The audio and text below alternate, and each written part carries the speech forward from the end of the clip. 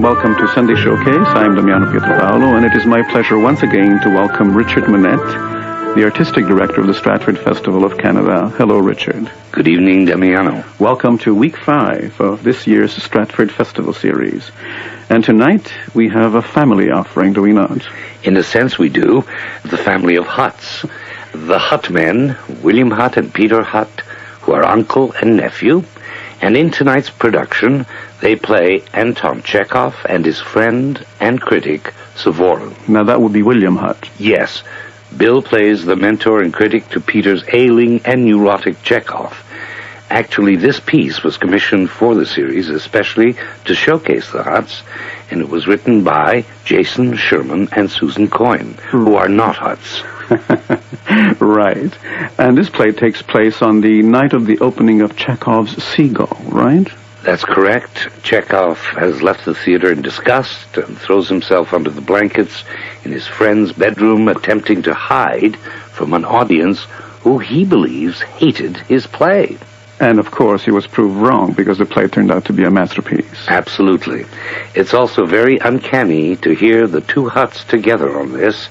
They have a strikingly similar vocal pattern, which is very interesting, though. A little scary, but let's listen. Ladies and gentlemen, William and Peter Hutt with Lucy Peacock in The Old Business, directed for radio by Andrei Tarasiuk.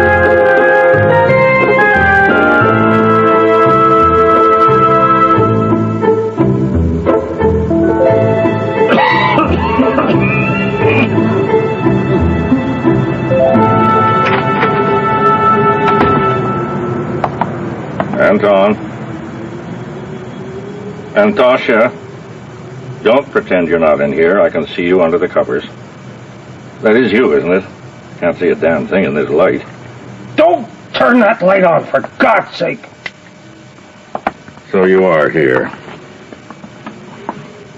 Have you been here the whole time? Leave me alone. Leave you alone? I've spent half the night looking for you. Worried sick, like everybody else. You left the theater. Nobody saw you. Nobody knew where you were. They all thought the worst. Your sister? Sick with worry. Masha, I said, don't worry. He's not the type to do himself in. Isn't that right? Yes, of course, that's right. Where the hell have you been, Anton, answer me. Don't be a child. Pull the covers down and talk to me. I don't want to Look, I can't. I said I don't want to talk to anybody. Now leave. Leave? This is my house. Well, it's my room, so kindly leave it. So that's how it is, huh? That's exactly how it is. Feeling sorry for yourself? Just let me sleep. What? I said just let me sleep a little. Alexei! There's no time for sleep. Please! We've got work to do, my boy. We've got to work on your play. We have to get it ready for the next performance. You don't think we're going to give up that easily, do you? Come on, sit up. Have a drink. No, thanks. Have a drink. I can't. Since when, Now, come on, hop over to the desk. Alexei, you don't seem to understand something. The author has flopped. Oh, I see. So you have one lousy performance, and you're ready to call it quits, is that it? One lousy performance, the greatest fiasco in the history of Russian theater. A disgrace, a humiliation. 500 maggots crawling through my flesh. If I live to be 700, I'll never get to the theater another play. And you can call me a fucking hypocrite if I ever do. Now, my boy, don't let those cretins get to you. Petersburg came to hate your play, and by God, they succeeded. True, they had a little help. Karpov isn't the worst director in Petersburg, but he's young after all. Give him another 10 years, and he will be the worst director in Petersburg. Maybe in all of Russia. He's just that ambitious. And the cast, well, half of them didn't know their parts, and the half that did thought they were acting in some French farce. Not that you could blame them on those hideous sets. The place is a dilapidated country estate, not an antechamber in Versailles. Still, the booing, the hissing, now that was a bit much. You could almost see those boors hugging themselves with glee at the thought that they'd toppled the mighty Chekhov. A shame, really, said one. The fall of a great talent, said another. He's written himself out, said a third. Overextended himself. Don't worry about that, anyway. What do you expect from this wretched country? You've had too much success. And you're still a young man. Women fall at your feet. And when you're dead, they'll treat you like a god. But for now, you're just a man, so start acting like one. Alexei, for God's sake. We've got work to do. I think I'm getting a fever. I'm hot. I'm cold. I can't get comfortable. Have a drink, then. I can't. Since when? The old business. Blood? You see anyone for it? You know. It's a pity you ducked out tonight. After all, it's not every day you have a box seat at a feeding frenzy. God, you should have seen them down there. By the way, did you happen to see Katya in that low-cut dress? I swear I saw her nipples from the balcony. Oh, Mark, what a pig. What's that? You're a pig. A man can be a pig in his own house. Leave me alone. Let me die in peace. Oh, cheer up, would you? At least you didn't have to sit through it. And afterwards, boredom, decadence. You couldn't pay me to watch that dribble. A whole crowd of them surrounded Karpov, canceling the subscriptions. It was like a scene out of Julius Caesar, the mob descending on Sin of the Poet. It's too bad they didn't kill him. Now look, don't worry about that. Now you just worry about these rewrites.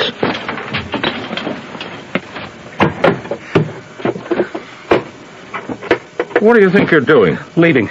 Leaving? At 2 in the morning? I'm going to Malikovo. Now? The first train's not for another 6 hours.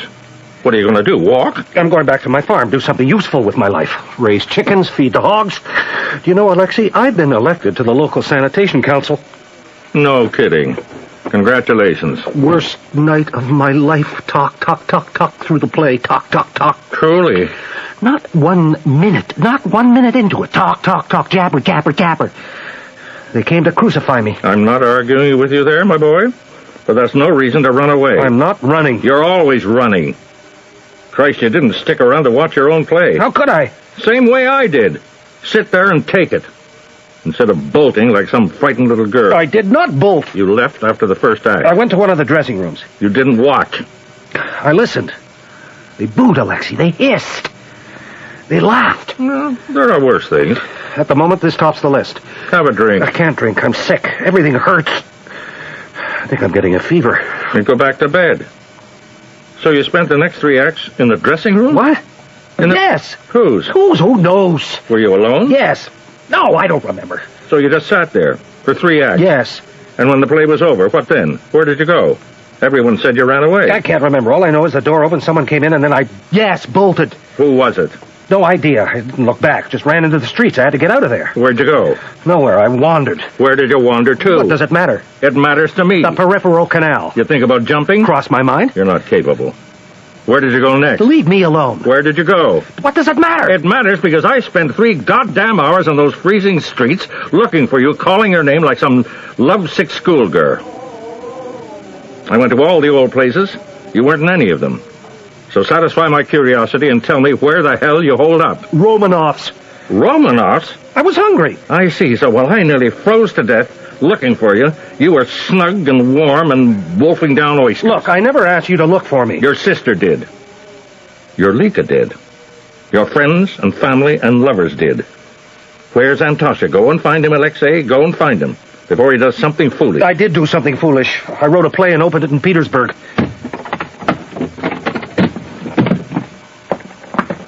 Well, have a nice trip. The house is swarming with people. Well-wishers. Been arriving by the dozens over the last half hour. Lika's down there. Why don't you go and talk to her? 2 hours she waited for you at the Angleterre, but you never showed. I popped in there myself on my sojourn. Found her sitting alone, in tears. Care to guess why? No oysters? You really are a cold fish, aren't you, Antonio? She was in tears because she'd just been humiliated on stage by you. What are you talking about? But don't pretend not to know what I'm talking about. You're Seagull.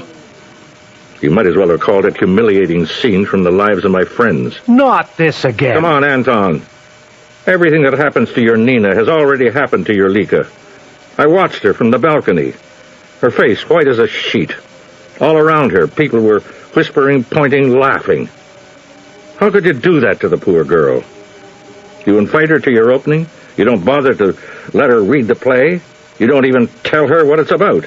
And you let her just sit there and shrivel and... instead of having the decency to look her in the eye. And afterwards, you run away. Are you really that cold? Or do you just have no idea what it is you do to people?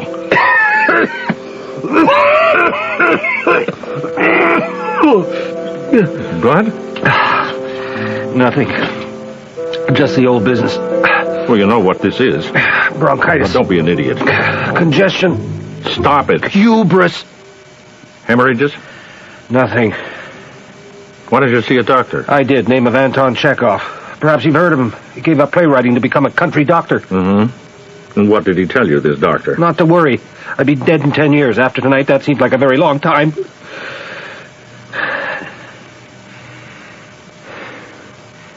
Nina isn't Lika. I can't tell if you're a liar or a hypocrite. I'm a writer. I invent. I make things up. If you were a writer, you'd understand. Look, it's not my job to explain what I do. I write it. You draw your own conclusions. But there's the problem. There are no conclusions. I mean, what are we supposed to feel at the end? What are we supposed to think? It's not my job to tell you what to think. Well, what are we supposed to leave with, for Christ's sake? Your hat and coat. Would you just stop being clever? I was trying to be serious. But that's my problem. I try to be serious, and people laugh. I try to be funny, and people take me seriously. Yeah, that is your problem. You told everyone you'd written a comedy. But a comedy is supposed to make you laugh. Seems like a golden rule, doesn't it? Comedy, funny. Tragedy, not funny. Seagull, neither. Look. You used to be quite good at it. Comedy. Those vaudevilles, for example, those were funny. I know you held your nose when you wrote them, but still, they paid their way, and people liked them. But this play's so sad. I've never seen a sadder play. And you end it with a young man committing suicide off stage. Oh. Why can't a comedy end with an offstage suicide? I don't know. Read Aristotle. My point is, there's nothing in the play to guide us to no clue that would help us to make sense of... Alexei, what are you trying to say? I'm trying to say that the play doesn't work. Doesn't work? Not as it stands, no. You said yourself that they all came to hate it. True, but it has problems. I don't want to hear this. You never want to hear this. Fine, run away. In the morning, I'll give the changes to the... Changes? Yes, to the cast. And, yes, changes. I've got money in this play and 8 more performances to make it back. Changes to the play? To the production and the play. Why didn't you tell me 6 months ago when you read it? I tried to tell you. You wouldn't listen. Besides, 6 months ago, I hadn't seen it. I see. All right, Alexei. Would you like to tell me what's wrong with my play? Forget it. No, tell me. I'm listening. Not now. Yes, now. You're in no condition. To hell with my condition. What's wrong with the play? The end. The end. Which is to say, you haven't got one. I mean, it ends, but there's no ending. The last line of the play, the fact is he shot himself. Curtain. We never get to see the moment after. There's no payoff. No wonder people laughed.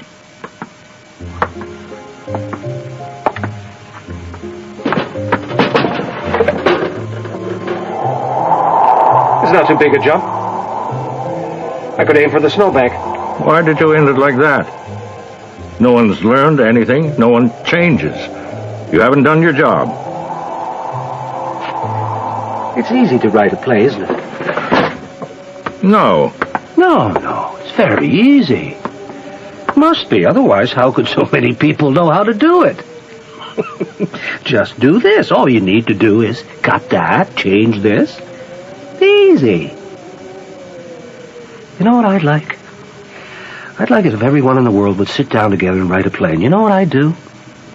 I'd buy a box all to myself. On opening night, I'd sit there, I'd laugh, I'd boo, I'd hiss, I'd say rubbish, dribble. You call that an ending? Don't talk to me about endings. Don't talk to me about my job. My job is to be talented. That is to know how to distinguish what's important from what's unimportant. To put my characters in their proper light and have them speak their own language. Everyone should speak their own language, don't you think, Alexei? Meaning what? Meaning what I said. You never mean what you say. Say what you mean for once. Look me in the eye and tell me what you mean. I mean, you wanted to find me tonight because you wanted to look into my face. You didn't come up here to talk about changes. If you wanted to make changes, you would have done it 6 months ago. And you didn't come up here to weep over that poor Lika Mizanova. Since when have you given two shits about her? You hated her from the beginning. The only reason you chased around Petersburg looking for me because you wanted to look at my face and see failure. You wanted to see me fail. Like all the rest. To see me fail. How dare you? How dare you suggest that after everything I've done for you, who was it that took you from some poor, underpaid provincial hack, made you one of the highest paid writers in Russia? Who was it that put you up for the Pushkin Prize? Who was it that defended you before the censors? Who was it that risked his own reputation, his own friendships, his own station, to see to it that you were protected and published and adored? How dare you say a thing like that? In my own house. I won't be accused of I won't. I'll tell you why I had to find you. I didn't come up here to look into your face. I came up here to make you look into my face. To look into the face of the one you betrayed. Betrayed? What do you mean? So you want to show people in their proper light, is that it? Well, that explains everything. That explains how you could take the fact of my dear son's suicide and turn it into the stuff of comedy. Funny. Alexei. That explains how you could show the young man's mother being completely indifferent to her son's dreams, to her son's suffering. Funny. Alexei. It explains how you could make a parent look heartless, ridiculous, petty. Funny. Funny. Funny. But if you won't change it, then I will. You think I don't know how to write?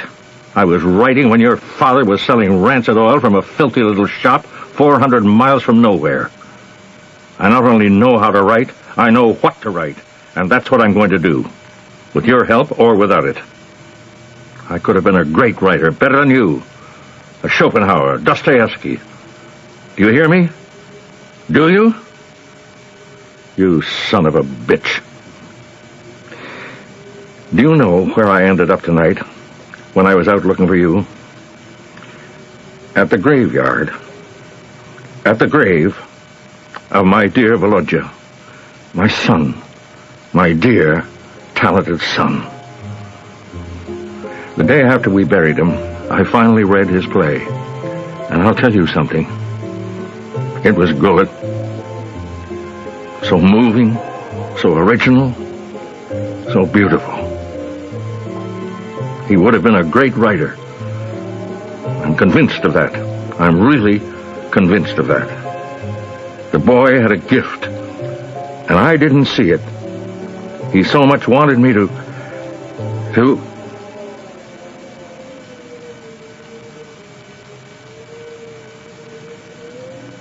They laughed, Anton. The audience. They laughed.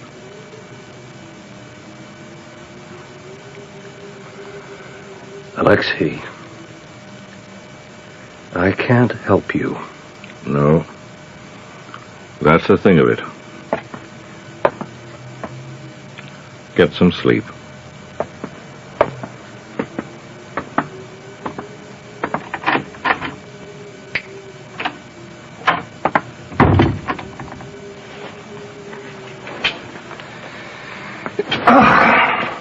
God damn it! God damn it!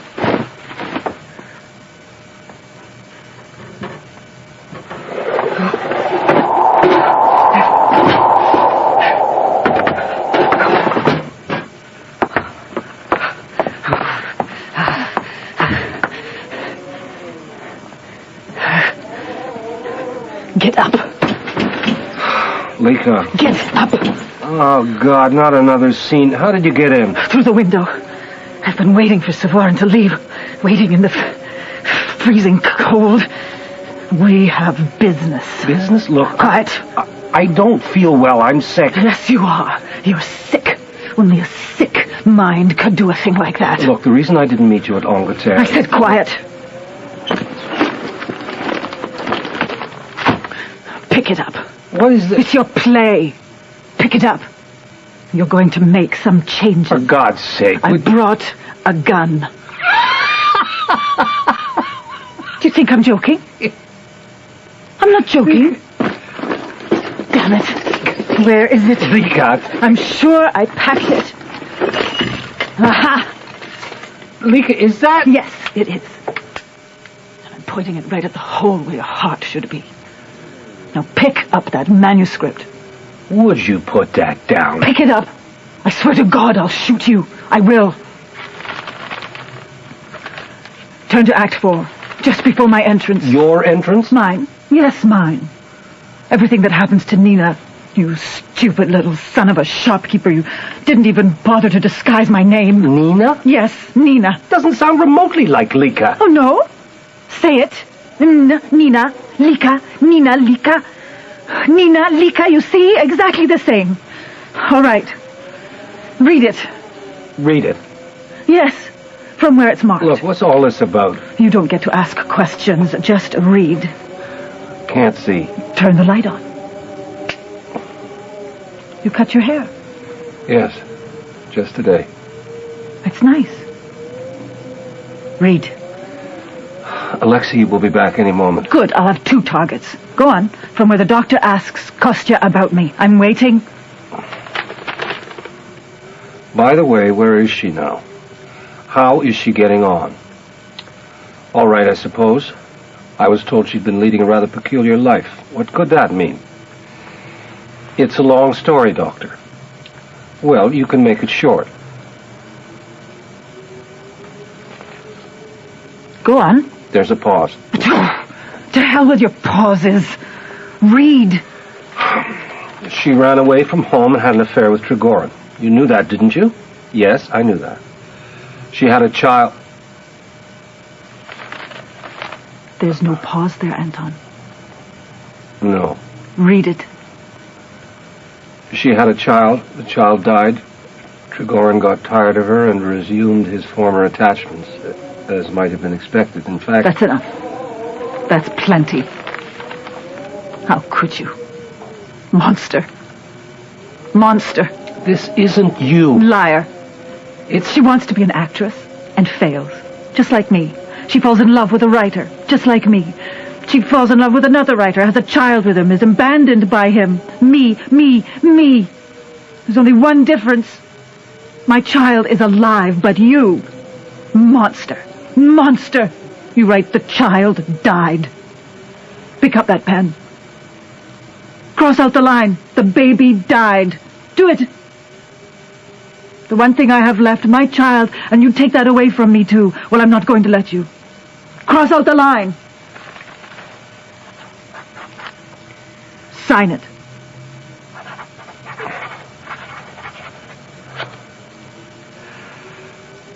Now what? Now I shoot myself. Aren't you going to do something?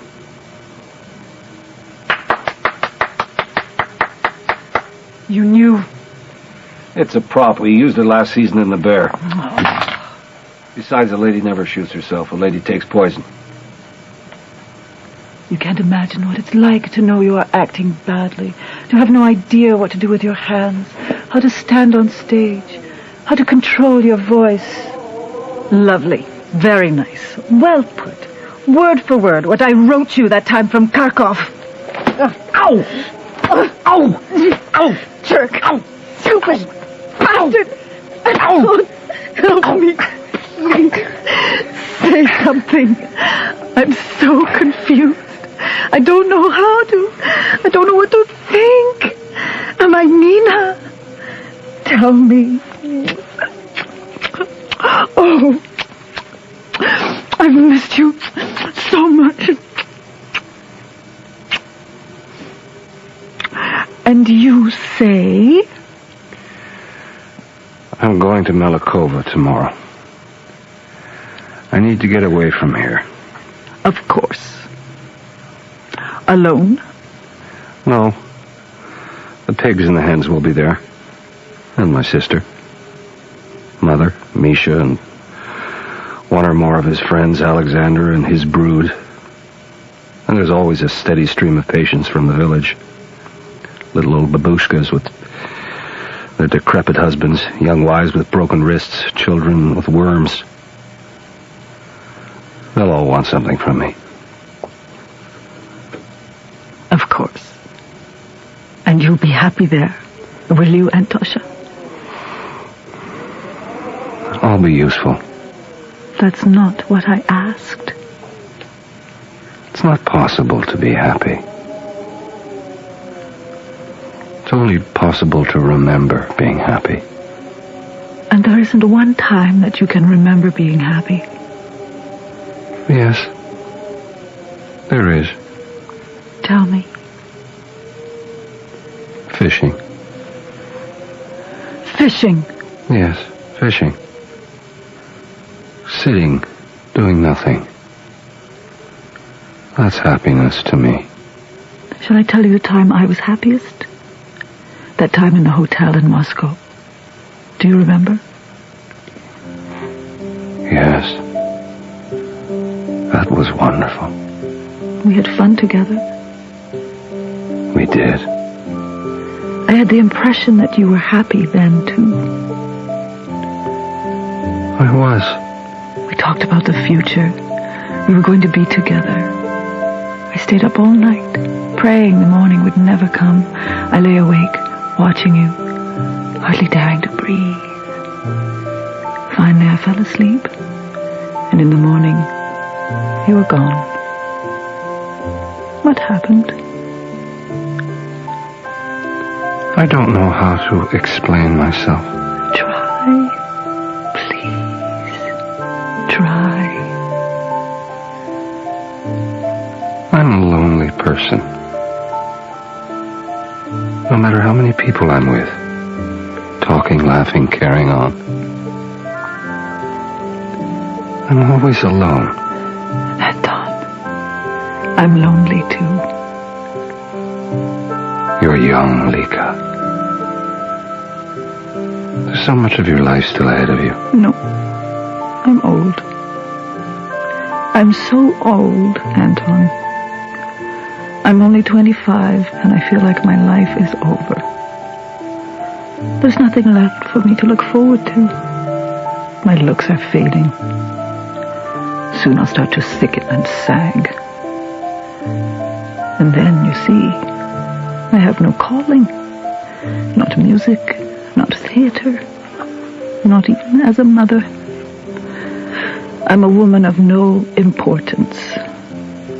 In all my affairs, that's all I've ever been. A woman of no importance.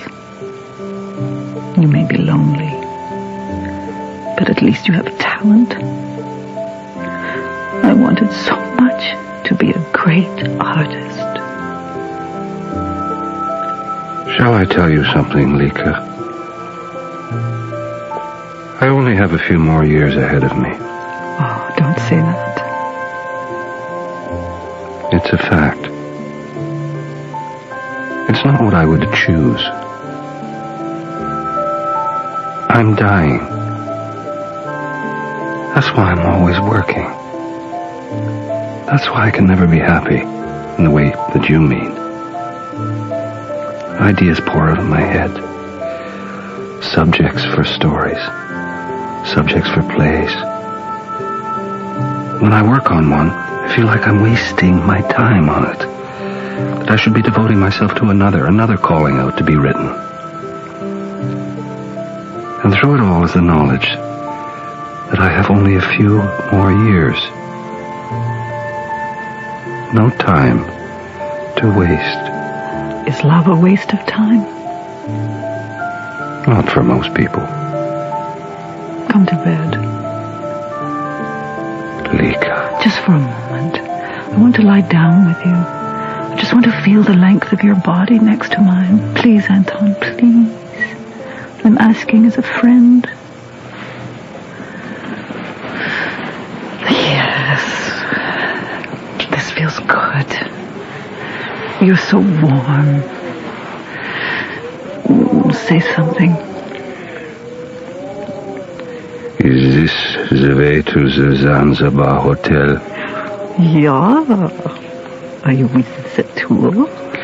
Yeah, only I got losted. Oh, that's too bad. Maybe you would like some company? Are all the women in Russia so fresh like donuts? There's a big hole in the middle. No, not that. Say something to me, just to me. My name. Lika,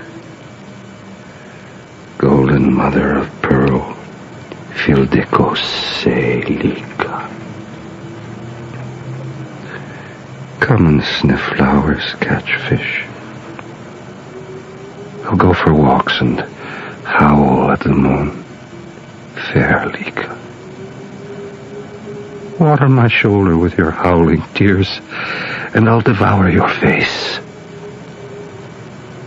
Do you remember us walking across the fields? Darling Lacuzia.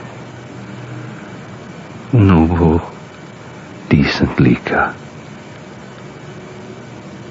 There's a crocodile inside you.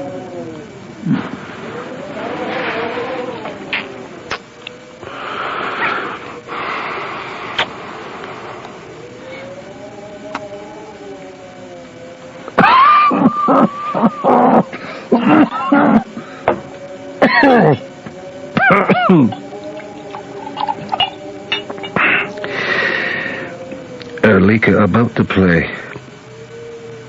Don't. Just tell me how it all turns out. How it ends. How it ends? What happens to Nina? Is she ever happy? She endures. That's it? That's everything. She's lost it all. Her looks, her talent, her lovers, even her child. Everyone else in the play has failed. She's endured. Couldn't she say that? She does. When? I don't remember that.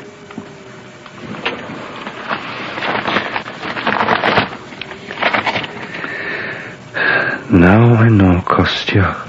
I understand that in our work as actors or writers, what's important isn't fame or glory or the things I used to dream about. What's important is knowing how to endure, how to bear your cross and have faith. I have faith and things don't hurt me so much. And when I think of my calling, I'm no longer afraid of life. Lika?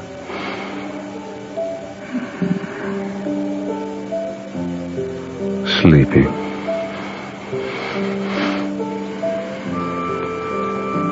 At least she didn't boo.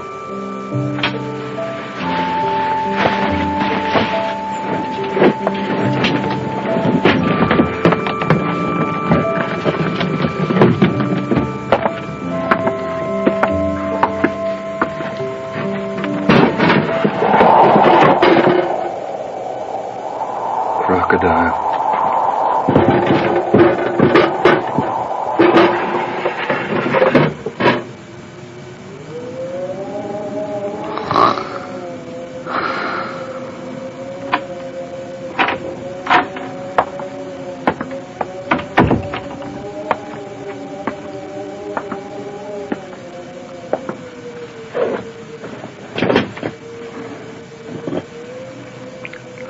Listen, Antosha, forget everything I said about the money and all the rest of it. What do I know about writing? Don't change a thing. It's perfect. The play is perfect. Tomorrow, there'll be a whole new audience. You'll see. Here. I've written the review myself. What's the point of owning a newspaper if you can't fill it with your own opinions, eh? Anyway, let's see. Anton Chekhov's Seagull is a play of astounding originality. How do you like it so far, huh? No, you're right. Wait till I'm finished. A play of astounding originality, filled with the bitter truths of life. Yes. That's just what it is, Antosha. Listen to me, Anton, listen. I won't let you fail, my boy. Now tell me, if it isn't true that there aren't two men in Russia who love each other as we do. That's good. You sleep. Everything will be better in the morning. You'll see.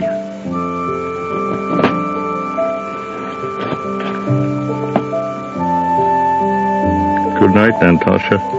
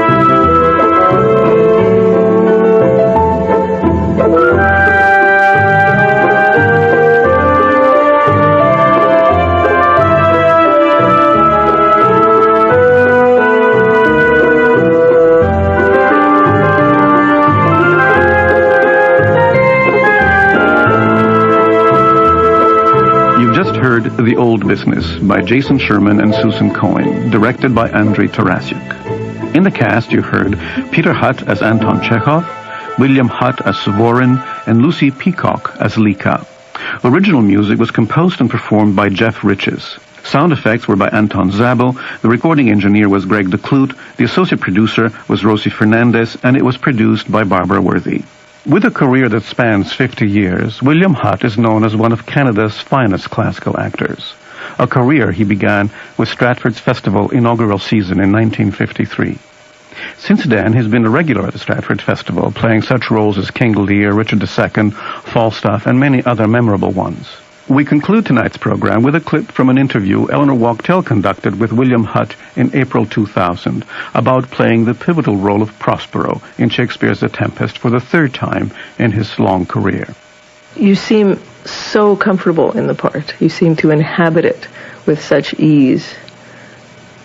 I just wonder how you feel, I don't know how to put it any other way, how you feel inside as Prospero. I feel very much at ease on the stage. And very much at ease with this part, because over the years I've learned And it's been a difficult lesson to learn, and that is how to deal conversationally with Shakespeare rather than intone him. And I think that the secret of one of the big secrets of playing Prospero, I think, is you have to grab the audience's attention with that long story at the beginning. And it's not an easy thing to do simply because the audience are hearing me, that is, say, Prospero, talk about people that the audience has already seen but don't know it.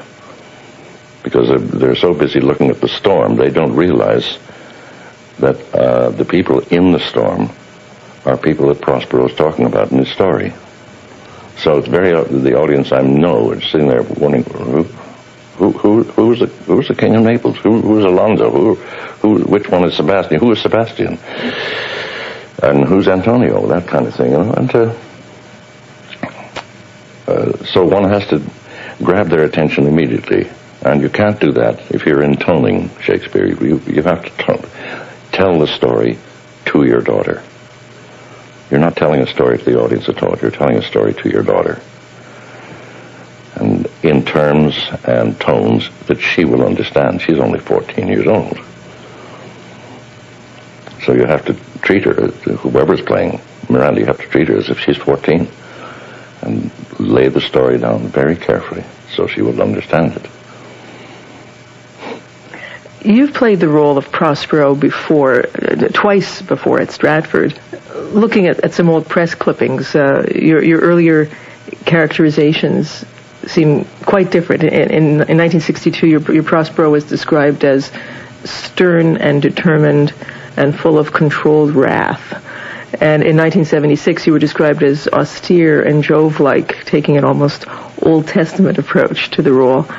What was the key for you in creating this third interpretation of Prospero?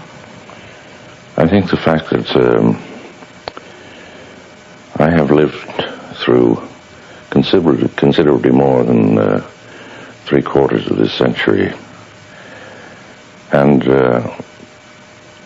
what informed me most about the Prospero I'm doing at the moment was the longevity of my experience in life, particularly. When I look back on this last century, it's a century of which the human race can't possibly be proud. And it's rather despairing to think that it's going to go into the 21st century. So a sense of despair helped inform my current Prospero. And a greater understanding, I think, of forgiveness. Can you elaborate on that? In what way? Over a period of time, you begin to understand things in a broader sense.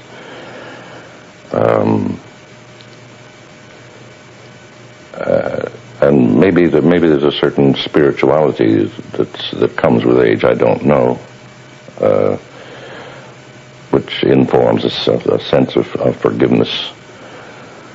Because if we can't forgive each other, then this planet is going to be uninhabitable.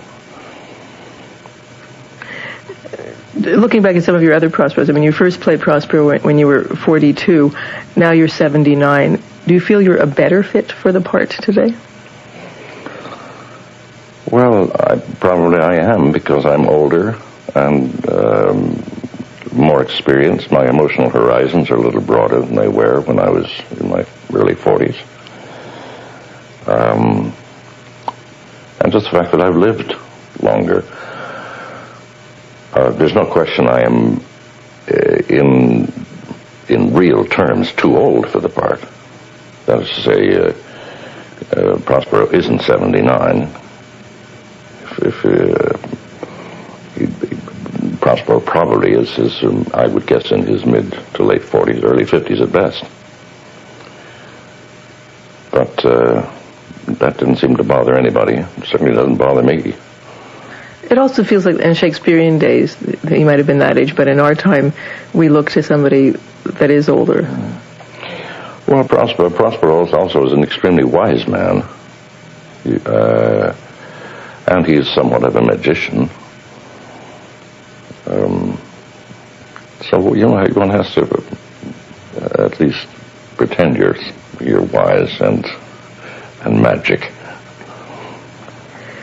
William Hutt, your Prospero has quite a tender relationship with Ariel, the spirit who's sort of contracted to work for him for a year.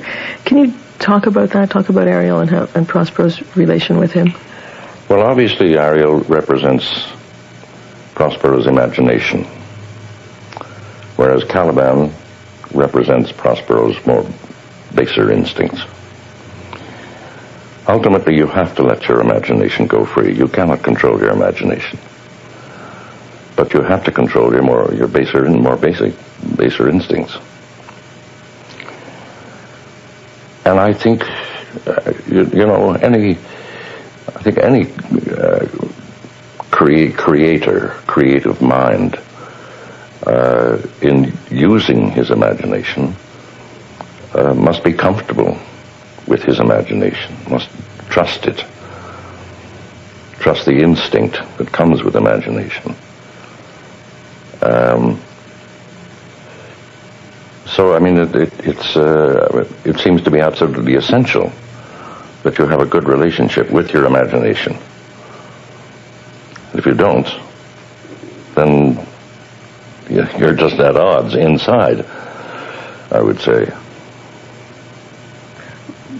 But, I mean, I can see that you need to let your imagination go, I mean, metaphorically, but when it's actualized in this character, there's also a kind of poignance to it. I mean, there's something wistful, and, Prospero says, "I'll miss you," Well, he will miss him, because, when you stop using your imagination, of course you're going to miss it. It's probably Shakespeare saying, I've got to stop writing, but I'm going to miss it, nonetheless. But by the end of the play, Prospero makes a huge emotional, almost spiritual turn and gives up his magical powers. Why does he have to do that in order to forgive his enemies? Because he has to forgive himself. He has to understand himself. It is essential that he finds a better way than bringing his enemies onto the island and killing them. I'm sure that's what he initially intends to do. Why does he have to give up his magic? Throw it, drown his books? Because first of all, he's got to stop snatching at equality with God. He has to do that. Clearly, he has to give up his magic, if for no other reason than it's getting in his way from being just an ordinary human being.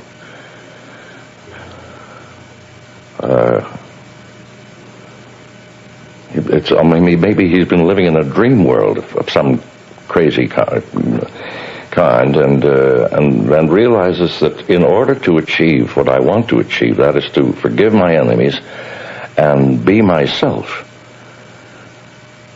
I have to give up the cloak of the magician. I've been speaking with William Hutt at his home in Stratford, Ontario. Thank you very much. It's my pleasure. Thank you. Now, a few words from Peter as he talks about the private and professional William Hutt. Bill has been acting all his life. I mean, he's in his 83rd year now, and his ability to reinvent himself over these last 30, 40 years, just when he felt that he discovered his niche, his style, his element as an actor, he forced himself to rethink and re-examine his process as an actor with the help of Robin Phillips and a few other directors over the years, but specifically Robin helped him transform his acting style and his process, and he's still, as we speak, about to preview No Man's Land by Harold Pinter this evening in Toronto with the Soul Pepper Company, and I'm just awestruck by his ability to sustain and to endure, and so I'm hopeful that he's going to be around for a long time, and he seems to be intent on continuing his work as long as he's able to remember his lines and to be ambulatory and thank God that his health is good and that he's still at it and showing us all how to do it in only the way that he can. So the pleasure of working with Bill in this Jason Sherman play has been a delight. I'm here at the Shaw now, and I miss him, and I'm looking forward to seeing him. Bill now is, of course, the patriarch of the family, and he's I would describe him perhaps as the reluctant patriarch. He's not completely comfortable as the sole figure in terms of his now supreme position in the family, and I think we sometimes look to him when we need certain counsel or advice, and he's quite comfortable being Uncle Bill, but not always comfortable being the ever-present authority in the family. That requires give and take on both sides. I think we now have to make that adjustment so that he's there for us and we're there for him. I think he's now such a legendary figure in this business that differentiating his power as an artist with his humanity as a father figure, as an uncle, as a familial force in the family is not always easy, because his life and his work in the theater is so much of a part of who he is. So our relationship as a family thrives when all the extraneous elements of who he is and what his his significance in terms of his reputation as an actor is left behind, so that we can concentrate on one another as simply members of a family. And even though some of us aren't all directly involved in the theater, we're a very theatrical family in terms of our demeanor and our personalities. His parents are gone. My parents are gone. He's had to reinvent himself as a father figure, and he's my dearest uncle, and I'm so proud of him, and I'm looking forward to working with him again. That was Peter Hutt talking about his uncle William Hutt. Thank you, Peter. That's it for tonight. Just a reminder that this program will be aired again tomorrow on Monday Night Playhouse at 9:05 p.m. on CBC Radio 2. And join us again next week when we present the Shakespearean classic Romeo and Juliet from the 9th Annual Stratford Festival Series. If you would like to send us a letter, please address it to Sunday Showcase, Box 500, Station A, Toronto, M5W1E6, and send emails to sunshowcase@cbc.ca. For Sunday Showcase, I'm Executive Producer Damiano Pietropaolo. Stay with us now for Katie Mallock and Jazz Beat on CBC Radio 1. Good night.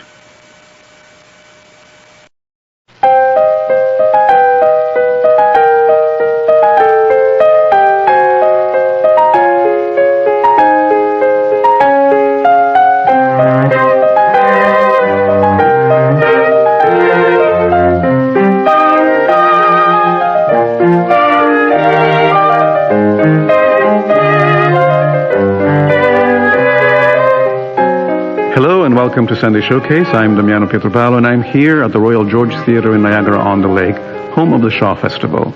I'm here with Artistic Director Jackie Maxwell. And I hear, Jackie, there's a hot little musical warming up. You bet, Damiano. You can't get much hotter than Panama Hattie. Cole Porter's 1940 hit about a brassy nightclub owner.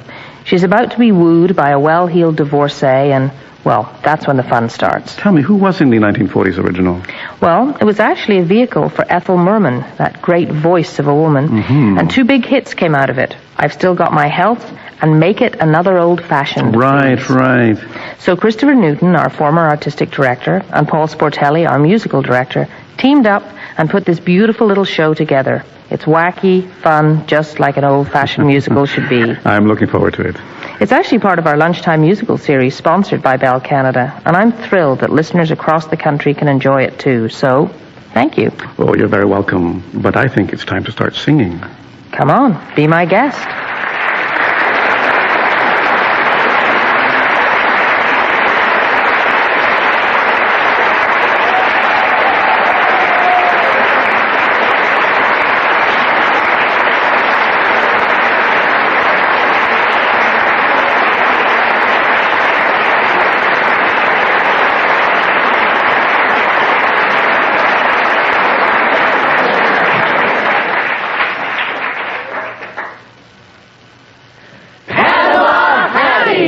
A tale of nearly wartime. Panama City, Panama, 1940. The Santa Ana Plaza in the Canal Zone.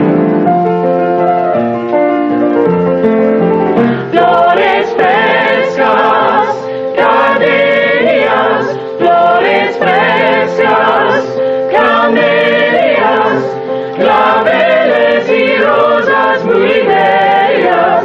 Señor, cuánto quiere dar. And I'm Mac, your friendly hostess of the tropical shore. I'd say we're the most popular cabaret in Panama City. Maybe it's how I mix the drinks. Maybe it's Hattie Maloney, who owns the joint and is our most popular singer. Maybe it's because it's Mardi Gras. Who knows?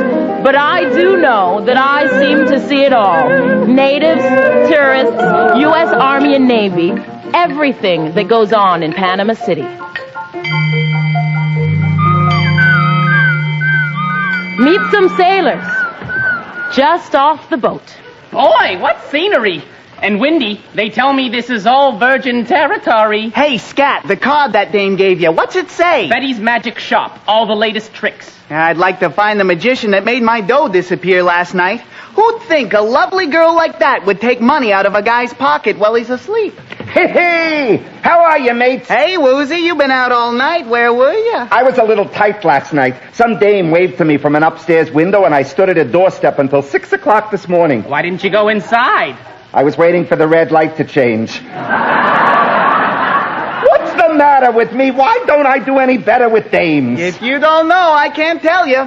Maybe if I could learn how to do that dame come to me, go from me. A 5, 6, 7, 8. When some goofy guy, some two-left-legged creature asks us where can I locate a dancing teacher, we say, Bo, why waste your dough on a horse in carpet cotton?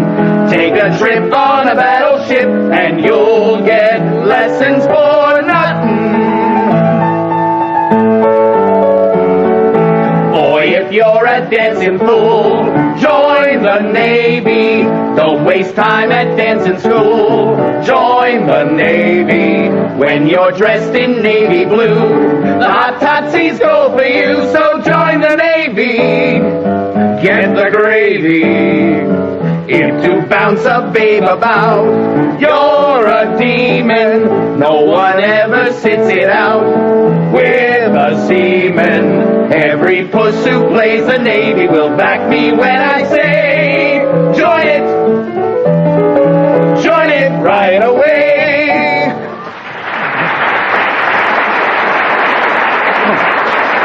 Hey, Mac, is your boss around? She ain't up yet, soldier. Something I can do? We want Hattie to come down to the base and sing for us again next week. Well, you know Hattie. If she wants to sing, she'll sing. Please, can we see her? I'll try her. Hey, Hattie! What do you want? There's 4 guys down here to see you. Only 4? I must be slipping. What can I do for you, gents? We're having another one of those blowouts. Okay, I'll be there. That's great. That is if I'm not on my honeymoon. You getting married, Hattie? You think I'm going on a honeymoon alone? Where are you going, Niagara Falls? They say it's wonderful in Niagara Falls. They say it's wonderful anywhere. Who's the lucky guy? I bet it's Nick Bullitt. You're right. I've been running this gin mill ever since I come here 3 years ago, and I'm going to quit before I start looking like a rag rug. Whatever made you come to Panama? I felt so glum, so deadly dumb, that I became completely blah, until I read a sign that said, before you're dead, visit Panama. Arriving there, I took the air, though it was fairly late. Then in the mob, I spied a gob, and obviously a date. It wasn't hard to play my card, as it was Mardi Gras. We met, etc. I visited Panama. If away you long to steal to a real Shangri-La. If your heart you wish to heal, visit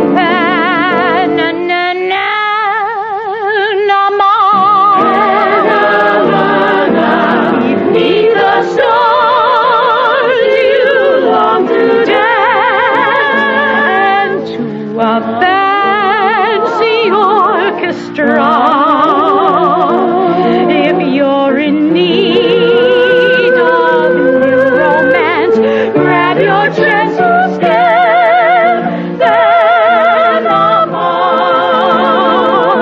Visit Panama. Visit Panama. Grab your chance and scare.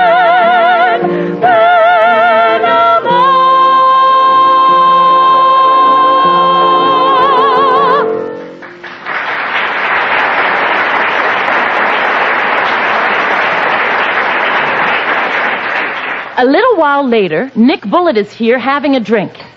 And Lila Tree and Mildred Von Hunter stroll by. Lila is Admiral Tree's daughter. We're getting that orchestra from Mamie Kelly's. It ought to be fun. We've invited about... Woo, Nick! Mildred, you go on ahead. I'll catch up with you later. Yeah, okay, Lila. Hello, Lila. Why, Nick, why aren't you down at the control house pushing buttons? I mean, the canal must be paralyzed without you. I mean, how do the boats go through? Well, I'm off duty now, Lila, but they seem to manage somehow. And what are you doing here? Waiting for Hattie. Oh, Nick, she's not the kind of girl for you. You should have a nice girl. She's pretty nice to me. Oh, Nick, you are hopeless. Hopeless, that's all. But you are coming to my party Sunday. Oh, I can. You can? Well, I've got a date with Hattie on Sunday. Of course, if I could bring her along. Oh, well, yes. Bring her along. I mean, I think that would be a fine idea. Well, thanks. But, Nick, when does your daughter arrive? Well, the boat's due into the harbor any minute now. But aren't you just hysterical? I mean, can you wait? No, I haven't seen Geraldine since she was 5 years old. I hope she'll like it here. She's been through so much. I mean, to lose her mother. Look, Lila, I'm sorry, but I have to hurry. Now, don't forget about Sunday, and do bring, what's her name? Your boss will be there, and we're having champagne. Bye. Goodbye. Well, here I am. I saw you talking to that mousetrap. She looked fine walking around with no teeth. Now, Hattie, she was only inviting us to a party on Sunday. Me too? You too. Well, that's different. Are we going? Well, sure. And my boss is going to be there. I've been wanting you to meet him. Okay. Is Geraldine's boat on time? Any minute now. I got a brand new outfit to meet her in. Look, Hattie, I thought I'd meet her alone. You know, I barely know the kid. She was only 5 when me and her mother divorced. I gotta sell myself to her. As soon as I'm sold, I'll bring her over. Oh, she'll buy you on sight. But say, wouldn't it be awful if she didn't like me? Don't you worry about that. You're only wonderful. That's all. Oh, I'll be riding high that perfect day, when you and love and I go sailing away. And I'll take you back home with me to meet my favorite family. They're the best family yet, and I'm certain if you met my mother would love you, and so would my sister Sue. My brother would think the world of you, and you'd make Grandpappy slap happy too. My dozens of cousins would all start singing if we went swinging by. My mother would love you, and come to think of it, so do I.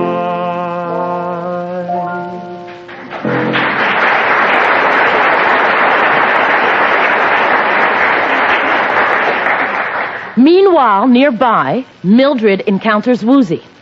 Entschuldigung, but are you following me? I want to make some new acquaintances. Oh, do you? Yeah, I'm tired of making all the old ones. Well, I don't want to make any new acquaintances. What do you want to make?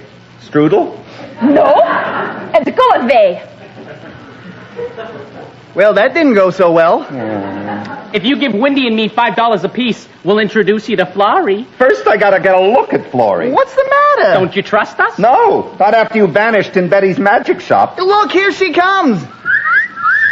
Hiya, Florrie. Hi, Wendy. Hi, Scott. Florrie, Woozy, Woozy, Florrie. I told you we had a surprise for you. He's not a surprise. He's a shock.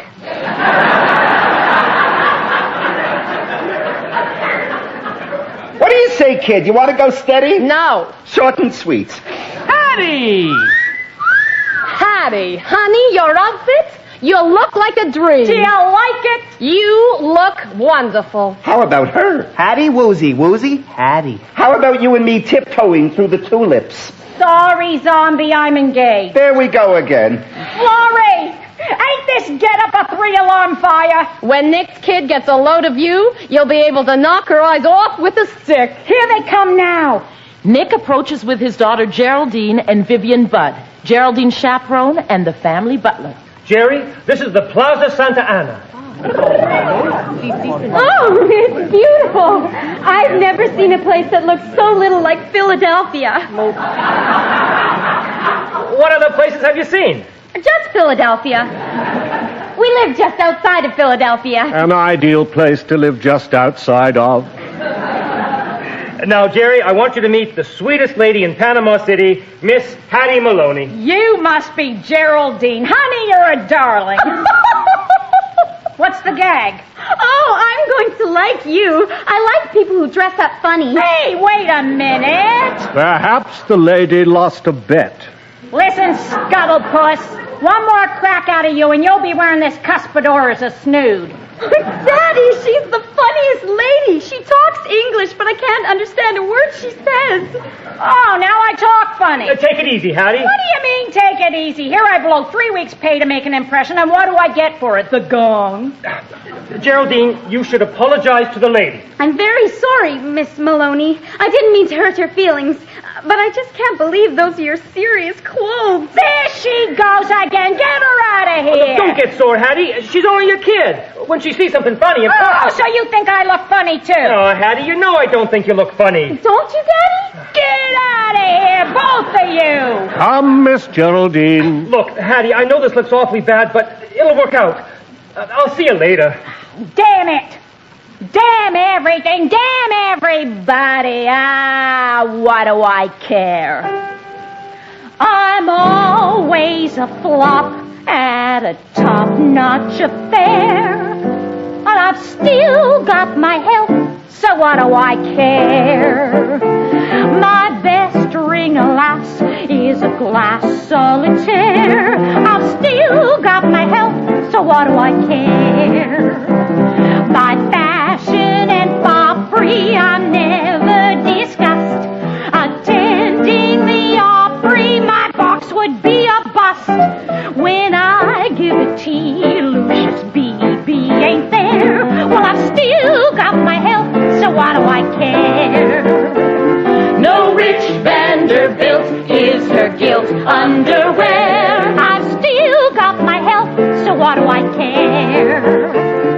She's never been dined by refined LV mare. I've still got my health, so what do I care? When Barrymore, he played with his wife of yore.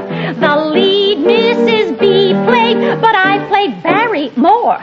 Elaine kicked me out with the clout, you know where. Ah, Well, she still got her health, so what does she care? The hip that she shakes doesn't make people stare. She's still got her health, so what does she care? The sight of her frocks never stops thoroughfare. She's still got her health, so what does she care?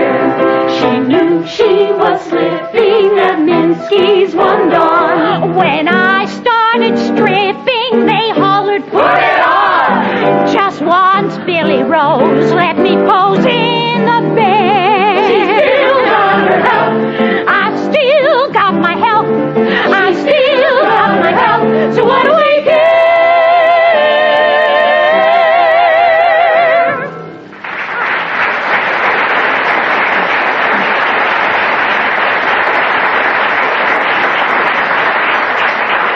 Oh, what do I care?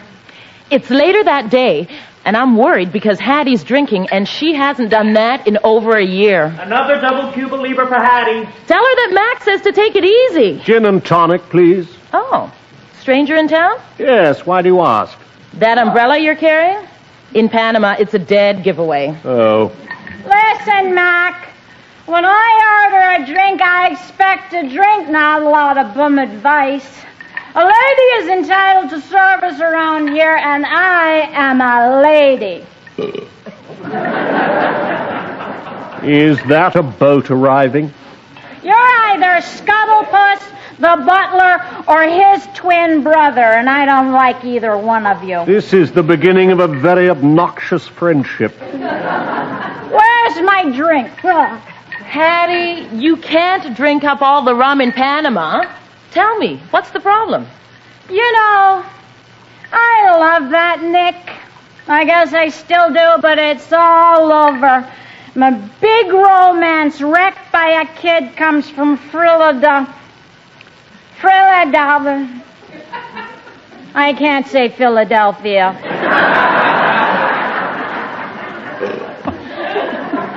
Meanwhile, at the other end of the bar, Scat and Windy are talking up Flory. All right, before we go any further, I want to know which one of us you're with. Yeah, before I borrow any dough, I want to know if I'm going to spend it on his girl. Why don't you two gobs cancel your subscription and go back to Brooklyn? Hey, Flory, why the brush off?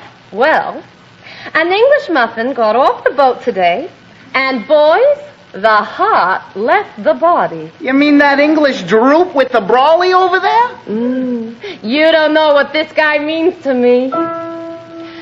I was a sunken souffle, a shirt still looking for starch. I was a ballroom after the ball. I was a fallen arch. I was a frozen ass, a burlesque without a tease.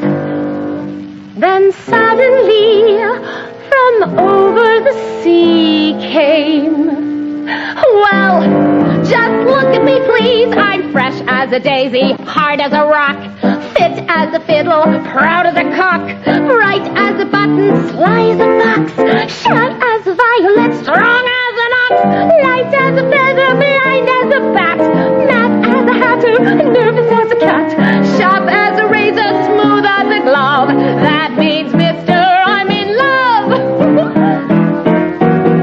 She's fresh as a daisy, tough as a steak, mean as a miser, low as a snake, Scared as a rabbit, small as a mite, gay as a meadowlark, high as a kite, wild as a tiger, drunk as a bull, sour as a lemon, and stubborn as a mule, sweet as a cookie, pure as a dove.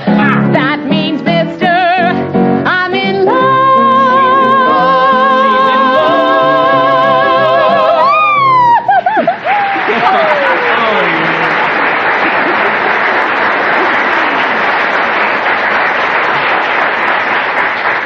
Well, Jerry, do you think you're going to like Panama? Sure, Dad. No, I also want you to like everyone in Panama. But I do, except for that lady in the funny clothes. Oh, that isn't kind. Look, it doesn't matter how good people are on the outside. It's how good they are inside that counts. And Hattie is all good inside. Nick? Jerry? Hey, Hattie! Oh, I thought I'd come by and see if Jerry and I could talk. I'll leave you two alone. Look, honey, when we met yesterday, I think we both got a little out of line. I didn't know that you didn't know how funny you looked. Hey! But you have a very pretty face. Well, now you're talking. But let me guess, you don't like this dress either. Uh-uh. Well, what's wrong with it? All those bows. Let me fix it. With those scissors? Well, I don't know what... All right, give me the works. And would you mind taking off all those bracelets? Oh, can't I wear just 6 of them? Uh-uh. Well, I never looked so naked in a bathtub. Now, do I look like a lady? Yes, you do. Really? Hey, maybe I'll wear this dress to the party your daddy invited me to on Sunday. I gotta make a good impression on his boss. If you wear this dress and say, "This is an occasion of great pleasure to me," he'll think you're from the best family in Philadelphia. This is an occasion of great pleasure to me. Huh, I got it. And could you just walk plain? What do you mean plain? Without the bouncing? Oh, sure, I can walk that way, but I don't feel as important. I'll pretend I'm Dad's boss. Nice of you to come, Miss Maloney. This here is an occasion of great pleasure to me. That's fine, except don't say this here. I get it. This is an occasion of great pleasure to me. Oh, that's wonderful. Oh, well, you're the best mother a girl ever had. What say, let's be buddies. What say, let's be pals. What say, let's be buddies. And keep up each other's morale. Keep up each other's morale. Never shout it, but many's the time I'm blue, so blue. What say, how's about it? Can't I be a buddy to you? Can't I be a buddy to you?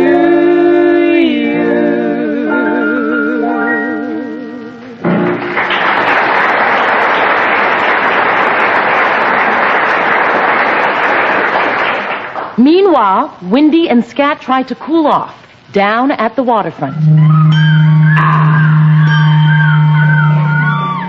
Hey, look over there. They look like a couple of spies. The last spy you traced down turned out to be the governor of Panama. Look, he's slipping him a piece of paper. Bet it's code. He's looking at it. Now he's throwing it in the garbage can, walking away. I'm gonna get that paper. Yeah, don't go poking in there. You don't know where it's been. Look. What did I tell you? Listen to this. Guard. Control house. What does it mean? You could be right. Hey, here comes Flory and that English mutton. Let's hide behind this bench here and see what they're up to.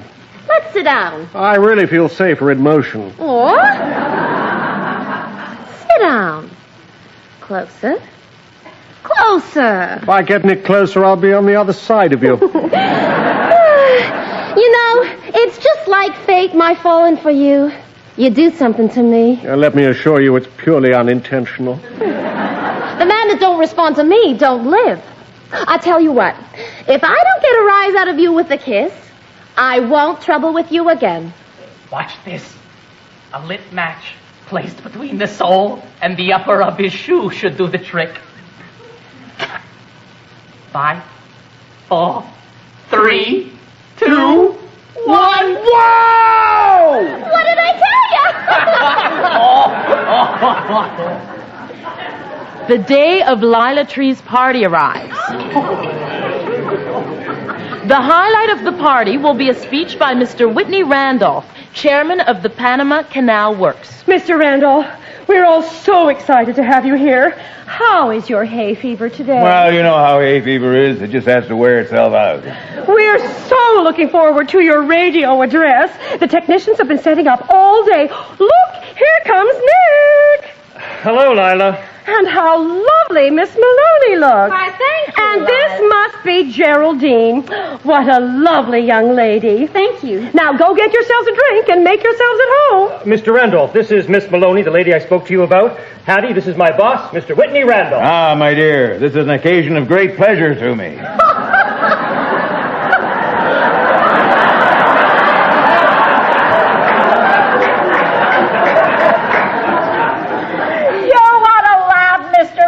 I was going to say the same thing to you. You took the words right out of my mouth. Well, after this, I'm going to make up my dialogue as I go along. You're very refreshing, Miss Maloney. Mr. Randolph, this is my daughter, Geraldine. Oh, this is another occasion of great pleasure. How do you do? I understand you just arrived from Philadelphia. Yes. And I hope you'll be happy here. Miss Maloney, Nick tells me you're quite a chanteuse. Huh? I bet you wouldn't say that if you didn't have your glasses on. But I'm not wearing that. Oh, that's good. Nick, would you join me in the library in a few moments? There's a certain job promotion I'd like to talk to you about. I'll be right in, Chief. Miss Maloney, I hope I'll be seeing a lot of you. Thank you. Excuse me. Did I make a touchdown? Honey, isn't it wonderful? He's crazy about you. And you, too. You better go find out about that promotion. Will you be all right here? I've never felt better in my life. Right, Jerry? Right. My life was simply hellish. I didn't stand a chance. I thought that I would relish a tomb like General Grant's. But now I feel so swellish, so Maxwellish, that I'm giving a dance. I feel like $1 million. I feel simply out of sight. So come on down. I'm throwing a ball tonight. I'm full of the old paprika. I'm loaded with dynamite. So come on down. I'm throwing a ball tonight. A certain person just brought some news, and wow, was it great. So I'm rehearsing my dancing shoes, 'cause now I can celebrate. I feel like $1 million. I feel simply out of sight. So come on down. I'm feeling magnificent. I'm throwing a terrific ball tonight.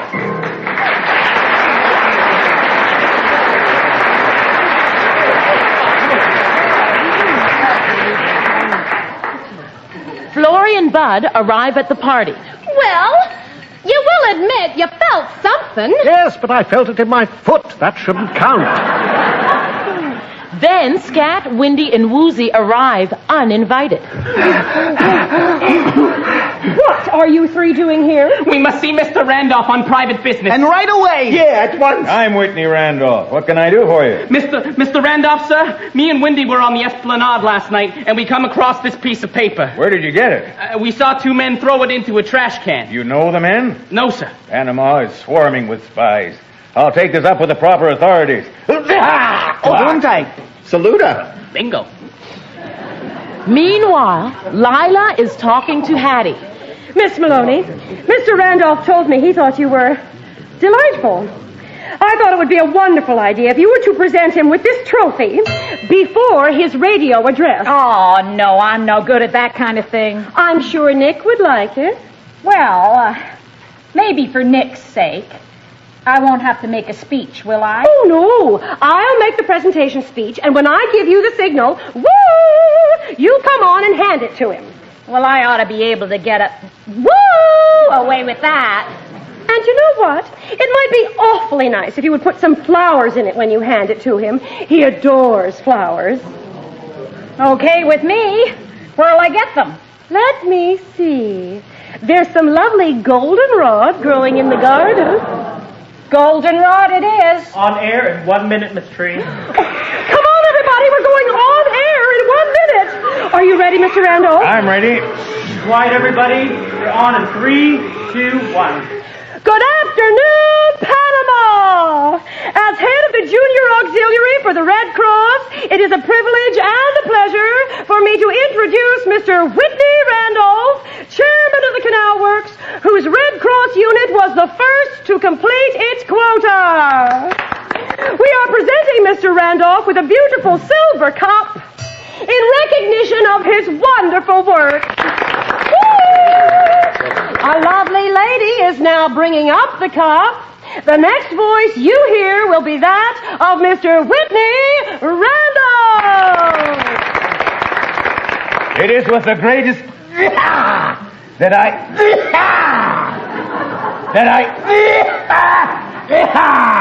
accept it. What's the use? 1 moment, please.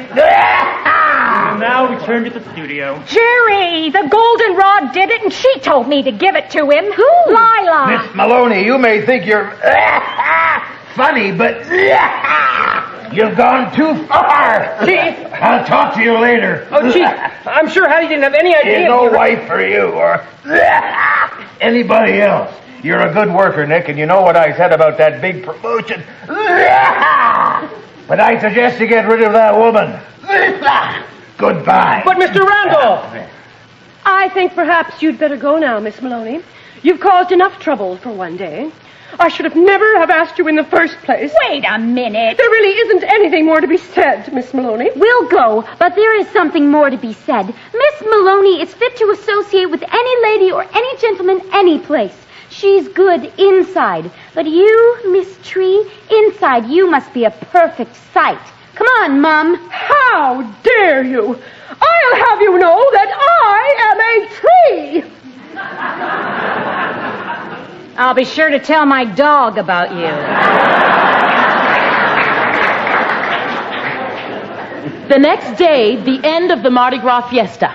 Like all the people here in Panama, we like an awful lot of hoop-la-la.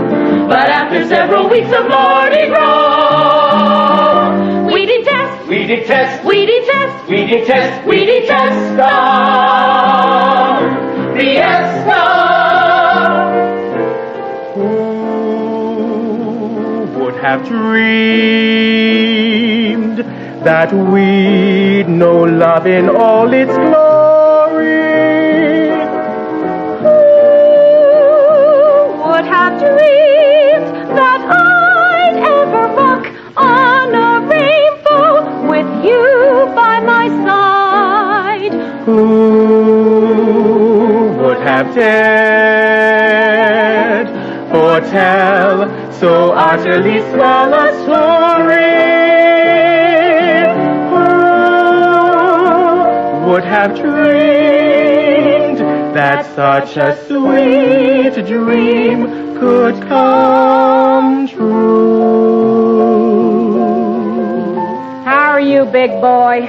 Did you see the old sneeze puss? No, he's been tied up all day, but don't worry. Worry? Why would I worry? There I was on the 2-yard line and I dropped the ball. Lila did it. It wasn't your fault. That Lila, I'd like to see her surrounded by 6 silver handles. And we're going to get married next week just the way we planned. Well, I hope so. But those wedding bells are getting fainter and fainter. Anyway, something good came of it. Jerry started calling me Mom. Lila's the only one who can straighten Randolph out. I'm going to give her a piece of my mind. See you later, honey. Well, you can talk to her, but it won't help. My luck ain't that good, is it, Mac? Since I went on the wagon, I'm certain drink is a major crime. For when you lay off the liquor, you feel so much slicker. Well, that is most of the time. But there are moments, sooner or later, when it's tough. I've got to say, not to say, waiter.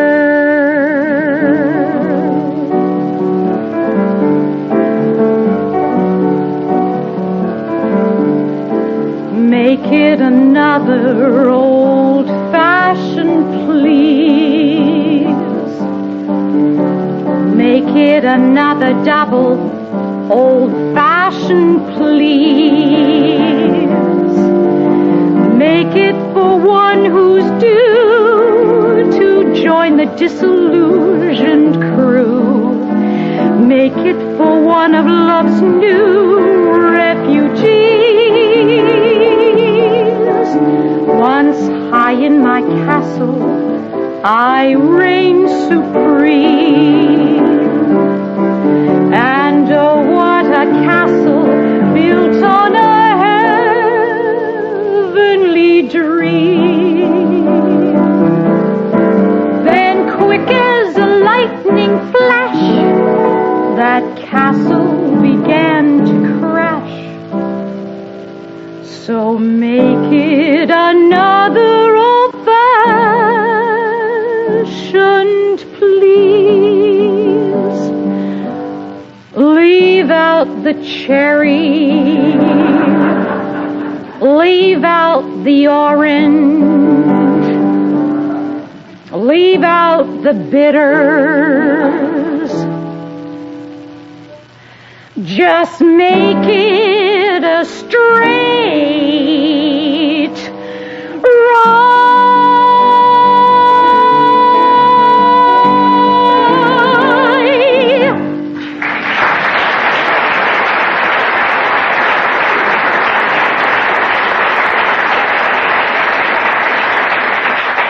Hey, Hattie, you okay? Look, Mac, if it isn't little Miss Goldenrod. Well, Miss Maloney? You know you told me to put Goldenrod in that cup. Oh, I don't know what you're talking about. I told Nick what you did, and he believes me, so you're a dead duck with him. Why don't you be a regular girl and straighten him out with his boss? He's liable to lose that promotion. That's not likely. He'll give you up before he'll give up that promotion. And if I can stop him from marrying you, I've done him a big favor. Why, you dirty,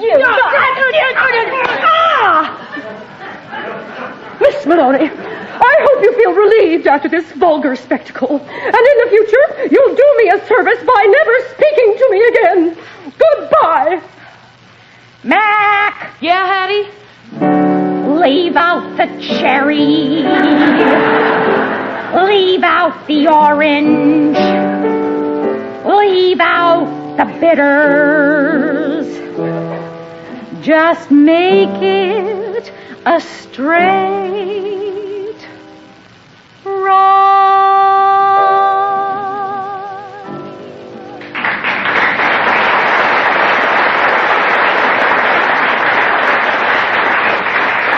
Meanwhile, at the other end of the bar, Windy, Woozy, and Scat are deep in conversation.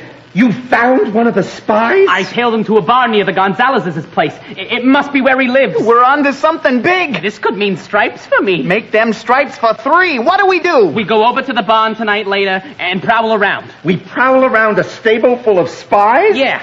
Make them stripes for 2. Oh, what can happen?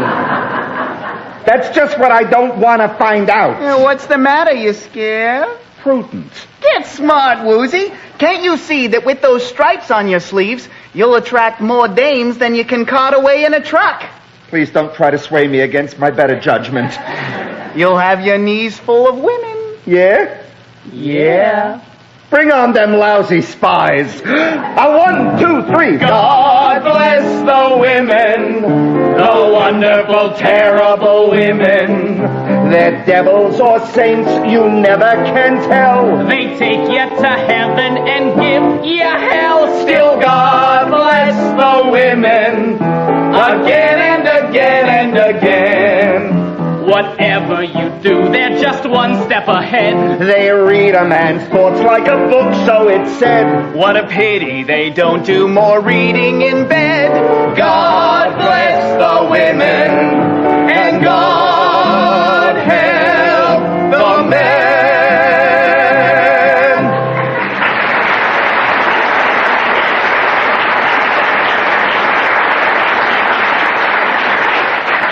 Meanwhile, back at the bar... I wasn't sure if you'd like the wedding dress I bought, but I certainly didn't think you'd object to the wedding. I only said that I should have been consulted. Oh, what about? What for? I always understood that the man was supposed to ask the girl. If it'll make you any happier, ask me. Well, go on, ask me. I wonder if it's too late to join the Foreign Legion. Wouldn't you like to settle down and raise 10 or 20 children? Oh, the fertility of it all. Vivian, where you going? If I'm in the high state of jitter, if I typify glow and glitter, if you wonder why I'm touring heaven with the swallow, then Hattie and Maggie, what follows?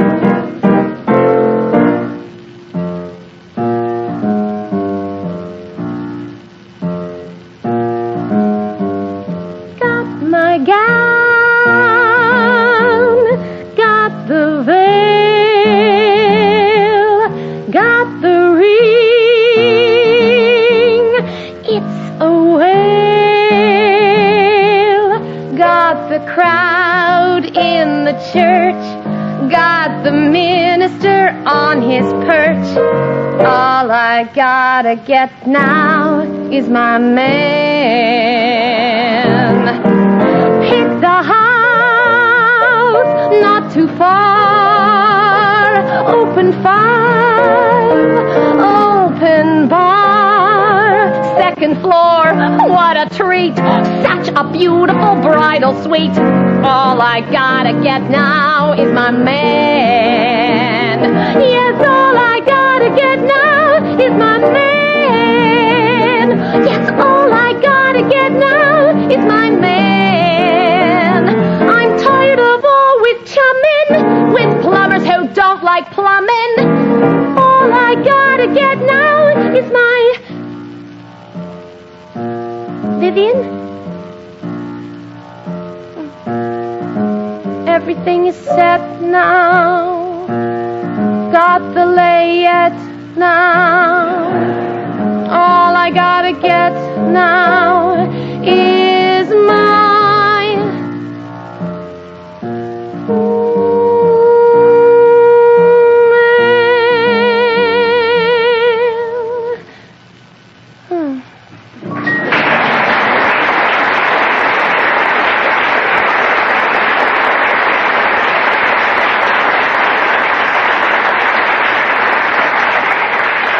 The barn at midnight. Look, this ain't part of the deal. I agreed to prowl around the barn, but not in it. I could have been mushing with Myrtle. Shut up. If I'm going to be killed in action, it's a different kind of action I want to be killed in. What are you scared of, Woozy? There's the light switch. Turn it on. Okay, I'm flipping the switch. Nobody here. Let's go. Woozy. Look at this layout. What do you suppose they're doing with all this stuff? These here are explosives. Now we got the evidence. Sure, we take this stuff down and report it. We can't report it until we're sure it's explosives. If you find out for sure, you won't be able to report it. What we're going to have to do is stay put until those spies show up. What are you, crazy? Look, we'll hide in that cupboard and see what we can find out. Okay, get everybody. The next day, Hattie and Jerry have a talk. Jerry, you know how your dad has talked about us all going to Philadelphia. Well, I'm not sure I'm going to be able to come. What do you mean? See, I got this job offer, and I've been meaning to sell the cabaret. You're just saying that because Mr. Randolph said Dad has to choose between you and his job, and Dad is choosing you. How do you know that? Dad told me. Nick is choosing me? Oh, the sweetheart. But, Jerry, I'm not going to let him blow his career on me. But I know how much this promotion means to him. Jerry, your father forgot to take his lunch to work. Shall we both go and deliver it to him? No, I'll do it by myself. And, Mom, we'll continue this conversation later. Sure, honey. Jerry is halfway to the control house when Lila Tree's friend Mildred Von Hunter approaches her. Hello, Jerry. Hello, Miss Von Hunter. Taking your father his lunch? That's right. Well, take this along with you. What is it? It's something your father likes very much, and he'll enjoy it after his coffee.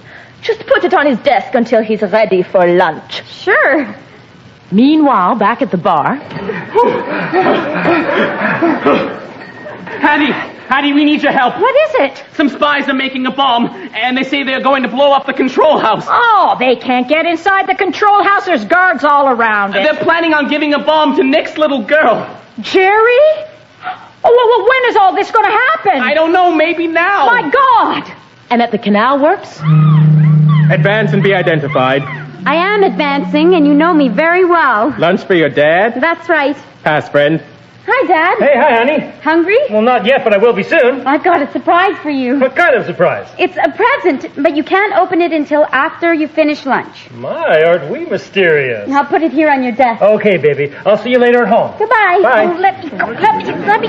Jerry, did you bring anything in here with you? Hattie? Just Dad's lunch. Nothing else? You can't come in here, Hattie. Let me alone. Stop.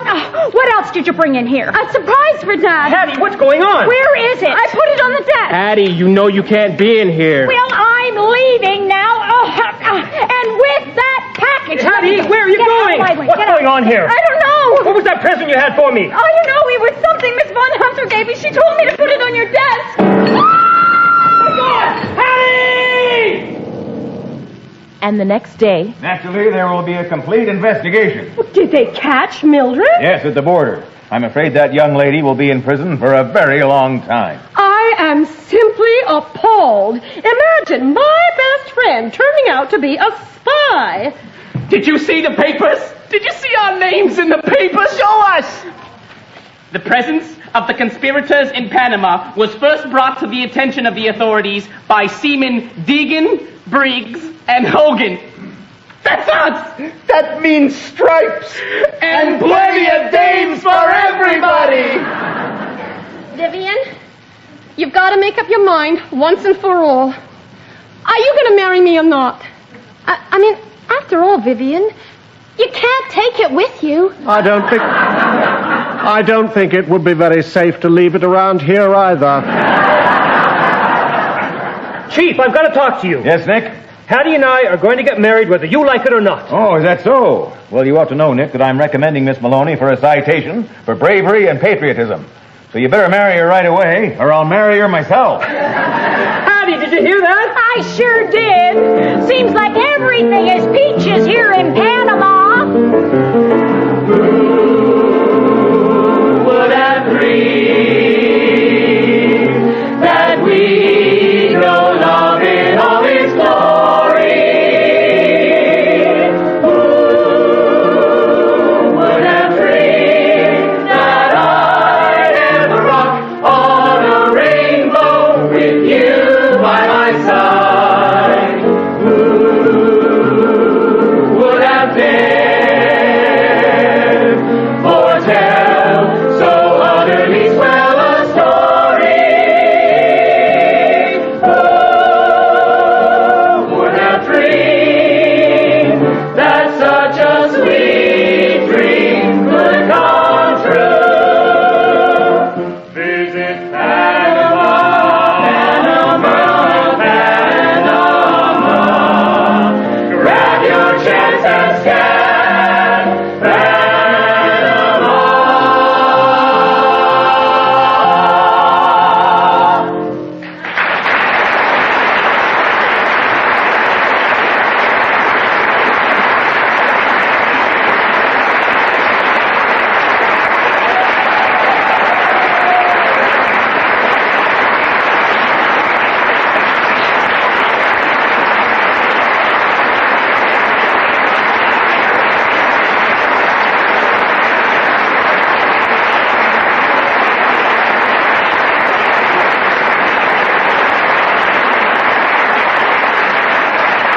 You've been listening to Panama Hattie, a special presentation of CBC Radio and the Shaw Festival, recorded live at the Royal George Theatre in Niagara-on-the-Lake, Ontario.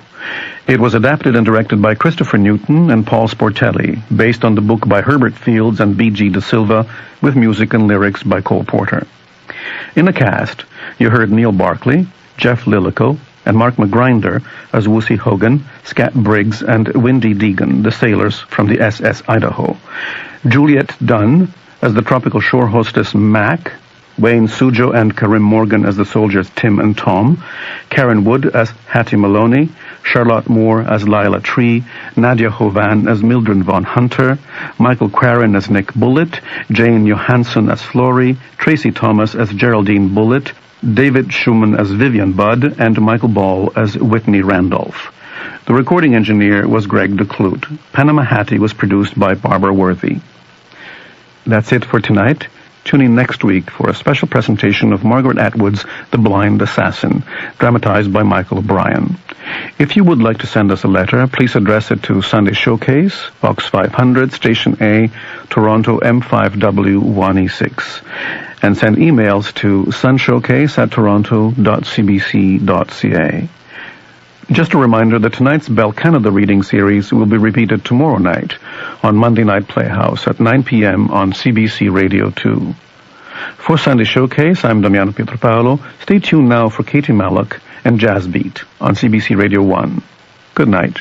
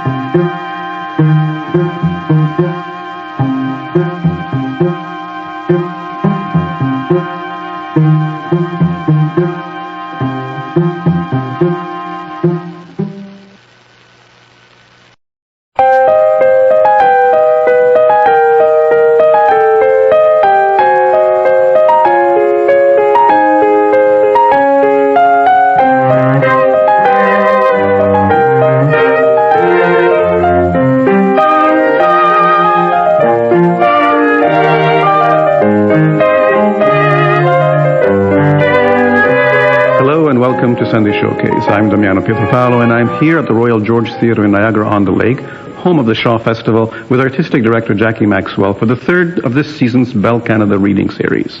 Hello, Jackie. Hi, Damiano. Well, I understand we're about to hear something a little different. We are indeed.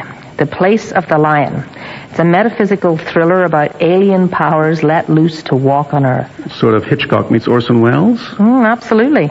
It's by Charles Williams, and it's directed and adapted by our resident director, Neil Monroe, who, as you know, can be relied upon to find many a rare gem. Yes, indeed. Williams is very much a forgotten figure of literature these days, though, is he not?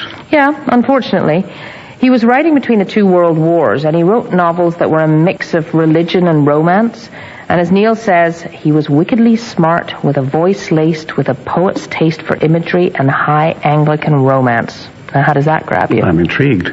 Shall we? After you.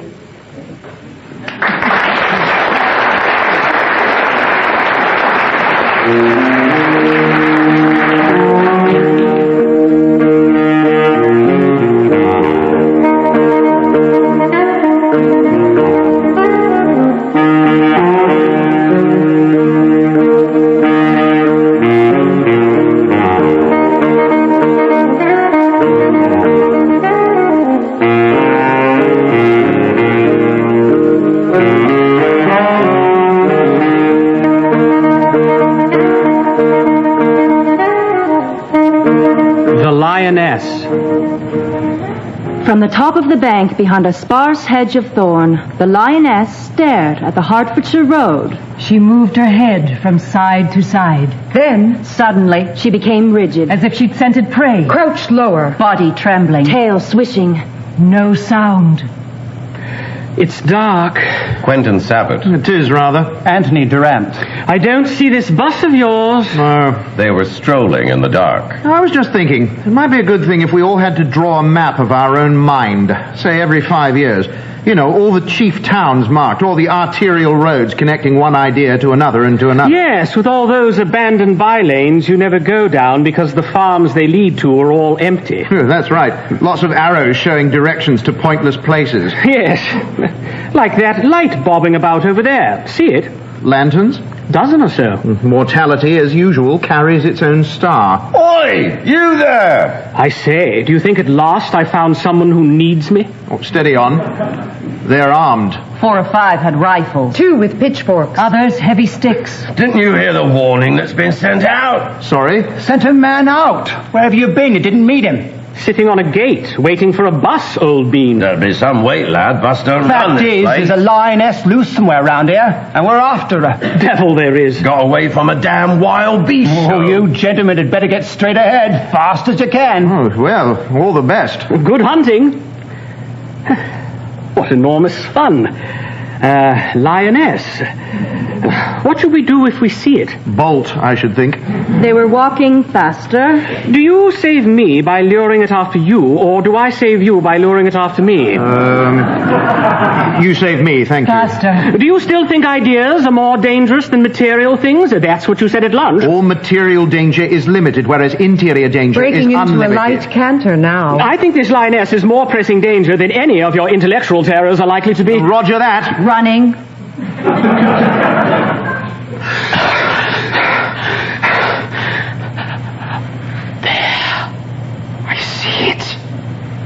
A long, low body had slithered down the right-hand bank of the road. Paused for a moment. Turned its head. Switched its tail.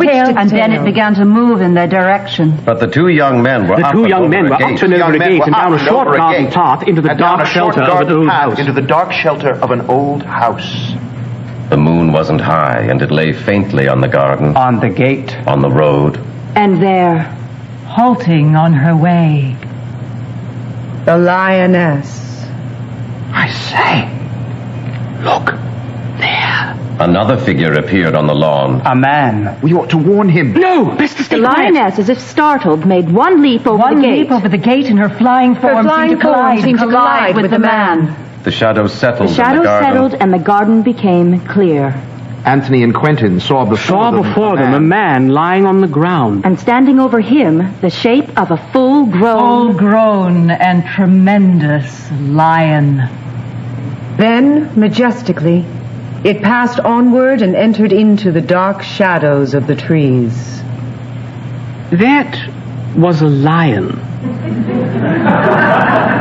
Well, what about the lioness? 2 escaped animals? Good Lord. Yes. Quite. The mysterious Mr. Beringer. Hello! It was the man with whom the friends had talked before. Oh, it's you two, is it? He went straight to the prostrate man. Touched him here and there. No wounds. What happened? We saw the lioness. He did too. Name's Beringer. Lives here. Let's get him inside. However, when they tried to slip their arms underneath, they could not at first lift him. When at last their combined efforts did raise him, he was carried along the front of the house. But when they tried to turn the corner, they found an unplaceable difficulty in doing so. We're stuck. Can't move. Got to. Can't. Got to. What's happening? Yes. Now, here, on the bed. By the way, it was a lioness, wasn't it? Not a lion? There's no lions in these parts, lad. This is England. Well, if it is, and there isn't, and you're sure, you must be right, eh, what? I suppose this is all a bit of a joke to you. No, I wasn't joking. Actually, he's renowned for not having a sense of humor. Come on, Quentin, we're in the way. Yeah. Nice to have run into you all. Ta-ta. Now there's a queer pair. Yes. fit for what, would you think? The Idola and the Angeli. Dahmer's Tie had had a bad night, and she particularly needed her sleep in order to be quite fresh every day to cope with her thesis. The Pythagorean influence on Abelard. There were moments when she wished that she hadn't chosen quite so remote a thesis. It was just that all the later scholars had been done to death, whereas the Pythagorean influence on Abelard seemed to have been left for her to do to death. She had so far a list of 18 close identifications. Yes, it's really quite awful. 23 cases of probable traditional views. We hear that he's quite comatose. And 85 less distinct relationships. You didn't really know Mr. Beringer that well, did you? He was such a wonderful man. Well, he probably still is. But of course, if he's unconscious, I doubt if he'd be quite up to it. So we all thought how marvelous it would be if you could see your way to taking his place. I'm sorry, my way? We thought you might fill Mr. Beringer's place and read us something. Something in Plato, perhaps. Mr. Beringer was particularly partial to Plato. Well, I do have a little something on the relation of Platonic and medieval thought. I knew you'd help us. It's called the Idola and the Angeli. It's a comparison between the subplatonic philosophers on the one side and the commentators on Dionysius the Areopagite on the other. Yes. You tell us all about it tonight. Thank you so very much. Goodbye then, till 8:30. After tidying up her papers, Dahmer's Tie went in to dinner. And in to her father. Dad. Never seen so many butterflies. There's a great big one on the oak at the top of the hill. Couldn't recognize it. Brown, gold. Oh, a lovely, lovely thing. Glinting and glowing. Oh, good mutton. Really, Father? If it was as beautiful as all that, how can you go on eating mutton and potatoes? Plato says that one should rise from the phenomenal to the abstract beauty and thence to the absolute. Well, mutton helps butterflies and butterflies help mutton. And it was a marvel, you know. They don't come in brown and gold. In a rare mood of benignity. Due no doubt to her hopes for her paper, she began to talk about the improvements in the maid's cooking. If time had to be wasted, it had better be wasted on neutral instead of irritating subjects. And so, Damaris competently wasted time until it was time to get ready for the meeting. Butterflies and butterflies help mutton. At the meeting. Well, I adore Shakespeare. He stands absolute master of his own intellectual landscape. Brutally lyrical, isn't he? He was a shocking plagiarist. Turns out that when he wrote Egypt, you are dying, somebody else had already said England is dying because the sheep are eating men. Sir Thomas More or something like that. You all heard that our dear leader, Mr. Beringer, has passed into a state of unconsciousness. However, it seemed a pity to omit our monthly meeting merely because our leader is in, shall I say, another state. Therefore, Miss Damaris Tie, known to all of us as a deep student of philosophy, has agreed to speak to us tonight on a subject of much mutual interest. What is it, dear? The Idola and the Angeli. Ladies and gentlemen, Miss Damaris Tie. Ladies and gentlemen, I fear I'm a very inadequate substitute for Mr. Beringer, but perhaps what I have to offer may not be altogether without interest. Philosophy has always been a favorite subject of human study. In our age of science and learning, we appreciate philosophical thinking through the ages with sympathy, if not agreement. For instance, I'm not prepared to call Plato the gross fat, what as was once done. Where's it coming from? In the Middle Ages, there was supposed to be various classes of angels who were given exact names. In descending order. Look, they were... Oh, my God! It's on the floor! It's the snake! It's the crowned snake! Can you see the snake, Mrs. Rothbottom? No, Mr. Richardson. Dora Wilmot may be a fool, but she's always been sincere. Can't you see it? Look, well, Dora, dear, what's it doing? I can't see it. It's gliding about. Gliding about? It's looking around. Oh, for goodness sake. I have to get out of here.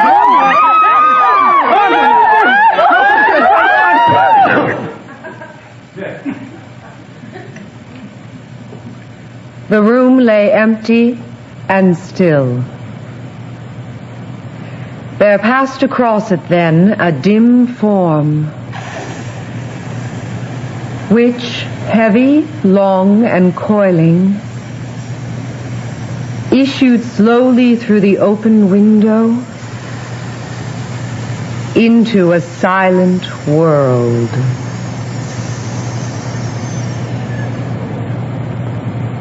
Antony and Damaris.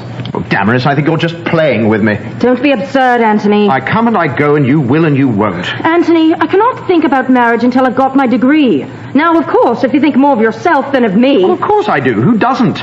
I'm not a saint or some kind of Alexandrian Gnostic. Anthony, look, we both like each other... Damaris, I don't like you a bit. I think you're detestable. But I'm wildly in love with you, and I know you're not. But I also know that your only chance of salvation is to marry me. Salvation? From what, I'd like to know? From who you really are. Nobody else will give you such a difficult and unpleasant time. With me, you'll never be comfortable, but you may be glorious. Better think it over.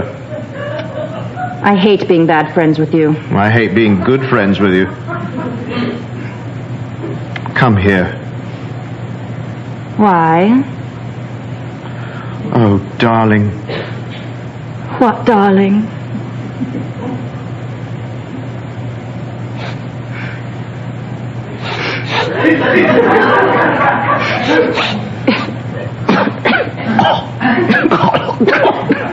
Oh, my God. What's the matter with your drains?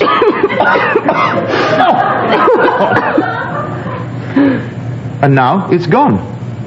It was like a corpse. It's your drains. No, I smelled it last night at the meeting. It's your drains. Anyhow, I must be off. Goodbye. And do think about your salvation. If I ever feel in need of it, I will. I love you. The coming of the butterflies. The next day, revolving the possibilities of a lioness being changed into a lion and Damaris being converted into a warm and loving creature, Antony walked into the road which he and Quentin had turned 2 days earlier. There's a lovely golden brown one here, somewhere. Damaris Ty's father. Complete with the paraphernalia of active entomology. Oh, what butterflies must have been once, eh? Antony liked to talk to Mr. Ty. Not much will be left of them sooner or later, except in the zoos. When we bring the trees down... The trees won't be cut down. What about irrigation and whatnot? Oh, they'll be tame for us, and there'll be artificial butterflies, but the real thing will have gone. Antony's eyes passed over the smooth grass of the lawn where, 2 nights before, he had seen the form of a lion. Suddenly, with startled amazement, he saw that in the center of the garden, almost directly above the place where he had seen the lion, there floated a butterfly. A terrific, colossal butterfly. 2 feet or more across, from wingtip to wingtip. It moved upward in spiral fluttering, from which it seemed directly to fall close to the ground. And then began again its upward sweep, again hovered, and again fell. Another brilliancy, much smaller, flashed through the air. It was an ordinary butterfly making its way towards its more gigantic image. And another followed it. And another followed it. And another. And another. And another. And another. And another followed. From way across the fields they came, in thick masses, white, Yellow, green, red, purple, blue, black. All of them sweeping towards the great butterfly in the garden. It rushed up towards them, and then, carrying a whirl of lesser, iridescent fragilities with it, Precipitated itself down its deep descent. Anthony caught his companion's arm. Mr. Ty gobbled at the soft, glowing vision. After times unreckoned had passed, lesser grew the clouds. Smaller the flight. Now but a score. Now but a dozen. Until the whole ravishing army had vanished. The great butterfly of the garden rose. Curvetting, it passed upwards towards the roof of the house. Settled there for a moment, and then swept beyond it and vanished. Glory! Glory! Oh, that I should have seen it. Blessed sight. What have I done to deserve it? I say, it's all more than a tad queer, isn't it? Lions, butterflies, snakes. That stench. It's... Well, I don't know what it is, really. No. Yes, I'll be going home now, feeling rather undone. Quite. I shan't come back with you, if you don't mind. No. A little meditation, I fancy, is what I need. Yes. Quite, yes. Cheerio, then. Quite, yes. And Anthony wandered off towards the station, making his way slowly back home towards London. The two camps. Back in their London flat, Anthony contemplated Quentin with bewilderment. All on edge tonight. Don't know what's got into me. Yes, I do. It's all these damned lions and lionesses. Oh, I must be wrong. It couldn't have been. I feel like an insult to a geometrical pattern. I don't know what it is, but it's something, and I know that whatever that something is, it's after me. Here, have a cigarette. No, I don't really want come one. along now and Thanks. have a cigarette. All right, but don't bully me. It doesn't help. Good God, what's that? It's the doorbell. Don't let them in. All right. Tell them to... we're not here. All right, Quentin.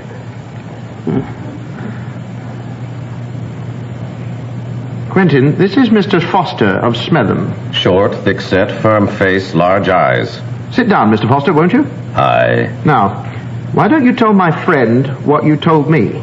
Miss Ty told me that you'd been to Mr. Berenger's house, and I thought it'd do no harm to compare notes. Now, I understand from Miss Ty that one of the ladies thought she saw a snake. She thinks she saw a snake. Mr. Ty thinks he saw butterflies. Butterflies? He's been praying to his cabinets of butterflies for a day and a half now. Miss Ty was inclined to impatience. Praying? Anthony, you were with him. What did you see? Well, thousands of little fellows all flying into one huge fellow, and then they were gone. Aaron's rod. I beg your pardon? Aaron's rod. Saying it twice doesn't help.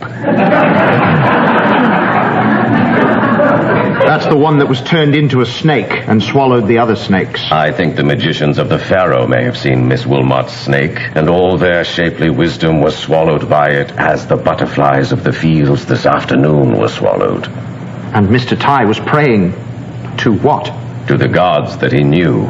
The gods? I came here to find out what you know of them. Aren't we making rather an absurd fuss over this? Don't think to escape the gods, young man, if they're really on your track. I don't believe in the gods. I believe in London and the things we know. Gentlemen, I have spent my life trying to see into the world of principles from which this world comes.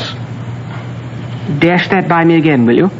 I believe that the world is created by the entrance of certain great principles into aboriginal matter, the powers of wisdom, courage, beauty, and so on.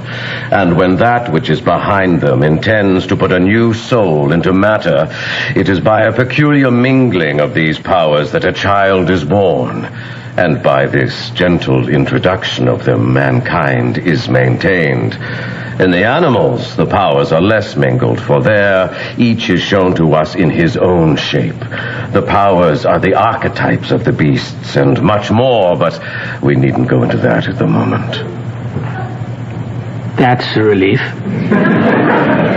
There is a peculiar sympathy between these powers and the beasts of our world. But if one of those animals should be brought within the terrific influence of a power of one particular idea, the matter of the beast might be changed into the image of the idea, and our world, following that idea, might be drawn into their world. That is what I think is happening. That's insane, isn't it? What about this Beringer fellow? It's through him that this world is passing into that. He and the house are the center. Which is why everything happens in his garden? Yes, if I'm right. If all this world is passing into that, then our knowledge will more and more be a knowledge of that and not of this. More and more everything will be received into its original. Animals, vegetables, everything. Hold on, old chap. Are you talking about the end of the world? Animals, vegetables, what about people? Some will welcome it, as Mr. Ty has done, and they will be joined to that power which they best serve. Some will disbelieve. Damaris Ty, for example. They will find out then what they do believe. Some will hate it and run from it, as you do, Mr. Quentin. They will be hunted. Nothing will escape. Can't the breach be closed? You think you can govern the principles of creation? I don't know, but I insist on being allowed to find out for myself. You think you can stand against them? If they are part of me, as you say they are, perhaps I might. Perhaps the authority which is in me over me shall be in me over them. What? Like the rest of the world, you don't know necessity when you see it. Good night, gentlemen. He's a charmer, isn't he? Why don't you go to bed, old thing? Yes. Well, it'll be sweet dreams after all that, won't it? Now do go away and let me think, or I shall be no good to anyone. All right. Good night. Good night. Good night. Good night. Good night. Good night. Damaris, my dear, don't worry, darling. The lion and the dragon will we tread underfoot. Servile fear.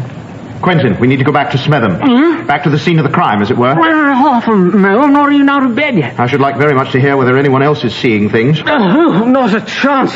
Old boy, I don't intend to find myself within 100 miles of that haunted little hamlet. I am a Londoner.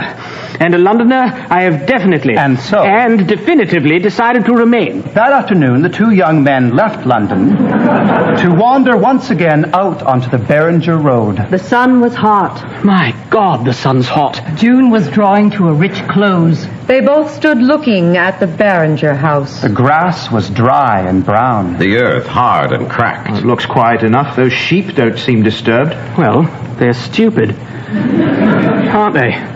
I see. On the top of that rise.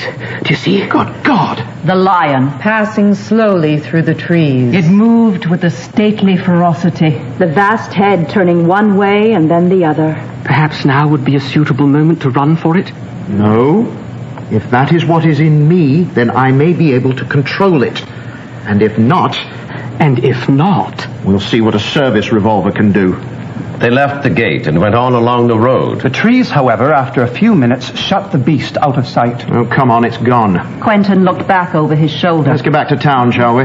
Quentin's eyes grew wide and blind with terror. Anthony swung round. It was larger. It was mightier. It moved like a walled city. Like a siege tower. Each terrible paw, as it set down, sank into the firm ground as if into mud. And was plucked forth without effort. Anthony could feel the strength of his body flowing out of him. He began to tremble. To gasp. Am I dying? Was he dying? Perhaps that was it. Perhaps he was dying. He was riding against some terrific wind. Balancing upon the instinctive powers of his spirit. If this is in me, and I reach beyond it... Suddenly, he was flying. Looking down on a wide stretch of land. Forest. Plain. River. Where huge saurians were creeping slowly up from the waters, coming into sight. And then disappearing. He was sweeping down towards the ground. Plunging towards a prehistoric world. Behind this lumbering vastidity, suddenly his own world broke out into being through that other.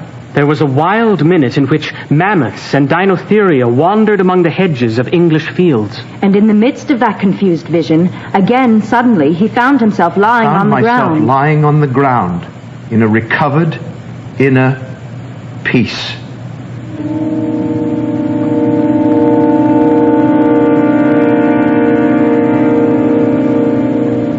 No sign of the lion. No sign of Quentin.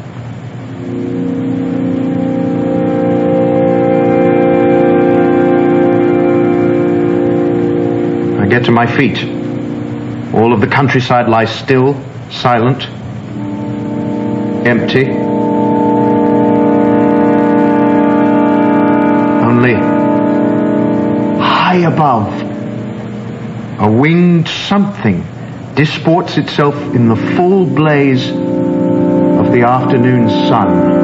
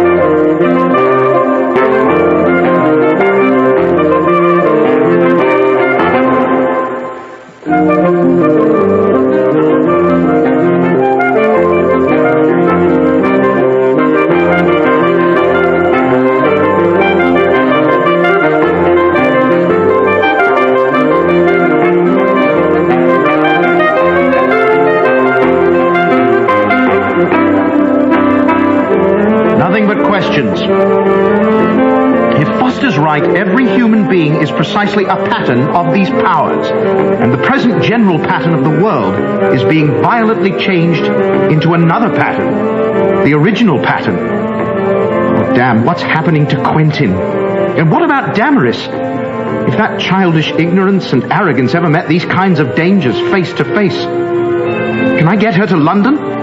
How long would London be safe? And damn it, where the hell is Quentin?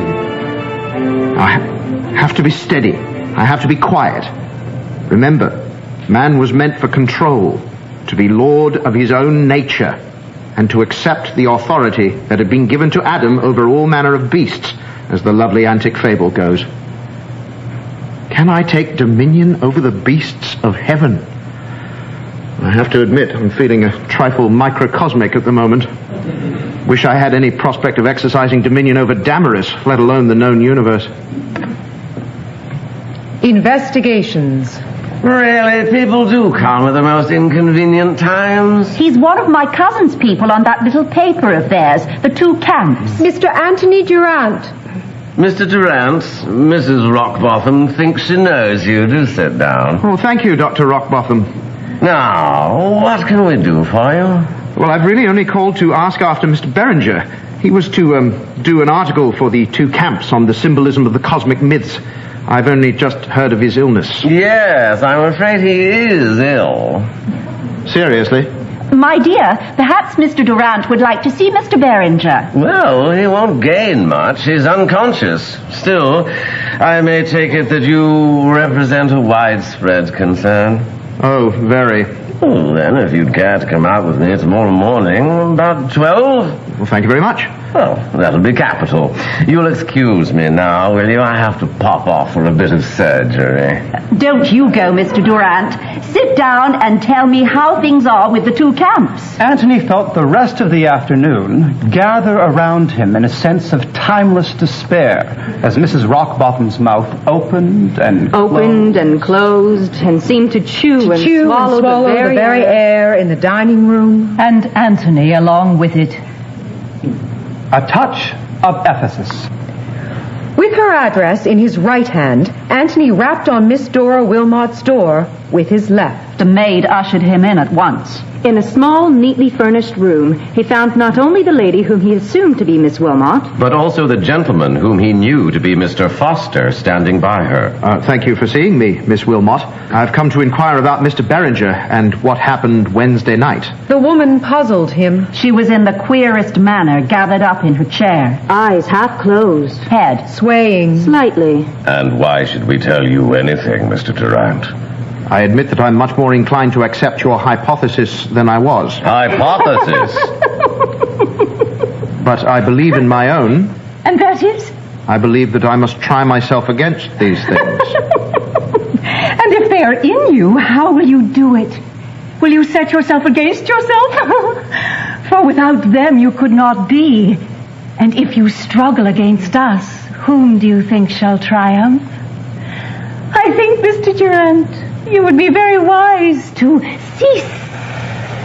The last word indescribably prolonged itself in the twilight. The sound ran round the walls as if the very room were alive with sibilance. Foster's slight movement forward escaped him. Dora Wilmot's body, crouching deeper into the chair, escaped him. In a flash, the woman slid in one involved movement from the chair in which she had sat half coiled, and from where she lay on the floor at his feet, her arms went up and twisted themselves around his waist. At the same time, the man sprang forward and upward, head thrust out as if in design upon his throat. All around him in the room were noises of hissing and snarling. Anthony felt himself falling.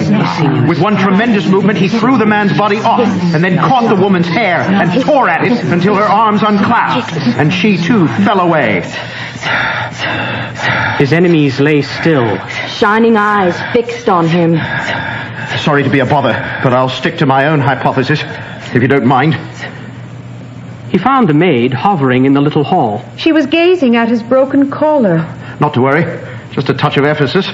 Ephesus, sir? I can't give you the reference, but your mistress will. It's where St. Paul had trouble with the beasts. You ask her. Cheerio. Marcella Victorinus of Bologna.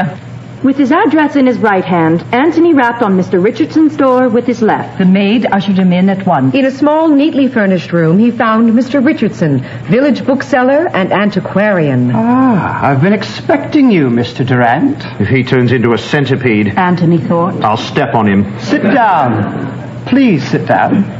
Mrs. Rockbottom gave me your name. You attended the meeting the other night. Indeed. Most eventful. I called on Miss Wilmot. Mr. Foster was there. And which of them was responsible for the collar? Foster. I suspected something like this.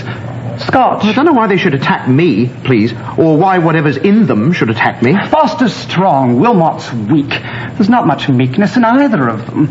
With these powers abroad, as it were, it's their type that will be the first to feel them. Here you are. You know what's going on. Thank you. I do. You're welcome. Then, what's going on?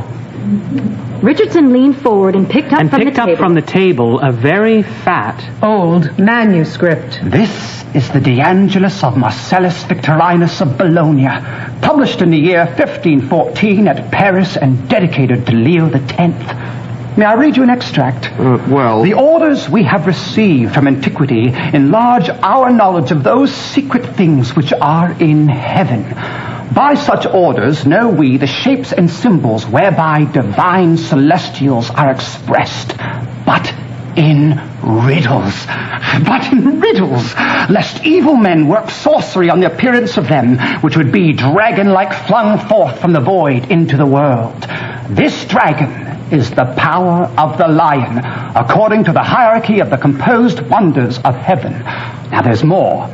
These specters, being invoked, have power upon those who adore them and transform them into their very terrible likeness, destroying them with great moanings and so on, etc., etc., etc. The idea seems to be that the energies of these orders can exist in separation from the intelligence which is in them when they're in heaven, the other world. How's your scotch? Yes, please. And that if deliberately or accidentally you invoke the energy without the intelligence, well, you're likely eventually to be pretty considerably done for.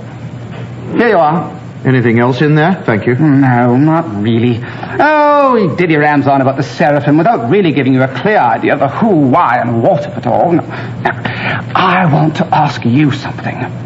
I heard about this afternoon. How did you escape from the shape of the lion? I was flying, not a plane. Yes, thought as much. See, here, the Lord brought you out of Egypt on the back of a strong eagle.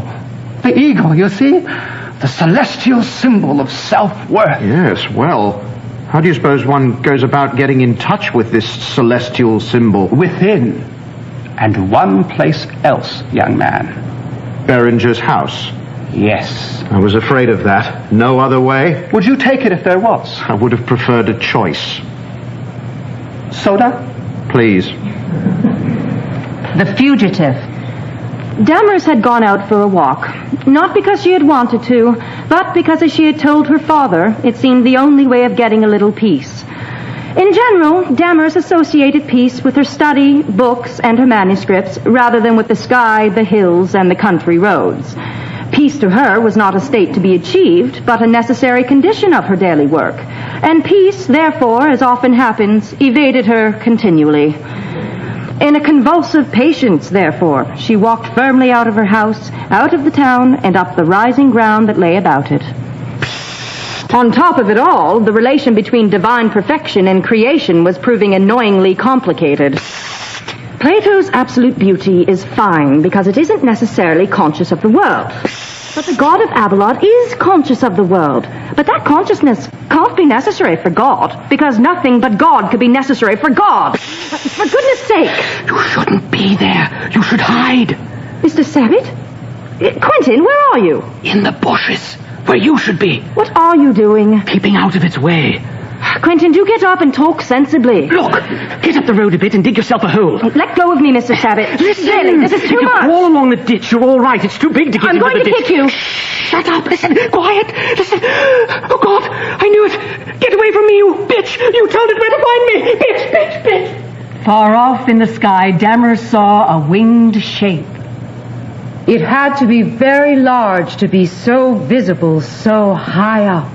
And then it flew off. The London offer. Damaris, you saw him and you didn't help him. Don't talk at me like that. It was a great shock to me. You've got a worse shock than that coming to you. Why do you always talk as if I don't know anything and then expect me to marry you? Because I love you. I'm sorry. I came here to ask you to come to London with me. Why on earth should I go to London? Quentin, God save him, offered you a hole in a ditch. I'm offering you London. Anthony, there's no earthly reason why The reason is a very unearthly one.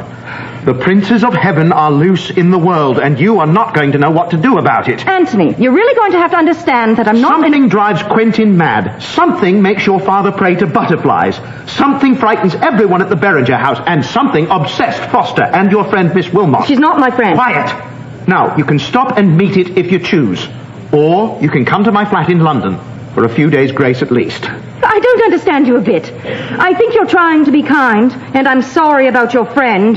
Perhaps if it hadn't been so sudden. You see, I was preoccupied with that bothering business of the divine perfection. Oh, divine perfection. It's a problem. Yes, all right, goodbye. I love you. We may yet meet at Philippi. And then, much to her surprise, he left. The pit in the house. In the car. Beastly amount of thunder. No rain. Yes, and no lightning. On the way to the Beringer house. Some kind of electrical nucleus, I suppose. Ah, well, doctor's life, you know. All sorts of weather, all sorts of people. Sometimes, though, I'd as soon be doctor to a zoo. Doctor's joke, of course. Talking of zoos, did they ever catch that lioness they were all after? Ah, well, they think it must have gone in the other direction. I suppose that means in the direction they didn't go. Here we are. The house. Silent, secret, with a potentiality beyond all knowledge. What indescribable behemoth of might and beauty was even now, perhaps, dragging itself down the stairs? Actually, the only behemoth, and though she was fat, she was hardly that, was the housekeeper. She let them in and ushered them upstairs to the waiting male nurse. The nurse took them into the Beringer sick room. Beringer's eyes were wide open but unseeing. For a moment, Anthony thought or fancied they'd flicked into life. Not common life, but as if a dangerous vitality had threatened him. Quite comatose. Shall we go downstairs? As Anthony got to the door, he couldn't resist a backward glance. Then he realized he was barring the doctor's way. Oh, sorry. Dr. Rockbotham passed through with a little bow of acknowledgement. Anthony closed the door behind him and stepped onto the landing. It makes it so awkward, doesn't it, when there's no way of discovering where his relations live? Where am I? If any. What's happening? Below him was the shadowy form of a staircase, but below those fell great cliffs. It was bottomless, a vast pit.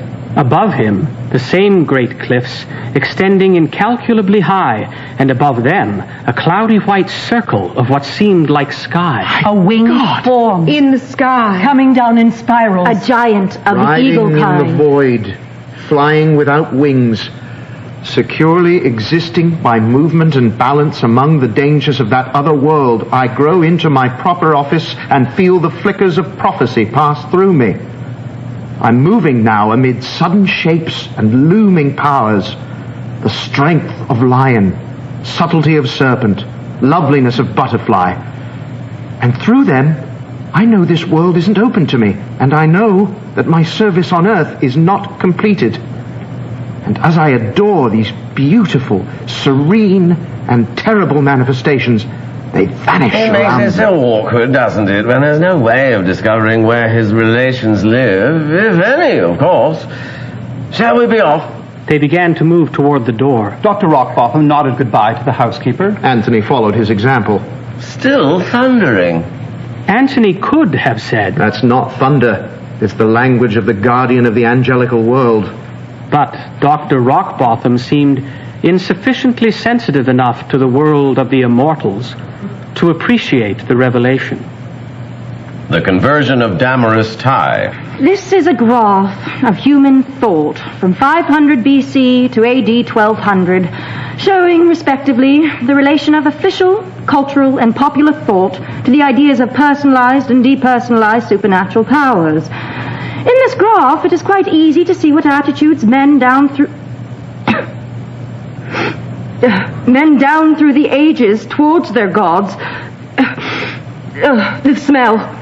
Oh my God, the As she smell. staggered backwards, the bright sunlight that was over her papers suddenly disappeared. A heavy blackness obliterated the room. Damaris glanced round to see what dark cloud had filled the sky. There was a terrific beak protruding through the open window and into the room. 2 huge flapping wings. 2 horrible red eyes. And that overwhelming stink. Its eyes held her. Its beak jerking at her as if stabbing. She had a vision of teeth. It was moving. It was coming in. No. She flung herself back and burst through her study door into the Banging landing the door beyond. closed behind her. She looked up and saw the shape of the walls and ceiling growing fainter against a vast plain stretching emptily away to where at the horizon a heavy and inflamed sky sank to meet it. A tiny figure from far away was coming towards her. But human. The pterodactyl wheeled in the sky. She returned to the approaching figure. A man in a large cloak. Head shaved in a tonsure. Abelard? Peter Abelard? Singing as he came. The horrible shadowed presence of the pterodactyl suddenly and angrily swept down out of the sky. She shrieked and stumbled and it fell. caught her. And it caught her. And it caught her. I caught you just in time, didn't I, dearest? Anthony. Oh, I'm sorry. What are you sorry for? I've behaved so badly. That doesn't matter between us. What did I see? You saw what you know. And because it's the only thing you know, you saw it like that. I tried to warn you. I think I ought to go and look for Quentin. Why? It's either that or Abelard. My father doesn't want me. Your father's dead, my dear. Is he? I'm afraid he is. I should have loved him more. Damaris searched her heart, and in the dark places where the images of obscene profanations dwelt, they both stayed. For a long time. The hunting of Quentin. Damaris swung along the country road where she'd had her first encounter with young Quentin. Even in his wildness, Quentin had kept some thought for others. Now she was at the very spot where they had first met. Well, if I can be of any use to him, who in his madness had been greater than me in my sanity, here I am. Far and fast there came to her the sound of something. She jumped over a stile, came into a wide meadow, and froze. They were running along the farther edge of the meadow. 2 figures. The first was a man. The second, a man too, it seemed. But whether it was going on 2 feet or 4, she couldn't tell. The first was torn and bleeding, his face inhuman with terror and exhaustion, one cheek bitten and gnawed. Quentin? There were tears on her face for very distress of love. He rushed on past her. Round the meadow. Now the second form approached her. It seemed to be leaping rather than running. The face was as inhuman as the other. But while that was man blasted, this was man brutalized. Snarling, a wind poured from its snorting. open mouth and flung her backward till she reeled against the stile. What to do? What? Some other thing came into her line of vision. A solitary lamb moved towards her. And then, across the meadow, skimmed the sudden shadow of an eagle.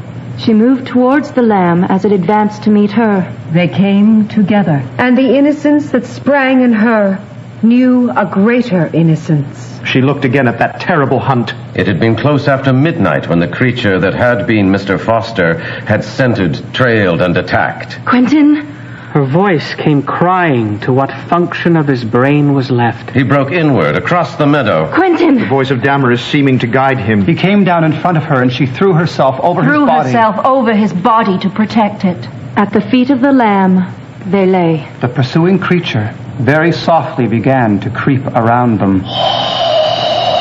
The Foster thing, by some interior power, was being drawn off. A wind surrounded it, and it was lifted and hung absurdly in the air, an inch or two off the ground.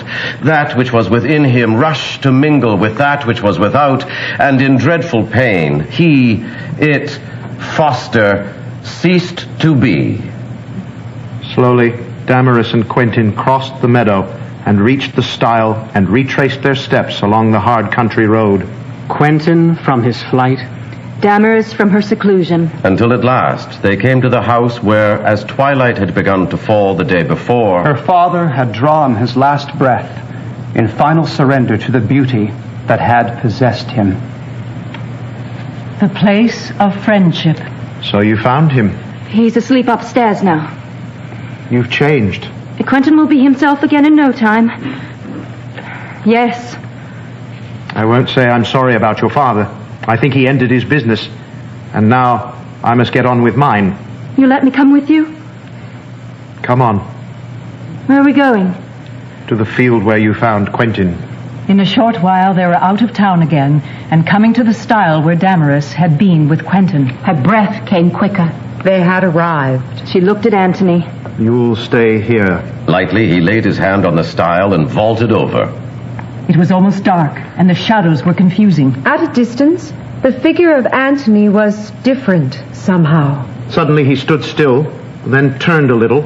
On his shoulder was perched a huge bird, and as he began to call, it spread its wings and closed them again. He was calling. He called and commanded. The forest all round was in movement. Living creatures showed themselves on its edge.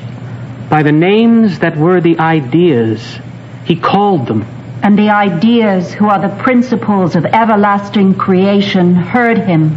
The principles of everlasting creation, who are the cherubim and seraphim of the eternal. They were returning. Summoned by the authority of man from their incursion into the world of man. Suddenly, there fell over the whole scene a strange and lovely clearness, Shed from the wings of a soaring wonder that left the shoulder where it had reposed and flew, scattering light. The intermingled foliage of the trees of knowledge and of life received it. Amid those branches, the eagle, which was the living act of science, sank and rested. Below the tree, the human stood, and on either side of him stood the shapes of the lion and the lamb. In and for that exalted moment, all acts of peace that then had being through the world were deepened and knew their own nature more clearly. Antony looked on the beasts and seemed to speak to them, and they slowly withdrew. On the very edge of the mystery, the lion looked back, half turned towards the way it had gone. Its eyes met those of the man who faced it. He bade the Angelico pass back and close the breach. It turned and moved away. The guard that protected Earth was set again. And the interposition of the mercy veiled the destroying energies from the weakness of men. Antony leapt the stile, stretching out his hand for her. And she came to him and caught it. Panting from his rush, he smiled at her. Panting from her vigil, she breathed all herself back. After a little, I say, you're not cold, are you? they began to walk slowly home. It's not very far.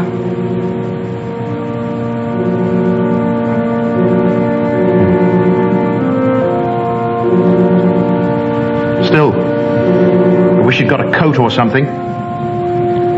No, I'm not cold.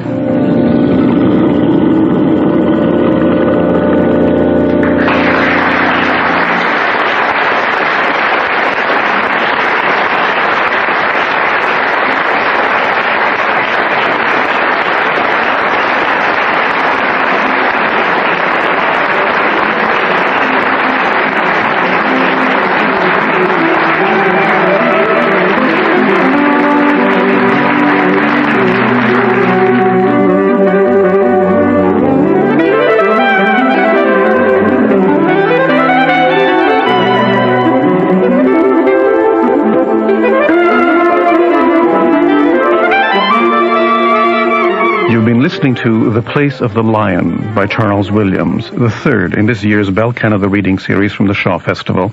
It was adapted and directed by Neil Monroe. In the cast, you heard Susie Burnett as Damaris Tighe, Ben Carlson as Anthony, Gillian Cook as Mrs. Rockbottom, Lynn Cormack as the nurse, the maid, and Mrs. Portman, Sherry Flett as Dora Wilmot, Lauren Kennedy as Mr. Foster and Dr. Rockbottom, Duncan Stewart as Mr. Tighe, Mr. Richardson and Lorigan, and William Vickers as Quentin. The Bell Canada reading series is recorded live at the Royal George Theatre in Niagara-on-the-Lake, Ontario, with special thanks to Bill Talbot, Jim Smagata, and Amy Jewell. The recording engineer was Joe Mahoney, and the producer of the Bell Canada reading series is Barbara Worthy. That's it for tonight. Tune in next week for Tony Van Bridge's GKC, a portrayal of that literary giant, Gilbert Keith Chesterton, when we return with another play from the Shaw Festival. If you would like to send us a letter, please address it to Sunday Showcase, Box 500, Station A, Toronto M5W 1E6, and send emails to sunshowcase@toronto.cbc.ca. Just a reminder that tonight's Bell Canada reading series will be repeated tomorrow night on Monday Night Playhouse at 9 p.m. on CBC Radio 2. For Sunday Showcase, I'm Damiano Pietropaolo. Stay tuned now for Katie Mallock and Jazz Beat on CBC Radio 1. Good night.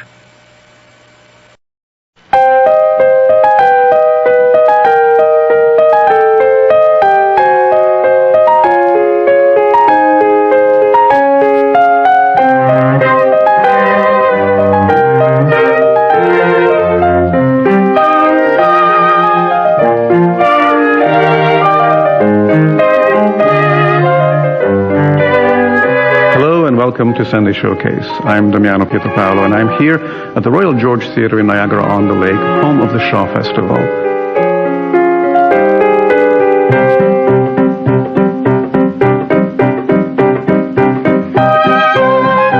I'm here with artistic director Jackie Maxwell for the second of this season's Bell Canada reading series. Hello, Jackie. Hi, Damiano. Once again, you have a full house for the show. Yep. People love coming in for a lunchtime treat.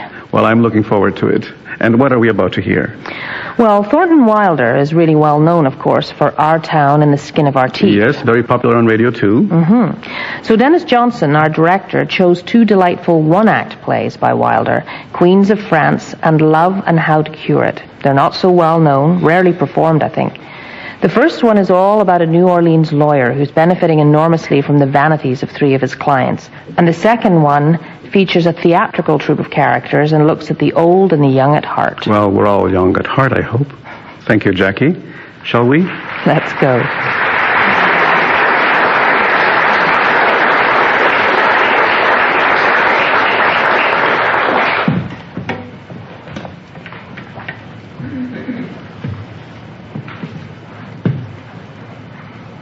Queens of France by Thornton Wilder.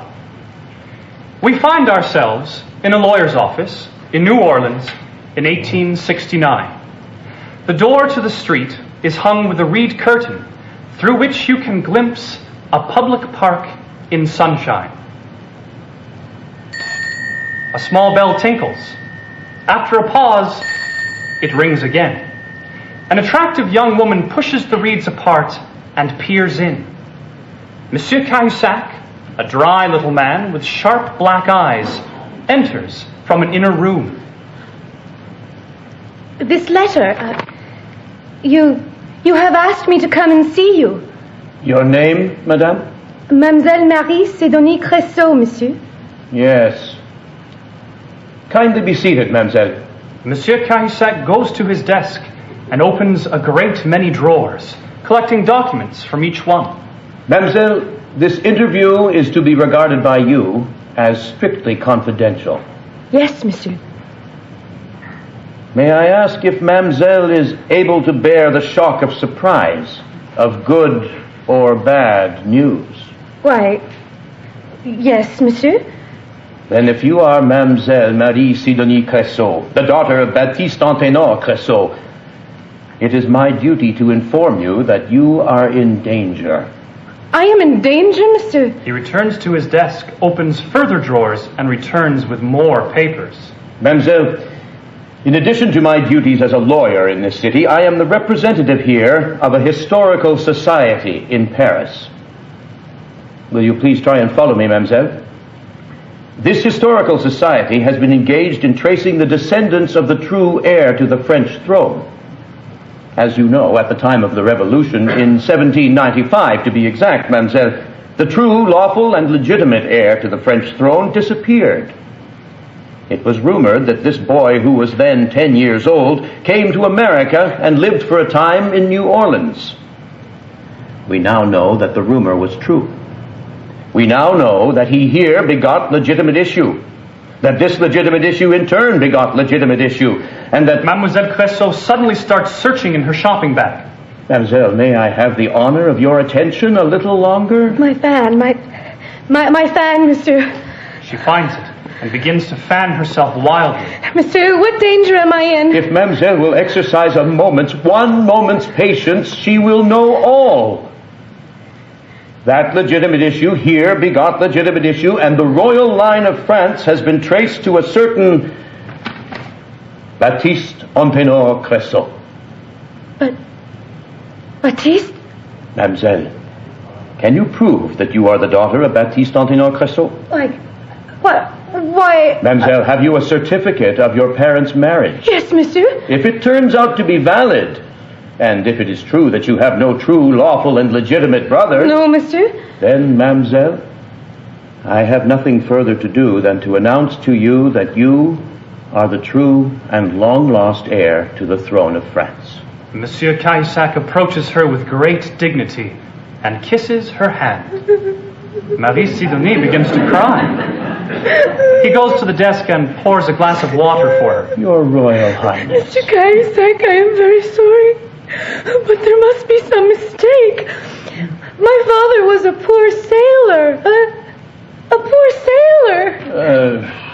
A distinguished and esteemed navigator. A poor sailor. Navigator. Monsieur, what danger am I in? As your Royal Highness knows, there are several families in New Orleans that claim without documents, without proof, that pretend to the blood royal. The danger from them, however, is not great.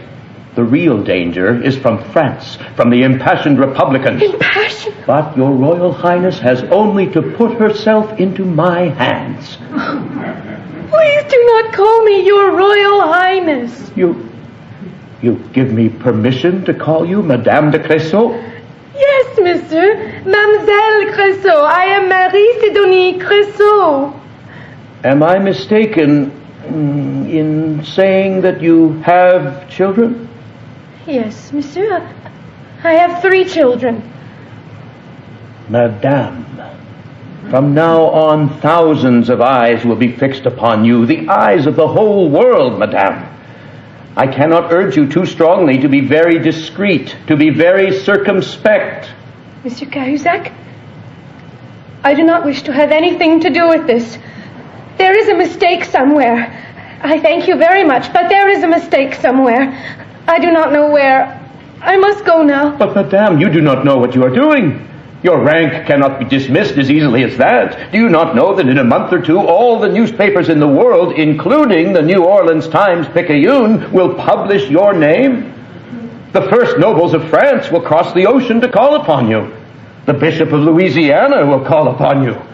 The mayor. No. You will be given a great deal of money and several palaces. No. And a guard of soldiers to protect you. No. You will be made president of Le Petit Salon and queen of the Mardi Gras.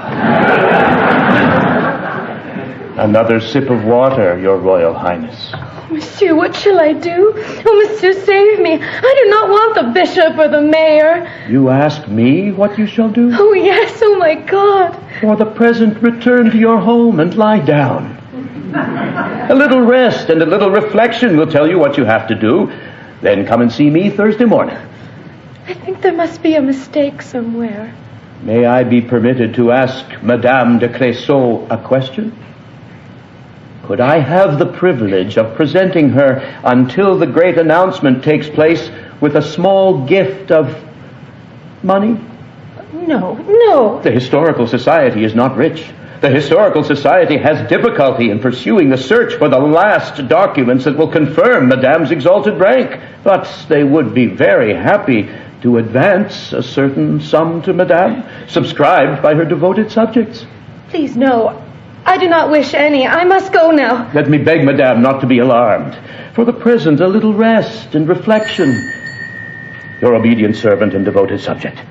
Goodbye. Good morning, Monsieur Cahuzac. Oh, Monsieur Cahuzac, do not let the bishop come and see me. The mayor, yes, but not the bishop. As Marie Sidonie slips out, Madame Pougeot comes through the reed curtain, a plump little bourgeoise in black. Monsieur Cahuzac kisses her graciously extended hand. Good morning, Monsieur Cahuzac. Your Royal Highness. What business can you possibly be having with that dreadful Marie Creusot? Do you not know that she is an abandoned woman? Alas, we are in the world, Your Royal Highness. For the present, I must earn a living as best I can. Mademoiselle Creusot is arranging about the purchase of a house and garden. Purchase, Monsieur Cahuzac? You know very well that she has 6 houses and gardens already. She persuades every one of her lovers to give her a little house and garden. She's beginning to own the whole parish of Saint-Magloire. Will Your Royal Highness condescend to sit down? And how is the royal family this morning? Only so-so, Monsieur Cahuzac. The Archduchess of Tuscany? A cold. One of her colds. I sometimes think the dear child will never live to see her pearls. And the Dauphin, Your Royal Highness? Still amusing himself in the city, as young men will. Wine, gambling, bad company. At least it keeps him out of harm. And the Duke of Burgundy? Imagine, the poor child has a sty in his eye. In which eye, madame? In the left. Oh. And the Prince of Lorraine and the Duke of Berry? They are fairly well, but they seem to mope in their cradle. Their first teeth, my dear Chamberlain. And your husband, madame? From now on, we are never to mention him again. While we are discussing these matters, it is to be understood that he is my husband in a manner of speaking only. He has no part in my true life. He has chosen to scoff at my birth and my rank, but he will see what he will see. Naturally, I have not told him about the proofs that you and I have collected. I have not the heart to let him see how unimportant he will become. Unimportant indeed. So remember, we do not mention him in the same breath with these matters. You must trust me, madame. And your health, your Royal Highness? Oh, very well, thank you. Excellent. I used to do quite poorly, as you remember, but since this wonderful news, I have been more than well. God be praised. I beg of you to do nothing unwise. I beg of you. The little new life we are all anticipating. Have no fear, my dear Chamberlain. What is dear to France is dear to me. When I think, madame, of how soon we shall be able to announce your rank, when I think that this time next year you will be enjoying all the honors and privileges that are your due, I am filled with a pious joy. God's will be done. God's will be done. At all events, I am particularly happy to see that your Royal Highness is in the best of health, for I have had some disappointing news. Chamberlain, you are not going to tell me that Germany has at last declared war upon my country? No, madame. You greatly frightened me last week. I could scarcely sleep. Such burdens as I have. My husband tells me that I cried out in my sleep the words, "Paris, I come." Sublime, madame. "Paris, I come." Like that. I cried out twice in my sleep. "Paris, I come." Oh, these are anxious times. I am on my way to the cathedral now. This Bismarck does not understand me. We must avoid a war at all costs, Monsieur Cahuzac. Well then, what is your news? My anxiety at present is more personal. The Historical Society in Paris is now confirming the last proofs of your claim. They have secretaries at work in all the archives, Madrid, Vienna, Constantinople. Constantinople? All this requires a good deal of money, and the Society is not rich. We have been driven to a painful decision. The Society must sell one of the royal jewels, or one of the royal fournitures which I am guarding upstairs. The Historical Society has written me, madame, ordering me to send them at once the royal christening robe. Never! The very robe under which Charlemagne was christened, the Charles, the Henris, the Louis, to lie under a glass in the Louvre. And this is particularly painful to me because I had hoped, it was in fact the dream of my life, to see at least one of your children christened under all those fleur-de-lis. It shall not go to the Louvre. I forbid it. But what can I do? I offered them the scepter. I offered them the orb. I even offered them the mug which your Royal Highness has already purchased. But no, the christening robe it must be. It shall not leave America. How much are they asking for it? Oh, madame, since it is the Ministry of Museums and Monuments, they are asking a great many thousands of francs. And how much would they ask their queen? Madame, I cannot see you purchasing those things which are rightly yours. I will purchase it. I shall sell the house on the Chaussée-Sainte-Anne. If your Majesty will give $500 of her money, I shall add 500 of my own. 500? 500? Be repaid many times, my dear Chamberlain, when I am restored to my position. Tomorrow at 3, I shall bring you the papers for the sale of the house. You will do everything quietly. My husband will be told about it in due time. I understand. I shall be very discreet. The bell rings again. Monsieur Cahusac turns to the door as Mademoiselle Pointevin starts to enter. I shall be free to see you in a few moments, mademoiselle. Madame Puchot has still some details to discuss with me. I cannot wait long, Monsieur Cahusac. A few minutes in the park, thank you, mademoiselle. Has that poor girl business with a lawyer, Monsieur Cahusac? A poor school teacher like that? Mademoiselle Pointevin has taken it into her head to make her will. 3 chairs and a broken plate. Well, tomorrow at 3. I am now going to the cathedral.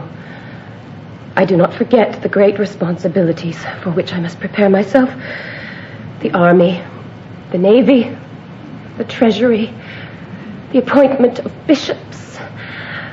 When I am dead, my dear Chamberlain... Madame! No, even I must die someday.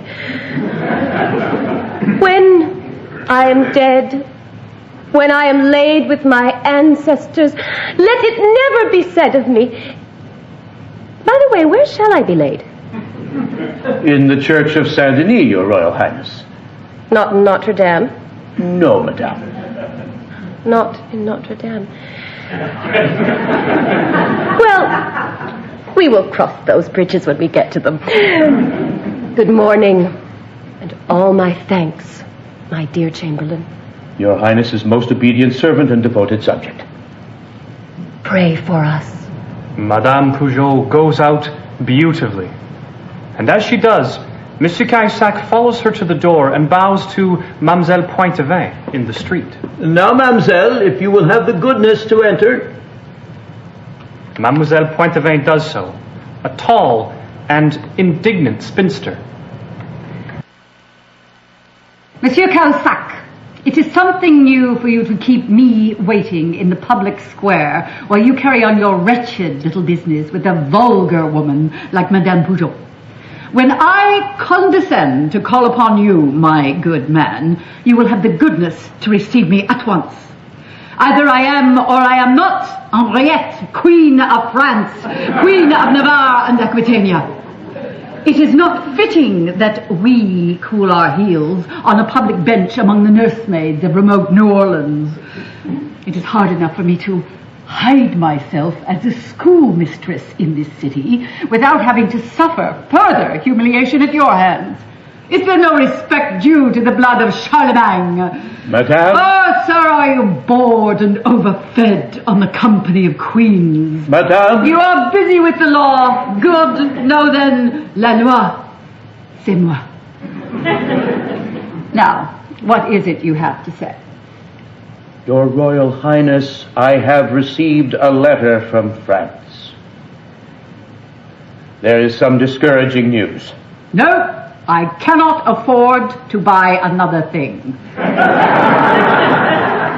I possess the scepter and the orb. Sell the rest to the Louvre if you must. I can buy them back when my rank is announced.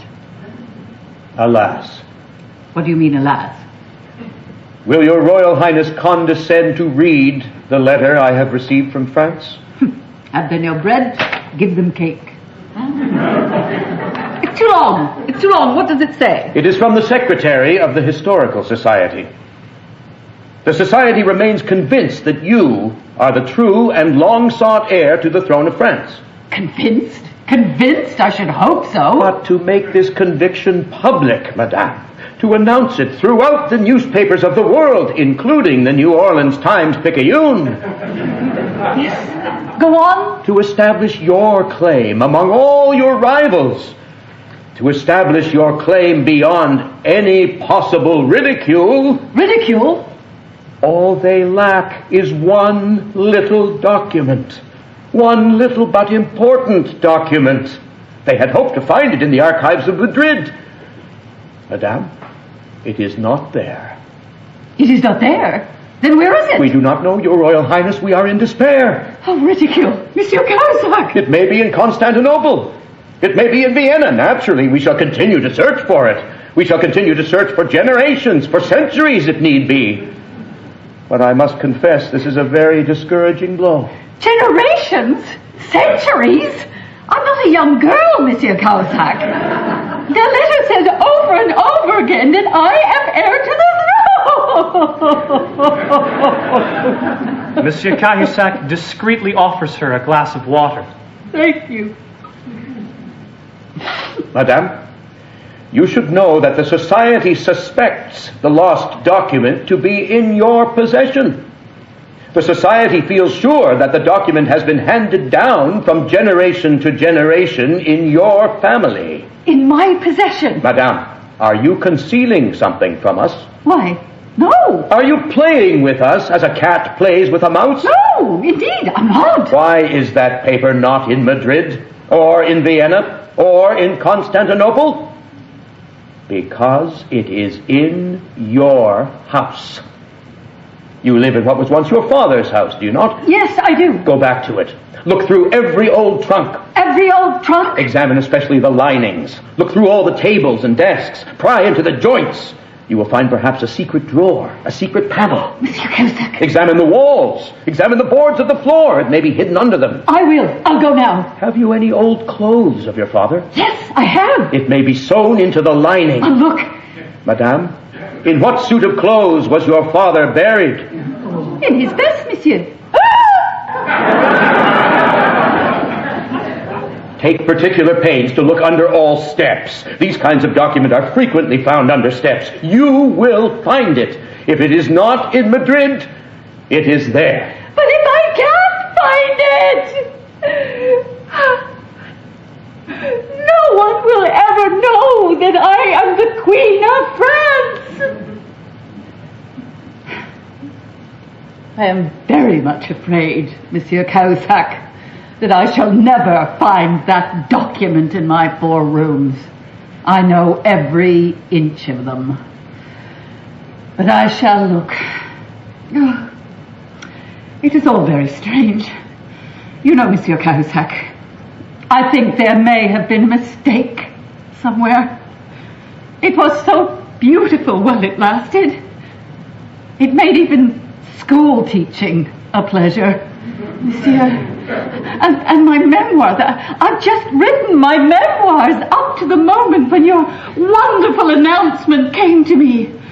The account of my childhood, incognito. The little girl in Louisiana who did not guess the great things before her. But before I go, may I ask something of you? Will you have the Historical Society write me a letter saying that they seriously think I may be the person they are looking for? I wish to keep the letter in the trunk with the orb and the scepter. You know, the more I think of it, I think there must have been a mistake somewhere. The very letter you have in mind is here, madame. Thank you. Monsieur Cahusac, may I ask another favor of you? Certainly, madame. Please, never mention this whole affair to anyone in New Orleans. Madame, not unless you wish it. Good morning. Good morning, and thank you. Her handkerchief to one eye, she goes out. As Monsieur Cahusac goes to his desk, the bell rings once more. The reed curtain is parted, and a young boy pushes in a wheelchair containing a woman of some 100 years of age. She is wrapped in shawls, like a mummy, and wears a scarf about her head and green spectacles on her nose. The mummy extends a hand which Monsieur Cahusac kisses devotedly. Your Royal Highness. As the curtain slowly falls.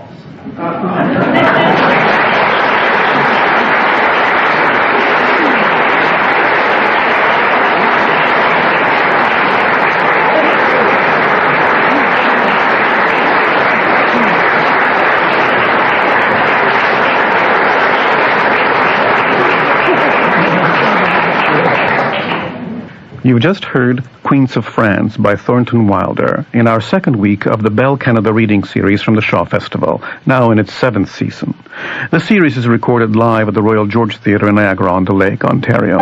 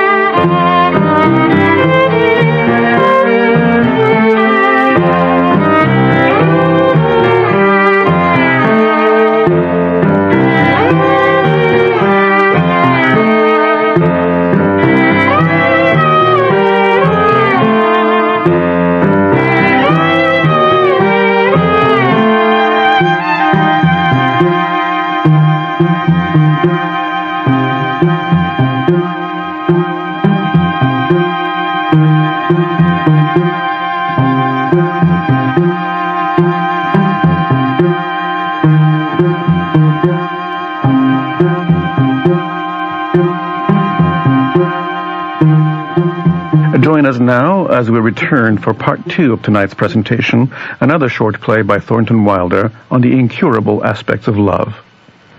Love and How to Cure It by Thornton Wilder. The stage of the Tivoli Palace of Music, Soho, in 1895. Bare, dusty, and cold. The stage is dark, save for a gas jet downstage and an oil lamp on the table at the back. Linda, a beautiful girl in a white ballet dress, is practicing steps and bending exercises. She is about 16. At the table at the back sits Joey, a stout comedian, along with Rowena, a mature soubrette. They are reading a pink theatrical and sporting weekly. The silence is broken only by the whispered counting of Linda at her practice. They put off the rehearsal. Mark my words, it's after 8:30 now. They must have got word to the others somehow, or else we understood the day wrong. Yeah. Who, Linda? The paper says Marjorie Fitzmaurice has an engagement. An Alibaba and the 40 Thieves company that Moss has collected for folks in Brighton in the piers. She must have got better. Oh, you better take a rest, Terry. You'll be all blowed. It's 9 o'clock. I can hear the chimes. Joey puts down the paper, stretches, and yawns. Rowena picks up her chair, brings it down toward the footlights, and starts supervising Linda's movements. 1, 2, 3, 1, 2, 3. Whatever are you doing with your hands, child? Madame Angelelli didn't teach anything like that. Bend them back like you was discovering a flower by surprise.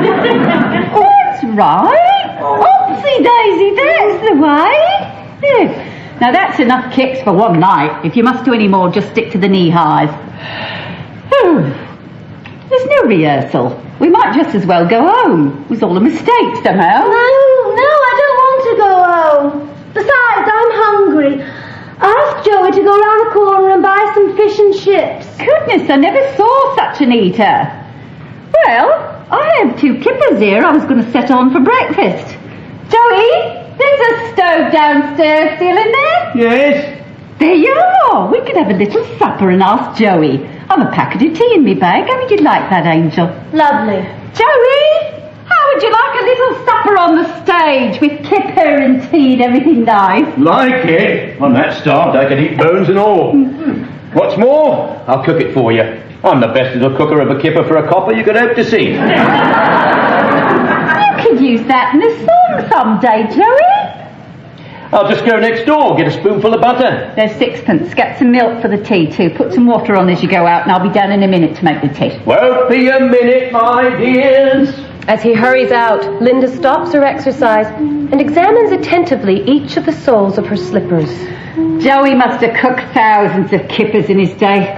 All those last years when his wife was ill, he cooked everything for her. Good old Joey. He's a loss without her.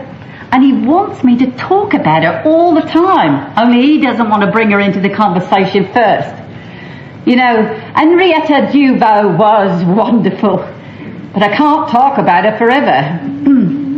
Linda, whatever are you thinking about all the time? Nothing. Oh, don't you say nothing. Come now, tell your auntie, what is it you keep turning over in your mind? Well, almost nothing. Except that I'm going to be shot any minute. Don't say such things, dearie. No one's going to shoot you. You'll be ashamed to say such things. He's out waiting in the street this very minute. What? He went back to his university, didn't he? He's a student. They don't let them come to London whenever they want. I don't care. Let him shoot me. I wish I'd never seen him. What was he doing, anyway? Worming his way into Madame Angelelli's soirees. He ought to have stayed among his own people. I'm going out into the street this minute to see if he's there. I can get the police after him for hounding a poor girl so. What's his name?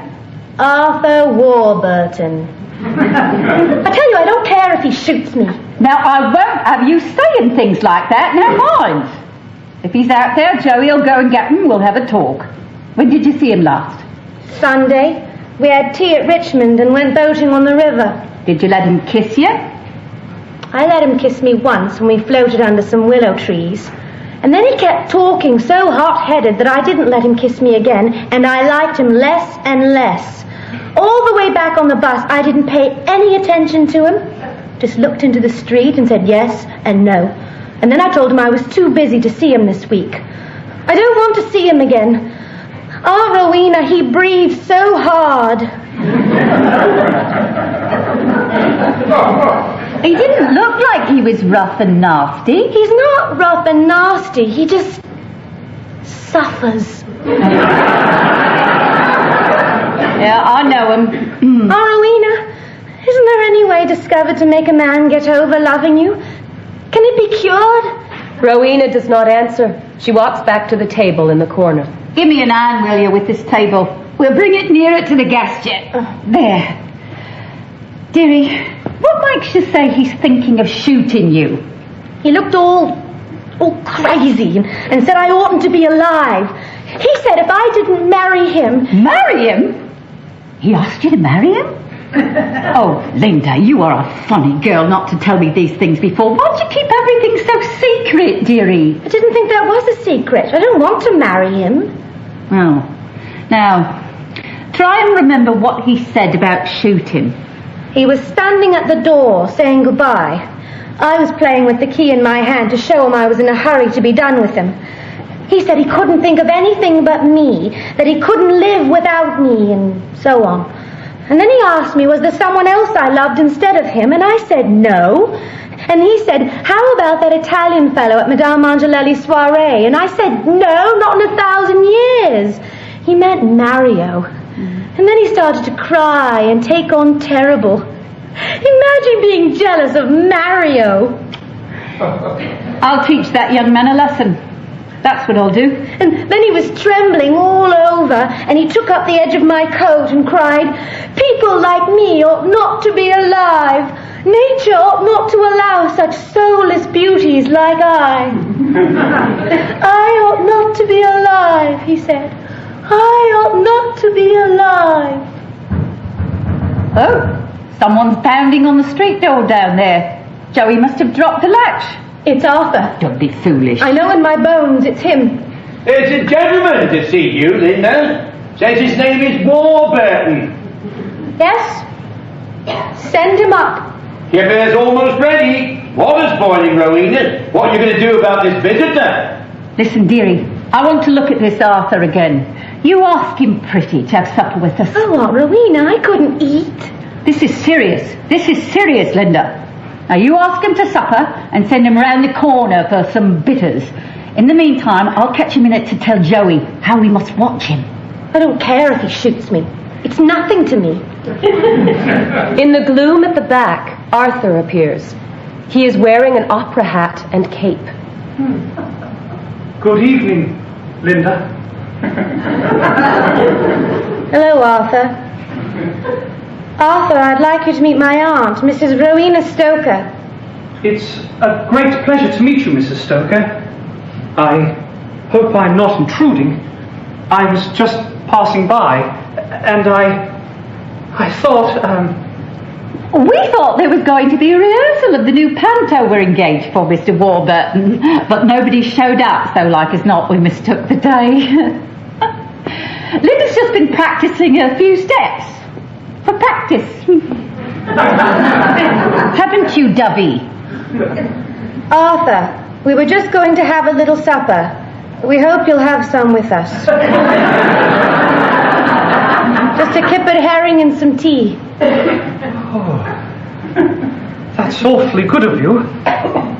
I've just come from dinner, but I hope you won't mind if I sit by you, Mrs. Stoker. Suit yourself, I always say. It isn't very attractive in an empty theatre, but you must have something. Oh, yes. Perhaps you'd like to do us a favour, Arthur. Joey's downstairs doing the cooking and can't go. Perhaps you'd like to go down to the corner and bring us a jug of ale and bitters. Oh, I have a shilling here. Somewhere. Aunt Rowena, perhaps Arthur is dressed too grand to go to a pub. The pubs in this street is used to us coming in all kinds of costumes, Mr. Warburton. They'll think you're rehearsing for a society play. I'll be right back. I'll only be a minute, Mrs. Stoker. That poor boy is off his head for fair. Makes me feel all old just to see him. But I imagine he's quite a nice young man when he's got his senses. Oh, never mind, Linda. Nobody wants you to marry anybody you don't want to marry. Has he been drinking, dearie, or does he just look that way? He just looks that way. Joey comes back with cups, knives, and forks. Where's the Duke? He's gone to the corner for some ale and bitters. Thank God he's eaten already. Now, Joey, listen. This young man is off his head about Linda. Crazy for fair. Now, this is serious. Linda says he talks wild and might even be thinking of shooting her. Well, the papers are full of such things, Joey, and plays are full of it. It might be. Well, I've heard about such things, but it never happened in my family. Well, just the same, we must take steps. Joey, I'll have him take his cape off. You take it downstairs and see if there's anything in the pocket. What in the pocket? Why, one of those small guns. Yes, of course. There's one in his pocket. I know there is. It would be in his cape so as not to bulge his other pockets. Listen, Joey, if there is a gun there, you take out the bullets and then put the gun back into his pocket empty. See? Then bring the cape back again. If this boy is going to shoot Linda, he's going to shoot her tonight so we can have a good heart-to-heart talk about it. Yes, and then call the police, that's what. No. This is a thing police and prisons can't cure. Now, Joey, if you find a gun in his pocket and have done what I told you, you come back on the stage whistling one of your songs. Whistle your song about bank holidays. You know, my holiday girl and holiday bus. Righto. Now, Linda, you act just natural. Let him have his murder and get it out of his system. Yes. You know I like the boy, and I don't hold it against him. When we're 21 years old, we all have a few drops of crazy melodrama in us. Oh, I hate him. I hate him. Why can't he let me be? Yes, that's love. Auntie, can't it be cured? Can't you make him just forget me? Well, Dovey, they say there are some ways. Some say you can make fun of him and mock him out of it. And some say you can show yourself up at your worst or pretend you're worse than you are. But I say there's only one way to cure that kind of love when it's feverish and all upset. Only love can cure love. Only being interested, only being real interested and fond of him can oh, it's all right, dearie, don't you get jumpy. It's a lucky chance to get things cleared up. Only remember this, I like him. I like him. He's just somebody's boy that's not well for a few weeks. He breathes too hard. Arthur comes back in, followed by Joey. Arthur's hands are laden with bundles and bottles. Why, Mr. Warburton, I've never seen such a lot. Whatever did you find to bring? Chips? Oh, salami. Oh, I don't know what all. This is a feast. Joey, help Mr. Warburton off with his coat. Certainly. Take it and hang it on the peg downstairs. I think I'll keep the coat. Thanks. Oh, no, you won't need your coat. That's right. There's nothing worse than sitting about in a heavy coat. There we are. Yeah, Joey, you take it away. Righto. But Linda, you've been exercising. You slip that scarf about you, dearie, and draw up your chair. Well, this is going to be nice. What's nicer than friends sitting down to a bite to eat? And extra nice for you, Mr. Warburton, because you ought to be in your university, or am I mistaken? Yes. I ought to be at Cambridge. Fancy that. Must be exciting to break the rules so boldly. Ah, well, life is so dull it does us good every now and then to make a little excitement. Now, Mr. Warburton, you'll change your mind and have a little snack with us? A slice of salami? I don't think I could eat anything. I'll have a little ale. That's right. Madame Angelelli is having a soirée Thursday, Linda.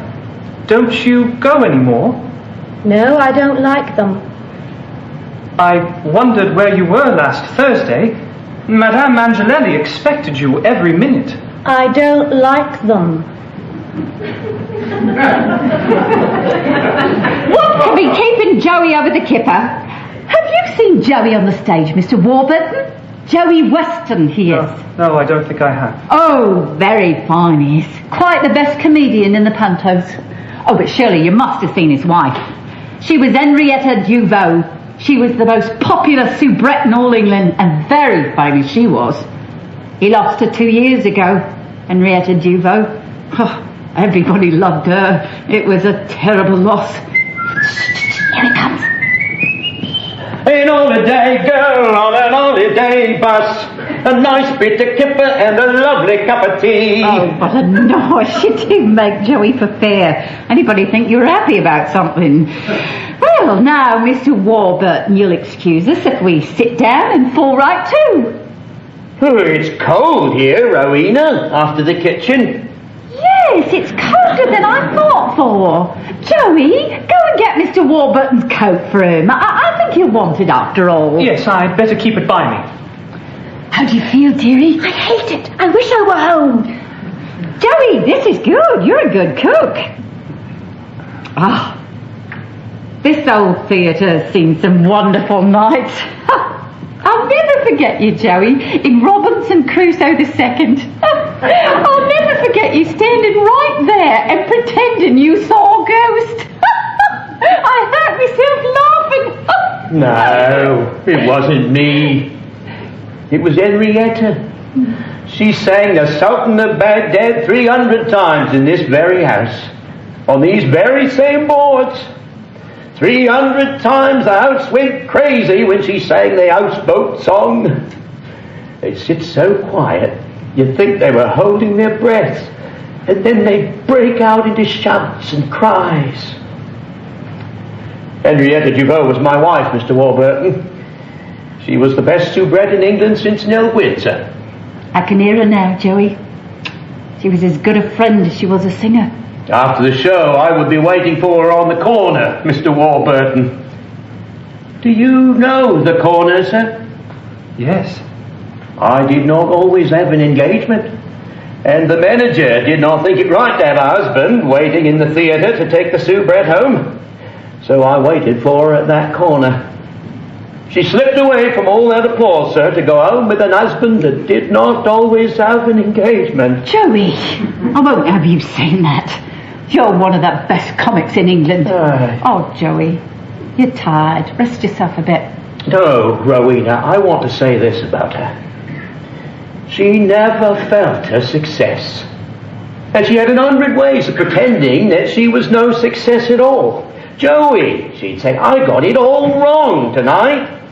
And then she'd ask me how she ought to do it. Do draw up a chair, Mr. Warburton, and have a bite for good feeling's sake.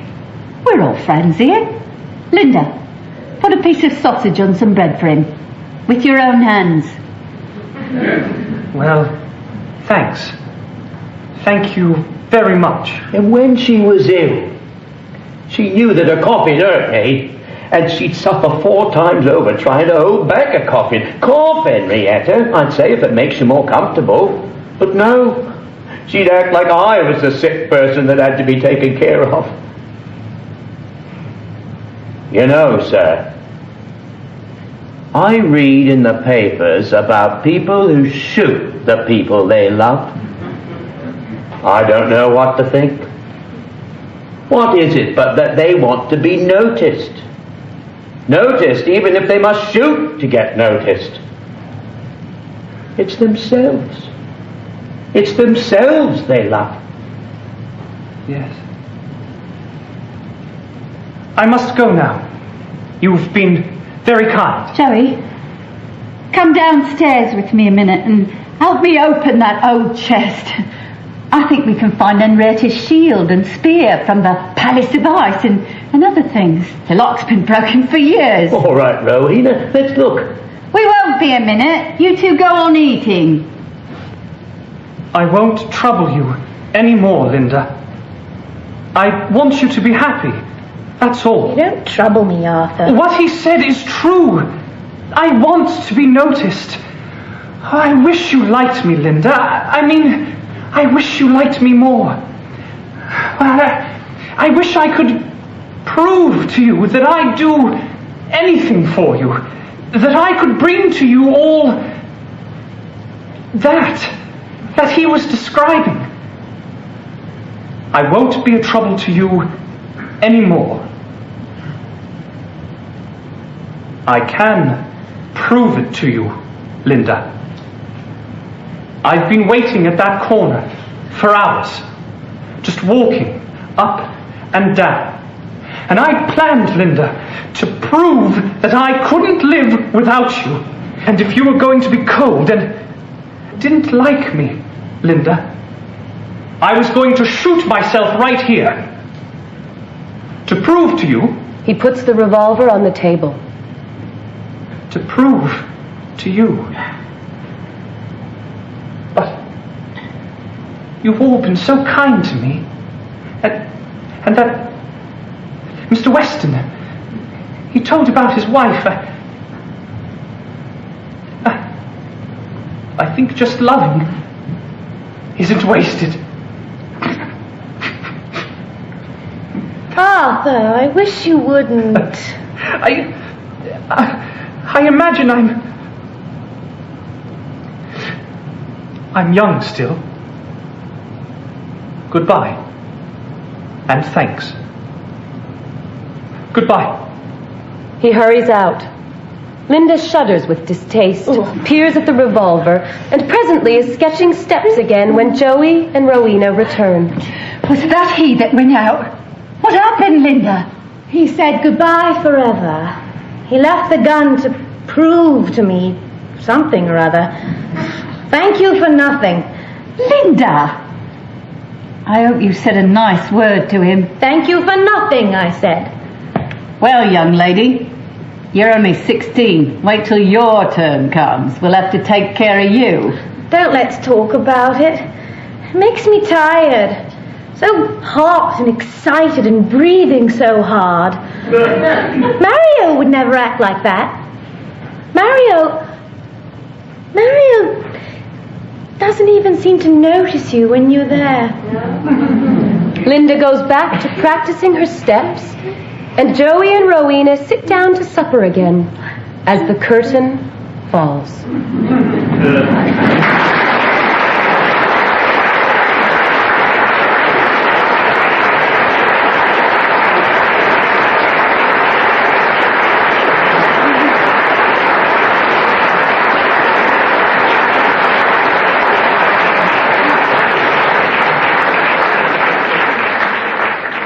You've been listening to Queens of France and Love and How to Cure It by Thornton Wilder, the second in this year's Bell Canada Reading Series from the Shaw Festival. They were both directed by Dennis Johnston.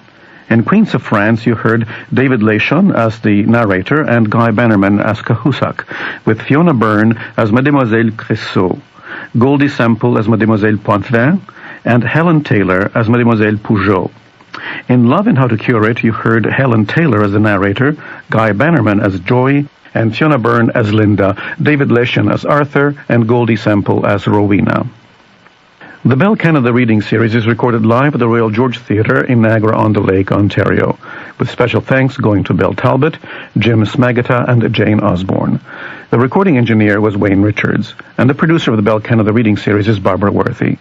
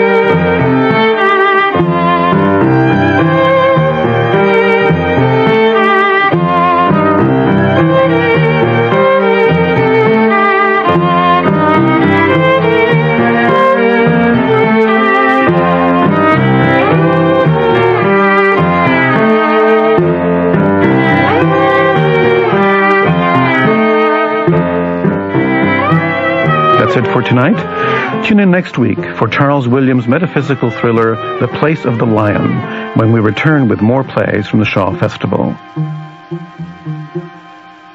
If you would like to send us a letter, please address it to Sunday Showcase, Box 500, Station A, Toronto, M5W 1E6. And you can send emails to sunshowcase, that's one word, sunshowcase at toronto.cbc.ca. Just a reminder that tonight's Bell Canada Reading Series will be repeated tomorrow night on Monday Night Playhouse at 9 p.m. on CBC Radio 2. I'm Damiano Pietropaolo for Sunday Showcase.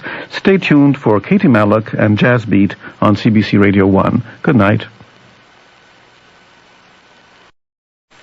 Hello and welcome to Sunday Showcase. I am Damiano Pietropaolo, and it is my pleasure once again to welcome Richard Monette, the artistic director of the Stratford Festival Series. Good evening, Damiano. Well, the last 3 weeks, Richard, on this year's Stratford season are upon us. The last 3 weeks of our 9th season, and the audiences are loving the series. I'm very glad to hear this. And our own season here in Stratford is going well, and we send best wishes across the country to all of you who can't join us here in Stratford. The Stratford Festival, however, can be heard from coast to coast to coast on CBC Radio 1 and 2, and these last 3 weeks are devoted to one of Shakespeare's most beloved plays, Romeo and Juliet. No matter how many productions you do of this play, it still grabs your heart. Always. How many productions have you been involved in? Well... You played Romeo, of course. I played Romeo, I played Mercutio, I played Tybalt.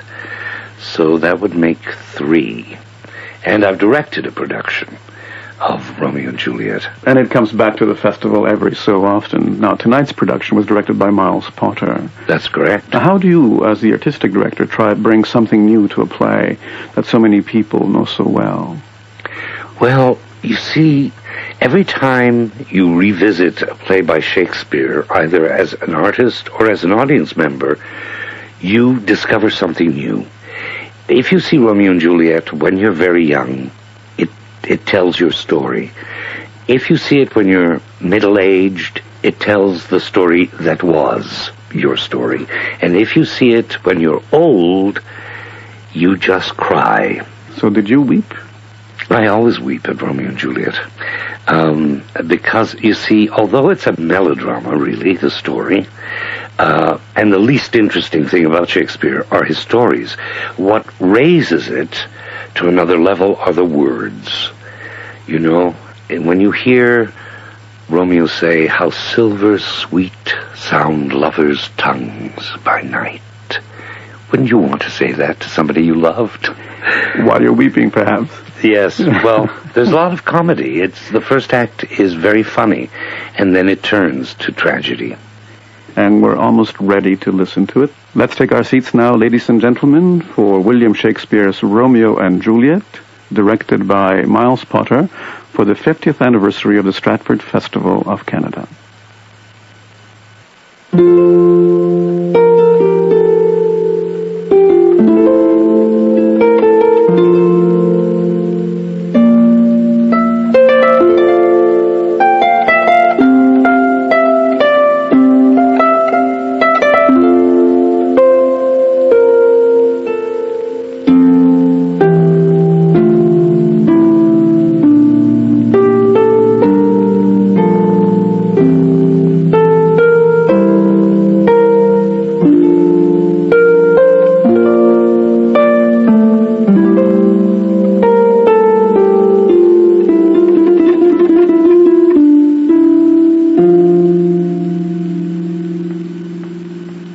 Households, both alike in dignity, in fair Verona where we lay our scene.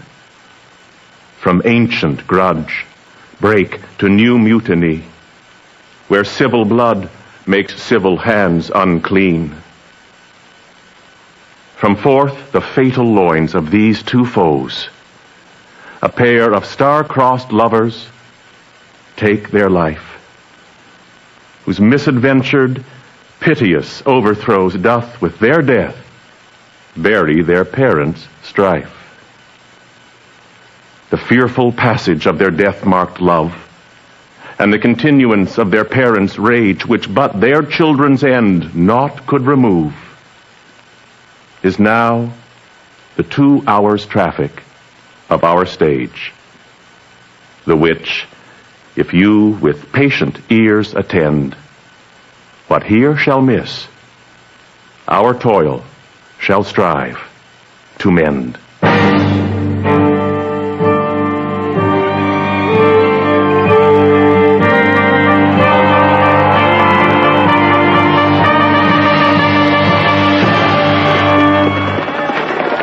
Gregory, on my word, we'll not carry coals. No, for then we should be colliers.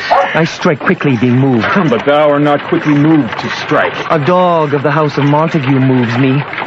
To move is to stir, and to be valiant is to stand. Therefore, if thou art moved, thou runnest away. A dog of that house shall move me to stand. I will take the wall of any man or maid of Montague. The quarrel is between our masters and us. 'Tis all one. I will show myself a tyrant. When I have fought with the men, I will be civil with the maids. I will cut off their heads. The heads of the maids? Aye, the heads of the maids. Or their maiden heads, take in what sense thou wilt. They must take it in sense that feeleth. Me they shall feel I'm able to stand, and 'tis known I am a pretty piece of flesh. Draw thy tool. Here it comes of the house of Montagues. My naked weapon is out. Put it away! Oh, I will back thee. How? Turn thy back and run. Fear me not. No, Mary, I fear thee. Now let us take the law of our sides. Let them begin. I will frown as I pass by, and let them take it as they list. Nay, as they dare. I will bite my thumb at them, which is disgrace to them if they bear it. Do you bite your thumb at us, sir? I do bite my thumb, sir. Do you bite your thumb at us, sir? Is the law of our side if I say aye? No. No, sir. I do not bite my thumb at you, sir, but I bite my thumb, sir. Do you quarrel? Sir? Quarrel, sir. No, sir. But if you do, sir, I am for you. I serve as good a man as you. No better. Well, sir. Say better. Here comes one of my master's kinsmen. Yes, better, sir. You lie. Draw if you be men. Gregory, remember thy washing blow. Fools! Put up your swords. You know not what you do. Art thou drawn amongst these heartless hinds? Turn thee, Benvolio, and look upon thy death. I do but keep the peace. Put up thy sword, or manage it to part these men with me. What? Drawn and talk of peace? I hate the word, as I hate hell, all Montagues, and thee. Have at thee, coward!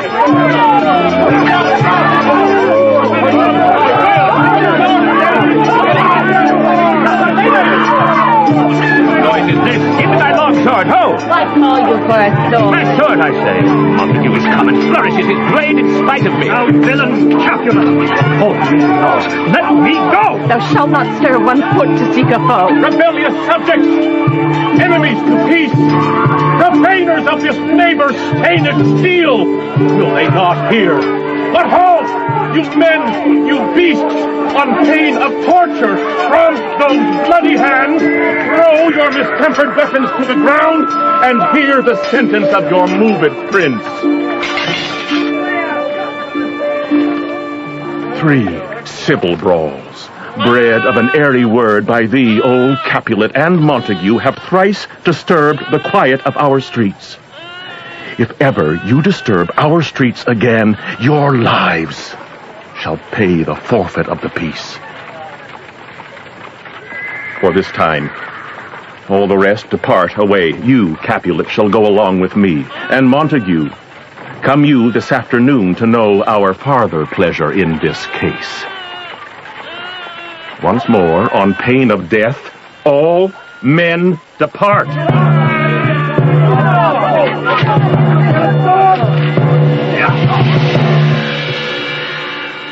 Who set this ancient quarrel knew a broach? Speak, nephew, were you by when it began? Here were the servants of your adversary and yours, close fighting ere I did approach. I drew to part them.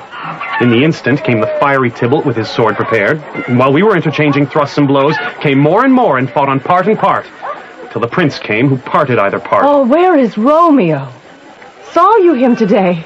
Right glad I am he was not at this fray. Madam, an hour before the worshipped sun peered forth the golden window to the east, a troubled mind drove me to walk abroad, where underneath the grove of sycamore that westward rooteth from the city side, so early walking did I see your son. Towards him I made, but he was ware of me and stole into the covert of the wood. Many a morning hath he there been seen, with tears augmenting the fresh morning's dew, adding to clouds more clouds with his deep sighs. But also soon as the all-cheering sun should in the farthest east begin to draw the shady curtains from Aurora's bed, away from light steals home my heavy son, and private in his chamber pens himself, shuts up his windows, locks fair daylight out, and makes himself an artificial night. Black and portentous must this humor prove, unless good counsel may the cause remove. My noble uncle, do you know the cause? Could we but learn from whence his sorrows grow, we would as willingly give cure as know.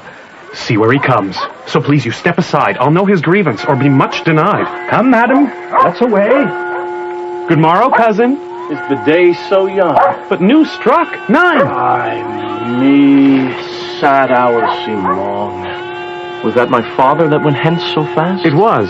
What sadness lengthens Romeo's hours? Not having that which having makes them short. In love. Out. Of love. Out of her favor where I am in love.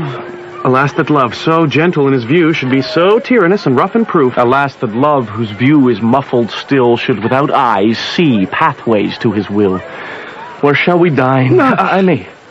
What fray was here? Yet tell me not, for I have heard it all. Here's much to do with hate, but more with love. Why then, oh, sprawling love. Oh, loving hate. Oh, anything of nothing first create.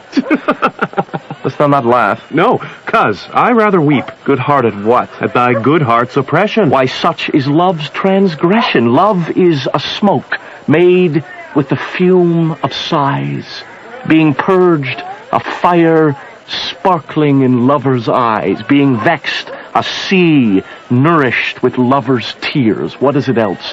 A madness most discreet, a choking gall, and a preserving sweet. Farewell, my cuz. Soft, I will go along, and if you leave me so, you do me wrong. Todd, I have lost myself. I am not here. This is not Romeo. He is some other where. Tell me, in sadness, who is that you love? In sadness, cousin, I do love a woman. I aimed so near when I supposed you loved. A right good markman, and she's fair I love. A right fair mark, fair cuz, as soon as 'tis. Well, in that hit you miss. She'll not be hit with Cupid's arrow. She hath Diane's wit, and in strong proof of chastity well armed. From love's weak childish bow she lives unharmed.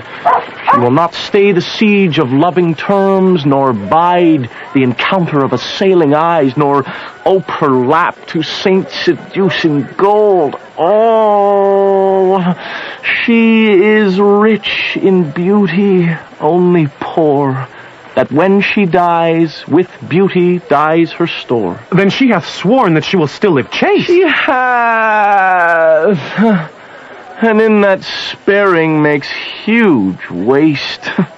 She hath forsworn to love, and in that vow do I live dead that live to tell it now. Be ruled by me. Forget to think of her. Oh, teach me how I should forget to think. By giving liberty unto thine eyes. Examine other beauties. It's a way to call hers exquisite and question more. Show me a mistress that is passing fair. What doth her beauty serve but as a note where I may read who passed that passing fair? Farewell, thou canst not teach me to forget. I'll pay that doctrine, or else die in debt.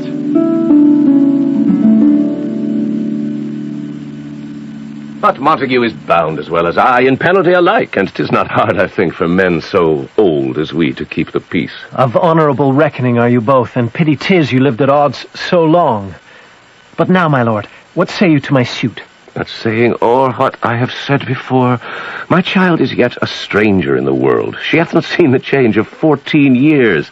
Let 2 more summers wither in their pride, ere we may think her ripe enough to be a bride. A younger than she, our happy mother's maid. And too soon marred are those so early made. Earth hath swallowed all my hopes but she. She's the hopeful lady of my earth. But woo her, gentle Paris, get her heart. My will to her consent is but a part, and she agreed within her scope of choice. Lies my consent and fair according voice. This night I hold an old accustomed fest, whereto I have invited many a guest, such as I love, and you among the store. One more most welcome makes my number more. At my poor house look to behold this night earth-treading stars that make dark heaven light. Such comforts as do lusty young men feel when well-apparelled April on the heel of limping winter treads even such delight. Among fresh female buds shall you this night inherit at my house. Hear all see, and like her most, whose merit most shall be. Come, go with me. Sarah. Aye? Trudge about through fair Verona. Find those persons out whose names are written here, and to them say, my house and welcome on their pleasure stay.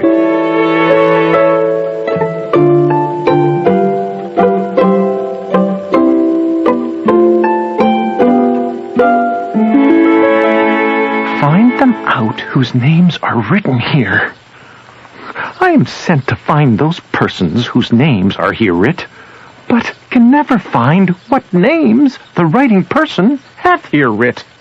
I must to the learned. Tut, man. One fire burns out another's burden. In good time. One pain is lessened by another's anguish. Take thou some new infection of thy eye, and the rank poison of the old will die. Your plantain leaf is excellent for that. For what, I pray thee? For your broken shin. Oh, why, Romeo? Art thou mad? Not mad, but bound more than a madman is. Shut up in prison, kept without my food, whipped and tormented and... Goodeen, good fellow. Goodeen. I pray, sir, can you read? Aye, mine own fortune in my misery. Well, perhaps you have learned it without book. But I pray, can you read anything you see? Aye, if I know the letters and the language. You say honestly, rest you merry. Stay, fellow. I can read. Signor Martino and his wife and daughters, the lady widow of Etrubio, Signor Placentio and his lovely nieces, Mercutio, my fair niece Rosaline, Signor Valencio and his cousin Tybalt, Lucio and the lively Helena, a fair assembly. Whither should they come? Up. Whither, to supper? To our house. To whose house? My master's. Indeed, I should have asked you that before. Now I'll tell you without asking. My master is the great rich Capulet, and if you be not at the house of Montagues, I pray, come and crush a cup of wine. Rest you merry! At this same ancient feast of Capulet sups the fair Rosaline, whom thou so loves, with all the admired beauties of Verona. Go thither, and with unattainted eye compare her face with some that I shall show, and I will make thee think thy swan a crow. One fairer than my love, the all-seeing sun, ne'er saw her match since first the world begun. Tut, you saw her fair, none else being by, herself poised with herself in either eye. But in that crystal scale, let there be weighed your lady's love gainst some other maid that I will show you shining at this feast. And she shall scant show well that now seems best. I'll go along, no such sight to be shown, but to rejoice in splendor of mine own.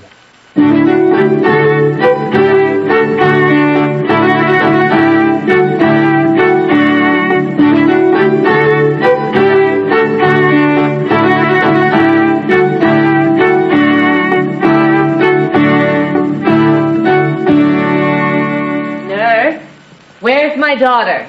Call her forth to me. Now, by my maidenhead at 12-year-old, I bade her come. What lamb, what ladybird, God forbid, where's this girl? What, Juliet? How now, who calls? Your mother. Madam, I am here.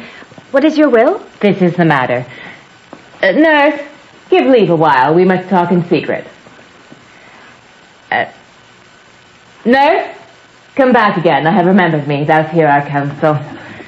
Thou knowest my daughter's of a pretty age. Faith, I can tell her age unto an hour. She's not 14. I'll lay 14 of my teeth, and yet to my teen be it spoken, I have but 4. She's not 14. How long is it now to Lammas tide? Fortnight and odd days. Even or odd. Of all days in the year, come Lammas Eve at night shall she be 14. Susan and she, God rest all Christian souls, were of an age. Well, Susan is with God. She was too good for me. But as I said, on Lammas Eve at night shall she be 14. That shall she.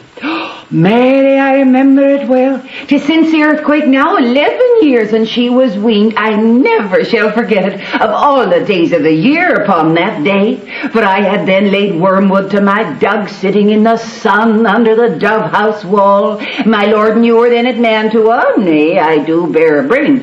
But as I said, when it did taste the wormwood on the nipple of my dug and felt it bitter, pretty fool, to see it tetchy and fall out with the dug. She, quoth the dove house, 'twas no need I drought a bid me trudge. And since that time it is 11 years, for then she could stand high lone. Nay, by the rood, she could have run and waddled all about, for even the day before she broke her brow. And then my husband, God be with his soul, he was a merry man, took up the child. Yea, quoth he, dost thou fall upon thy face? Thou wilt fall backward when thou hast more wit, wilt thou not, Jule? And by my holy dame, the pretty wretch left crying and said, aye. Oh, to see now how a jest should come about. Oh, I warrant I should live 1,000 years, I never should forget it. Wilt thou not, Jule, quoth he, and pretty fool instincted and said, aye. Enough of this. I pray thee, hold thy peace. Yes, madam. Yes, I cannot choose but laugh. To think it should leave crying and say aye, and yet I warrant it had upon its brow a bump as big as a young cockerel's stone. A perilous knock, and it cried bitterly. Yea, quoth my husband, fall'st upon thy face. Thou wilt fall backward when thou comes to age, wilt thou not, June? It fainted and said I. And stint thou too, I pray thee, nurse, say I. A peace I have done. God mark thee to his grace, thou was the prettiest babe that e'er I nursed, and I might live to see thee married once I have my wish. Mary. That Mary's the very theme I came to talk of. Oh. Tell me, daughter Juliet, how stands your dispositions to be married? It is an honor that I dream not of. An honor! Were not I thine only nurse, I would say thou hadst sucked wisdom from thy teat. Well, think of marriage now. Younger than you here in Verona, ladies of esteem are made already mothers. Oh, by my count, I was your mother much upon these years that you are now a maid. Thus then, in brief, the valiant Paris seeks you for his love. A man, young lady, such a man as all the world. Why, he's a man of wax. Verona's summer hath not such a flower. Nay, he's a flower, in faith, a very flower. What say you? Can you love the gentleman?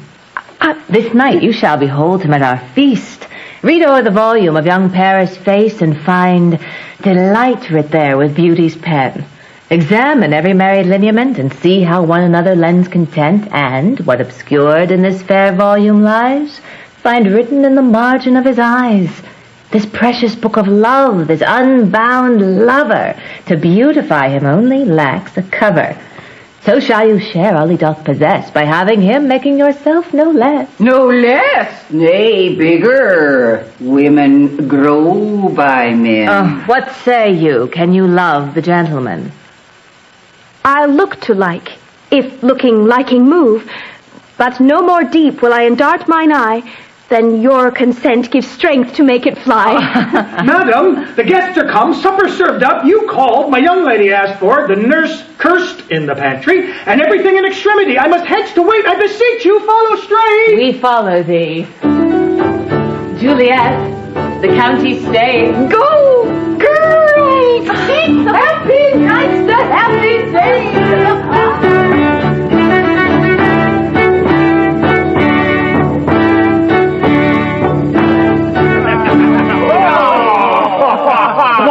Shall this speech be spoke for our excuse, or shall we on without apology? The date is out of such prolixity, but let them measure us by what they will. We'll measure them a measure, and be gone! Give me a torch. I am not for this ambling. Being but heavy, I will bear the light. Nay, gentle Romeo, we must have you dance. Not I, believe me. You have dancing shoes with nimble soles. I have a soul of lead, so stakes me to the ground I cannot move. You are a lover.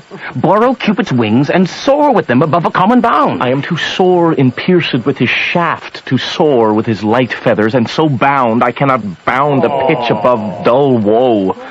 Under love's heavy burden do I sink. And to sink in it, should you burden love, too great oppression for a tender thing. Is love a tender thing? It is too rough, too rude, too boisterous, and it pricks like thorns. If love be rough with you, be rough with love. Prick love for pricking, and you beat love down. Give me a case to put my visage in. A visor for a visor. What care I what curious eye doth quote deformities? Here are the beetle brows shall blush for me. Come, knock and enter, and no sooner in, but every man betake him to his legs. A torch for me. Let wantons light of heart tickle the senseless rushes with their heels. I'll be a candle holder and look on. If thou art dumb, we'll draw thee from the mire of, save your reverence, love, wherein thou stickst up to the ears. Come, we burn daylight. Oh! Nay, that's not so. I mean, sir, in delay we waste our lights in vain. Light lights by day? Take our good meaning. For our judgment sits 5 times in that, ere once in our 5 wits. And we mean well in going to this mask, or 'tis no wit to go. Why, may one ask? I dreamt a dream tonight. And so did I. Well, what was yours? That dreamers often lie. In bed asleep while they do dream things true. Oh. Then I see. Queen Mab hath been with you. Queen Mab? What's she? She is the fairy's midwife. And she comes in shape no bigger than an agate stone on the forefinger of an alderman, drawn with a team of little atomy over men's noses as they lie asleep. Her chariot is an empty hazelnut, made by the joiner's squirrel or old grub, time out of mind at the ferry's coachmakers. Her wagon spokes, made of long spinners' legs, the cover of the wings of grasshoppers, her traces of the smallest spider web, her collars of the moonshine's watery beams, her whip of cricket's bone, the lash of film, her wagoner, a small gray-coated gnat not half so big as a round little worm pricked from the lazy finger of a maid. And in this state she gallops night by night through lovers' brains, and then they dream of love. Or courtiers' knees that dream on curtsies straight, or lawyers' fingers who straight dream on fees, or ladies' lips who straight on kisses dream, which oft the angry mab with blisters plagues, because their breasts with sweetmeats tainted are. Sometimes she gallops on a courtier's nose, then dreams he of smelling out a suit. Sometime comes she with a tide pig's tail, tickling a parson's nose as he lies asleep, then dreams he of another benefice. Sometime she driveth o'er a soldier's neck, and then dreams he of cutting foreign throats, of breaches, ambuscados, Spanish blades, of healths 5 fathoms deep, and then anon drums in his ear, at which he starts and wakes, and being thus frighted swears a prayer or two and then sleeps again. This is the very mab that plaits the manes of horses in the night and bakes the elf locks in foul, sluttish hairs which once untangled much misfortune bodes. This is the hag, when maids lie on their backs, that presses them and learns them first to bear, making them women of good carriage. This is she. Peace, Mercutio, peace. Thou talk'st of nothing. True.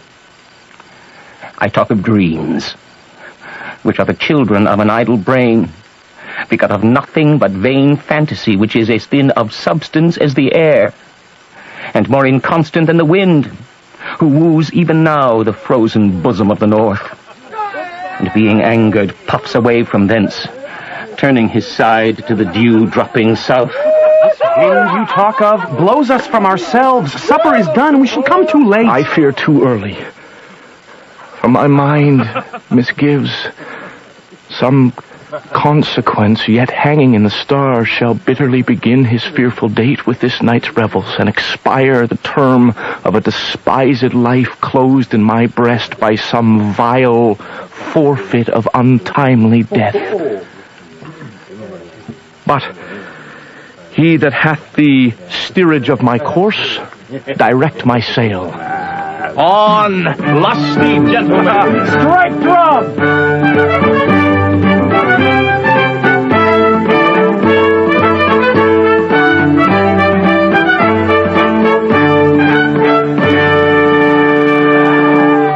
Gentlemen, ladies that have their toes unplagued with corns will walk about with you. My mistresses, which of you all will now deny to dance? She that makes dainty, she, I'll swear, hath corns. Am I come near you now?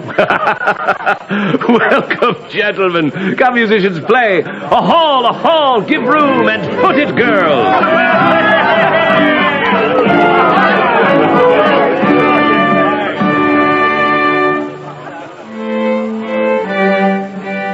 What lady's that which doth enrich the hand of yonder knight? I know not, sir. Oh, she doth teach the torches to burn bright. It seems she hangs upon the cheek of night as a rich jewel in an Ethiop's ear. Beauty too rich for use, for earth too dear. So shows a snowy dove trooping with crows as yonder lady o'er her fellow shows. The measure done, I'll watch her place of stand, and touching hers make blessed my rude hand. Did my heart love till now, forswear its sight, for I ne'er saw true beauty till this night. This, by his voice, should be a Montague. Fetch me my rapier, boy. What? Dares the slave come hither, covered with an antic face, to fleer and scorn at our solemnity? Now by the stock and honor of my kin, to strike him dead, I hold it not a sin. Why, how now, kinsman, wherefore storm you so? Uncle, this is a Montague, our foe. A villain that is hither come in spite to scorn at our solemnity this night. Young Romeo, is it? 'Tis he, that villain Romeo. Content thee, gentle coz, let him alone. It bears him like a portly gentleman, and to say truth, Verona brags of him to be a virtuous and well-governed youth. I would not for the wealth of all this town here in my house do him disparagement. Therefore be patient, take no note of him. It is my will, the which if thou respect, show a fair presence and put off these frowns, an ill-beseeming semblance for a fest. It fits when such a villain is a guest. I'll not endure him. Shall be endured? What good that boy? I say he shall go to. Am I the master here, or you? Go to! You'll not endure it. I shall mend my soul. You'll make a mutiny among my guests. You will set cock a hoop. You'll be the man. Why, uncle, 'tis a shame. Go to, you are a saucy boy. Is't so indeed? This trick may chance to scathe you, I know. What? Well said, my hearts. You are a princox. Go, be quiet. Or more light, for shame. I'll make you quiet. What? Cheerily, my hearts. I will withdraw, but this intrusion shall, now seeming sweet, convert to bitterest gall.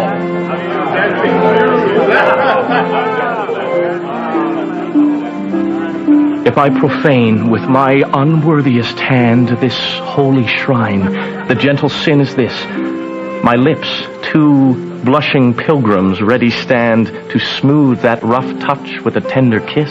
Good pilgrim, you do wrong your hand too much, which mannerly devotion shows in this. For saints have hands that pilgrims' hands do touch, and palm to palm is holy palmer's kiss. Have not saints lips, and holy palmers too? Aye, pilgrim lips that they must use in prayer. Oh, then, dear saint, let lips do what hands do. They pray. Grant thou lest faith turn to despair. Saints do not move, though grant for prayer's sake. Then move not, while my prayer's effect I take. Thus, from my lips, by thine, my sin is purged. Then have my lips the sin that they have took? Sin from my lips? Oh, trespass sweetly urged. Give me my sin again. You kiss by the book. Madam, your mother craves a word with you. What is her mother? Mary Batchelor. Her mother is a lady of the house, and a good lady, and a wise and virtuous. I nursed her daughter that you talked with all. I tell you, he that can lay hold of her shall have the chinks. Is she a Capulet? Oh, dear account, my life is my foe's debt. Away, be gone. The sport is at the best. Aye, so I fear the more is my unrest. Nay, gentlemen, prepare not to be gone. We have a trifling foolish banquet to ward. Is it e'en so? Why, then I thank you all. I thank you, honest gentlemen. Good night. More torches here. Come on, then, let's to bed. Ah, sirrah, by my fay, it waxes late. I'll to my rest. Come hither, nurse. What is yond gentleman? The son and heir of old Tiberio. What's he that now is going out of door? Mary, that I think be young Petruchio. What's he that follows here that would not dance? I know not. Go ask his name. If he be married, my grave is like to be my wedding bed. His name is Romeo, and a Montague, the only son of your great enemy. My only love, sprung from my only hate. Too early seen, unknown, and known too late. What's this? What's this? A rhyme I learned even now of when I danced with all. Anon, anon. Come, let's away, the strangers all are gone.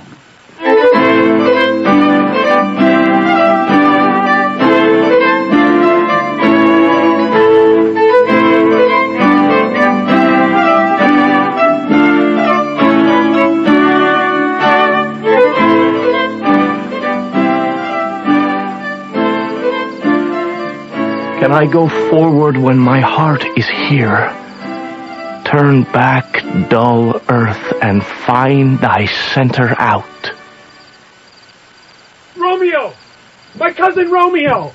Romeo? He is wise, and on my life hath stolen him home to bed. He ran this way and leapt this orchard wall. Call, good Mercutio.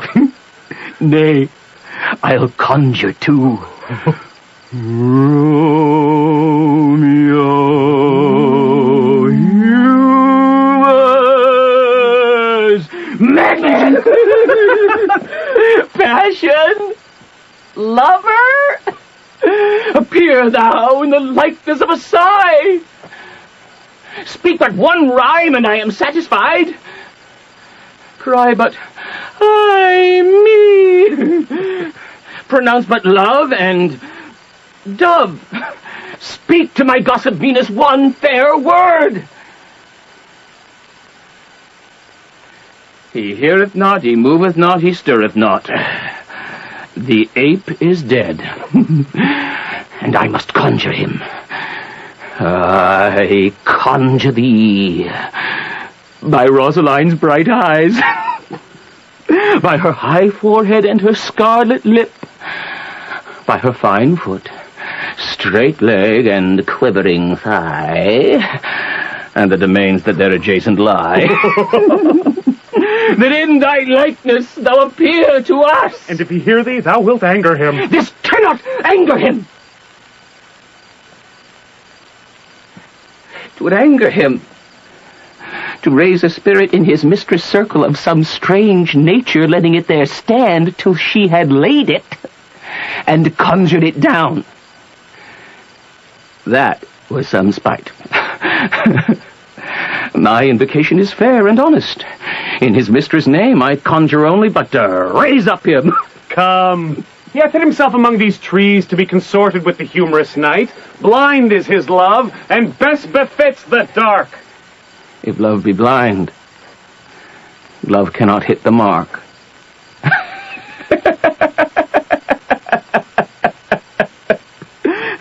Now will he sit under a medlar tree and wish his mistress with that kind of fruit as maids call medlars when they laugh alone.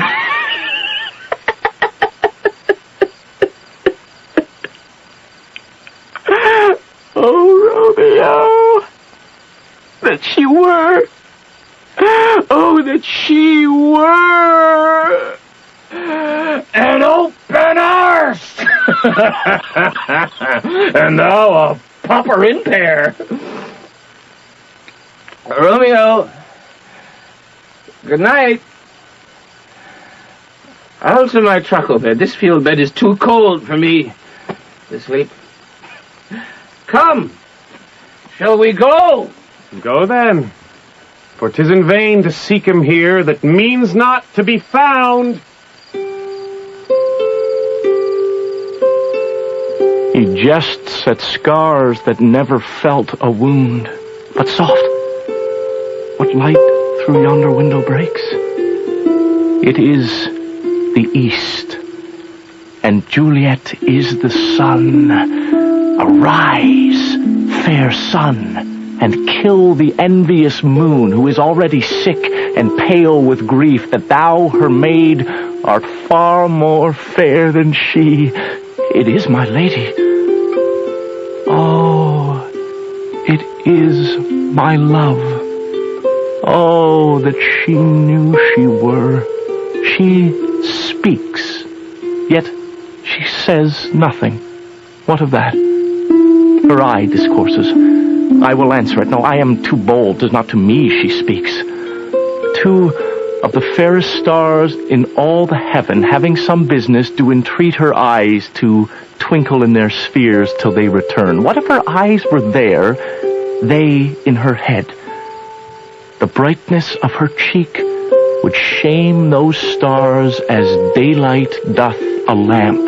Her eyes in heaven would through the airy region stream so bright that birds would sing and think it were not night. See how she leans her cheek upon her hand. Oh, that I were a glove upon that hand, that I might touch that cheek. Ay me. She speaks. Oh, speak again. again, bright angel. For thou art as glorious to this night being o'er my head, as is a winged messenger of heaven unto the white upturned wondering eyes of mortals that fall back to gaze upon him as he bestrides the lazy puffing clouds and sails upon the bosom of the air. Oh, Romeo, Romeo, wherefore art thou Romeo? Deny thy father, and refuse thy name, or if thou wilt not, be but sworn my love, and I'll no longer be a Capulet.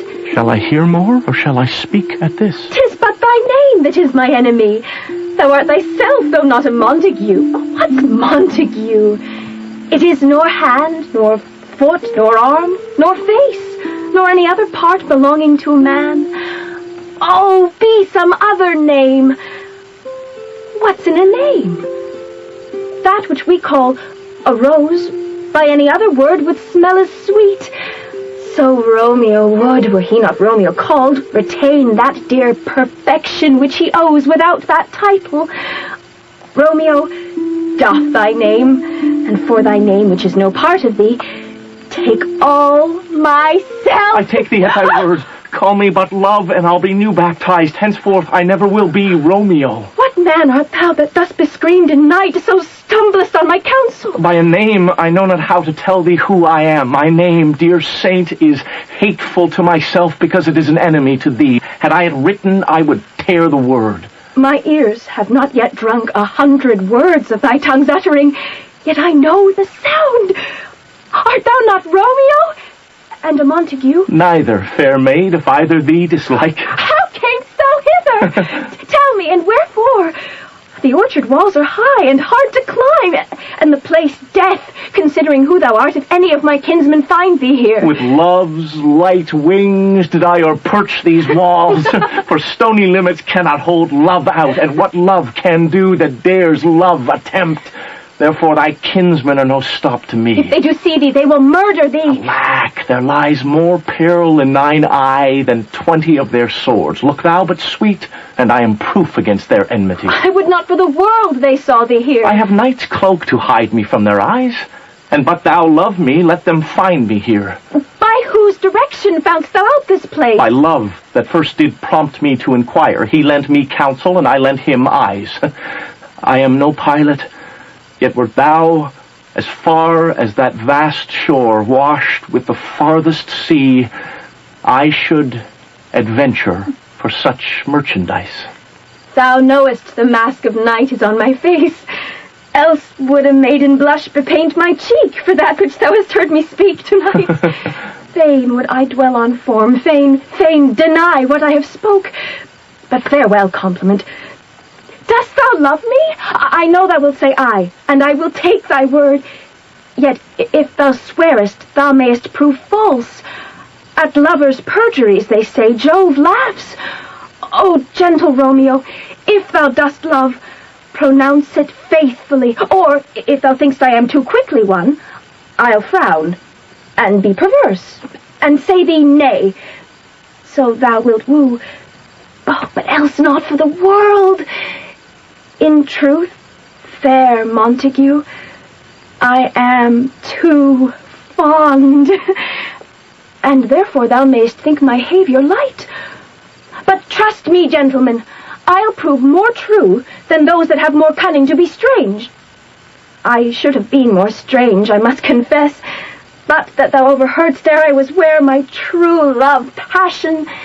Therefore pardon me, and do not impute this yielding to light love, which the dark night hath so discovered. Lady, by yonder blessed moon I vow that tips with silver all these fruit tree tops. Oh, swear not by the moon, the inconstant moon that monthly changes in her circled orb, lest that thy love prove likewise variable. What shall I swear by? Do not swear at all. Or, if thou wilt, swear by thy gracious self, which is the god of my idolatry, and I'll believe thee. If my heart's dear love... Well, do not swear. Although I joy in thee, I have no joy of this contract tonight. It is too rash, too unadvised, too sudden, too like the lightning, which doth cease to be ere one can say, it lightens. Sweet, Good night. This bud of love, by summer's ripening breath, may prove a beauteous flower when next we meet. Good night, good night. As sweet repose and rest come to thy heart as that within my breast. Oh, wilt thou leave me so unsatisfied? What satisfaction canst thou have tonight? The exchange of thy love's faithful vow for mine. I gave thee mine before thou didst request it. And yet I would it were to give again. Wouldst thou withdraw it? For what purpose, love? But to be frank and give it thee again. Yet I wish but for the thing I have. My bounty is as boundless as the sea, my love as deep. The more I give to thee, the more I have, for both are infinite. I hear some noise within. Dear love, adieu. Juliet! Anon, good nurse! Sweet Montague, be true. Stay but a little. I will come again. Oh, blessed, blessed night. I am afraid, being in night, all this is but a dream. Too flattering sweet to be substantial. 3 words, dear Romeo, and good night indeed. If that thy bent of love be honorable, thy purpose marriage, send me word tomorrow by one that I'll procure to come to thee, where and what time thou wilt perform the rite. And all my fortunes at thy foot I'll lay, and follow thee, my lord, throughout the world. I come anon, but if thou meanest not well, I do beseech thee. Madam! By and by I come, to cease thy strife and leave me to my grief. Tomorrow will I send. So thrive my soul. 1,000 times good night. 1,000 times the worse to want thy light. Love goes toward love, as schoolboys from their books, but love from love toward school with heavy looks. Romeo? Hist. Oh, for a falconer's voice to lure this tassel gentle back again. Bondage is hoarse and may not speak aloud. Else would I tear the cave where echo lies, and make her airy tongue more hoarse than mine, with repetition of my Romeo's name. It is my soul that calls upon my name. How silver sweet sound lovers' tongues by night, like softest music to attending ears. Romeo? My love. Oh, what o'clock tomorrow shall I send to thee? By the hour of 9. I will not fail. 'Tis 20 years till then. I have forgot why I did call thee back. Well, let me stand here till thou remember it. I shall forget, to have thee still stand there, remembering how I love thy company. And I'll still stay to have thee still forget. Forgetting any other home but this. 'Tis almost morning. I would have thee gone, and yet no farther than a wanton's bird, that lets it hop a little from his hand, like a poor prisoner in his twisted gyves, and with a silken thread plucks it back again, so loving jealous of his liberty. I would I were thy bird. Sweet, so would I. Yet I should kill thee with much cherishing. Good night. Good night. Parting is such sweet sorrow that I shall say good night till it be morrow. Sleep dwell upon thine eyes, peace in thy breast. Would I were sleep and peace, so sweet to rest. The gray-eyed morn smiles upon the frowning night, checkering the eastern clouds with streaks of light. Hence will I to my ghostly father's close cell, his help to crave and my dear hap to tell.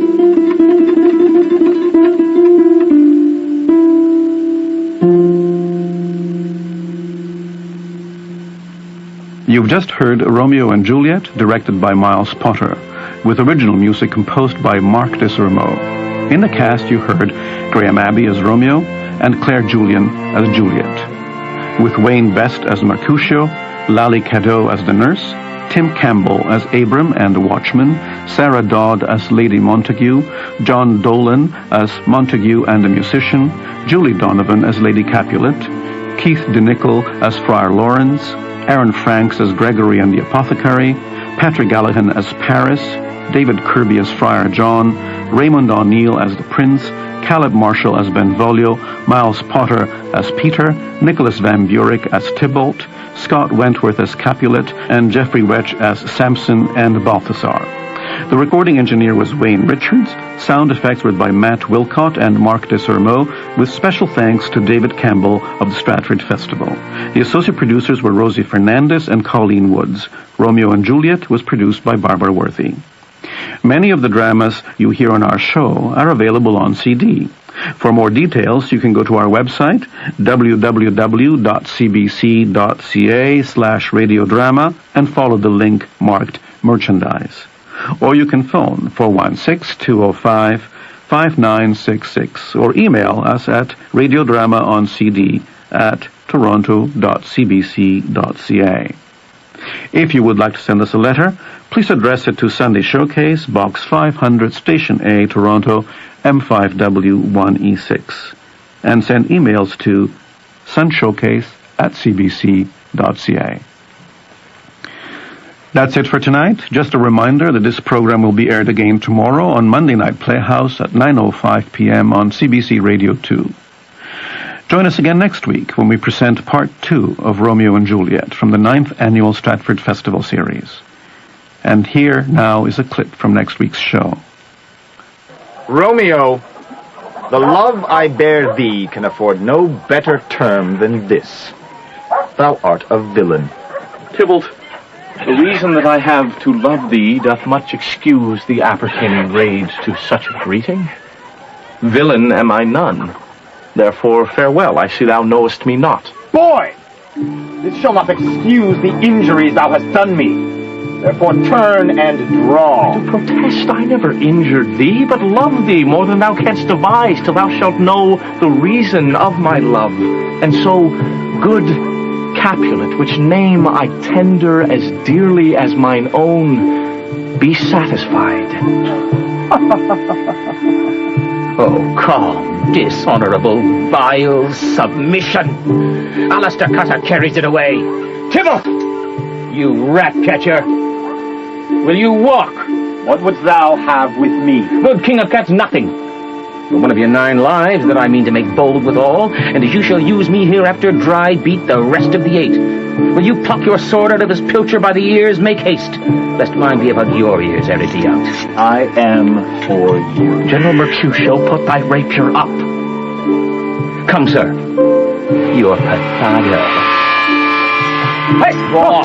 Men boldly will beat down their weapons. Gentlemen, for shame, forbear. The Prince Expector has forbid this band being in Verona streets. Hold! Mercutio!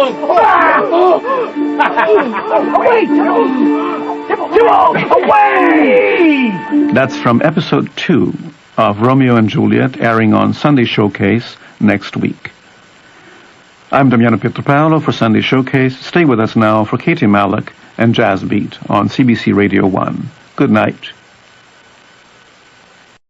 Hello and welcome to Sunday Showcase. I am Damiano Pietropaolo, and it is my pleasure to welcome once again Richard Monette, the Artistic Director of the Stratford Festival of Canada. Hello, Richard. Good evening, Damiano. Well, here we are in our 7th week of this wonderful summer Stratford Festival series, and tonight we have Act 2 of Romeo and Juliet, building towards the climax of this wonderful love story, perhaps the greatest love story ever written. Wouldn't you agree? Yes, I would. One of the things that makes this production wonderful is the music by composer Mark Desormeaux, a very evocative score. How much do you think the music affects the performances? Well, I think it's a very important element in a Shakespeare production, because Shakespeare has so much music and so much talk about music in his plays. So in your rehearsals, when would the music be introduced? Well, the music is introduced quite late, actually, because you have to see the production unfold before you can really write the music. You write bits, but you don't know how long the scene changes are going to be. They have to be timed, and you can't do that unless the whole production's ready to go. So it's introduced quite late in the process, and it's very skilled work because not everybody can compose for the theater, because you have to compose in such a way that if the scene change suddenly goes from 16 seconds to 8 seconds, you have to cut the music off, and it's quite complex sometimes. You have quite a long rehearsal process, don't you? Yes, I believe they began rehearsing Romeo and Juliet in mid-February, and the opening night was the last week in May. But they don't rehearse this every day. They're rehearsing 2 other plays, usually, the actors. So they rehearse Romeo and Juliet every 2 days a week. So when the time comes to meet an audience, how ready are they? I think they're very ready.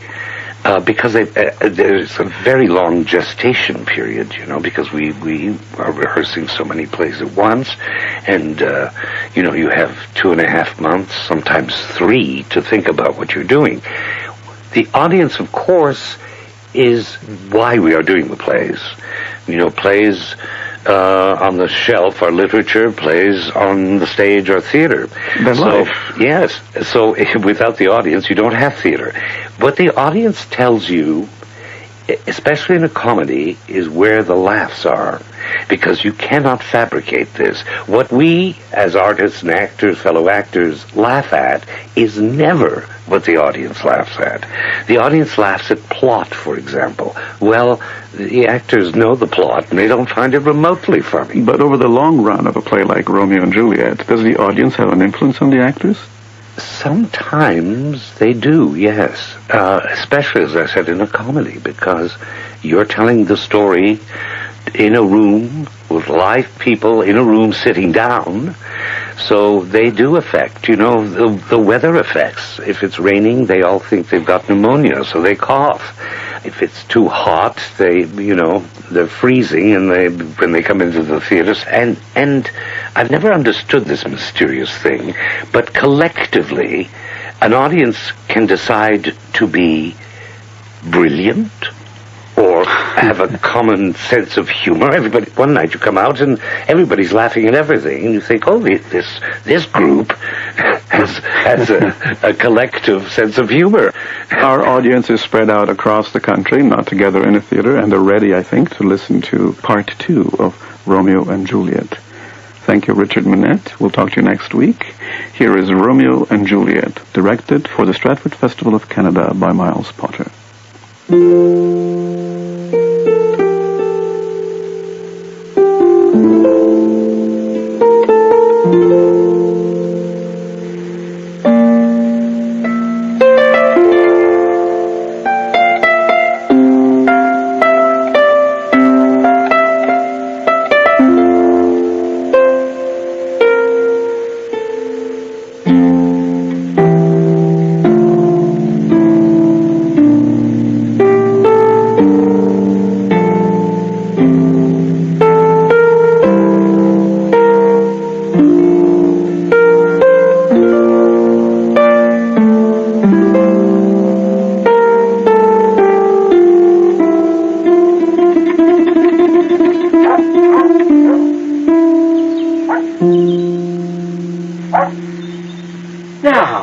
The sun advances burning eye, the day to cheer, and night's dank dew to dry.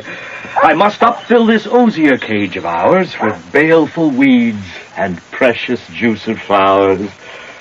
Oh, mighty is the powerful grace that lies in plants, herbs, stones in their true qualities. For not so vile that on the earth doth live, but to the earth some special good doth give. Nor aught so good but strained from that fair use revolts from true birth, stumbling on abuse. Virtue itself turns vice, being misapplied, and vice sometimes by action dignified. Within the infant rind of this weak flower, poison hath residence, and medicine power. For this, being smelt, with that part cheers each part, being tasted, stays all senses with the heart. Two such opposed kings encamp them still in man as well as herbs, grace and rude will. And where the worser is predominant, full soon the canker death eats up that plant. Good morrow, father. Benedicite, what early tongue so sweet saluteth me? Young son, it argues a distempered head so soon to bid good morrow to thy bed. Therefore thy earliness doth me assure thou art uproused with some distemperature.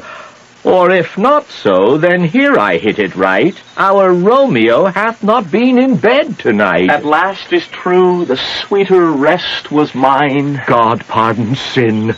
Wast thou with Rosaline? With Rosaline? My ghostly father, no. I have forgot that name and that name's woe. That's my good son. But where hast thou been, then? I'll tell thee ere thou ask it me again. I have been feasting with mine enemy, where on a sudden one hath wounded me that's by me wounded. Both our remedies within thy help and holy physic lie. Be plain, good son, and homely in thy drift.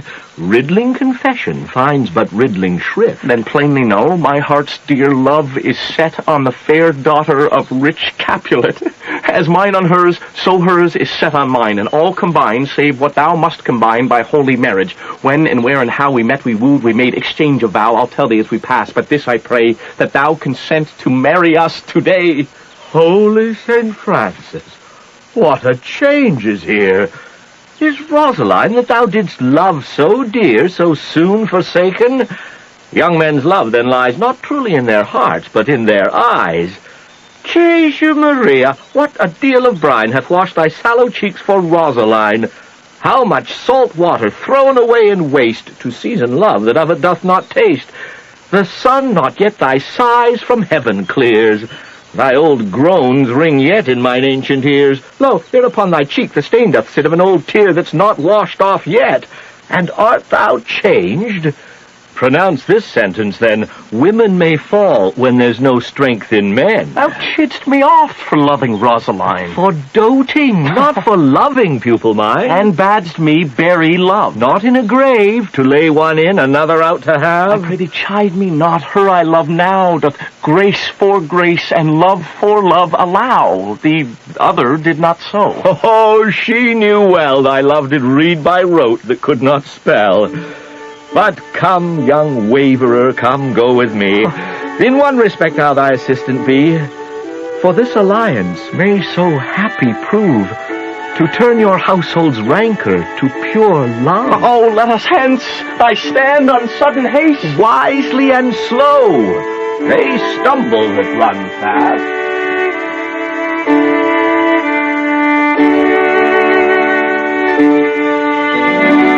Where the devil should this Romeo be? Came he not home tonight? Not to his father's. I spoke with his man. Why, that same pale, hard-hearted wench. That Rosaline torments him so that he will sure run mad. Tybalt, the kinsman to old Capulet, hath sent a letter to his father's house. A challenge on my life. Romeo will answer it. Any man that can write may answer a letter. Nay, he will answer the letter's master how he dares being dare. Alas, poor Romeo, he is already dead. Huh? Stabbed. With a white wench's black eye, run through the ear with a love song, the very pin of his heart cleft with a blind bow-boy's butt shaft. And he is a man to encounter Tybalt? Why? What is Tybalt? More than Prince of Cats. Oh, he is the courageous captain of compliments. He fights as you sing prick song, keeps time, distance, and proportion. Rest him his minim rest. 1, 2, blah! And that third in your bosom, the very butcher of a silk button, a duelist, a gentleman of the very first house, of the first and second cause. Ah, the immortal passado, the ponto diverso, the hey! The what? The pox of such antic, lisping, affecting phantasms, these new tuners of accent. By Jesu, a very good blade, a very tall man, a very good whore. Why is not this a lamentable thing, grandsire, that we should be thus afflicted with these strange flies, these fashion mongers, these pound-on-me's, who stand so much in the new form that they cannot sit at ease on the old bench? Oh, their bones, their bones. Here comes Romeo. Here comes Romeo! Without his roe like a dried herring. Oh, flesh, how art thou fishified? Signor Romeo, bonjour! There's a French salutation for your French slop. You gave us the cut of it fairly last night. Good morrow to you both. What counterfeit did I give you? The slip, sir, the slip. Can you not conceive? Pardon, good Mercutio, my business was great, and in such a case as mine, a man may strain courtesy. That's as much as to say, such a case as yours constrains a man to bow in the ham. Meaning to courtesy. Thou hast most kindly hit it. A most courteous exposition? Nay, I am the very pink of courtesy. Pink for flower? Right. Why, then is my pump well flowered? Sure, wit. Follow me this jest now, till thou hast worn out thy pump, that when the single soul of it is worn, the jest may remain after the wearing solely singular. Oh, single soul jest solely singular for the singleness. Come between us, good Benvolio, my wit's face. Switch and spurs, and I'll cry a man. Nay, about which run the wild goose chase I have done. For thou hast more of the wild goose in one of thy wits than I am sure I have in my whole five. Was I with you there for the goose? Oh, thou was never with me for anything when thou was not there for the goose. Oh, is not this better than groaning for love? Now art thou sociable, now art thou Romeo. Now art thou what thou art, by art as well as by nature. For this dribbling love is like a great natural that runs lolling up and down to hide his bauble in a hole. Stop there! Thou desirest me to stop in my tail against the hair? Thou wouldst else have made thy tail large. Oh, thou art deceived. I would have made it short, for I was come to the whole depth of my tail, and meant indeed to occupy the argument no longer. Here's goodly gear. A sail! Two, a shirt and a smock. On my fan, Peter. Good Peter to hide her face, for her fan's the fairer face. God ye good morrow, gentlemen. God ye good e'en, fair gentlewoman. Is it good e'en? 'Tis no less, I tell ye. For the body hand of the dial is now upon the prick of noon. How are you? What a man are you? One gentlewoman that God hath made himself to mar. Oh, by my troth, it is well said. For himself to mar, quotha. Gentlemen, can any of you tell me where I may find the young Romeo? I can tell you, but young Romeo will be older when you have found him than he was when you sought him. I am the youngest of that name for fault of a worse. You say well. Is the worst well? Very well, took ye faith. Wisely. If you be he, sir, I desire some confidence with you. She will indict him to some supper. Aboard! So, how? What hast thou found? No hair, sir! Unless a hair, sir, and a Lenten pie. It is something stale and horrid it is. Oh, Romeo, will you come to your father's? We'll to dinner thither. I will follow you. Farewell, ancient lady. Farewell, lady, and old hair horn. And an old hair horn is very good meat for legs. But a hair that is horse. I pray you, sir, what saucy merchant was this that was so full of his ropery? A gentleman nurse that loves to hear himself talk, and will speak more in a minute than he will stand to in a month. And speak anything against me, I'll take him down, and I were lustier than he is, and 20 such jacks. And if I cannot, I'll find those that shall. Scurvy knave! I am none of his flirt gills, I am none of his skeins mates. Oh, now afore God, I am so vexed that every part about me quivers. Scurvy knave! I pray you, sir, a word. And as I told you, my young lady bid me inquire you out. What she bid me say, I will keep to myself. But first, let me tell you, if you should lead her in a fool's paradise, as they say, it were a very gross kind of behavior, as they say, for the gentlewoman is young, and therefore, if you should deal double with her, truly it were an ill thing to be offered to any gentlewoman, and very weak dealing. Nurse, commend me to thy lady and mistress, I protest unto thee. Good heart! And in faith I will tell her as much. Lord, she will be a joyful woman. What wilt thou tell her, nurse? Thou dost not mark me. I will tell her, sir, that you do protest, which, as I take it, is a gentlemanlike offer. Bid her devise some means to come to Shrift this afternoon, and there shall she, at Friar Lawrence' cell, be shrived and married. Oh, here is for thy pains. No, truly, sir, not a penny. Go to, I say you shall. This afternoon, sir? Well, she shall be there. And stay, good nurse, behind the abbey wall. Within this hour, my man shall be with thee and bring thee cords made like a tackled stair, which to the high, to gallant of my joy, must be my convoy in the secret night. Farewell, be trusty, and I'll quit thy pains. Farewell. Commend me to thy mistress. Now, God in heaven bless thee. Hark you, sir. What sayest thou, my dear nurse? Is your man secret? Did you ne'er hear say two may keep counsel, putting one away? I warrant thee my man's as true as steel. Well, sir, my mistress is the sweetest lady. Lord, when 'twas a little prating thing. Oh, there is a nobleman in town, one Paris, that would fain lay knife aboard, but she, good soul, had as lief see a toad, a very toad, to see him. I anger her sometimes and tell her that Paris is the proper man, but I'll warrant you, when I say so, she looks as pale as any clout in the versal world. Commend me to thy lady. Aye, 1,000 times.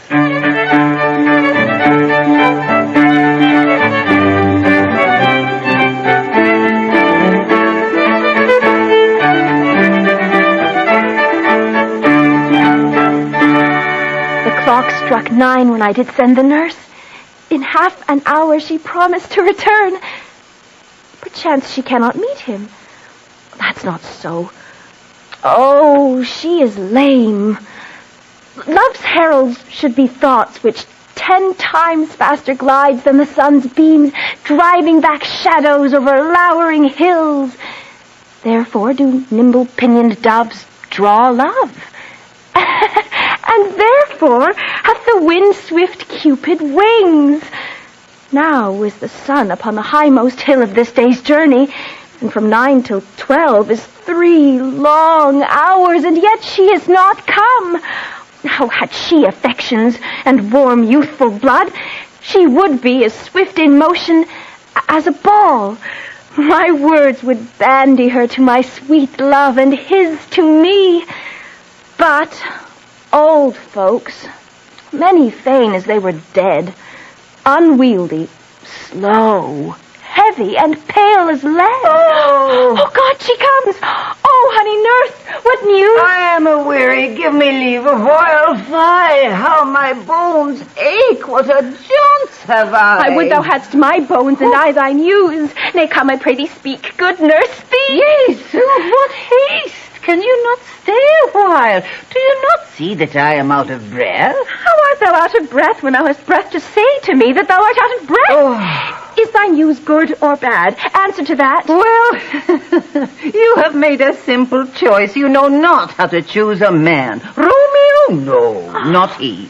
Though his face be better than any man's, yet his leg excels all men's. And for a hand and a foot and a body, though they be not to be talked on, yet they are past compare. He is not the flower of courtesy, but I'll warrant him as gentle as a lamb. Go thy ways, wench, serve God. What, have you dined at home? No, but all this did I know before. Come, what says he of our marriage? What of that? Lord, how my head aches. What a head have I. It beats as it would fall in 20 pieces. My back. Go t'other side.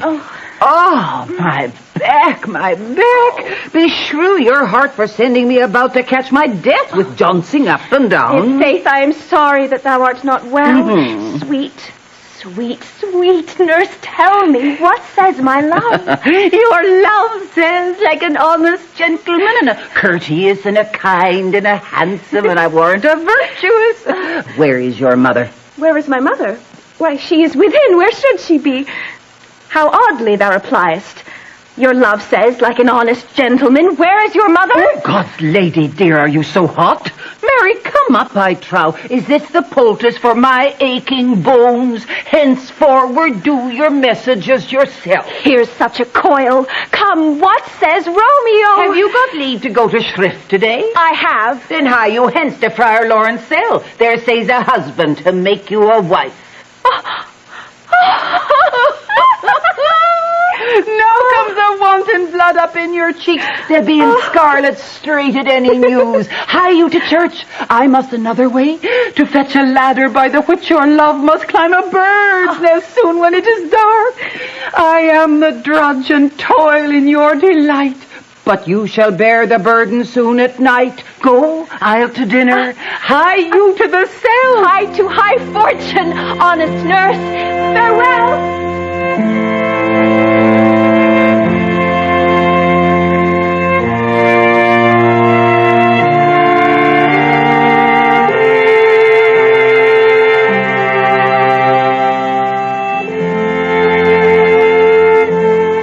So smile the heavens upon this holy act, that after hours with sorrow chide us not. Amen. Amen. But come what sorrow can, it cannot countervail the exchange of joy that one short minute gives me in her sight. Do thou but close our hands with holy words, then love devouring death do what he dare.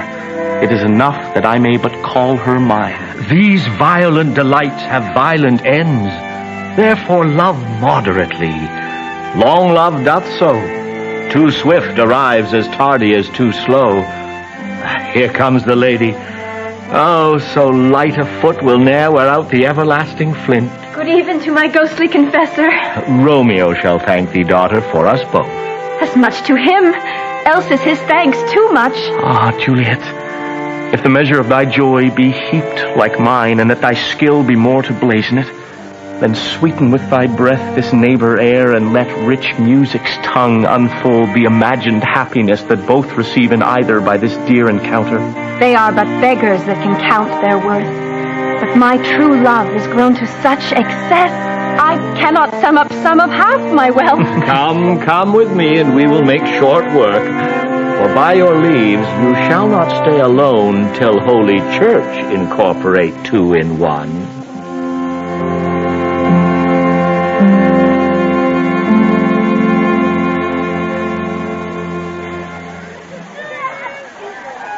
I pray thee, good Mercutio, let's retire. The day is hot. The capels are abroad, and if we meet, we shall not escape a brawl. For now these hot days is the mad blood stirring.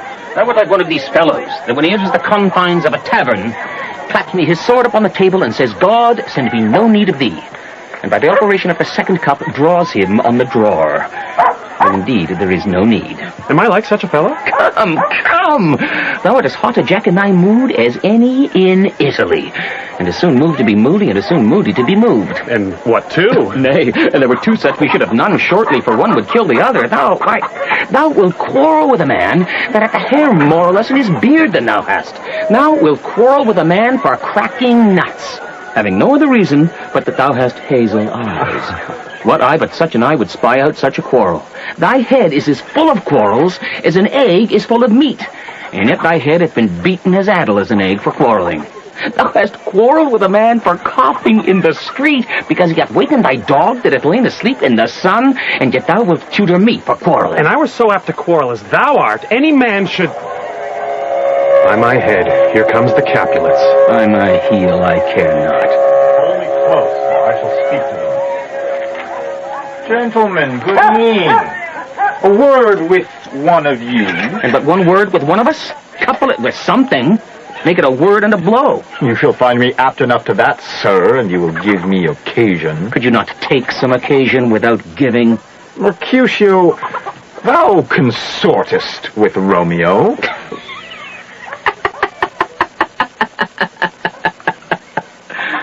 Consort? What? Dost thou make us minstrels?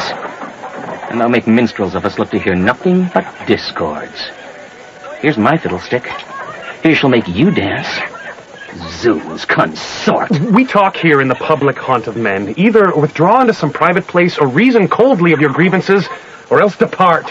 Here all eyes gaze on us. Men's eyes were made to look, and let them gaze. I will not budge for no man's pleasure, I. Well, peace be with you, sir. Here comes my man. And I'll be hanged, sir, if he wears your livery. Romeo, the love I bear thee can afford no better term than this. Thou art a villain. Tybalt, The reason that I have to love thee doth much excuse the appertaining rage to such a greeting. Villain am I none. Therefore, farewell, I see thou knowest me not. Boy! This shall not excuse the injuries thou hast done me. Therefore turn and draw. To protest I never injured thee, but love thee more than thou canst devise, till thou shalt know the reason of my love. And so, good Capulet, which name I tender as dearly as mine own, be satisfied. Oh, calm, dishonorable, vile submission. Alistair Cutter carries it away. Tybalt! You rat catcher! Will you walk? What wouldst thou have with me? Good King of Cats, nothing. But one of your 9 lives that I mean to make bold withal, and as you shall use me hereafter, dry beat the rest of the 8. Will you pluck your sword out of his pilcher by the ears? Make haste, lest mine be about your ears ere it be out. I am for you. General Mercutio, put thy rapier up. Come, sir. You're pathetic. Hey! Draw! Then Romeo beat down their weapons. Gentlemen, for shame, forbear. The prince expected us to forbid this banding in Verona's streets. Mercutio! Hold! Mercutio! Wait! Away! I am hurt. Plague of both your houses, I am sped. Is he gone and hath nothing? What? Art thou hurt? Yeah, a scratch. Mary, 'tis enough. Where's my page? Go, villain. Fetch a surgeon. Courage, man. The hurt cannot be much. No, 'tis not so deep as a well, nor so wide as a church door, but 'tis enough 'twill serve. And look for me tomorrow, and you shall find me a grave man. I am peppered, I warrant, for this world. A plague of both your houses.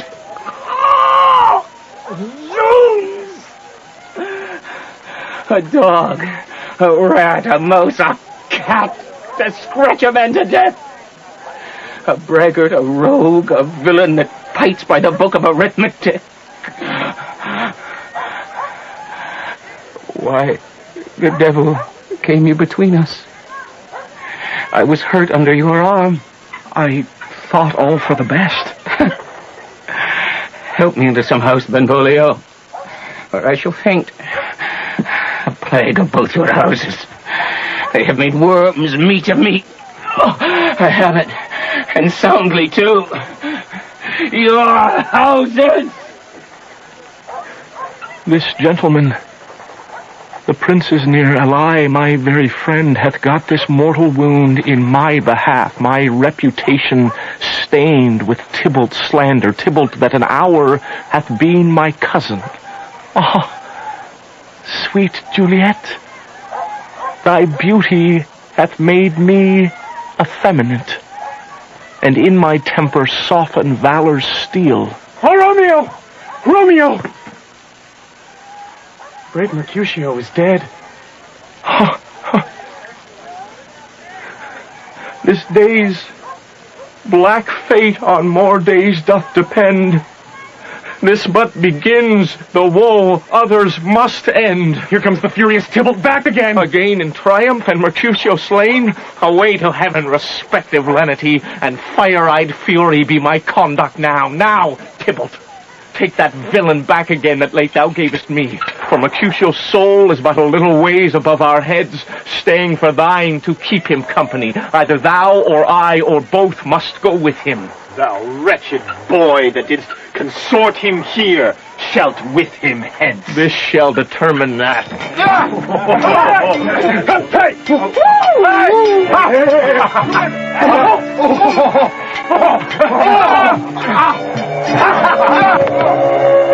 Romeo, away!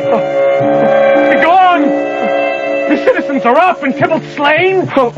Stand not amazed. The prince will doom thee death if thou art taken. Oh, I am fortune's fool. Why dost thou stay? Hence! Begone away! Where are the vile beginners of this fray? O noble prince, I can discover all the unlucky manage of this fatal brawl. There lies the man, slain by young Romeo, that slew thy kinsman, brave Mercutio. Tybalt, my cousin, oh, my brother's child, oh, prince, oh, husband, oh, the blood is spilled of my dear kinsman. Prince, as thou art true, for blood of ours, shed blood of Montague. Oh, cousin. Benvolio, who began this bloody fray? Tybalt, here slain, whom Romeo's hand did slay. He is a kinsman to the Montague. Affection makes him false. He speaks not true. Some 20 of them fought in this black strife, and all those 20 could but kill one life. I beg for justice, which thou, prince, must give. Romeo slew Tybalt. Romeo must not live. Romeo slew him, he slew Mercutio. Who now the price of his dear blood doth owe? Not Romeo, prince. He was Mercutio's friend.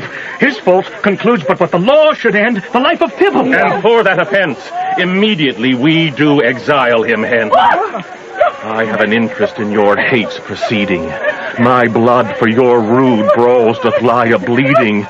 But I'll amorce you with so strong a fine that you shall all repent the loss of mine. I will be deaf to pleading and excuses. Nor tears nor prayers shall purchase out abuses, therefore use none. Let Romeo hence in haste, else, when he is found, that hour is his last. Bear hence these bodies and attend our will. Mercy but murders, pardoning those that kill.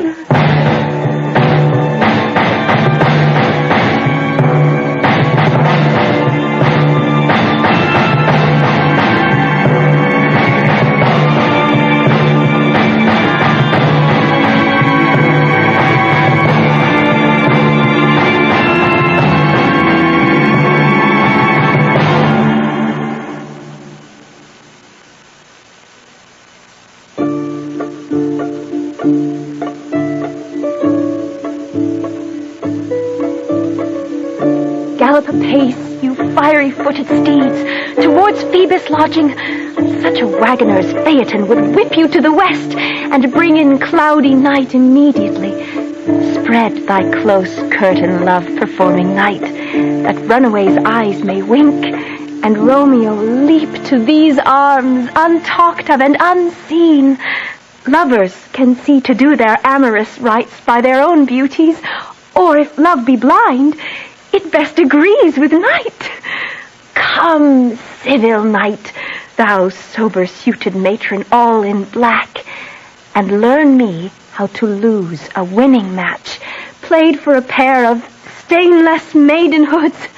Hood my unmanned blood, bating in my cheeks with thy black mantle, till strange love grow bold, think true love acted simple modesty. Come, night, come, Romeo, come thou, day in night, for thou wilt lie upon the wings of night, whiter than new snow upon a raven's back.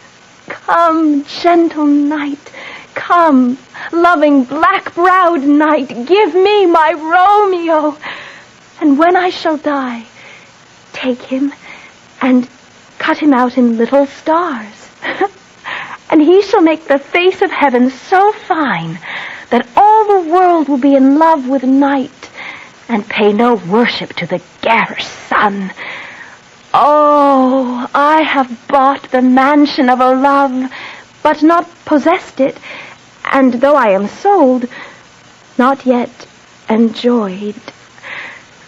Oh, so tedious is this day, as is the night before some festival, to an impatient child that hath new robes and may not wear them. Oh, here comes my nurse, and she brings news, and every tongue that speaks but Romeo's name speaks heavenly eloquence. Now, nurse, what news? What hast thou there? The cords that Romeo bid thee fetch? Aye, the cords. Ay me, what news? Why dost thou wring thy hands? Oh, the day is dead, he's dead, he's dead. We are undone, lady, we are undone. Alack, the day is gone, he's killed, he's dead. Can heaven be so envious? Romeo can, though heaven cannot. Oh, Romeo, whoever would have thought it? Romeo! What devil art thou that dost torment me thus? If he be slain, say aye, or if not, no.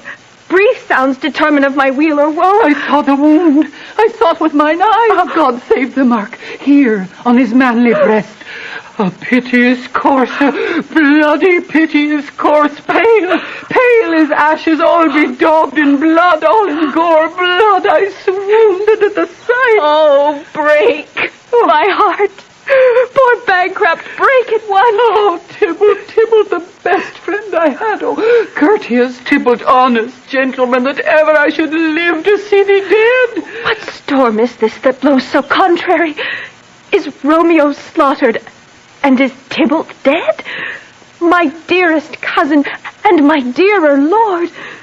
Then, dreadful trumpet, sound the general doom. For who is living if those two are gone? Tybalt is gone, and Romeo banished. Romeo that killed him, he is banished. Oh, God! Did Romeo's hand shed Tybalt's blood? It did, alas, the day it did. Oh, serpent heart, hid with a flowering face. Did ever dragon keep so fair a cave? A damned saint, an honorable villain. Was ever book containing such vile matters so fairly bound? Oh, that deceit should dwell in such a gorgeous palace. There's no trust, no faith, no honesty in men. All perjured, all forsworn, all not, all dissemblers. Oh, bring me some aqua vitae. These griefs, these woes, these sorrows make me old. Shame come to Romeo. Blistered be thy tongue for such a wish. He was not born to shame. Upon his brow shame is ashamed to sit. Oh, what a beast was I to chide at him. Will you speak well of him that killed your cousin? Shall I speak ill of him that is my husband? Oh, poor my lord. What tongue shall smooth thy name when I, thy 3 hours' wife, have mangled it? But wherefore, villain, didst thou kill my cousin? That villain cousin would have killed my husband. Back, foolish tears, back to your native spring. My husband lives, that Tybalt would have slain, and Tybalt's dead, that would have slain my husband. All this is comfort. Wherefore weep I then? Some word there was, worser than Tybalt's death that murdered me. Oh, I would forget it fain, but it presses to my memory like damned guilty deeds to sinners' minds. Tybalt is dead, and Romeo banished. Romeo is banished. To speak that word is father, mother, Tybalt, Romeo, Juliet, all slain, all dead. Romeo is banished. There is no end, no limit, measure bound in that word's death. No words can that woe sound.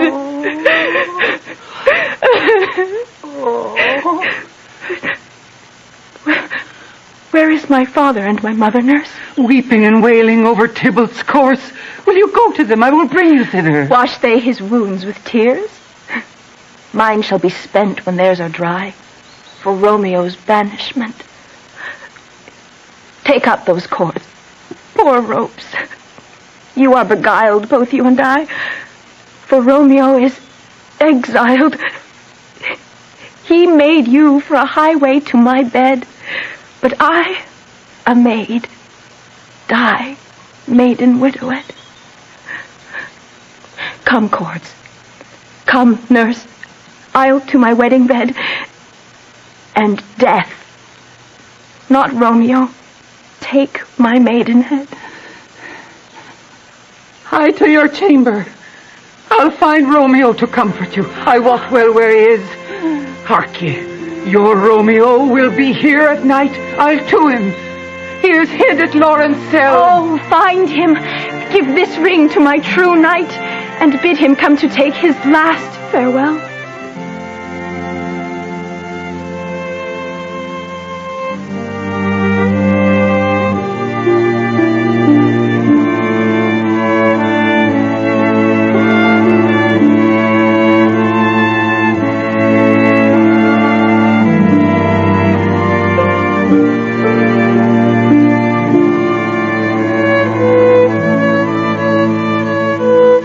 Romeo, come forth, thou fearful man. Father, what news? What is the prince's doom? What sorrow craves acquaintance at my hand that I yet know not? Too familiar is my dear son with such sour company.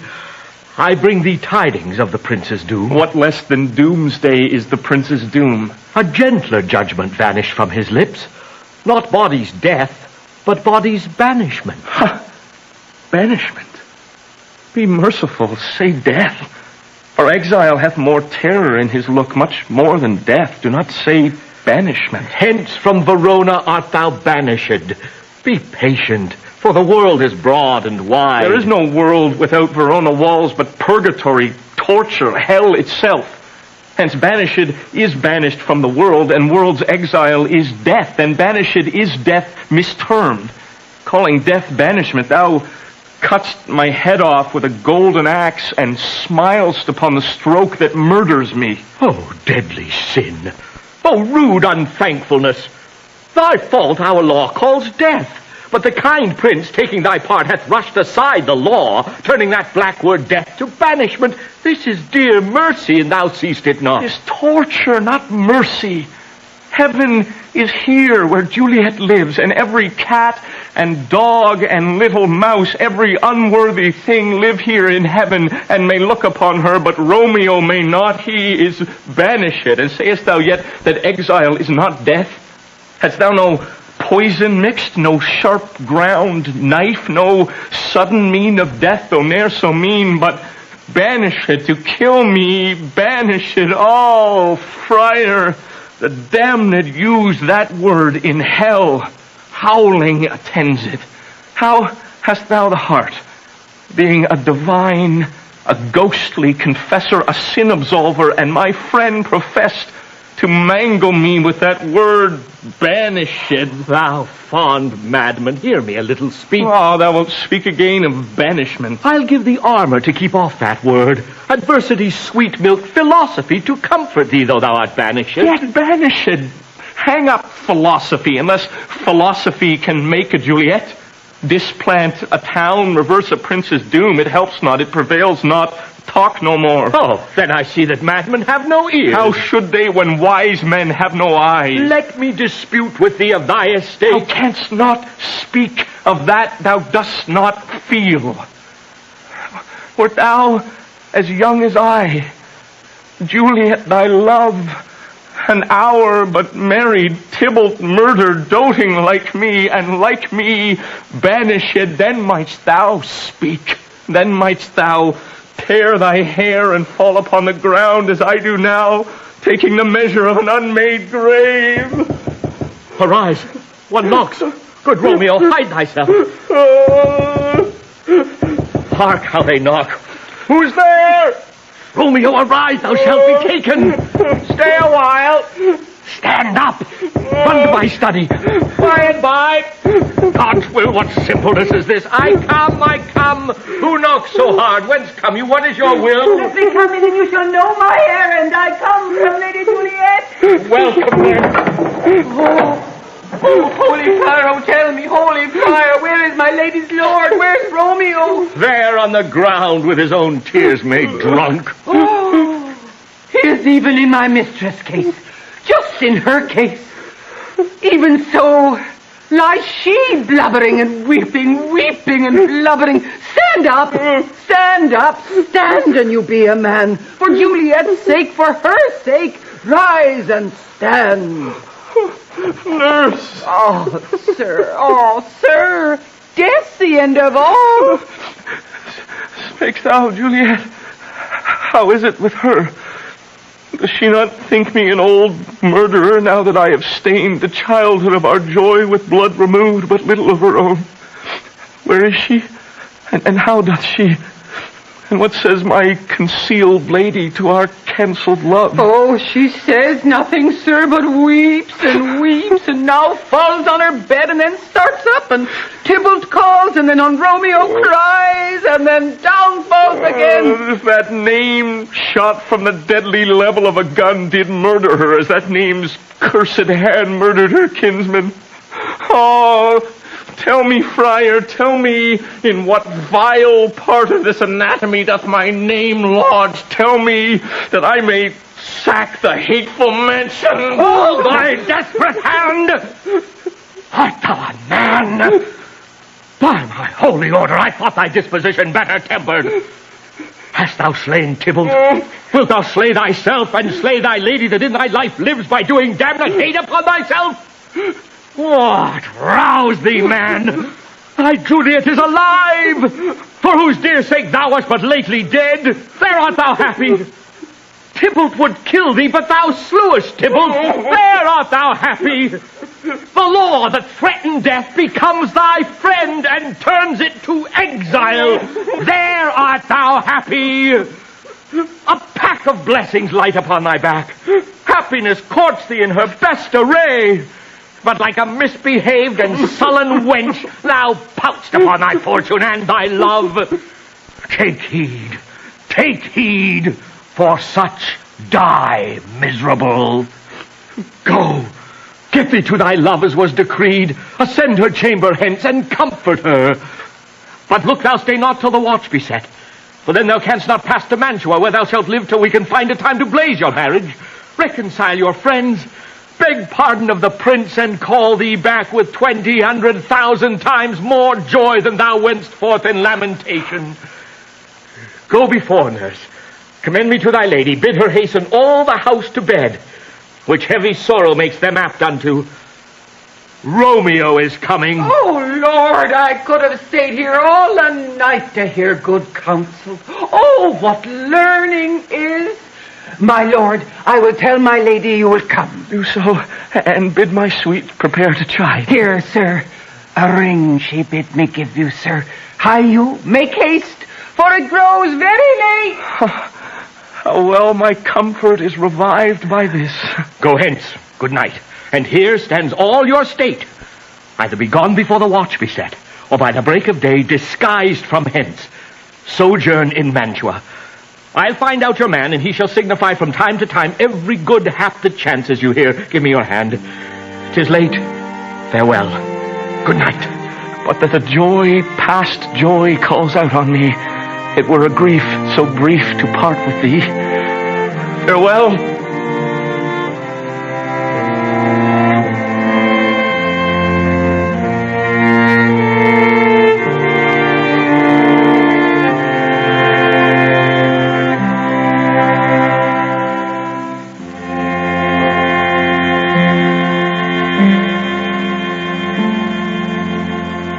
Things have fallen out, sir, so unluckily that we have had no time to move our daughter. Look you, she loved her kinsman Tybalt dearly. And so did I. Well, we were born to die. 'Tis very late. She'll not come down tonight. I promise you, but for your company I would have been abed an hour ago. These times of woe afford no times to woo. Madam, good night. Commend me to your daughter. I will. And know her mind early tomorrow. Tonight she's mewed up to her heaviness. Sir Paris, I will make a desperate tender of my child's love. I think she will be ruled in all respects by me. Nay, more, I doubt it not. Wife, go you to her ere you go to bed. Acquaint her here of my son Paris' love, and bid her, mark you me, on Wednesday next. But soft, what day is this? Monday, my lord. Monday? Well, Wednesday is too soon. A Thursday, let it be. A Thursday, tell her she shall be married to this noble earl. Will you be ready? Do you like this haste? We'll keep no great ado, a friend or two, for hark you, Tybalt being slain so late, it may be thought we held him carelessly, being our kinsman, if we revel much. Therefore we'll have some half a dozen friends, and there an end. But what say you to Thursday? My lord, I would that Thursday were tomorrow. Well, get you gone. A Thursday be it then. Go you to Juliet ere you go to bed. Prepare her, wife, against this wedding day. Farewell, my lord. Light to my chamber, ho! For me it is so very late that we may call it early by and by. Good night.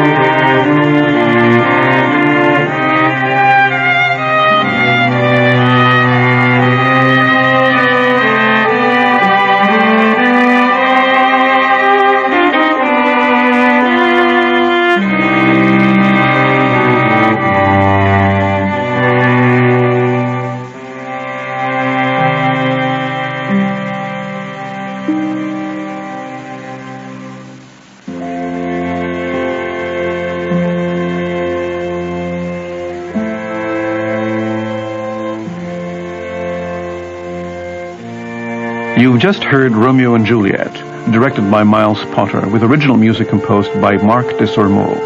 In the cast you heard Graham Abbey as Romeo and Claire Julian as Juliet, with Wayne Best as Mercutio, Lally Cadeau as the nurse, Tim Campbell as Abram and the watchman, Sarah Dodd as Lady Montague, John Dolan as Montague and the musician, Julie Donovan as Lady Capulet, Keith DeNichol as Friar Lawrence, Aaron Franks as Gregory and the Apothecary, Patrick Galligan as Paris, David Kirby as Friar John, Raymond O'Neill as the Prince, Caleb Marshall as Benvolio, Miles Potter as Peter, Nicholas Van Burik as Tybalt, Scott Wentworth as Capulet, and Jeffrey Welch as Samson and Balthazar.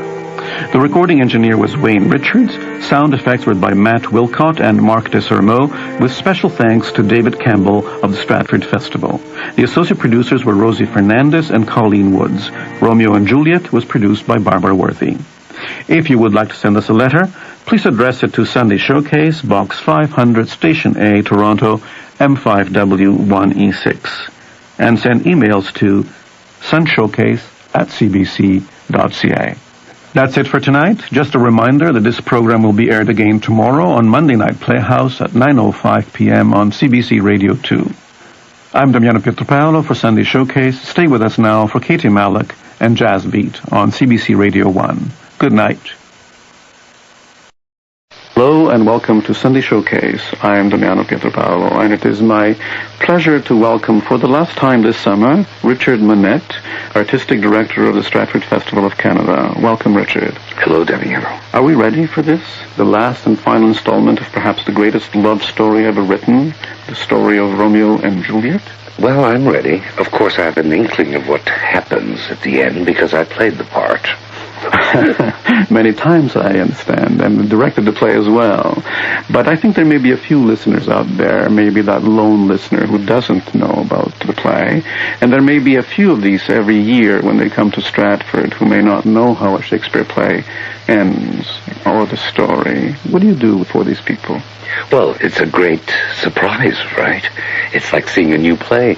I remember the playwright Michel Tremblay coming to Stratford, and I had directed a production production of Romeo and Juliet, and he was going to come to see it because he had never seen the play on stage. Monsieur Tremblay. So, we take for granted that everybody has seen it hundreds and hundreds of times. Well, you must have seen many productions of Romeo and Juliet. As you know, Romeo and Juliet is in itself a cultural industry around the world, both on theater and film. Yes, and in opera. So, yes, I've seen it often. So what do you think makes this play so enduring? Well, it's the language, of course. But Shakespeare's genius is remarkable for something else. He creates these characters that live in our consciousness and our subconsciousness. Everybody knows who Hamlet is, even if you've never seen it. Everybody knows what Sir John Falstaff is like, even if you haven't seen Henry IV. And everybody knows who Romeo and Juliet are because they're archetypal. And you see something of yourself. They're just larger-than-life characters, and he invented them.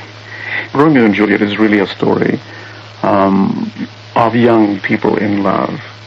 Of course, Romeo and Juliet have been played by older actors as well. But where do you stand on this? Well, Juliet is 14. We don't know how old Romeo is, but you could never find a 14-year-old actor who would be able to say that verse with conviction and beauty. So I'm not interested in the age of the actor. I want them to convince me that they're young, and I want to hear those words because that's how we tell the story. I think if you were doing a film of Romeo and Juliet, as Zeffirelli did, I think there you want to see very youthful people. But I don't go to the theater to have a documentary look at somebody's age. I mean, I'm not interested remotely. And in Shakespeare's own time, she would have been played by a boy. That's correct. Imagine. Well, Richard, as we move to the broadcast tonight of Act 3 of Romeo and Juliet, I want to thank you for guiding us throughout this season, and I look forward to a 10th season of the Stratford Festival on CBC Radio 1 and Radio 2. Thank you very much, Damiano. A pleasure.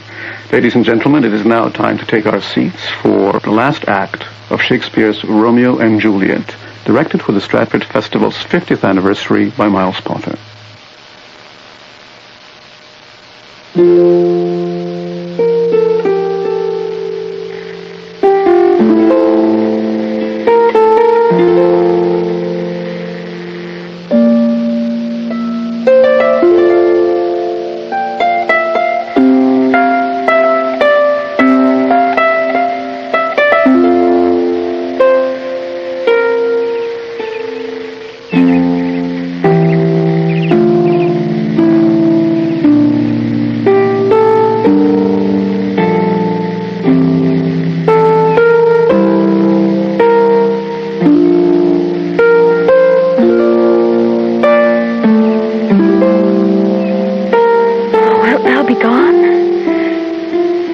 Yet near day.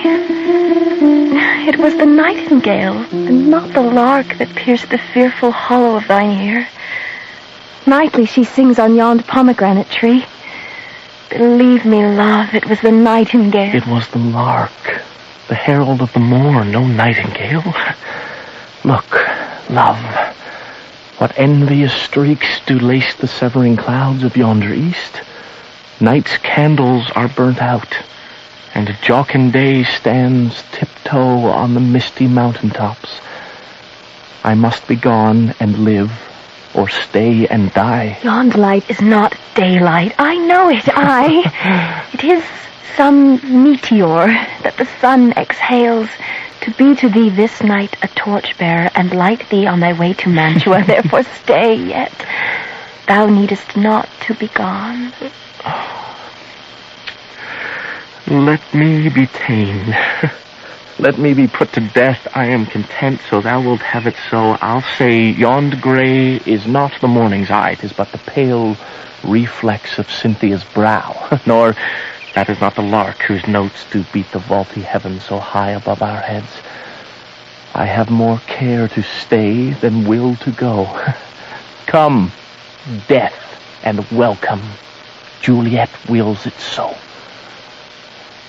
Thou is my soul. Let's talk. It is not day. It is. It is. Hie hence. Be gone. Away. It is the lark that sings so out of tune, straining harsh discords and unpleasing sharps. Some say the lark makes sweet division. This doth not so, for she divideth us. Oh, now be gone. More light and light it grows. More light and light, more dark and dark our woes. Nurse? Your lady mother's coming to your chamber. The day is broke. Be wary. Look above. Then window let day in and let life out. Farewell. Farewell. One kiss and I'll descend.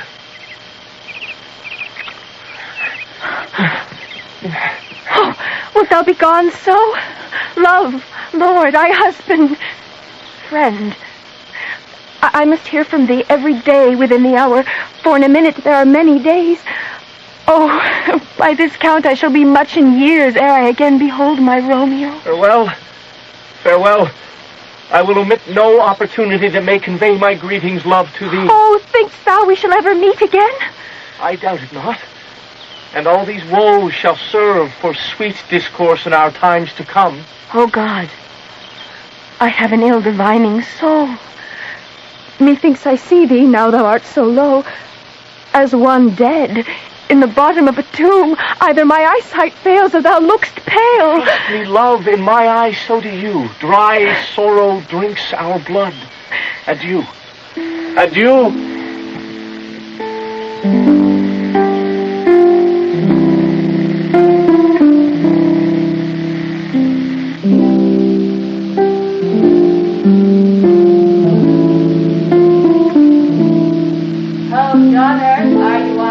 Who is that calls? It is my lady mother. Is she not down so late or up so early? What unaccustomed cause procures her hither? Why? How now, Juliet? Madam, I am not well. Ever more weeping for your cousin's death? What? Wilt thou wash him from his grave with tears? And if thou couldst not make him live. Therefore, have done. Some grief shows much of love, but much of grief shows still some want of wit. Yet let me weep for such a feeling lost. Well, girl, thou weepst not so much for his death as that the villain lives which slaughtered him. What villain, madam? That same villain, Romeo. God pardon him. I do with all my heart. Yet no man like he to grieve my heart. That is because the traitor murderer lives. Aye, madam, from the reach of these my hands. We will have vengeance for it, fear thou not.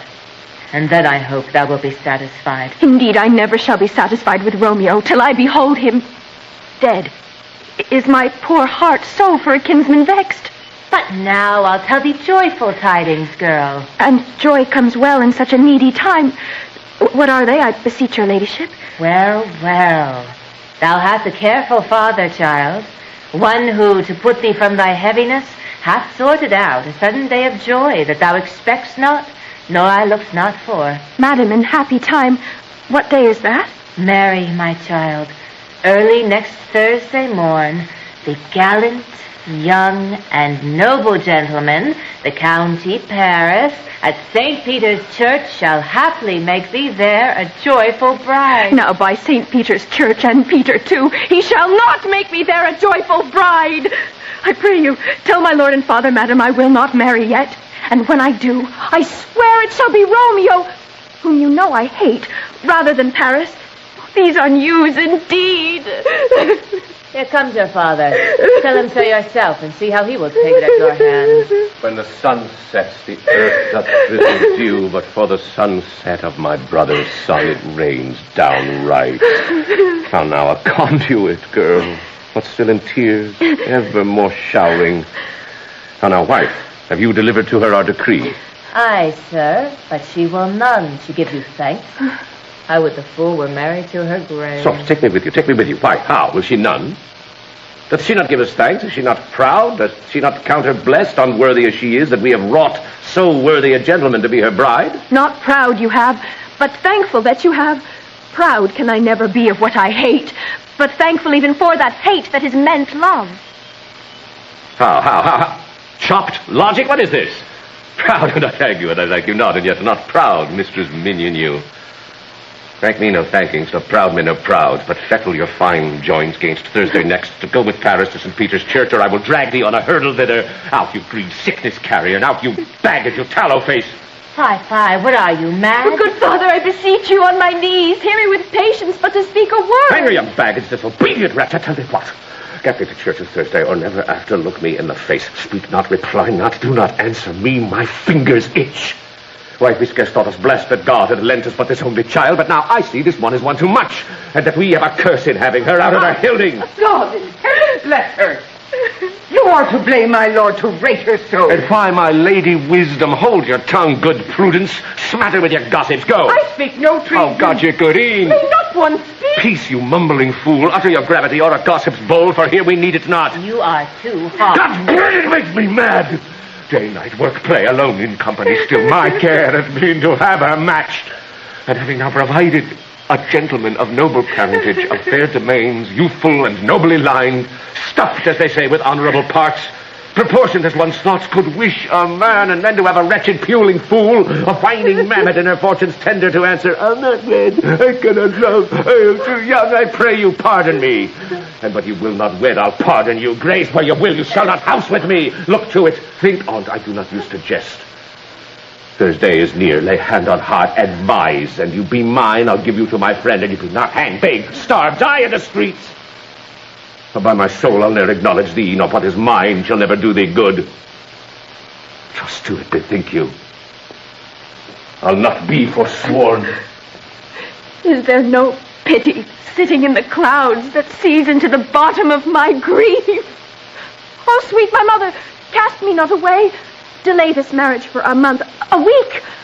Or if you do not, make the bridal bed in that dim monument where Tybalt lies.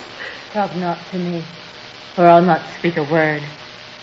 Do as thou wilt, for I have done with thee. Oh, God. Oh, nurse, how shall this be prevented? My husband is on earth, my faith in heaven. What sayest thou, nurse? Hast thou not a word of joy, some comfort, nurse? Here it is. Romeo is banished, and all the world to nothing that he dares ne'er come back to challenge you, or if he do, it needs must be by stealth. Then, since the case so stands as now it doth, I think it best you married with the county. Oh, he's a lovely gentleman. Romeo's a dishclout to him. An eagle, madam, has not so green, so quick, so fair an eye as Paris hath.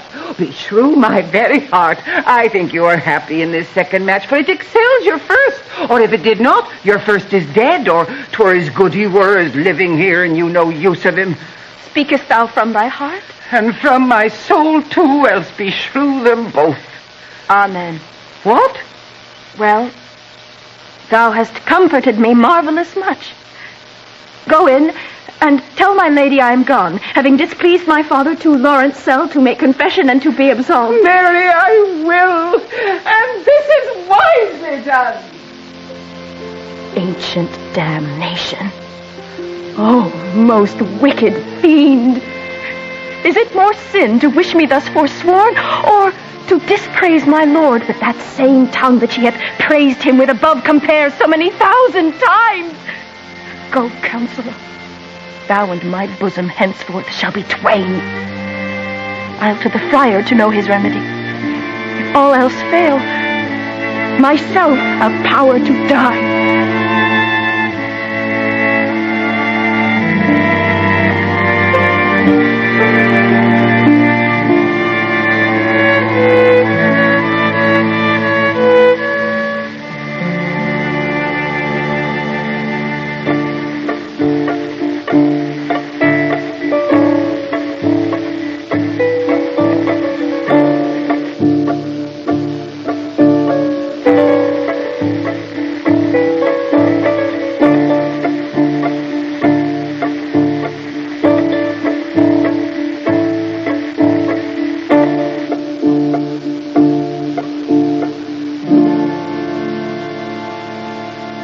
On Thursday, sir.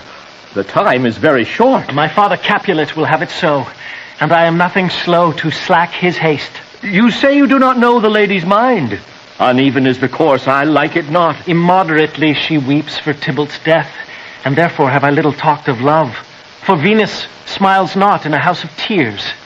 Now, sir, her father counts it dangerous that she do give her sorrow so much sway, and in his wisdom hastes our marriage. I would I knew not why it should be slowed.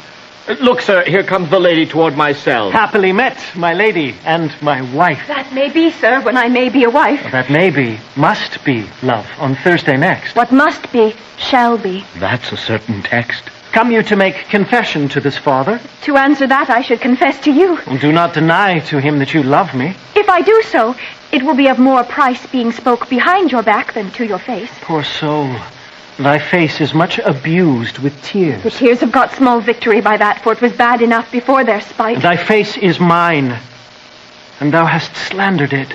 It may be so, for it is not mine own. Are you at leisure, Holy Father, now, or shall I come to you at evening mass? My leisure serves me, pensive daughter, now. My lord, we must entreat the time alone. God's shield, I should disturb devotion. Juliet, on Thursday early will I rouse ye. Till then, adieu, and keep this holy kiss.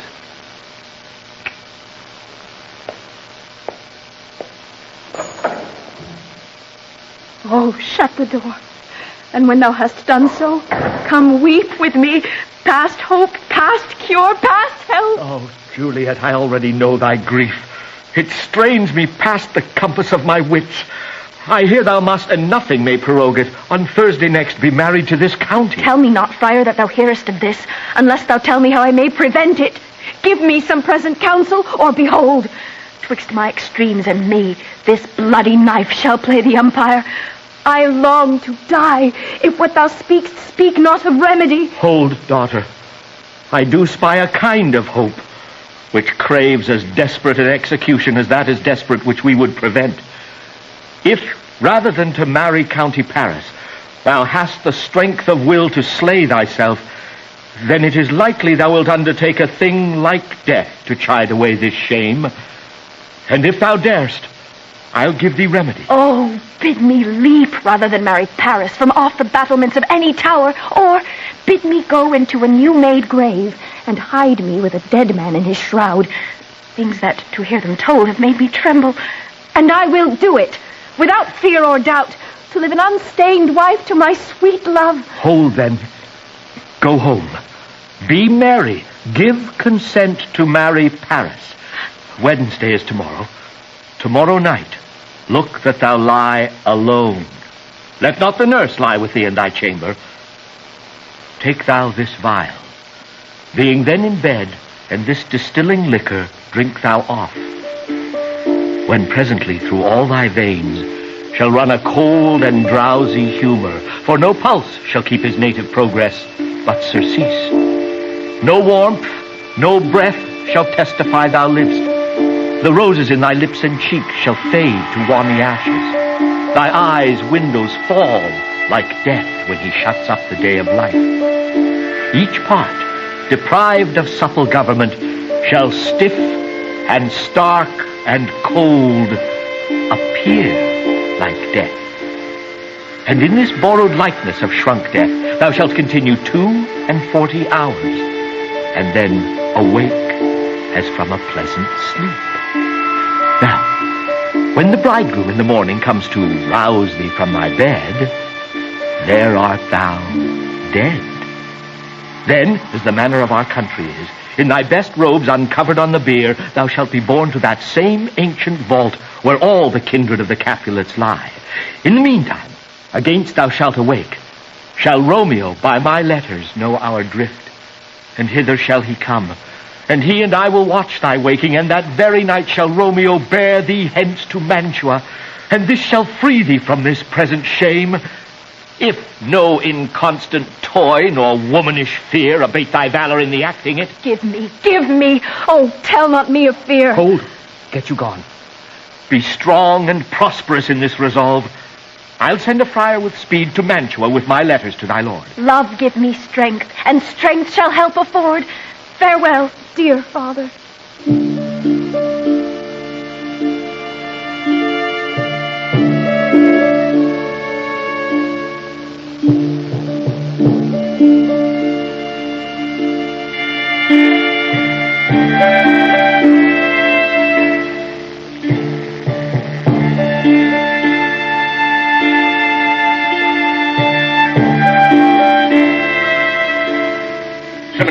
Bideth here our bridge, come sirrah, hire me 20 cutting cooks.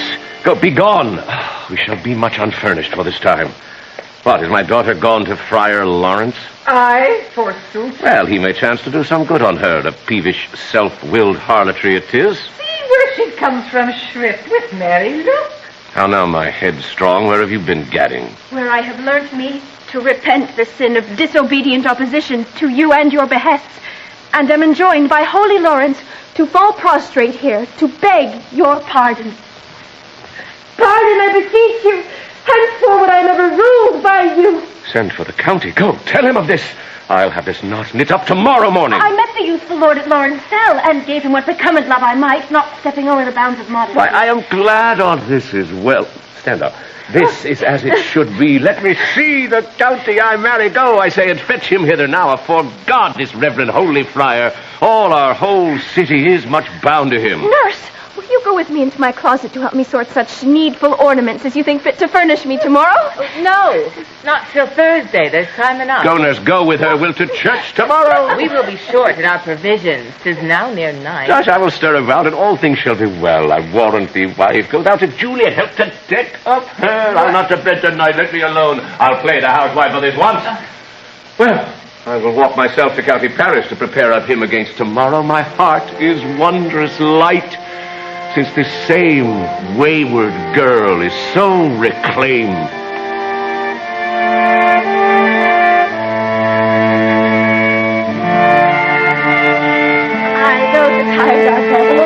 Gentle nurse, I pray thee, leave me to myself tonight, for I have need of many orisons to move the heavens to smile upon my state, which well thou knowest is cross and full of sin. Oh, well. What? Are you busy, Ho? Need you my help? No, madam. We have culled such necessaries as are behoveful for our state tomorrow. So please you, let me now be left alone, and let the nurse this night sit up with you, for I am sure you have your hands full all with this so sudden business. Good night. Get thee to bed and rest, for thou hast need. Farewell.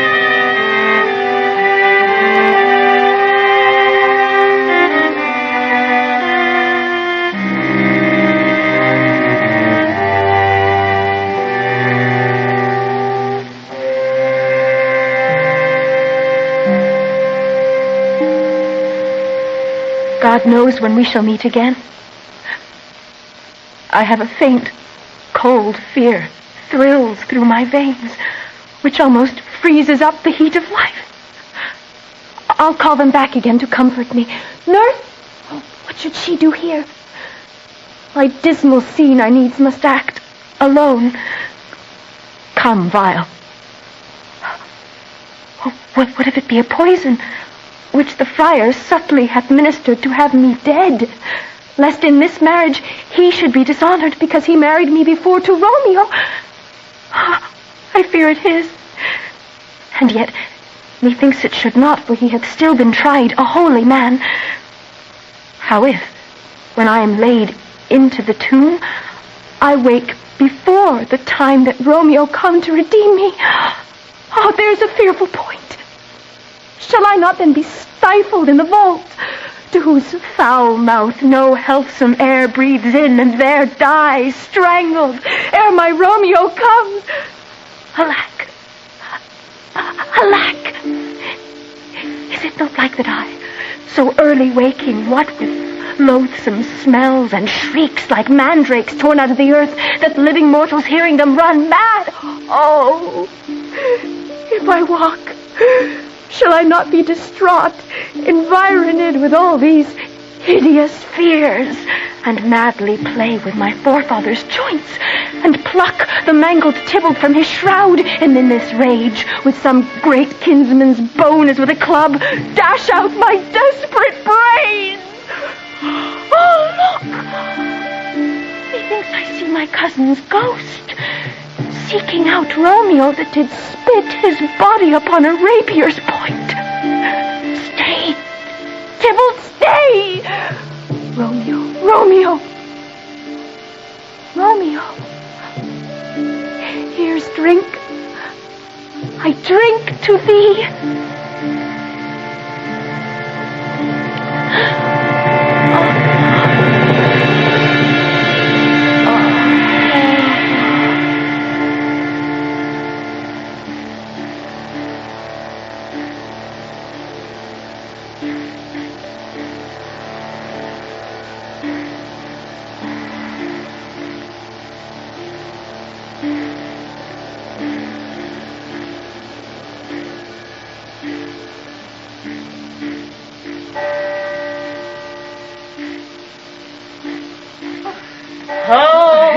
Take these keys and fetch more spices, nurse. They call for dates and quinces in the pastry. Stir, the second clock. It's grown. The curfew bell hath rung. 'Tis 3 o'clock. Look to the baked meats, good Angelica. Spare not for cost. You go, you cock queen, go! Get into bed. Think you'll be sick tomorrow for this night's watching. No, not a whit, but I have watched ere now all night for letter caught and ne'er been sick. Now, fellow, what hast thou there? Things for the cook, sir, but I know not what. Make haste, make haste. Good faith, 'tis day. The county will be here with music straight, for so he said he would. I hear him near. Nurse! Wife! What? Ho! What? Nurse, I say! Go! Waken Juliet! And trim her up! I'll go chat with Paris. Hark! Make feet! Make haste! The bridegroom, he is come already! Make haste, I say!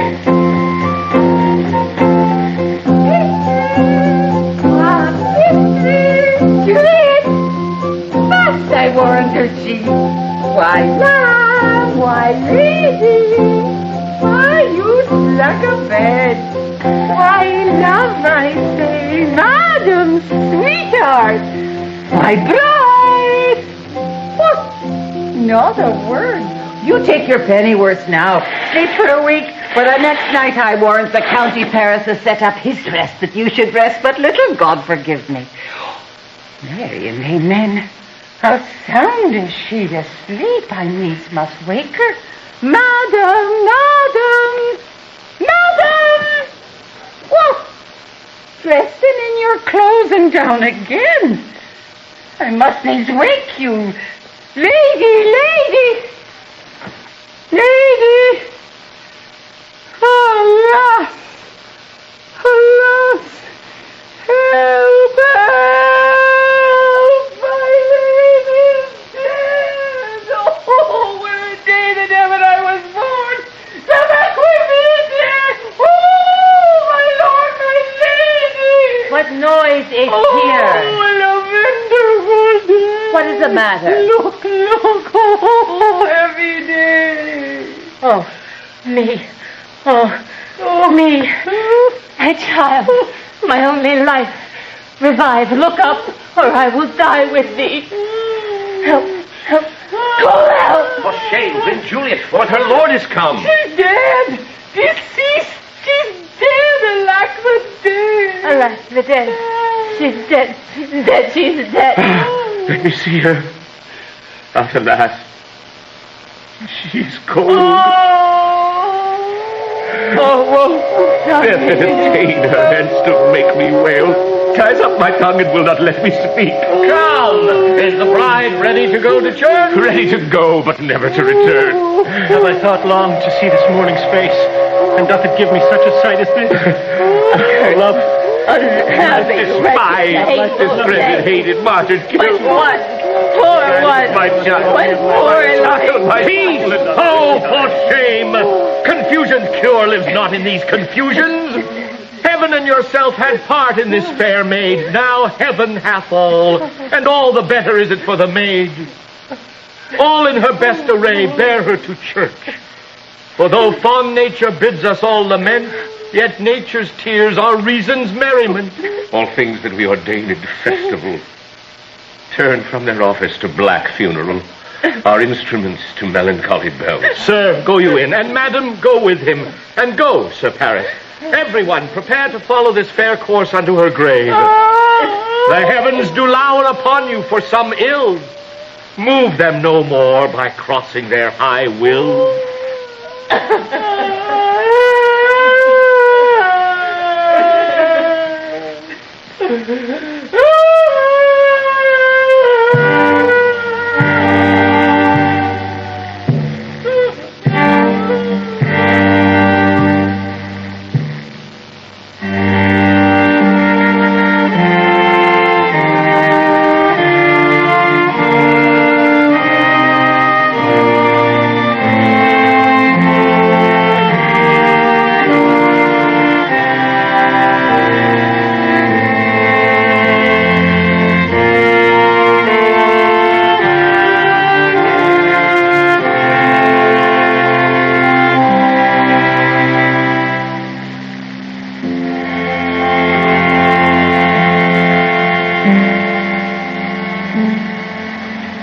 If I may trust the flattering truth of sleep, My dreams presage some joyful news at hand.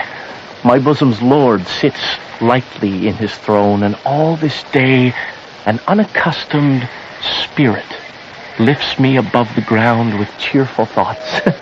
I dreamt my lady came and found me dead.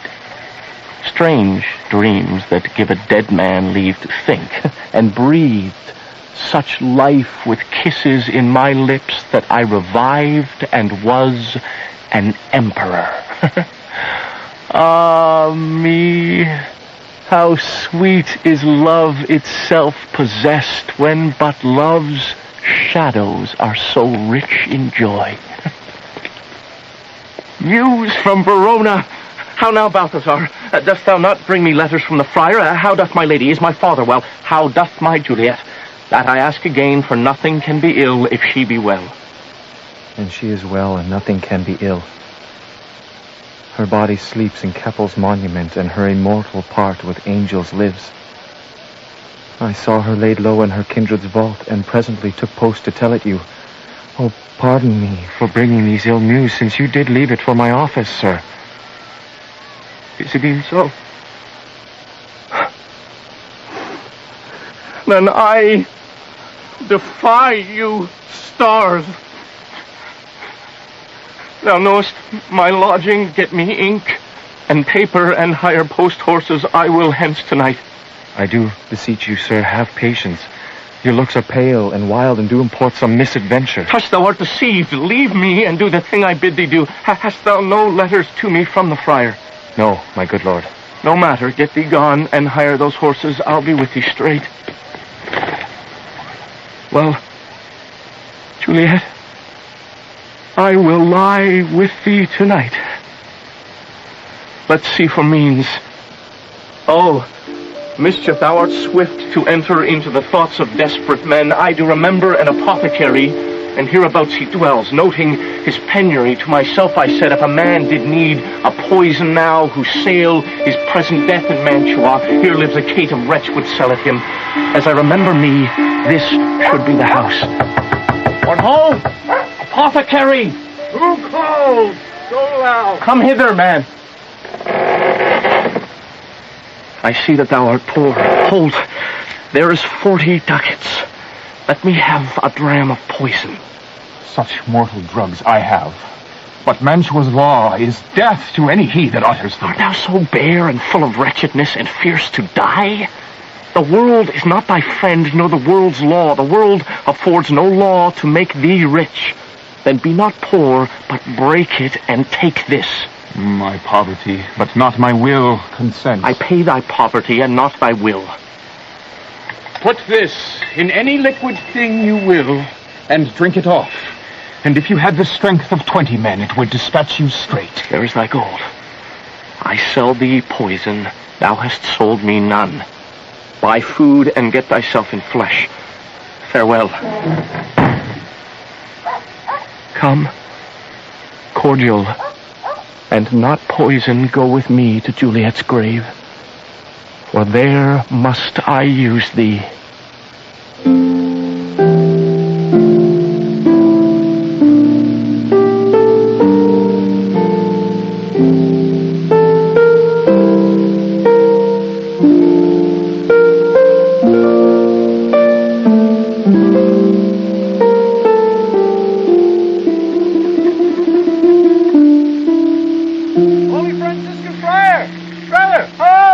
Same should be the voice of Friar John. Welcome from Mantua. What says Romeo? Or, if his mind be writ, give me his letter. Going to find a barefoot brother out. One of our order, to associate me here in this city visiting the sick, and finding him, the searchers of the town, suspecting that we both were in a house where the infectious pestilence did reign, sealed up the doors, and would not let us forth, so that my speed to Mantua there was stayed. Who bare my letter then to Romeo? I could not send it. Here it is again. Unhappy fortune. Friar John, go hence. Get me an iron crow and bring it straight unto my cell. Brother, I'll go and bring it thee. Now must I to the monument alone. Within this 3 hours will fair Juliet wake. She will beshrew me much that Romeo hath had no notice of these accidents. But I will write again to Mantua, and keep her at my cell till Romeo come. Poor living corse, closed in a dead man's tomb.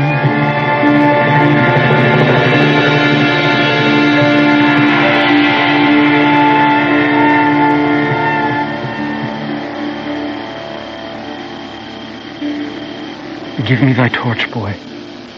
Hence, and stand aloof. Yet put it out, for I would not be seen. Give me those flowers. Do as I bid thee. Go. Sweet flower, with flowers thy bridal bed I strew. Oh, woe, of thy canopy is dust and stones, which with sweet water nightly I will dew, or wanting that, with tears distilled by moans. The obsequies that I for thee will keep nightly shall be to strew thy grave and weep. The boy gives warning something doth approach. Give me that mattock and the wrenching iron. Hold, take thou this letter. Early in the morning see thou deliver it to my lord and father. Give me the light. Upon thy life I charge thee, whate'er thou hearest or seest, stand all aloof and do not interrupt me in my course. I will be gone, sir, and not trouble you. So shalt thou show me friendship. Take thou that. Live and be prosperous, and farewell, good fellow. Thou detestable maw, thou womb of death, gorged with the dearest morsel of the earth. Thus I enforce thy rotten jaws to open, and in despite I'll cram thee with more food. Stop thy unhallowed toil, vile Montague. Can vengeance be pursued further than death? Condemned villain, I do apprehend thee. Obey and go with me, for thou must die. I must indeed, and therefore came I hither. Good, gentle youth, tempt not a desperate man. Put not another sin upon my head by urging me to fury. Oh, be gone! Stay not, be gone, live, and hereafter say, a madman's mercy bid thee run away. I do defy thy conjuration, and apprehend thee for a felon here. Wilt thou provoke me? And have at thee, boy. Be merciful. Lay me with Juliet. In faith I will. Let me peruse this face. Mercutio's kinsman, noble County Paris. What said my man when my betossed soul did not attend him as we rode? I think he told me Paris should have married Juliet. Said he not so, or did I dream it so, or am I mad hearing him talk of Juliet to think it was so? I'll bury thee in a triumphant grave.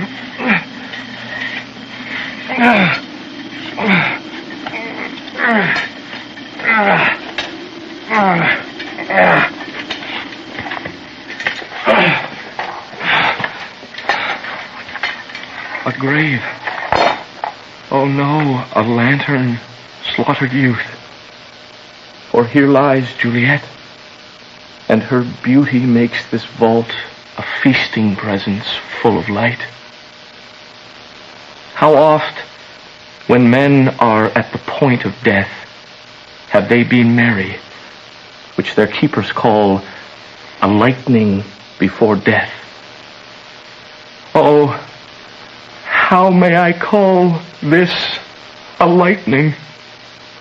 Oh, my love, my wife, death that hath sucked the honey of thy breath hath had no power yet upon thy beauty. Thou art not conquered. Beauty's ensign yet is crimson in thy lips and in thy cheeks, and death's pale flag is not advanced there.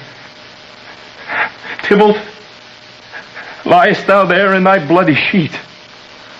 Oh, what more favor can I do to thee than with that hand that cut thy youth in twain to sunder his that was thine enemy? Forgive me, cousin. Oh, dear Juliet, why art thou yet so fair? Shall I believe that unsubstantial death is amorous, and that the lean, abhorred monster keeps thee here in dark to be his paramour, For fear of that, I still will stay with thee, and never from this palace of dim night depart again. Here will I remain with worms that are thy chambermaids. Oh, here will I set up my everlasting rest, and shake the yoke of inauspicious stars from this world-wearied flesh.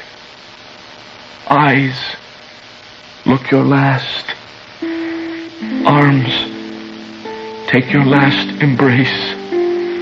And lips, oh, you, the doors of breath, seal with a righteous kiss, a dateless bargain to engrossing death. Come, bitter conduct. Come, unsavory guide. Thou desperate pilot, now at once run on the dashing rocks thy sea-sick, weary bark. Here's to my love.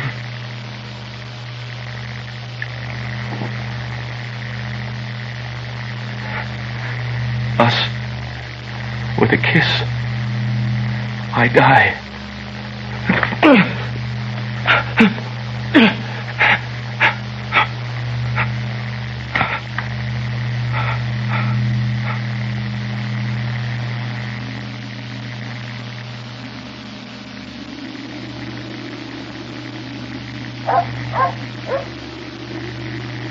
St. Francis be my speed. How oft tonight have my old feet stumbled at grave. Who's there? There's one, a friend, and one that knows you well. Bliss be upon you. Tell me, good my friend, what torch is yon that vainly lends its light to grubs and eyeless skulls? As I discern it burneth in the Capitol's monument. It does so, holy sir. But there's my master, one that you love. Who is it? Romeo. How long has he been dead? Full half an hour. Go with me to the vault. I dare not, sir. Stay then. I'll go alone. Fear comes upon me. Oh, much I fear some ill, unthrifty thing. Romeo! Alack. Oh, what blood is this which stains the stony entrance of this sepulchre? Romeo? Oh, pale. Who else? What? Paris, too, and steeped in blood. Ah, what an unkind hour is guilty of this lamentable chance. The lady stirs. Oh, comfortable friar. Where is my lord? I do remember well where I should be, and there I am. Where is my Romeo? There's some noise.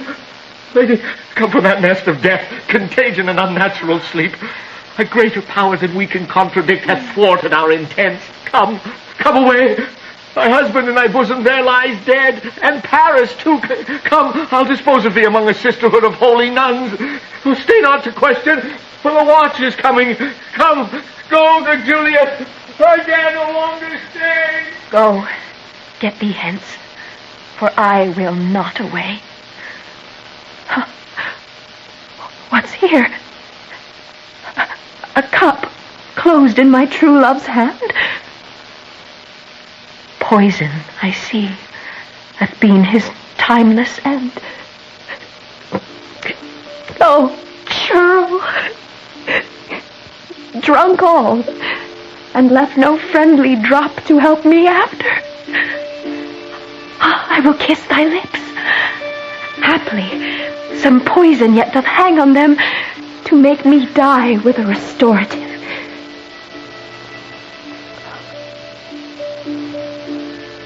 My lips are warm. Lead boy, which way? Yea, noise. Then I'll be brief. Oh, happy dagger. This is thy sheath. There. Rust! And let me die.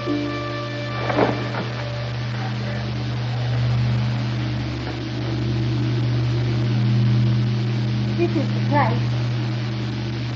Ground is flooded. Search about the churchyard. Go! Some of you, whoever you find, attach. Go tell the prince. Run to the Capulets. Raise up the Montague. Some others search. Here's Romeo's man. We found him in the churchyard. Hold me in safety till the prince comes hither. What misadventure is so early up that calls our person from our morning rest? What should it be that is so shrieked abroad? Street cry Romeo's and Juliet in some Paris, and all run with open outcry towards our monument. What fear is this which startles in our ears? Sovereign, he lies at the county Paris slain, and Romeo dead, and Juliet dead before, warm and new killed. Search, seek, and know how this foul murder comes. Here is slaughtered Romeo's man, with instruments upon him fit to open these dead men's tombs. Wife, look how our daughter bleeds. Oh, me! Come, Montague, for thou art early up to see thy son, and ere now early down. What further woe conspires against mine age? Look, and thou shalt see. Oh, thou untaught. What manners is in this to press before thy father to a grave? Seal up the mouth of outrage for a while till we can clear these ambiguities. Bring forth the parties of suspicion. I am the greatest, able to do least. And here I stand both to impeach and purge myself condemned and myself excused. Then say at once what thou dost know in this. Romeo, there dead, was husband to that Juliet, and she, there dead, that Romeo's faithful wife. I married them, and their stolen marriage day was Tybalt's doomsday, whose untimely death banished the new-made bridegroom from the city, for whom, and not for Tybalt, Juliet pined. You, to remove that siege of grief from her, betrothed, and would have married her perforce to county Paris. Then comes she to me, and with wild looks bid me devise some mean to rid her from this second marriage, or in my cell there would she kill herself. Then gave I her, so tutored by my art, a sleeping potion, which so took effect as I intended, for it wrought on her the form of death. Meantime, I writ to Romeo that hither he should come as this dire night to help to take her from her borrowed grave, being the time the potion's force should cease. But he which bore my letter, Friar John, was stayed by accident, and yesternight returned my letter back. Then all alone, at the prefixed hour of her waking, came I to take her from her kindred's vault, meaning to keep her closely at my cell, till I conveniently could send to Romeo. But when I came, some minute ere the time of her awakening, here untimely lay the noble Paris, and true Romeo dead. She wakes, and I entreated her, come forth and bear this work of heaven with patience. But then some noise did scare me from the tomb, and she, too desperate, would not go with me, but as it seems, did violence on herself. All this I know, and to the marriage her nurse is privy. And if aught in this miscarried by my fault, let my old life be sacrificed some hour before his time unto the rigor of severest law. We still have known thee for a holy man. Where's Romeo's man? What can he say to this? This letter he early bid me give his father, and threatened me with death going in the vault if I departed not and left him there. This letter doth make good the friar's words. Their course of love, the tidings of her death, and here he writes that he did buy a poison of a poor apothecary, and therewithal came to this vault to die and lie with Juliet. Where be these enemies? Capulet, Montague, see what a scourge is laid upon your hate, that heaven finds means to kill your joys with love. And I, for winking at your discords too, have lost a brace of kinsmen. All are punished. Oh, brother Montague, give me thy hand. This is my daughter's jointure, for no more can I demand. That I can give thee more. For I will raise her statue in pure gold, that whilst Verona by that name is known, there shall no figure at such rate be set as that of true and faithful Juliet. As rich shall Romeo's by his lady's lie. For sacrifices of our enmity. A glooming peace this morning with it brings. The sun for sorrow will not show his head. Go hence to have more talk of these sad things. Some shall be pardoned, and some punished. For never was a story of more woe than this of Juliet and her Romeo.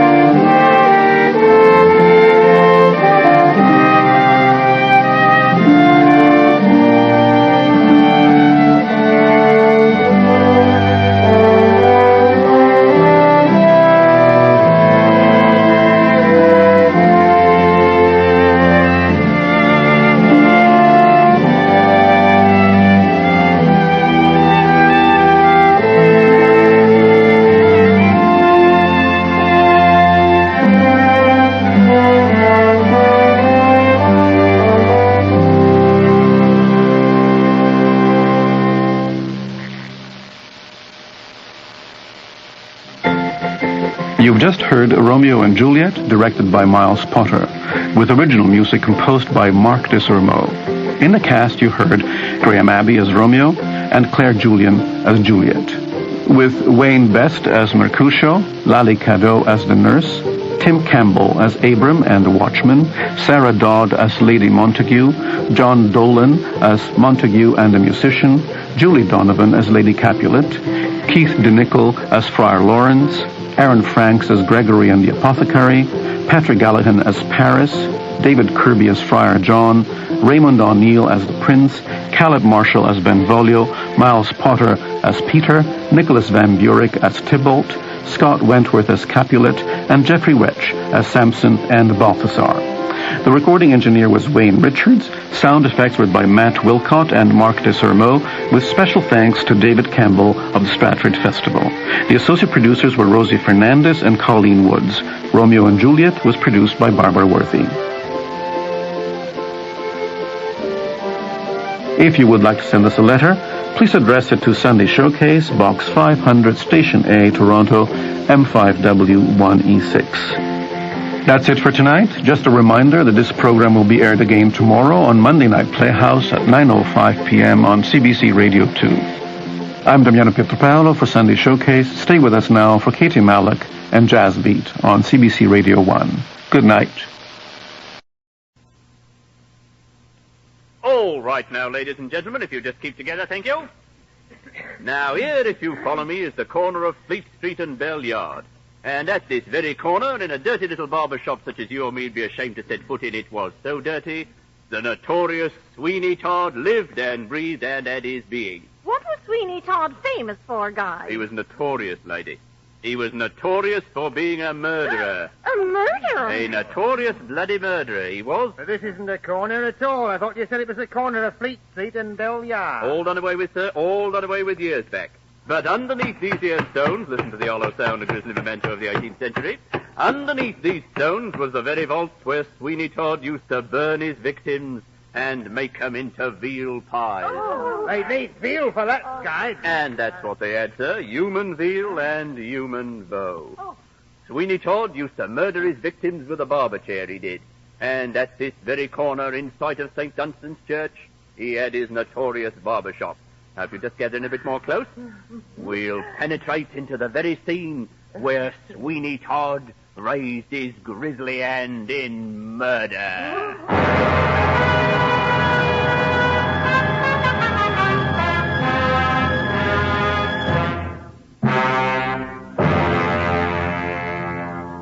Stage 47. Item 16. Sweeney Todd, the demon barber of Fleet Street. An early Victorian melodrama written in 1842 by George Dibdin Pitt. Adapted for radio by Ronald Hambleton. Starring Mavor Moore as Sweeney Todd. Produced and directed by Andrew Allen. With an original musical score composed and conducted by Lucio Agostini. A melodrama of a London before the days of gaslights and hansom cabs. Sweeney Todd, the Demon Barber of Fleet Street.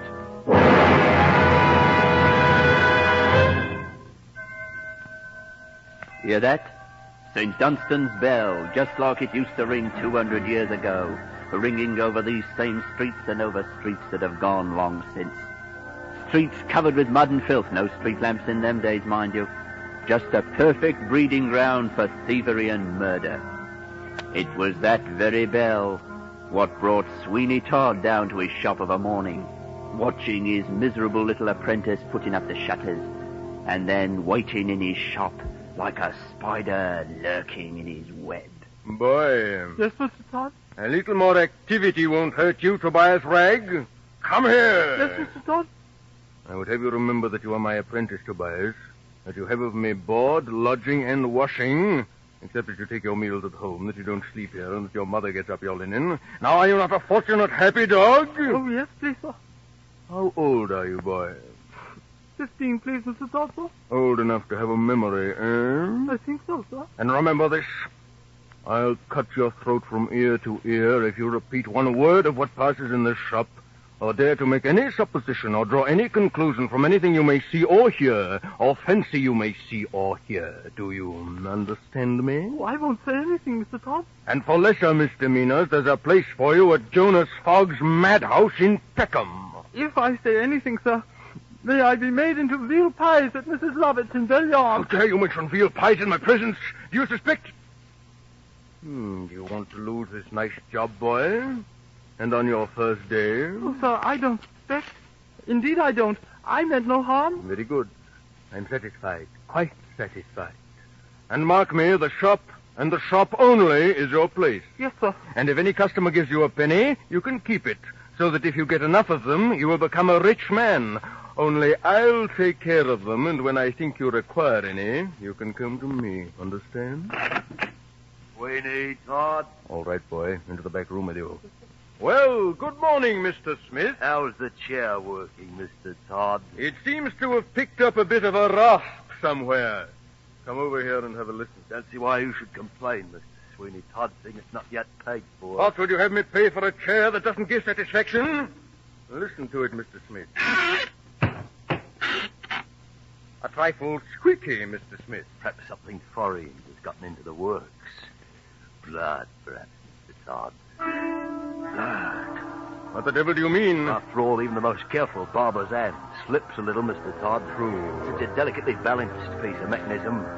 Barber chairs aren't made as a rule to tip down into the cellar, Sweeney Todd. Never mind what's the rule. Your job is to see it works properly. I have my customers to think about, Mr. Smith. Tip it again, Mr. Todd. Aha. Appears rusty in one or two spots. A little oil, I think. Then oil it, man, and get about your business. But, Mr. Todd, I've brought with me a little... You are surely not going to bring up again that little consideration owing to you in respect of this mechanical tire? Yes, Mr. Todd. I have with me an account for £7 18 shillings and 9pence halfpenny. And what may the 9pence halfpenny be for, Mr. Smith? For £1 of 10-inch nails, Mr. Todd. And has it occurred to you, Mr. Smith, that some parties might consider 9pence halfpenny a little excessive for a pound of 10-inch nails? It has occurred to me that I do not like your manner of haggling, Mr. Todd. Come a little nearer, Mr. Smith.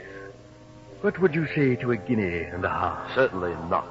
I want my... And perhaps a free shave, too? A really close shave afterward? I would say you are a rogue, Mr. Todd. I will make it 30 shillings. Let us say 30 shillings, Mr. Smith. Has it occurred to you that certain parties not very far up this street, certain legal parties, as you might phrase it, might gain a good deal of profit and instruction from a perusal of some of the items and specifications on this little account of mine? You mean about the chair, you dog? I mean the chair, and I mean the Old Bailey, too, Mr. Todd. I think the amount we mentioned was 7.18 9.5, Mr. Todd. I was speaking of a free shave, Mr. Smith. I discern a roughness about the region of your lower lip and a hairiness about your throat that makes my razor long to be at it. Pray come in and take a seat, Mr. Smith. I'll go now, you scoundrel, but I shall be back. Yes, yes. Come back next week. I shall be back before next week, Mr. Todd. Considerably before next week. He was wicked, was Sweeney Todd. glib as a sparrow and thieving as a jackdaw. Why, to soon twist a young lad's arm as do an honest London tradesman out of his wages. But look, here's a first-rate sample of how Sweeney Todd used to do business. In fact, this is the little piece of work that finally brought him to the gallows. Too bad they didn't have electric chairs in them days. An electric barber chair would have been the thing for him. Now, young Tobias Ragg was sweeping out the shop one evening. It was cold and drizzly, a regular sloppy day. And into the shop walks a chap what had sailor writ all over him. Is this barber shop open, my boy? Yes, indeed, sir. Come in. And tell your master I would use his services. But wait a minute. Do you live about here? I live over by St. Dunstan's Church, sir. Do you know Miss Joanna Oakley? Oh, yes, indeed. She's a very kind-hearted lady. What you say is no surprise to me, though naturally I am delighted to hear it. Are you related to her, sir? She is my sweetheart. I've just come back from a voyage to India. I intend to marry her. Oh, that's what I should like to do. What, marry Miss Oakley? Oh, no. I mean, I should like to sail the ocean, too. The sea has its perils and its chances, my boy. I've been away for 5 years, not knowing when I would ever see my sweetheart again. But now I am home again, bringing her a pearl necklace for a wedding gift. Ah, Tobias, my dear boy. Oh. What a time you have been. What has detained you, my darling boy? Sir, Mr. Todd, Has Captain Pearson's peruke been sent home, my dear? I don't know, sir. I thought I gave you instructions never to speak to any person when out of my sight, eh? You may have done, sir. Take that! Oh! And remember for the future what it was for. Now go into the shop and attend to your business. The next time you disobey me, I'll cut your throat from ear to ear. Your pardon, sir. I am to blame. I asked him about a particular old friend. We got into conversation. No apologies, I beg. Boys will be boys, and a little mild chastisement from time to time does them no harm. Perhaps you're right, but I must protest always against unnecessary severity towards young persons. But though you are hasty, you are no doubt possessed of a generous heart, and hang me if I don't patronize you this very moment. I'm going to meet my sweetheart presently, and I think a clean face will become so important an occasion. Happy to be of service to you, young gentleman. Is it a shave you need? What am I here for but to give you a shave? To give you a closer shave than you have ever had before. Thank you, barber. Take the farther chair, please. It's the chair I keep for special customers. And special occasions, eh? And special occasions. Head back when I tuck in the cloth, sir. I always like to leave the throat clear. That's better. You've been to sea, sir? I've only lately come up the river from an Indian voyage. India? You carry some treasure, I presume? Am I the brush? Among others, this small casket. This here. Exquisite workmanship. It is not the box, but its contents that must cause you wonder. For I must, in confidence, mind, tell you it contains a string of veritable pearls of the value of £12,000. 12,000 pounds?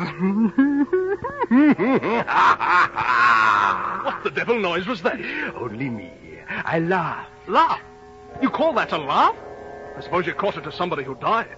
If that is your way of laughing, I beg you won't do it anymore. You will find me all attention to your orders, Mr. Ingestrey. Mark Ingestrey. Mr. Ingestrey. It's well you came here, for though I say it, there isn't a barber in the city of London that thinks of polishing a customer off as I do. Fact, I assure you. I tell you what it is, Master Barber. If you come that laugh again, I'll get up and go. Well, very good, sir. It won't occur again, if I may make so bold. Who are you? Where did you come from? And where are you going?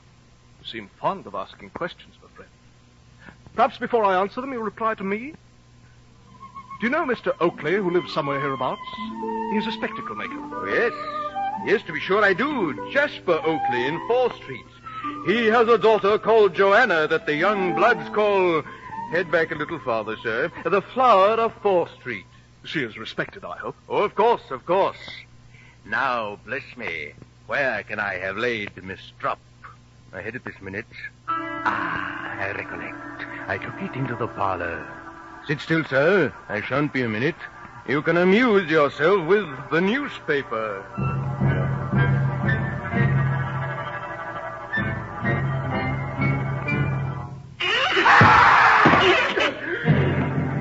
The chair moved before I could touch the lever. What's happened is this a trick? The chair must have life of its own.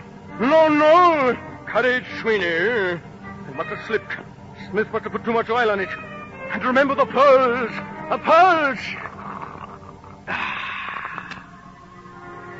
When I was a boy, the thirst for avarice was first awakened by the fair gift of a farthing. And that farthing soon became a pound 100, and so to 1,000, till I said to myself, I will possess 100,000. This string of pearls will complete the sum. Who's there? Quick, speak up! Yes, sir? Tobias, you dog! How long have you been peeping in the door? Peeping, sir? Yes, peeping, don't repeat me words. See, sir, I wasn't peeping at all. You didn't see the chair tilt back? I didn't know it could tilt back, sir. It doesn't. Did I say it did? No, sir, but I thought... Never mind what you thought. Who's there? Somebody else skulking about? I'll soon fetch him out. Well, what do you want? It's only the black servant of the gentleman who came here to be saved, sir. Only the black servant of the gentleman who came here to be shaved, eh? You know quite a bit, Tobias. No, sir. Tell this black servant that his master is not here. Tell him to seek elsewhere. I will, sir. I should have remembered about English's servant. But no matter. The pearls have come to me. And Mark Industry has gone to Mrs. Lovett, the pie maker.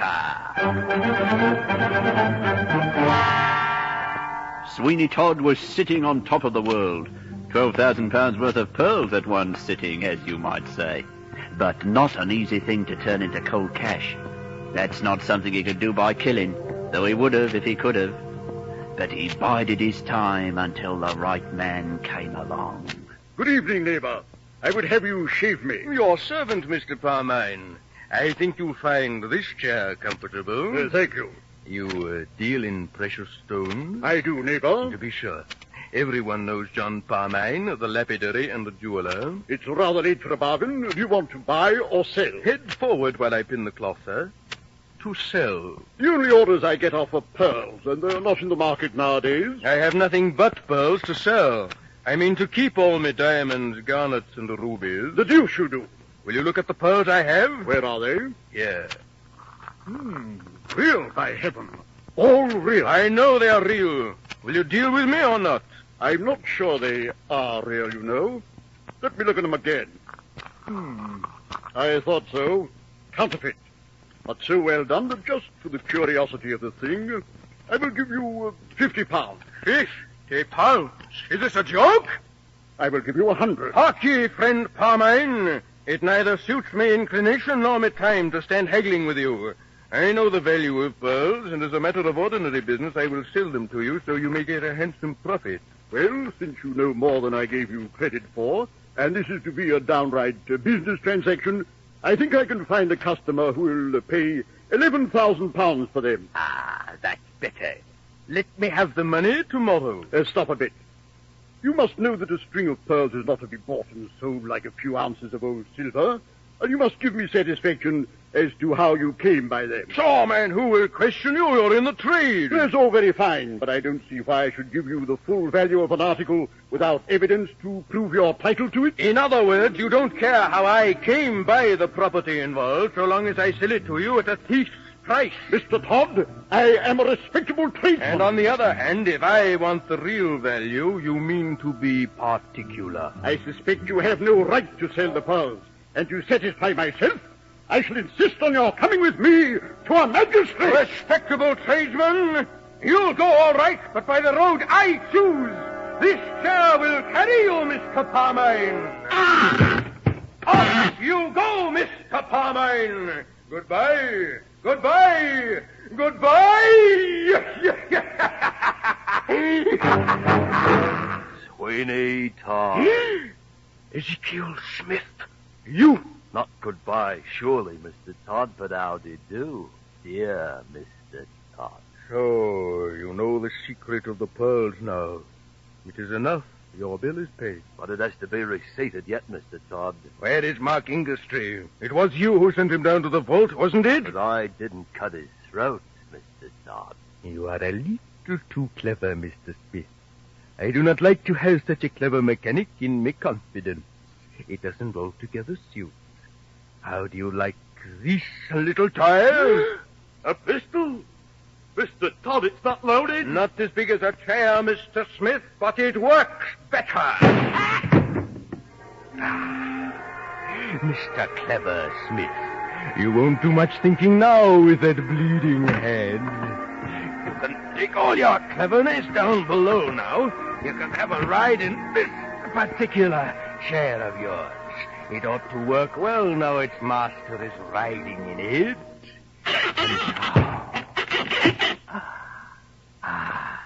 The secret is mine again. That's how Sweeney Todd went about his notorious bloody business. Lured him into his devilish barber chair, touched a lever, and down they went into the grisly vaults below Fleet Street. All he wanted was the smell of a bit of money, and he was after it like a ferret. Just one close shave, and he was cock of the walk, he thought. And all he had to worry about was doing poor old Mrs. Lovett out of her share of the swag. She was the lady that kept the pie shop next door. She was a fat, comfortable old girl, buried 5 husbands, and looked forward to 5 more. Why, here is Mr. Lupin, to be sure. Just fancy coming to see little me in all this rain. Do give me your umbrella this minute, Mr. Lupin, and sit down and take something warm or you'll die of cold. Yea, dear sister, I bear this misfortune like all others with fortitude, believing that our sufferings here will in a future world be changed to peace and happiness. Certainly, to be sure. Therefore, I beg you to take a little drop of tea. Dear sister, you are indeed an angel. Oh, Mr. Lupin, won't you draw your chair a little closer? Verily I will. And is it true, dear sister, that thou hast gathered unto thyself much of the mammon of unrighteousness by the sale of those same pieces of manna, which the ungodly call dough, wrapped around the flesh of the fatted calf? What a lovely way of saying veal teas. There is much of the mammon of unrighteousness in what thou callest pie. Thou hast what the wicked call a stocking. Oh, brother, let us not talk of pies. Remember that all day and all night I think of nothing but pies. And sometimes pies haunt me dreams. Remember that all day I smell pies, and I might dough for pies, and I take tuppence for pies. Verily, sister, it is a delicious text. Lo, the smell of gravy haunteth me nostrils, and me soul quivers with delight. Then would you like a pie, brother? Me soul fainteth, me soul crieth out, oh, me sister, oh, me beloved. Then take one, brother. Oh. Think that I made it only for you. Why, sister, of a surety, this is not a twopenny pie. No, Mr. Lupin, this is a very special pie, such as I keep for callers and friends. And tell me, sister, there is great profit in a twopenny pie. Dost thou put in a pennyworth of the fat of the calf? No, Mr. Lupin, how do you imagine I live? I put in a farthing's worth, no more. Verily a magnificent pie. Of a truth thou art a woman in 1,000. And how much flour puttest thou in a twopenny pie? A ha'porth, Mr. Lupin. And whence cometh thy flour, my beloved? I buy it from Miller Brown. And Miller Brown hath nearby his mill certain cavities in the earth containing chalk, hath he not, sister? Chalk? Miller Brown is a respectable merchant, Mr. Lupin. Hoity-toity, did I say aught else? Oh, sister, what a pie was that. Behold, my heart yearneth after thy beauty. Behold, a great love welleth up in my soul. Wouldst thou take me hand? And as the stocking thou sayest, hark, I will whisper, is it near thy bed? Oh, brother, thou... You mustn't. Mr. Lupin, you are a naughty man. Hist, the beloved, which call me Loopy now. Oh, not now. Not yet. True, there are yet certain ministrations of the spirit I must attend to ere time for pleasure cometh. You are such a godly man, brother. Yea, even today I was able to save a wandering soul from sorrow, even an unfortunate black whose master had left him alone in this steaming city. Black, a gentleman's black servant. Verily, Even the heathen, dear sister, is What did he say? About his master, I mean. Verily, I am gratified, highly gratified to find stirrings of mercy in thee, sister. Wilt come with me to Joanna Oakley, who is suffering from a great depression of the soul, too? Joanna Oakley, a gentleman's black servant. We are undone. Undone, my beloved? Oh, Mr. Lupin, leave me at once. But, my beloved, this excessive pity for the unfortunate one seems to be a trifle, shall I say, excessive. What did you do with this black servant? I kindly took charge of a certain sum of money for him, lest he lose it, sister. What is he now? Swallowed up indeed into this teeming city. Ah. The work of the Lord calleth his servant, and I must be gone. I will bear to Joanna Oakley expressions of your solicitude. Yes. Tell her that I weep for her sorrow. Verily a gracious sentiment. And I shall add, my dear sister, that in your eyes every tear is a pearl.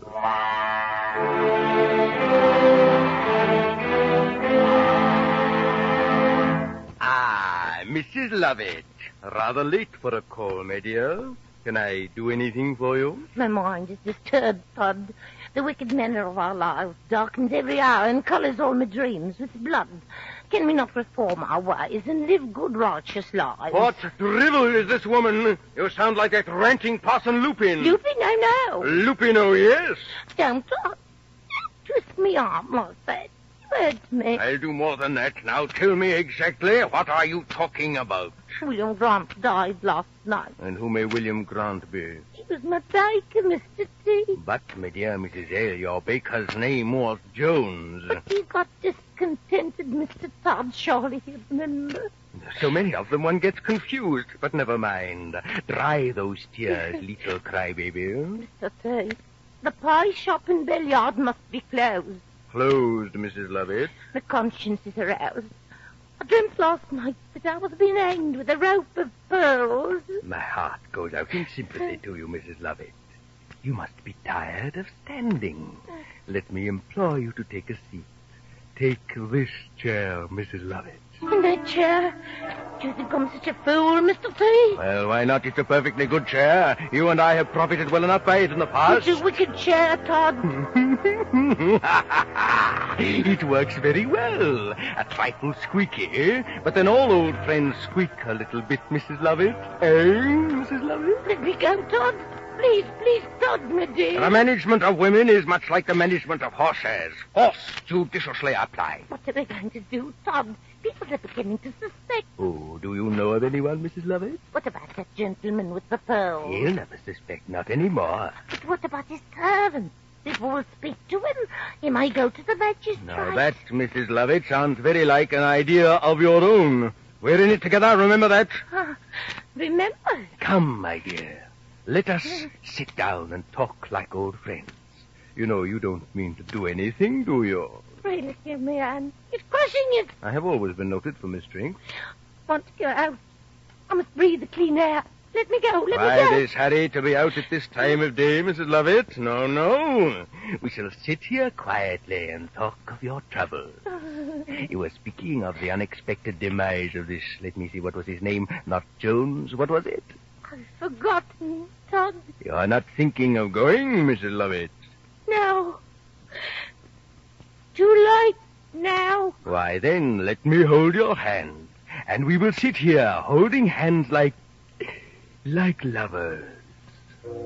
Now, while Sweeney Todd and his female accomplice were sitting in his barber shop, warming their hands, so to speak, because there was only one candle in the old blooming place, Dr. Aminadab Lupin was on his errand of mercy to see Joanna Oakley. She'd pretty near cried her eyes out for Mark Inglestry by this time, and her ma and pa just didn't know what to do with her. How is this, child, that you look so pale?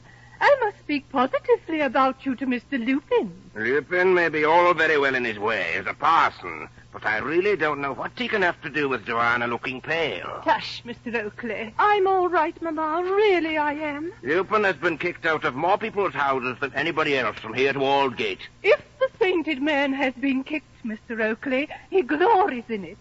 Mr. Lupin likes to suffer for the faith, and if he were made a martyr, it would give him much pleasure. Not half the pleasure it would give me, Mrs. Oakley. Joanna, I think I feel my old complaint coming on again. Your father's brutality always produces it. I must compose my nerves with a little cherry brandy. Let me help you, Mamma. No. I will suffer alone, Joanna. Well, I suppose I must offer her crumbs of comfort, as Lupin would say. Damn Mr. Aminadab, Lupin. Ah, Miss Oakley, did I hear your parents retire? Yes, Mr. Lupin. I shall call them back. Dearest Joanna, I come here at the bidding of my conscience to consort with you in your dire need. You will allow me free passage from the room, Mr. Lupin. Thou art disrespectful, but I will not snub thee, virgin. Thou knowest not my mission here. I don't want your comfort, sir. What if I were to pour into your ears the knowledge that I have? If I whisper pearls in a black servant? Oh, servant, not Mr. Ingestry. Ah, I have touched a chord in thy bosom. Thou hast heeded the tongues of rumour that have been a-wagging. I do not listen to rumour, sir. Only by rumour do we learn of iniquity, virgin. It hath made a man of me, and my carcass, which was as lank as an herring once, is now round and comely to look at. Oh, where is Mr. Ingestry? Have you heard from him? Oh, how long have I waited for news? I, maiden, am news incarnate. Though I speak with the mouths of babes and sucklings, I shall offer me news. If you know anything, speak, I pray you. For a consideration. Oh, anything, Mr. Lupin. Then, maiden, listen. I have held converse with a certain black, for whom I was able to perform a small service. He had lost his master. He was as a ship without a rudder, as a principality without a prince. He told me of hours of waiting outside a certain shop on Fleet Street. A shop, mark you, from which his master never emerged. Where was it? I must go to him. Precipitation, virgin, is unwise. For next to this certain shop lives a lady for whom I hold a certain regard, and with whom, in fact, I have supped and drank. When I spoke certain words to her, she blushed and looked pale. All I wonder is this: did she blush from a lovely excitement of the pulse at the sight of me, or did she thus reveal a guilty secret? Then how will we know? What will we do? I know an unmannerly youth who might, for a consideration, ingratiate himself within this certain lady's shop. Stop riddling, Mr. Lupin. Whose shop? Who is the lady? The shop, virgin, is Sweeney Todd's, and the lady is Mrs. Lovett, the pie maker. Do you think them guilty? Verily, I believe this man Sweeney to be a man of sin. I myself have a mind to test his wickedness and to introduce this youth within Mrs. Lovett's shop. Then do so, Mr. Lupin, and let me find ways to thank you. Why, you can thank me with the aforementioned consideration. What is it, then? Briefly, let me take thee unto my bosom even as a wedded wife. Absurd! Have you been drinking? The fire of love rageth. It consumeth me very vitals. Come no nearer, sir. Peradventure I may extinguish the flame of my passion by the moisture of those ruby lips. Sir, are you insane? Maiden, I am resolved. Oh, unhand me, ruffian, or repent. Moderation, maiden, one osculation. Why, it's the hypocrite parson. Here's a bit of correction for you, Lupin. Help! Silly, I am a seal, robbers, fire, help!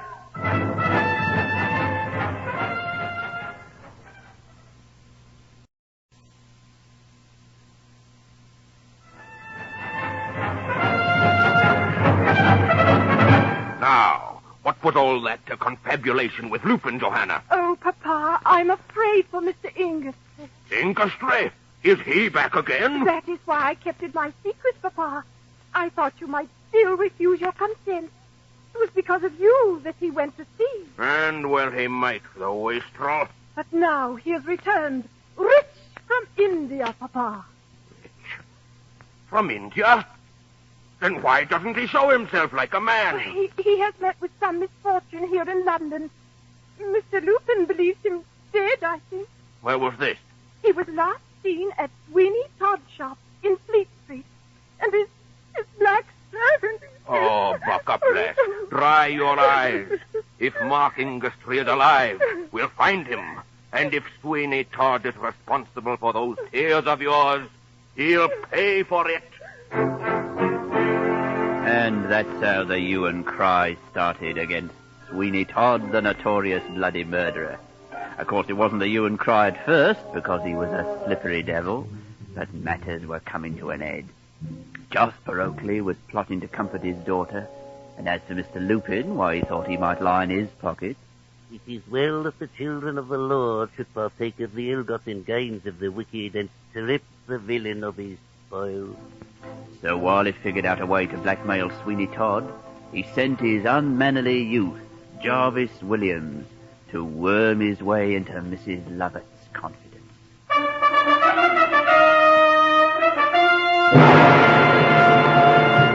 Go away, my good fellow. We never give anything to beggars. I ain't no beggar, Mum, but a young chap was trying to look out for a situation. Jarvis Williams is the name. I've seen better days, Mum. I kept a vehicle. A vehicle? Yes. You never seen such a barrow of greens and taters as I used to turn out.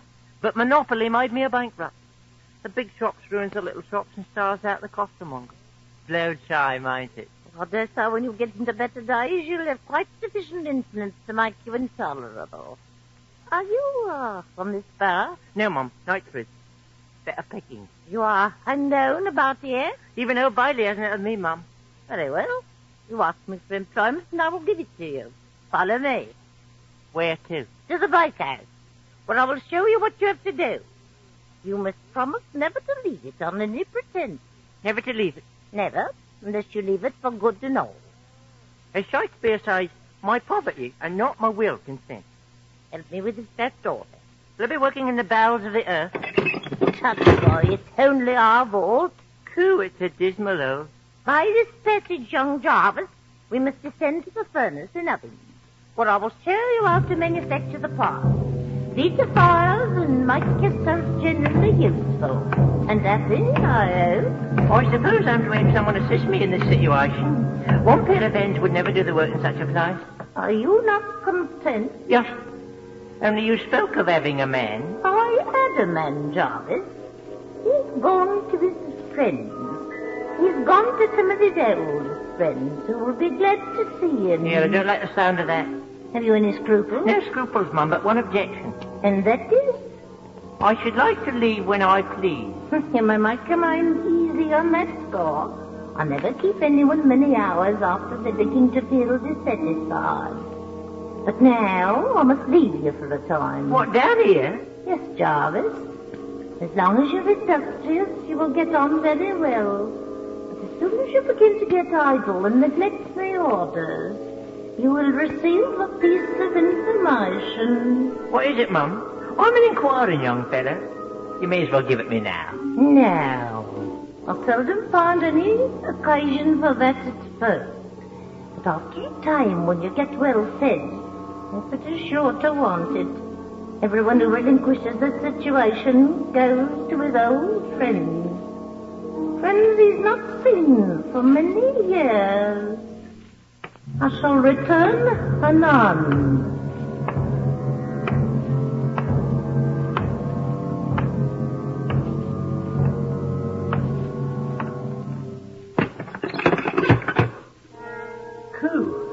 Strange manner of talking that respectable female has.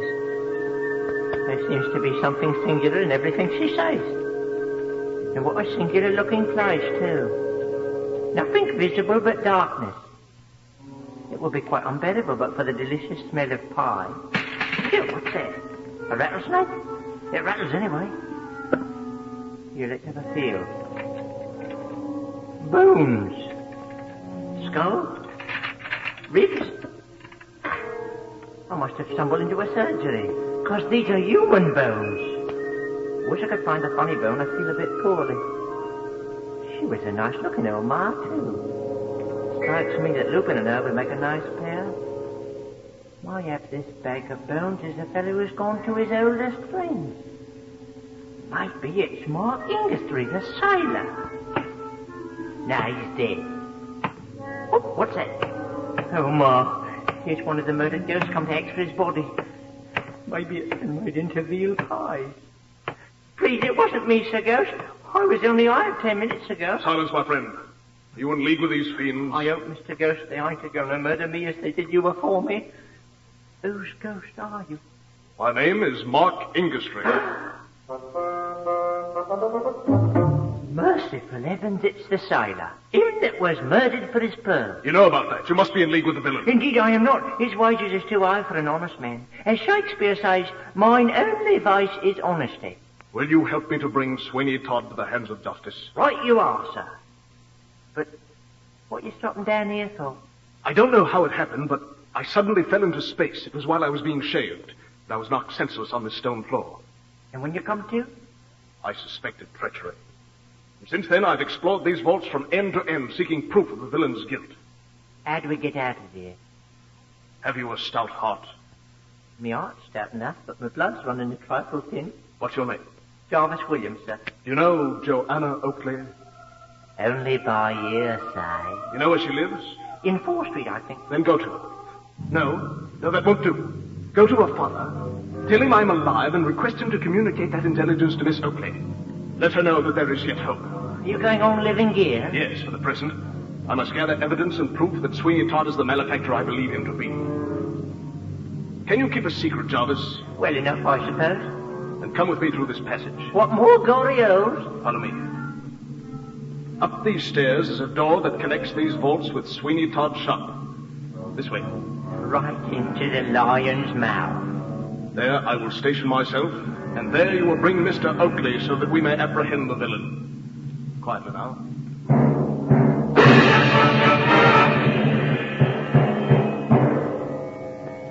This must be Sweeney Todd's back room, sir. It is.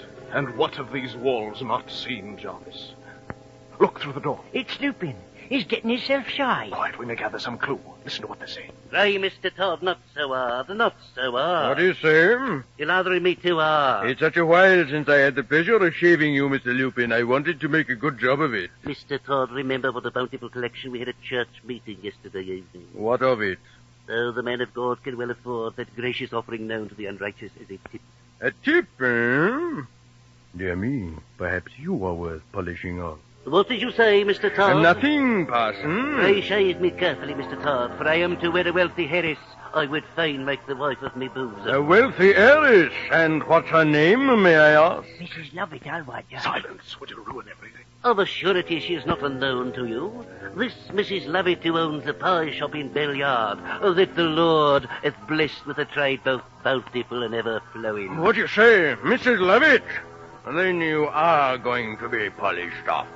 Remain seated, sir. Lupin, sit down! Hushers! No, you don't catch me so easily, Mr. Todd. I have always been suspicious of your doings, and I prefer to stand. I should have suspected the chair. Come here, Mr. Lupin. No, indeed. And now that I know how you manage it and a sinful cunning trick it is, you'll pay blood money for it, Mr. Todd. Come back, Lupin. As you see, Mr. Todd, I am not ripe for killing yet. Oh, yes, you are, Mr. Lupin. Very ripe indeed. Very ripe, ripe, I cry. Young and old ones come and die. Very ripe, ripe, I cry. Young and old ones come and die. When they sit in Sweeney's chair, off they go to heaven knows where. Mrs. Lovett surely knows where they go to all them what goes. Where they go to all them what goes. Very ripe, ripe, I cry. Young or old ones come and die. I'm off, Mr. Todd. We'll talk later. I'll cut your throat from ear to ear when I catch you. Coast clear, Mr. Ingestree. What unparalleled horrors. I can't say I'm sorry to see old Lupin doing a bit of honest running for a change. See, Jarvis, this is the very chair in which I sat. And here's the chain the assassin pulls to tilt the chair and drop the victim into the depths below. And then into the furnaces where the bodies are incinerated. Fetch Mr. Oakley and the police officers. I will return to the vaults, for Sweeney Todd thinks me dead. And as long as he thinks so, he has an adversary he does not suspect.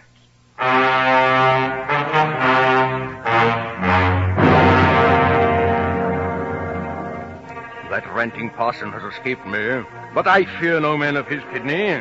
A little money, an offering, he would call it. Blackmail, I should say. Merely a temporary disbursement to be returned along with all the other effects of the legator. A pretty jest, the legator. And when he's been polished off, I'll deal with the rest of them. I have too many enemies to be really safe. My first step must be to get rid of Tobias Ragg. I think he thinks. I need not take his life, but a close confinement of the boy in the lunatic asylum of Jonas Fogg will effectually silence him. Mrs. Lovett, too, grows dissatisfied and scrupulous. I've had my eye on her for some time, and I fear she intends mischief. A little poison, skillfully administered, may remove any unpleasantness in that quarter. Sweeney Todd. Spying, Mrs. Lovett. You might call it so, and since I discover that you intend treachery, I shall on the instant demand my share of the booty. Aye, an equal share of the fruits of our mutual bloodshed. Well, so you shall. I will balance accounts with you. What is the reckoning? I find it to be £12,000 to a fraction. That is just £6,000 each, there being two of us. But, Mistress Lovett, you will have to pay me for your support, lodging, and clothes. Clothes, Mr. Todd? I repeat the word, clothes. Why, I haven't had a new dress for these 6 months. Besides, am I to have nothing for your education? In killing, I mean, Mrs. Lovett. Oh, I have profited by that. To a degree, Mrs. Lovett, yes. For some years past, you have been totally provided for by me. And after deducting that and the expenses of erecting furnaces, purchasing flour for your delicious veal pies, we got the flour cheap because of the truck in it, and sundry other outlays, I find it leaves a balance of 16 shillings, 4pence, 3 farthings in my favor. In your favor? And I don't intend you to budge an inch until it is paid. You want to rob me, but you shall find to your sorrow I will have my due. You have instructed me in killing your side. Very well, Sweeney Todd. 'Twas you who purchased this knife. Don't be a fool, woman. Put your name to a deed consigning the whole of the wealth blood is purchased, or you perish. Idiot! You should have known Sweeney Todd better than that. I calculate my chances. I have also purchased this pistol. Todd! Throw down the knife. Todd, what are you going to do? Throw down the knife, woman. There it is, Todd.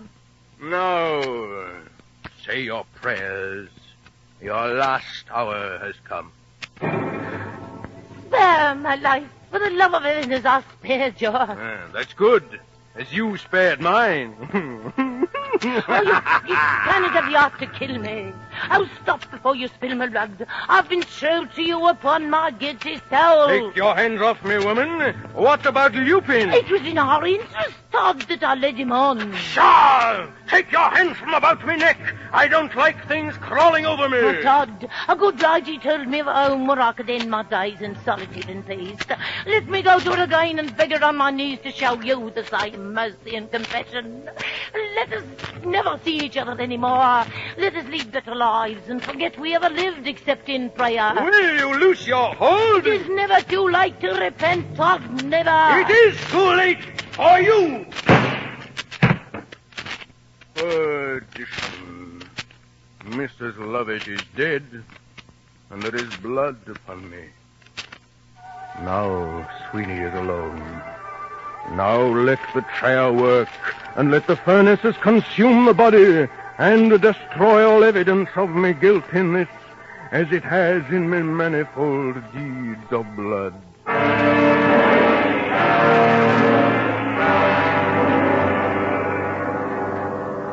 With Mrs. Lovett dead, Sweeney Todd had to do all his dirty work by himself. He lays her in the chair, tips it down into the vault, then hurries down the back stairs and through the dark passage to finish the job off. Ah, there you are, Mrs. Lovett.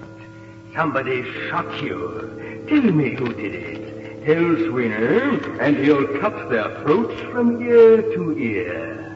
Little crybaby, it's too bad you missed getting your share, isn't it? But don't worry, I'll revenge you. What's that?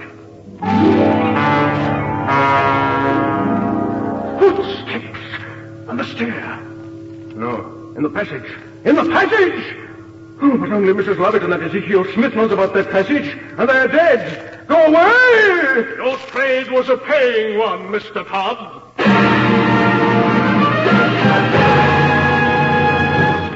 Sailor! I'm back, Mr. Todd. Go away, Mr. Sailor, you're dead! I denounce you, thief and murderer. I have caught you in the act of disposing of one of your unhappy victims. Wait a minute, Mr. Sailor. Would you like to go the way she went? I have lots of bullets left in this pistol, and Sweeney Todd has never been known to miss. I do not fear you face-to-face, murderer. Come not a step closer, and so die!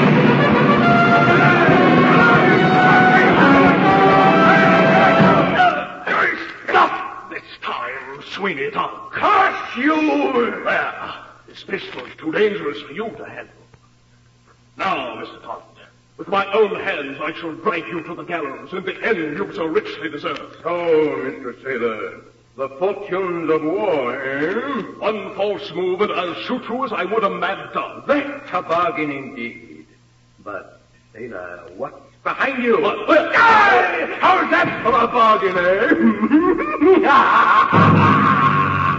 What a weakling. So, Mr. Sailor, you see I am still master about here.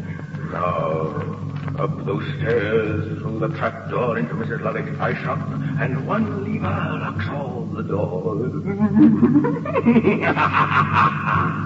You're lost now, Mr. Sailor. You'll never get out of this alive, and pretty soon you'll have company.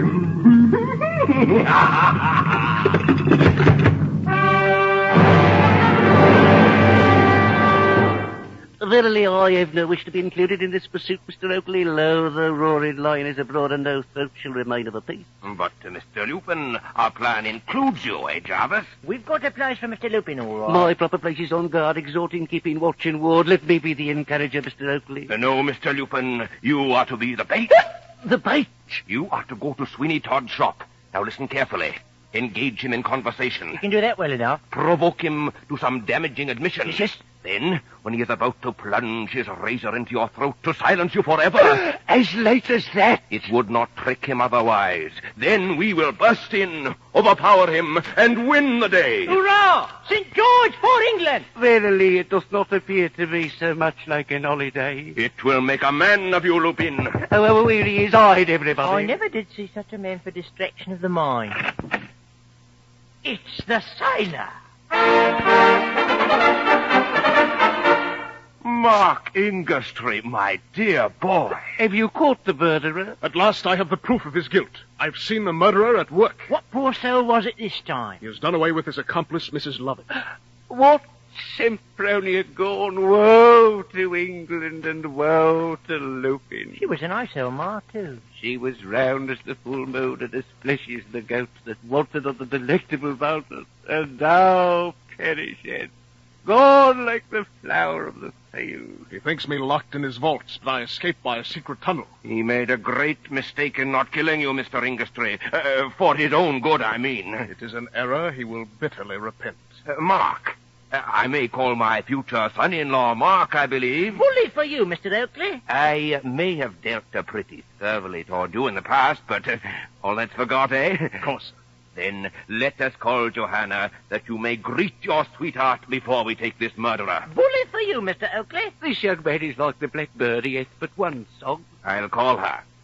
Mrs. Oakley, bring Johanna at once. There is a good old friend of hers here. Now, just watch her face when she sees you, Mark. What is this, Mr. Oakley? Why do you thus disturb my after-dinner rest? Calling for Johanna with a voice like the bull of Bashan. A pious phrase, good Mrs. Oakley. What's this, Mrs. O? Is Johanna not here? Oh, how can she be here when she's with this gentleman? With me, madam? With you, indeed, Mark Ingerstry. And I must say, too, that it is not the proper thing to do either. Sending a young woman notes like she was a trollop, instead of an honest girl, tenderly nurtured. I sent Joanna no letter, Mrs. Oakley. You have no call to lie about it, Mr. Ingerstry. Where is this letter? Here. Naturally, I took it from her, but she would go. What devil's work is this? This is not my hand. Not your... Then she has been abducted. I got it. Yes. Only one man could be responsible for this subterfuge. And that man is... Sweeney Todd! fainted, her mind hath given way. Leave her where she lies. There's man's work to be done. To the rescue! Once more unto the breach, as Shakespeare says.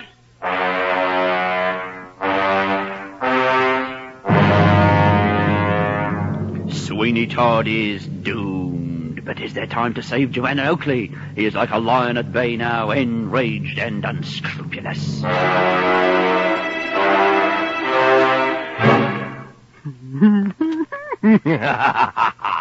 This enticed maiden shall be my surety of escape. What do you think, Miss Oakley? Do your worst, you ruffian. Though my dear parents and Mr. Ingestry hold me dear, they will never let their affection sway them in the performance of their duty. Have I not a singular grace in writing love letters? Oh, you do ill to taunt someone who is in your power, Mr. Todd. You would not dare do it if Mr. Ingestry were here. But he is here, my dear, and you shall see him in a little while. You shall join your lover in the vaults below. But first, don't be frightened. I'm not going to harm you yet. I just want you to be a witness. I'll be no witness to your doings, Sweeney Todd. I have a young apprentice who has shown distressing signs of madness lately. Fancy, I caught him yesterday stealing away to denounce me to the magistrate. Is that not an undoubted form of madness? I think he did well. Look, we'll have him in. It's near time for the keepers to arrive anyway, and you can judge his madness for yourself. I keep him in this room. Come on, Tobias Ragg. I won't endure it. I won't be knocked about in this way. You won't, eh? You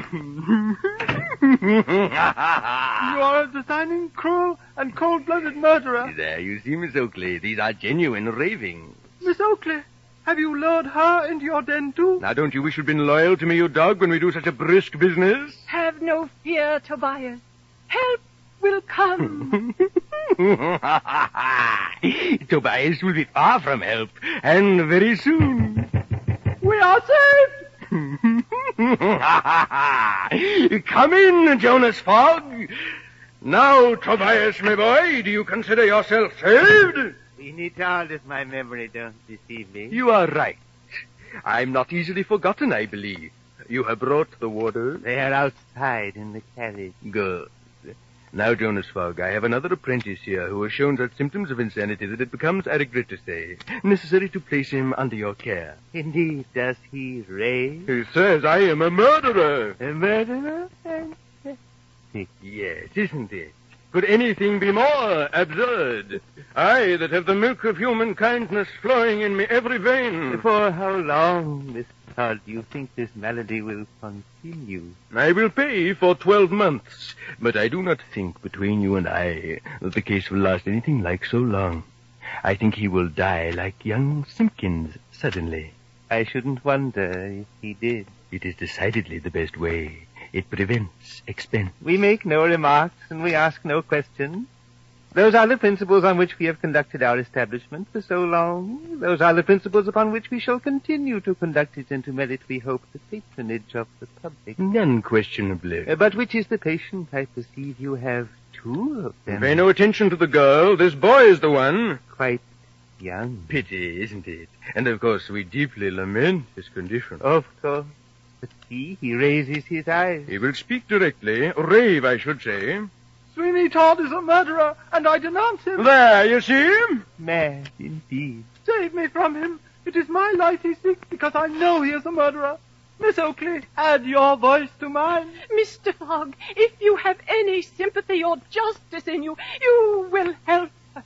This seems to be communicable insanity in its most terrible form. I shall be upon the necessity of putting him in a straight waistcoat. Mr. Todd, let me have both of them. No, the girl is shall I say, a deposit left for my safekeeping. But there, Jonas Fogg, why shouldn't you have both of them? Why shouldn't I deposit her with you? Valuable security should always be banked, Mr. Todd. A pleasant little jest, Jonas Fogg. Take 'em both! A good day's business. Convey them to one of the dark, damp cells, as too much light encourages their delirium. Villain, do your worst. I shall always aver that Sweeney Todd is an assassin. It is true. Take him away! I will die before I submit to you all your vile myrmidons. Why, then you'll die, for no power can aid you. Yes, there is one. Where? There is heaven, which fails not to succor the helpless and persecuted. Ushers! I am undone. Quick, bolt the door, Jonas Fogg. Too late, Sweeney Todd. Much too late, Mr. Todd. Mark! Stand off, you cowardly rascals, and I'll put the kibosh on the old corn psalm. The kibosh? Yes, it's a word of Greek extraction meaning the upset of the happlecon. You'll hang now, Sweeney Todd. And Mark Ingastry. You? Yes, Sweeney Todd. Mark Ingastry, who, preserved from death by a miracle, returns to confound the guilty and to protect the innocent.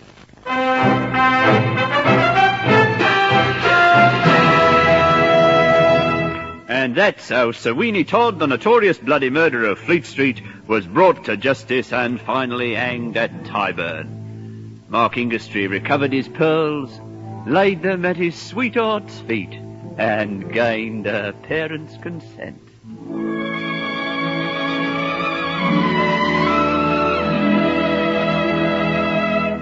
And what do you think Mark Ingastry did besides?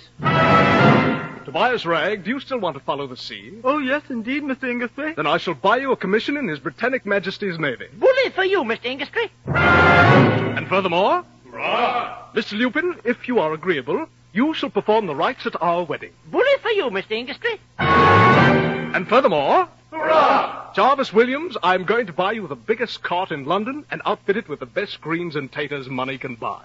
That seems to have silenced the youth. Let me say it.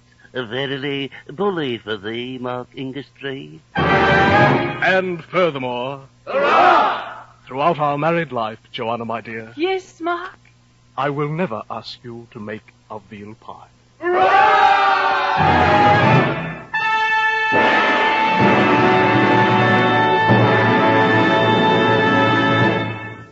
Sweeney Todd, the Demon Barber of Fleet Street, first produced at the Britannia Theatre, Hoxton, in 1842, was written by George Dibdin Pitt, and here adapted by Ronald Hambleton as item 16 of Stage 47. Produced and directed by Andrew Allen, with an original musical score composed, with tongue-in-cheek, and conducted by Lucio Agostini. Starred as Sweeney Todd, Mavor Moore, with Lister Sinclair as the guide, John Draney as Tobias, Bud Knapp as Mr. Smith, Lloyd Bachner as Mark Ingastry, Frank Wade as Parmine, Jane Mallet as Mrs. Lovett, Tommy Tweed as Parson Lupin, Kathleen Kidd as Mrs. Oakley, Glenn Burns as Mr. Oakley, Arden Kay as Joanna, Bernard Braden as Jarvis Williams, and Alan King as Jonas Fogg. Fred Tudor made all the sinister sounds, and Bruce Armstrong did the technical operation. Good evening and welcome to Sunday Showcase and Monday Night Playhouse. I am Damiano Pietropaolo. 75 years ago, two of the United States' most acclaimed orators faced off in a courtroom in Dayton, Tennessee, in a trial that has achieved iconic status in the United States. The case's unofficial name? The Scopes Trial, also known as the Monkey Trial. The lead players, Clarence Darrow and William Jennings Bryan. The issue, the teaching of evolution and creationism in the classroom, an issue still under debate today. On trial were the actions of Tennessee high school football coach and teacher John Scopes. Scopes had agreed to deliberately run afoul of a state law forbidding teaching any theory that denies the story of divine creation of man as taught in the Bible. The Great Tennessee Monkey Trial is an original play based on the actual court transcripts of the trial that took place in Dayton in 1925. It's an issue that doesn't seem to want to go away.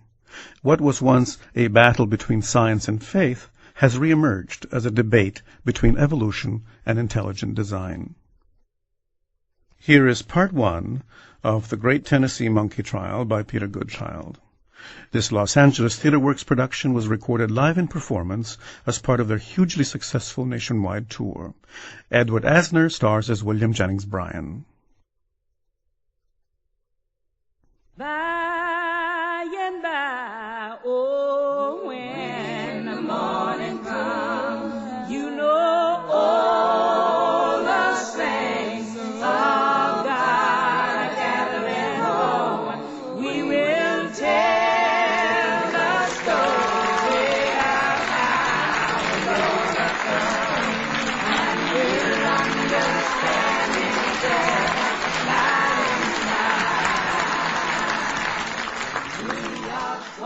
It was called the Trial of the Century.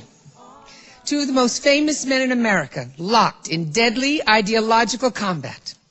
For the press, it was the headline story, and it marked the first time that the new medium of radio was used to broadcast a trial to listeners all across the country. Its issues are as controversial today as they were back in 1925. It was an event that came to be known as the Great Tennessee Monkey Trial. Tuesday, July 7th, 1925, and the Royal Palm train from Florida was making a special stop at the tiny station in Dayton, Tennessee.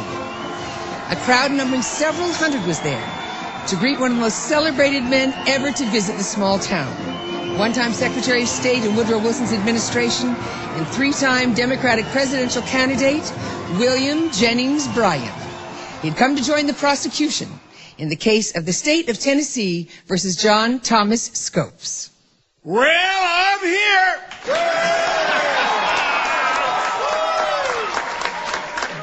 Long have I looked forward to getting to Dayton, and I'm ready for anything that is to be done.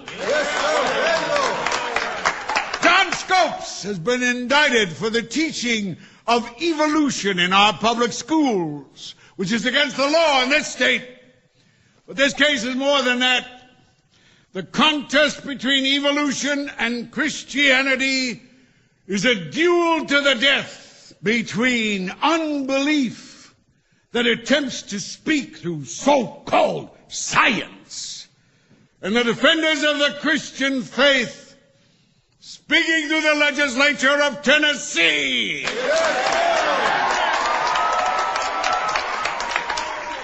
And if this law is upheld by this jury in this fine town, and evolution is banned from our schools, and the religion and morale of our children protected, then millions of Christians everywhere, with hearts full of gratitude, will call you, the people of Dayton, blessed!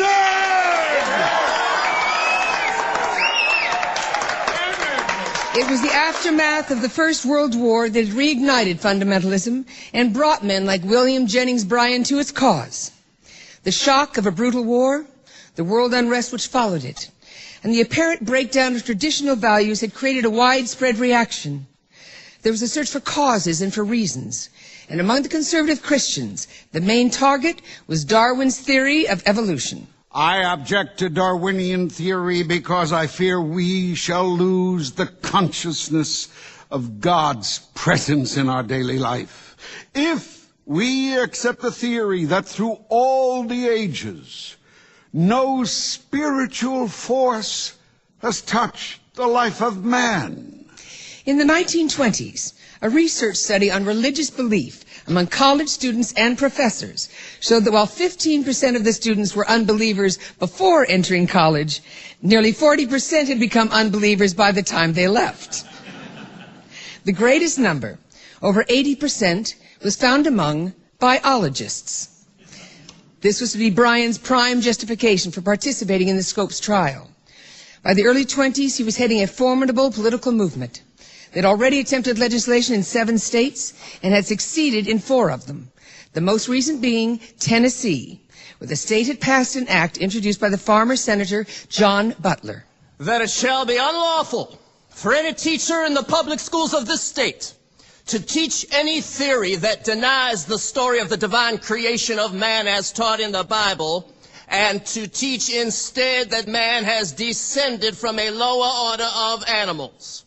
Fundamentalists were becoming a force everywhere, engaging in issues ranging from prohibition to abortion. The ultra-conservative and violent Ku Klux Klan, seen as a real threat to civil liberties, was attempting to form links with some of these fundamentalists. So concerned was the newly formed American Civil Liberties Union that they decided to mount a test case. They advertised throughout Tennessee for a teacher who would challenge the new law. And this is where the town of Dayton became involved. An attractive and once prosperous iron and coal mining town with 11 churches serving its 1,800 inhabitants, it had fallen on hard times, and it was desperately looking to better itself. Thus it was that on May 5th, a group of local businessmen met in Frank Robinson's drugstore and soda fountain to discuss the ACLU's notice in the local paper. They saw the test case as a way of putting their town on the map. But first, they needed a volunteer, a teacher who'd be put on trial for opposing the Butler Act. So they turned to a young sports coach at the school, John Thomas Scopes. They sent word for him to join them at the soda fountain. Frank Robinson handed me the Chattanooga News, where the American Civil Liberties Union was offering to pay the expenses of anyone willing to test the constitutionality of the Butler Act. John, would you be willing to stand for a test case? Now, I knew that sooner or later someone was going to have to take a stand against the stifling of freedom the Butler Act represented, so I said I would, provided they could prove I've taught evolution. Well, you stood in for the principal when he was sick and taught biology, didn't you? Didn't you cover evolution? To tell the truth, I wasn't sure I had taught evolution, but Robinson and the others weren't concerned about this technicality. I had expressed a willingness to stand trial, and that was enough. He walked over to the phone and called the Chattanooga News. This is F.E. Robinson in Dayton. I'm chairman of the school board here. We've just arrested a man for teaching evolution. In fact, John Scopes had to go out and find the sheriff to have himself arrested. There were no days spent behind bars, just an appearance before a justice of the peace who found there to be ample evidence against him. Robinson sent a cable to the American Civil Liberties Union, and there was a prompt reply by telegram. We will cooperate Scopes' case with financial aid, legal advice, and publicity. The impending trial became national news, and the giants of both the liberal and the fundamentalist causes answered the call to battle. The first of these was William Jennings Bryan. In 1912, he had helped Woodrow Wilson to power, becoming his Secretary of State. A confirmed pacifist, he then resigned in protest when Wilson decided to join the war in Europe. He is absolutely sincere. Wilson said of him. That is why he is so dangerous. After leaving office, Bryan continued fighting for his liberal causes, even when his political ambitions faded. And he then took up with what rapidly became a fundamentalist crusade. But there were those deterred by his messianic approach. Back in Nebraska, his own home state, he was described as... like the River Platte, a mile wide at the mouth, but only 6 inches deep. Bryan's adoption by the prosecution in Dayton galvanized another great public figure to join the fight. 30 years before, Clarence Darrow had worked on Bryan's first 2 presidential campaigns. He was now the country's most famous criminal lawyer, and as one of his most public agnostics, a dedicated rival of Bryan's. I was in New York when I saw that Mr. Bryan had volunteered to assist with the prosecution. Immediately, I volunteered to assist with the defense. Free of charge. My only goal was to expose the evil at hand, the program of Mr. Bryan and the fundamentalists in America. With me, I brought my friend Arthur Garfield Hayes of the American Civil Liberties Union and Dudley Field Malone, international divorce lawyer. Darrow regularly challenged traditional concepts of morality and religion. He regarded Christianity as an enslaving religion. He believed evolution, with its holistic view of living things, was gentler and kinder than religious dogma. He was a tall, shambling figure. His wife was always being asked why she never bought him better clothes. "Oh, he probably spends 5 times more on clothes than you do," she replied. "The only difference is he sleeps in his." With Darrow had also come another friend who was to act as his counselor throughout the trial. H.L. Mencken of the Baltimore Sun, one of the best-known journalists of the time, the man who coined the phrase Bible Belt, and he was renowned for his outspoken opinions. July the 9th, 1925. The town, I confess, greatly surprised me. I expected to find a squalid southern village with darkies snoozing on the horse blocks and pigs rooting under the houses and the inhabitants full of hookworm and malaria. What I found was a country town of charm and even beauty. The town boomers have banqueted Darrow as well as Bryan, but there is no mistaking which of the two has the crowd. What Bryan said doesn't seem to these congenial Baptists and Methodists to be argument. It seems to be a mere graceful statement of the obvious. So, Brian and Darrow, formidable adversaries ready for battle, or as Brian described it, a duel to the death. John Scopes may have only been on trial for a misdemeanor, carrying a likely penalty of $100. But there were some 200 journalists covering it, not just in the United States, but from all over the world. The trial began on Friday, the 10th of July, in the surprisingly large and elegant courthouse at the center of Dayton. Top of the grand staircase, we entered the largest courtroom I'd ever seen, able to accommodate 1,000 of its townspeople, plus those jammed into the aisles and up against the walls. Above the judge's seat was a monster sign saying, "Read your Bible daily." There was another one over the seats awaiting the jury and in other places around the courtroom, so it looked as though there'd been a discount offer somewhere. All rise. The court was presided over by Judge John Ralston, a local judge and lay preacher, more used to trying bootleggers and petty thieves. After the trial, he was to declare himself against evolution. Darrow thought he would have been most at home talking to the wives at a church picnic. I'll be seated. Ralston was obviously overawed by the 100 or so international journalists that invaded his court, and by the microphones for this, the first ever live broadcast of a trial. Gentlemen, I desire to show you that we are glad to have you with us, the foreign lawyers for both the state and the defense. I shall accord you the same privileges accorded to local counsel, and assure you again that we're delighted to have you with us. Mr. Attorney General, General Stewart, are you ready to begin the selection of jury? Yes, Your Honor. Are you ready too, gentlemen? Colonel Darrow? Yes, sir. By local custom, attorneys on both sides were graced with the title Colonel. You want the names drawn from the box? Yes, sir. A 4-year-old boy, perched on the corner of Judge Ralston's desk, drew a name from a large wooden box containing those of possible jurors, and the candidate was then cross-questioned. Mr. Riley, you have any feeling that this evolution is a wrong teaching at this time? Well, I haven't studied very much about it. Ever heard Mr. Bryan speak about it? No, sir.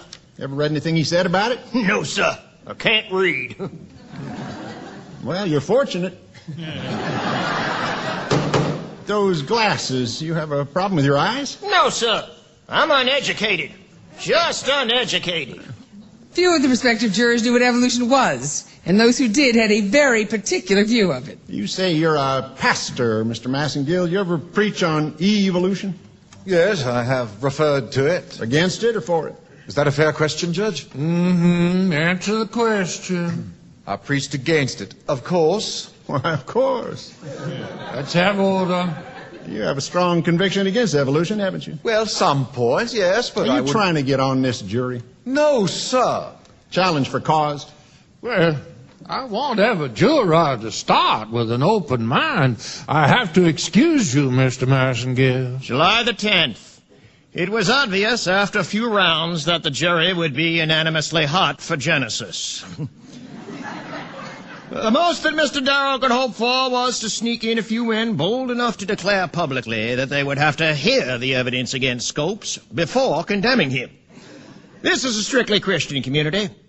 One of them accused of heresy among them is like one accused of boiling his grandmother to make soap in Maryland. The choices had been made. 10 farmers, a teacher, and a former U.S. Marshal. The judge then adjourned the court for the weekend. As the crowds dispersed, Dayton, for the first time in its life, experienced a traffic jam, as numbers of the visitors headed for the cool of the mountains or the cities of Knoxville and Chattanooga. When Darrow went out for an evening stroll, he found Dayton far from deserted. Like mushrooms on every corner, hot dog booths, fruit peddlers, ice cream vendors had sprung into existence. Evangelist tents were propped up in every corner every night. Someone not knowing what was going on would have thought hordes of howling dervishes were holding forth. In reality, they were just crying out against the wickedness of Darwin and the rest of us and offering as substitutes cool meadows and melodious harps of kingdom come. On that Saturday night, John Scopes went dancing at a local hotel.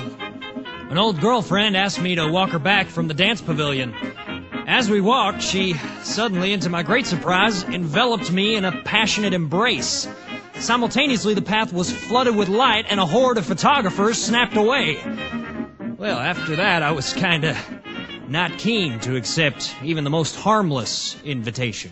The court reconvened on Monday, July 13th, as Attorney General Tom Stewart, General Stewart as he was known, moved to read the indictment. The grand jurors for the state aforesaid upon their oaths present that John Thomas Scopes, heretofore on the 24th day of April, did willfully teach in the public schools of Ray County, Tennessee, the certain theories that deny the story of the divine creation of man as taught in the Bible, and did teach instead that man has descended from a lower order of animals. So, what is your plea, gentlemen? Colonel Hayes? Your Honor, we, the defense, make a motion to quash the indictment, and we would like simply to present our 13 reasons for that motion. In this attempt to stop the case, the defense hoped both to challenge the constitutionality of the new law and to crush it. If they failed, they then aimed at achieving as much propaganda as possible, while at the same time working to appeal the case to a federal court. This higher court would be bound to consider the constitutionality question. The prosecution for the state of Tennessee, on the other hand, were determined to stick to a narrow interpretation of the act, simply establishing that Scopes was guilty of his teaching offense as indicted. That afternoon, Stewart and Darrow clashed over the preferential treatment the Butler Act gave to the Bible. The next question made by the defense in querying the indictment is whether the law gives any, quote, preference to any religious establishment or mode of worship. So how could it interfere, Mr. Darrow? By giving preference to the Bible. To the Bible? Yeah, why not the Koran? It does not mention the Koran. Does it not prefer the Bible to the Koran? Oh, we're not living in a heathen country, so how could it prefer the Bible to the Koran? What I mean is this. If there be in the state of Tennessee a young man or woman who is a Jew, to impose on a science course a particular view of creation from the Bible is, in our view, interfering with his civil rights. Well, Mr. Darrow, could he not go to school on Friday instead of what is given him by the public school, and then on Sunday study his Bible? No. His rights should not be interfered with by any other doctrine. No, sir. It is not an invasion of a man's religious rights. He can go to church on Sunday or any other day and there worship according to the dictates of his conscience. Mr. Scopes, the defendant, can do this. So this is not an invasion of religious liberty. The legislature has simply directed through this act that public money shall not be spent in the teaching of theories that conflict or contravene that story of creation, which they have a right to do. Shall I proceed, Your Honor? I will hear you, Colonel Darrow. If the court please. I'd like to hear this man talk for 10 minutes and then hang him. Let's have order. Colonel Darrow, please, sir. I shall always remember at this court, Your Honor, is the first one ever gave me the great title of colonel. I hope it'll stick with me when I get back north. Well, I want you to take it back to your home with you, Colonel. I shall try to do that, Your Honor. Now, the case we have to argue is a case at law, and hard as it is for me to bring my mind to conceive it, and almost impossible as it is to put my mind back to the 16th century, that here we find today as brazen and bold an attempt to destroy learning as was ever made in the Middle Ages. Only difference is we have not provided they shall be burned at the stake. But there's time for that, Your Honor. We have to approach these things gradually. Now, we've been informed that the legislature has the right to prescribe the study in the public schools. Within reason, they no doubt have, no doubt. But the people of Tennessee adopted a constitution. And this says you shan't teach any theory on the origin of man except that contained in the divine account as contained in the Bible. No legislature is strong enough to pick any book as divine. The state of Tennessee has no more right to pick the Bible as the divine book than that the Koran is one, or the Book of Mormons, or the Book of Confucius, or the Book of Buddha, or essays of Emerson, or any one of 1,000 books to which human souls have gone for consolation. So let us take this Bible just as it is. They ought to put him out. So what is this Bible? Bible is made up of 66 books written over a period of about 1,000 years. Some of them very early, and some of them comparatively late. It's a book primarily of religion and morals. It's not a book of science. Never was intended to be. There's nothing prescribed in it that would tell you how to build a railroad or a steamboat or make anything that would advance civilization. And it is not a book on biology. They knew nothing about it. They thought the earth was created 4,004 years before the Christian era. We know better. I doubt there's a man or woman in Tennessee who does not know better. There are in America at least 500 different sects or churches, all of which quarrel with each other on the importance or non-importance of certain things or the construction of certain passages. So who is the chief mogul who will tell us what this Bible means? No criminal statute can rest that way. There's not a chance for it. And the butler is a criminal statute. Every criminal statute must be plain and simple. My friend, the Attorney General, says John Scopes knows what he's here for. I know what he's here for. He's here because the fundamentalists are after anyone who thinks. Read your Bible! Read the Bible! I know John Scopes is here because ignorance and bigotry are rampant. And that's a pretty strong combination, Your Honor, and it makes him fearful. But the indictment that brings him here, the state uses to bring him here, must be clear. It must be plain and simple. You look at that indictment up there. If that's a good indictment, I never saw a bad one. Now, I am a pseudo-scientist. I believe in evolution. A pseudo-scientist, so named by someone from Florida, Mr. Bryan, who neither knows nor cares what science is except to grab it by the throat and throttle it to death. Now, as a pseudo-scientist, I believe in evolution. So can a legislative body say to someone like me, you cannot read a book, take a lesson, or make a talk on science until you first find out whether you're saying anything against Genesis? Well, it can, unless the Constitution protects me. And that's what's happening here. Here's the state of Tennessee going along about its own business, teaching evolution for years, and along comes somebody who says we have to believe it the way they believe it. They make it a crime to know more than they do, and they publish a law inhibiting learning. Makes the Bible a yardstick to measure every man's intellect, measure every man's intelligence, to measure every man's learning. Is your mathematics good? Turn to 1 Elijah 2. Your astronomy good? See Genesis chapter 2, verse 7. Is your chemistry good? See Deuteronomy 3, 6, or anything that talks about brimstone. Every bit of knowledge that the mind has must be submitted to a religious test. And that is a travesty. Show me that Barber's case, will you, Mr. Hayes? Now, Your Honor, I got a case here, a Tennessee case, where someone passed a law which said it was a misdemeanor for any barber to shave, shampoo, cut hair, or keep the bathrooms open on Sunday. Well, of course, I suppose it could be wicked to take a bath on Sunday. I don't know. But that was not the trouble with the statute. The trouble was a barber could not give a bath on Sunday. Anybody else could. And so they held this law was unconstitutional under the provisions of the Constitution, which says laws must be uniform. All right now. I do not question the right of the legislature to fix the courses of study in a school.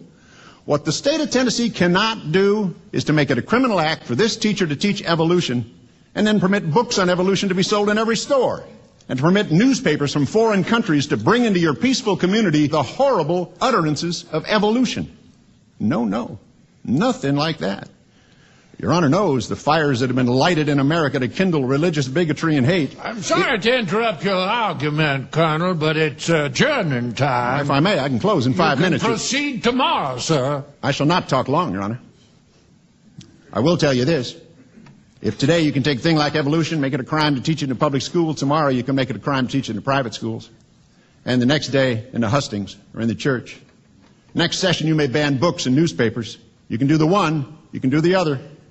And after a while, Your Honor, it is the setting of man against man and creed against creed, until with flying banners and beating drums, we are marching backward to the 16th century, when bigots lighted faggots to burn the men who dared to bring any intelligence and enlightenment and learning to the human mind. Tomorrow, I'll say a few words. You gentlemen send down your authorities to my room at the hotel on both sides. Court is adjourned to 9 o'clock tomorrow morning. Damn infidel!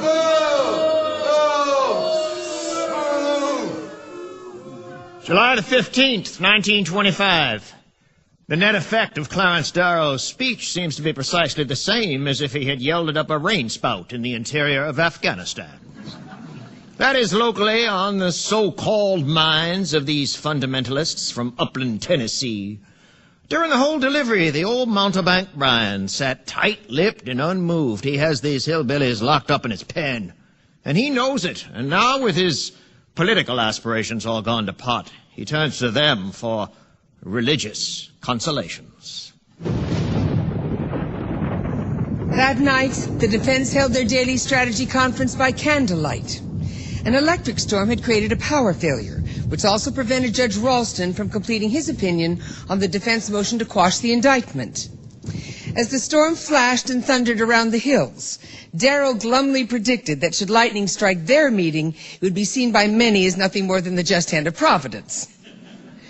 During their conference that evening, the defense had decided on a tactic to highlight the religious nature of the case. The third day of the trial was as hot as ever, 97 degrees. Reverend Striblin, would you open the court with prayer? Father? Your Honor, I want to make an objection before the jury comes in. What is it, Colonel Darrow? I object to prayer. I object to the jury being present when the court rules on the objection. What is it? Colonel Darrow objects to the court being opened with prayer. Why? Especially in the presence of the jury. Well, Your Honor. Yes, General Stewart. The jury is not here. Are there any jury in the courtroom? No. Now, I do not want to be unreasonable about anything, but it has been my custom since I've been a judge to have prayers in the courtroom when it was convenient, and I know of no reason I should not go on with this custom, so I will overrule the objection. Father? Just a minute. Yes. Now, I understand from His Honor that he has sometimes opened court with prayer, sometimes not. Now, we took no exception on the first day, but seeing this has persisted, and this case is one where it's claimed by the state that there's a conflict between science and religion, and above all other cases, there should be no attempt, by means of prayer or in any other way, to influence the consideration of the jury on the facts of this case. You have a right to put your exceptions on the record for later appeal. The state makes no contention that this is a conflict between science and religion. It is a case involving the fact as to whether or not a school teacher has taught a doctrine prohibited by statute. And such an idea, extended by the agnostic counsel for the defense, is foreign to the thoughts and ideas of the people. May I take an exception to the statement, agnostic counsel for the defense? Your Honor, those prayers we've already heard have been duly argumentative. They help to increase an atmosphere of hostility to our point of view. So far as creating an atmosphere of hostility is concerned, I would advise Mr. Malone that this is a God-fearing country. And it is no more God-fearing than that from which I come and in which I live. Gentlemen, do not turn this into an argument. I'd like to reply to counsel that this statute says no doctrine shall be taught which is contrary to the divine account contained in the Bible. There's no question about the religious character of these proceedings. This court has no purpose except to find truth and do justice to all issues involved in this case. Now, I've instructed the ministers who have been invited to my rostrum to open the court with prayer to make no references to the issues involved in this case. I see nothing that might influence the court or the jury as to the issues. Therefore, I am pledged to overrule the objection of counsel and invite Dr. Striblin to open the court with prayer. I note an exception, Your Honor. Dr. Striblin, please. Father? Go ahead. To thee we give praise for every good thing in life. As the prayer ended, Ralston adjourned the court while he continued working on his opinion as to whether the case should proceed. However, when the court reconvened late in the afternoon, the defense raised the issue of prayers again. Court will come to order. I have a most important... Before Your Honor presents a decision or the proceedings go further, may I present a petition to the court addressed to yourself?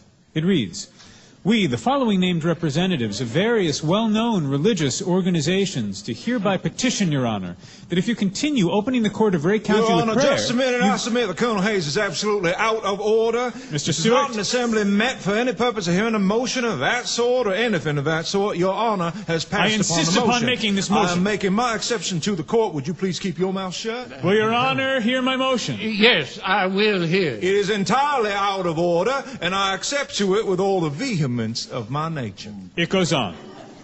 If you continue opening the court with prayer, you must select officiating clergymen from among other than fundamentalist churches, in alternation with fundamentalist clergymen. End quote. The signatories are eminent men from various denominations, Your Honor, a rabbi, 2 Unitarians, and a Congregationalist.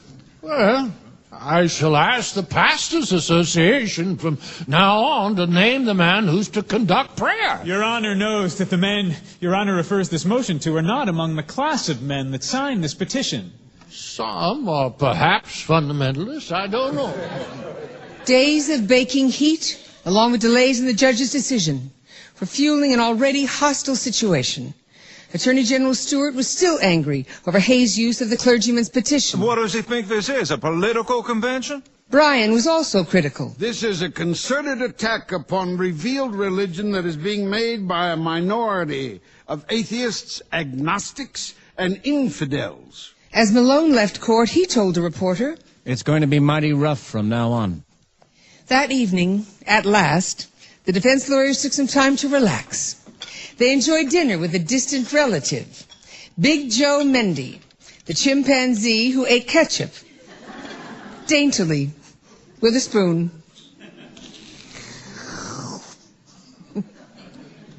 The court opened on Wednesday, when at last Ralston presented his ruling on whether the case would continue. The courts are not concerned in questions of public policy, and the motive or wisdom of a statute is responsibility of the legislature, not of these courts. Indeed, this court has no jurisdiction to pass on this question. Next, I do not see how this statute unlawfully deprives a defendant on any of his liberties, privileges, or property. Public schools are not maintained as places of worship, and the relationship between the teacher and his employer are purely contractual. And if his conscience constrains him to teach evolution, he can find opportunities elsewhere. The court, having passed on each ground, is now pleased to overrule the whole motion and require the defendant to plead further. So after 3.5 days jockeying for legal advantage, the trial began in earnest, and Scopes pleaded not guilty. July the 14th, 1925. Even though everyone on both sides expects the jury to bring in a verdict of guilty, there is in fact considerable heat in the trial. Bryan and local lawyers for the state sit glaring at the defense all day, and Attorney General Stewart has shown such pugnacity it has brought him to forced apologies. The prosecution was determined to limit the trial to simply establishing that Scopes was guilty of his teaching offense. Stewart, who estimated that his whole case would take only an hour, simply reiterated the indictment as his opening statement. The defense believed that with the experts they intended calling, their case would take weeks. Dudley Malone, the New York Irish Catholic divorce lawyer, began preparing the ground. We will show by the testimony of men learned in science and theology that there are millions of people who believe in evolution and in the creation story set forth in the Bible, and who, unlike us, find no conflict between the two. The defense maintains that such opinions are a matter of faith and interpretation, which each individual must determine for himself. The defense also thinks there's no conflict between evolution and Christianity. There may be between evolution and peculiar ideas of Christianity, which are held by Mr. Bryan. But we deny that the evangelical leader of the prosecution is an authorized spokesman for the Christians of the United States. Now, I wish to read from a commentary in praise of Jefferson's original Statute of Religious Freedom in the Constitution of Virginia. The commentary reads, quote, Jefferson set forth the main reasons urged by those who believed in religious freedom. He said, that to attempt to compel people to accept a religious doctrine by act of law was to make not Christians, but hypocrites. End quote.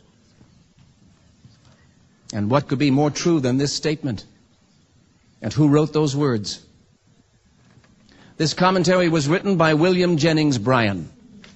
And the defense appeals against his fundamentalist views of today and reminds him of his philosophical views of yesterday when he was a modernist to our point of view. Your Honor, I accept to that part of the statement that was brought in Mr. Bryan's name and further. My relations with Mr. Bryan have been such for so many years, he would be the last one to think that anything I have to say here would have my personality in it. And I do not think, Your Honor, that Mr. Bryan is the least sensitive about it. Not a bit. The court can do as it pleases in carrying out its rules. I ask no protection from the court. And when the proper time comes, I shall be able to show the gentleman that I stand today just where I did. And that those comments of mine have nothing to do with the case at bar. One of the reasons for the defense... The jury is present now. And I cannot tolerate any expression of feeling on the issues in this case at all in the presence of the jury. H.L. Mencken was watching the demonstration that followed Bryan's first intervention. Bryan is no longer thought of as a politician and a job seeker in these godly regions, but has become half man and half archangel. In brief, a sort of fundamentalist pope.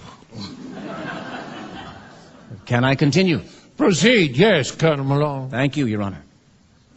We shall prove that Christianity is bound up with no scientific theory and that it has survived 2,000 years in the face of all the discoveries of science. And for the purpose of illustration, we will show from embryology the development of a child from a single cell to its birth. We shall show how during its development in the womb, it actually recapitulates the stages of evolution. And finally, the defense denies that it is part of any movement or conspiracy on the part of scientists to destroy the authority of Christianity or the Bible. The defense maintains that Genesis is in part a hymn, in part an allegory, written by men who believed the world was flat, and whose authority simply cannot be accepted to control the teachings of science in our schools. We maintain that science and religion embrace two separate and distinct fields of thought and learning. And we remember what Jesus said, "Render unto Caesar the things that are Caesar's, and unto God the things that are God's." Amen. Have you finished, Colonel Malone? Yes, sir. Then I will instruct the jury that while it is their duty to hear this statement, it is not evidence and not to be considered in determining the issues. Are there any further statement from the state side? None whatever. After the jury was sworn in, the prosecution called its first witness, Walter White, superintendent of the Ray County Schools. I promise to tell the truth, whole truth, nothing but the truth, so help me God. Thank you. Mr. White, you were one of those present at the meeting at Robinson's drugstore which began this case? Yes, sir. Were you at that time discussing this new law that was passed? Yes, sir. And Mr. Scopes came up while Mr. Rappelium, Mr. Robinson, and I were discussing this, and then we all discussed it for a little while after the crowd scattered. Did he say to you that he had taught that part that pertained to evolution? Yes, sir. What did he say? He admitted he had taught that. He said he could not teach that book without teaching that, and he could not teach that without violating the statute. Did the defendant say it was unconstitutional? He defended his course by saying that the statute was unconstitutional. Colonel Dare. Mr. Witness, will you please speak out loud for the reporters? This book of Hunters, what's the name of the book? It's George William Hunter's Civic Biology. Where did Mr. Scopes get it? Mr. Robinson, the bookman for the section handled the books. That was the official book adopted by the commission, was it not? Yes, since 1919, but the contract expired August 31st, 1920. Now, do you know how long this book's been used? It has been used since 1909. That is all. Step down. Your name is Howard Morgan? Yes, sir. And how old are you? 14 years old, sir. Now, just state in your own words, Howard, what Professor Scopes taught you and when it was. Yes, sir. It was along about April 2nd, and he said the Earth was once a hot molten mass too hot for plants or animal life to exist upon it. And in the sea, the Earth cooled off, and there was a germ of one-celled organism formed. And this organism kept evolving to be a pretty good-sized animal. And then became on to be a land animal. And from this was man. Good. Now, Howard, how did he classify man with reference to other animals? What did he say about them? Well, the book and Mr. Scopes both classified man, along with cats and dogs and horses and cows and monkeys and lions and all that. And what did they say they were? Mammals. And he classified them along with cats and dogs, horses, monkeys, and cows? Yes, sir. Cross-examine, Colonel Darrow? Now, Howard, what do you mean by classify? Well, classify meaning that these animals we mentioned, that men were just the same as them. In other words, they... He didn't say a cat was the same as a man. Well, no, sir. He said that man had a reasoning power that these animals did not. There's some doubt about that. That is what he said, is it? It is with some men. Oh, a great many. Now, Howard, he said they were all mammals, didn't he? Yes, sir. But he tell you what distinguished mammals from other animals? I don't remember. But he said dogs and horses and monkeys, cows, man, whales are all mammals? Yes, sir. But I don't know about the whales. He said all the other ones. Let's have order. And you didn't know that the definition of a mammal was a species that suckled its young, did you? No, sir. Well, did he tell you anything else that was wicked? No, sir, not that I remember of. Not hurt you in any way, has it? No, sir. Colonel Hayes? Yes, Howard. Is there anything in this book that says man is descended from a monkey? No, sir, not that I know of. That's all. The last witness to appear for the prosecution was F.E. Robinson, in whose drugstore the famous meeting took place, which started the case. Stewart took him through the story, having him describe Scopes' admission that in teaching evolution he was indeed breaking the law. Then Darrow picked up the cross-examination. General Stewart showed you a book, Civic Biology, which I hold in my hand. You were selling them, were you not? Oh, yes, sir. And you were also a member of the school board. Yes, sir. Huh. Thanks. Someone ought to advise you you're not bound to answer these questions. The law says teach, not sell, Mr. Darrow. Well, now, would you please read it, page 194 and 195? It's not been read. The doctrine of evolution. We have now learned that animal forms may be arranged so as to begin with very simple one-cell forms and culminate with a group which contains man himself. This arrangement is called the evolutionary series, and geology teaches that millions of years ago life upon Earth was very simple, and then gradually more and more complex forms of life appeared. And this part on page 195 on man's relationship with the monkeys? Just go right on. Well, I'm going to. You have underscored part of it. I want to read that too. Quote, in their method of learning, although monkeys do not reach the human stage of a right life of ideas, yet in a number of things he learns, the complex habits he can form, the variety of lines along which he can learn them, the monkey justifies his inclusion with man in a separate mental genus. End quote. That's what was read in class? Yes, sir. How do you get these books, Mr. Robinson? From the State Depository at Chattanooga. You got them from the state authorities, and they were adopted? By the State Board of Education? Yes, sir. Perhaps as Mr. Darrow has seen fit to read from that part of the biology, Your Honor, I want at this point to read the first 2 chapters of Genesis in order to get it into the record. You may proceed, General Stewart. In the beginning, God created the heaven and the earth. And the As earth Stewart was read the without well-known form, verses, void. thus ensuring that no move of the defense went unmatched, Bryan sat beaming at the court. But when the first defense witness, the eminent zoologist Maynard Metcalf, took the stand, Mencken witnessed Bryan behaving very strangely. At first question, Bryan came out from behind the state's table and planted himself not 10 feet away from Dr. Metcalf. Give us your name. Maynard M. Metcalf. Dr. Metcalf. Just a moment. I do not mean to interrupt, but as to a matter of procedure, we have a rule in this state that precludes the defendant, John Scopes, from taking a stand if he does not take the stand first. Your Honor, every single word the prosecution witnesses have said against the defendant was true. So he does not care to go on the stand? No. What's the use? Well, that is all. Dr. Metcalf, are you an evolutionist? Surely under certain circumstances this question would be an insult, but under these circumstances I do not regard it as such. Do you know any scientific man in the world who is not an evolutionist? We accept to that, of course. Though if you'd like, we could bring all the scientists in and they could take a vote. Our whole case depends upon proving that evolution is a reasonable scientific theory.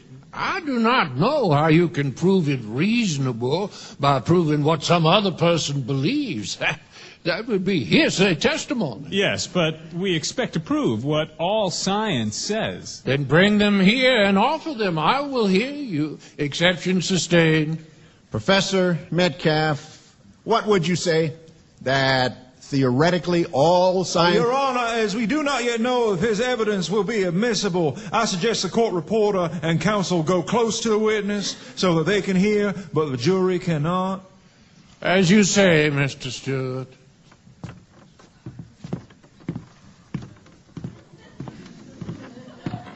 So what would you say, that practically all scientists were or were not evolutionists?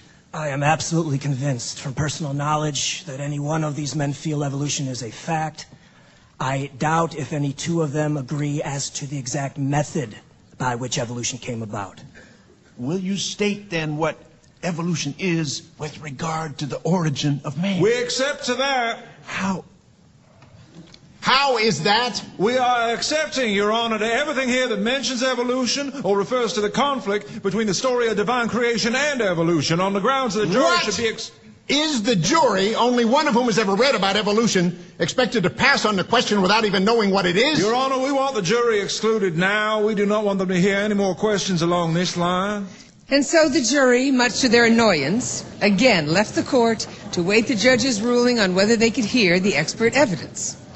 Darrow was left to question Metcalf for the record, for possible use in a later appeal. And so, Dr. Metcalf, when did the earliest organism appear? It's awfully hard to answer in years. Geologists talk in ages, not years. More than 6,000 years? I would say 600 million years is a modest guess.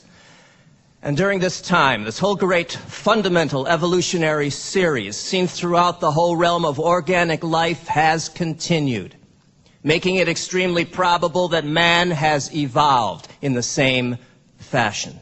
July the 15th, 1925. Metcalf's was one of the clearest and most eloquent presentations of the case for evolution that I have ever heard. The doctor was never at a loss for a second, but there was no cocksureness in him. And what he got over was a superb counterblast to the fundamentalist bunkum. The jury, at least in theory, heard nothing of it, but it went whooping into the radio and banging into the face of Brian. The next morning, Thursday, the legal wrangle began on whether to admit the defense's expert evidence.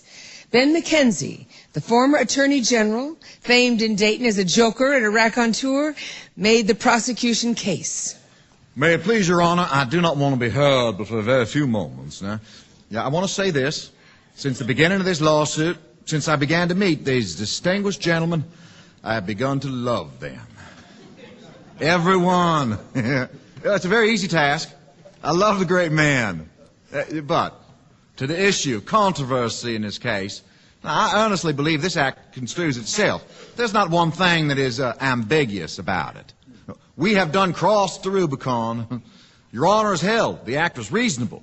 Tennessee had the right to prescribe any common school curriculum it desired.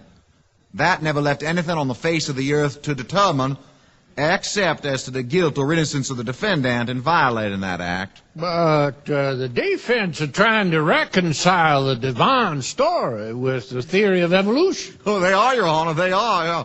And with the evidence of their scientists, they're trying to put words into God's mouth. So when he said, and God created man in his own image out of the dust of the ground, well, they would have him say instead that he issued some sort of a protoplasm or a soft dish rag, and he put it in the ocean. And he said, old boy, you wait around about 6,000 years, and I will make something out of you.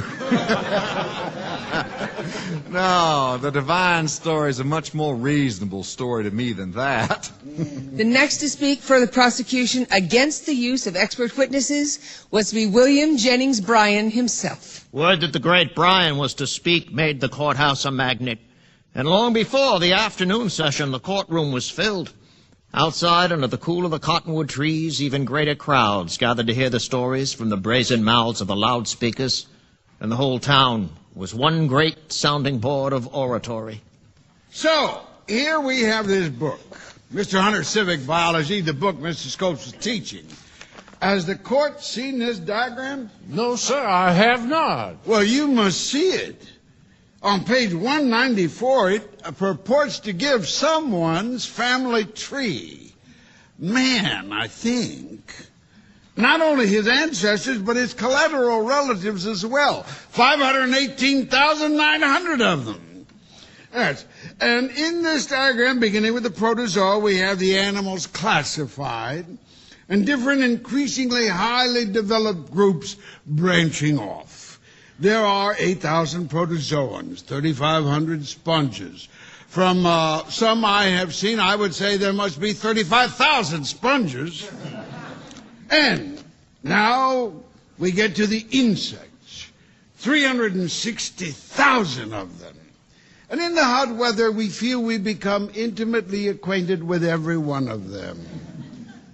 Now, we're getting up near our kinsfolk, 13,000 birds, 3,500 reptiles, 13,000 fishes. Same number as birds. Well. And then we have mammals, 3,500. And there is a little circle, and man is in that circle. Find him. Find man. There's that book from which they were teaching your children that man was a mammal and so indistinguishable among the other mammals that they leave him there with 3,499 other mammals, including elephants. Talk about putting Daniel in the lion's den. How dare those scientists put man in a little ring like that with lions and tigers and everything that is bad. Not only that is evolution possible, but the scientists possibly think of shutting man up in a little circle like that with all these animals that have an odor that extends way beyond the circumference of the circle, my friends. Mr. Scopes tells the children to copy this diagram, which detaches them from the throne of God and links their ancestors with the jungle. Then, my friend, if they believe it, they go back to scoff at the religion of their parents. But these parents have a right to say that no teacher paid by their money shall rob their children of faith in God and send them back to their houses skeptical infidels or agnostics or atheists. You've just heard part one of the Great Tennessee Monkey Trial, recorded live in performance after a hugely successful nationwide tour in the United States. Join us next week for the conclusion. I'm Damiano Pietropaolo. Good night. Last week in part one, we left Mr. William Jennings Bryan in mid-rhetorical flight on the place of man in Darwin's evolutionary scheme. Now let's join Edward Asner, starring as William Jennings Bryan, as the trial rages on. Now, my friends, I beg pardon, if the court please. I have been so in the habit of talking to an audience instead of a court that I will sometimes say my friends, even though I know full well that not all of them are my friends. If the gentlemen will brace themselves for a moment, I will say I am a member of the American Academy for the Advancement of Science. Yes. And they invited Mr. Bateson, a famous British scientist and a descendant of Darwin, to come over and speak to them on evolution. And Bateson told those people that there's not a single scientist in all the world who can trace one single species to any other. They call us bigots and ignoramuses, and yet they demand that we allow them to teach this stuff to our children. They take up life as a mystery that nobody can explain. Not one word about God at the back of it. They want you to let them commence there and ask no questions. They do not explain the great riddle of the universe. They do not deal with the problems of life. They do not teach the great science of how to live. And yet they would undermine the faith of those little children in that God who promises we shall live with him by and by. There is no place for miracles in this train of evolution. And they eliminate everything supernatural from the Old Testament as well as the New, including they eliminate the virgin birth, the resurrection of the body, and with it the doctrine of atonement. They believe that man has been rising all the time, that he never fell, and that when the Savior came, there was no reason for his coming, and that he was born of Joseph or some other co-respondent, and that he lives in his grave. It is a doctrine that not only destroys their belief in God, but robs from them every moral standard that the Bible gives us. It is this doctrine which gives us Nietzsche, the great writer who tried to carry this Darwinism, this survival of the fittest, to its logical conclusion with his philosophy of the Superman.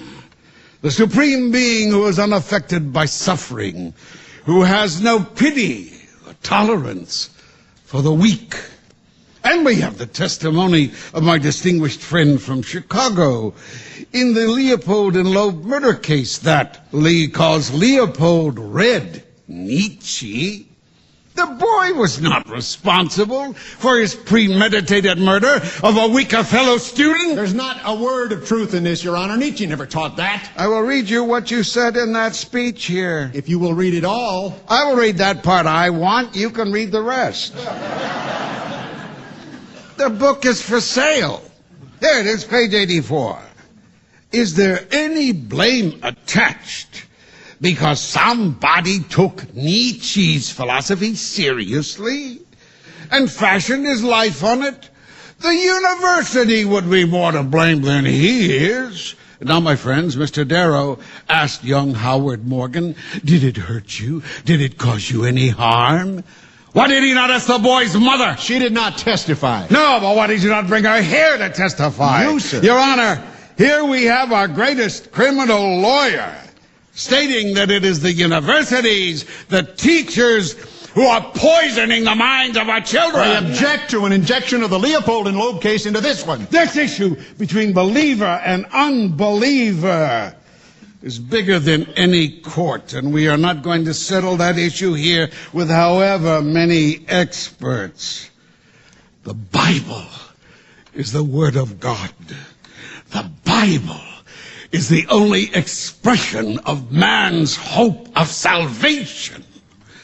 That Bible is not going to be driven out of this court by experts who have come hundreds of miles to testify that they can reconcile evolution and its ancestor in the jungle with a man made by God in his image and put here for purposes as part of the divine plan. Bring the court to order. Colonel Darrow, you have a statement? Yes, Your Honor, thank you. Following what Mr. Bryan read, I went on to say, and I quote, "But you cannot destroy thought because some brain may be deranged by a thought. Every new religious doctrine has created its victims. No great ideal but does good and harm. And we cannot stop because it may do harm." All right, Colonel. Be certain to return Mr. Bryan his book. Colonel Malone, you speak last for the defense. Next up was Dudley Malone, formerly an assistant to Bryan in his State Department days. In the stifling heat, Mr. Malone, of all of us, had been the only one to remain fully clothed. Everyone had remarked on it. But now, as he rose to answer Bryan, he carefully took off his jacket, folded it neatly, and laid it carefully on the counsel's table.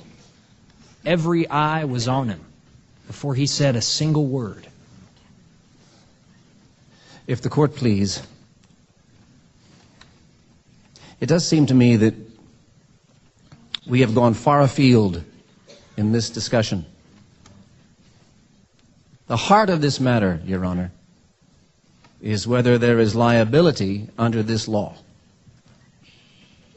What does this law, this Butler Act, do? Now, we've been told here that it is not about a religious question. I defy anybody after Mr. Bryan's speech to believe that it is not a religious question.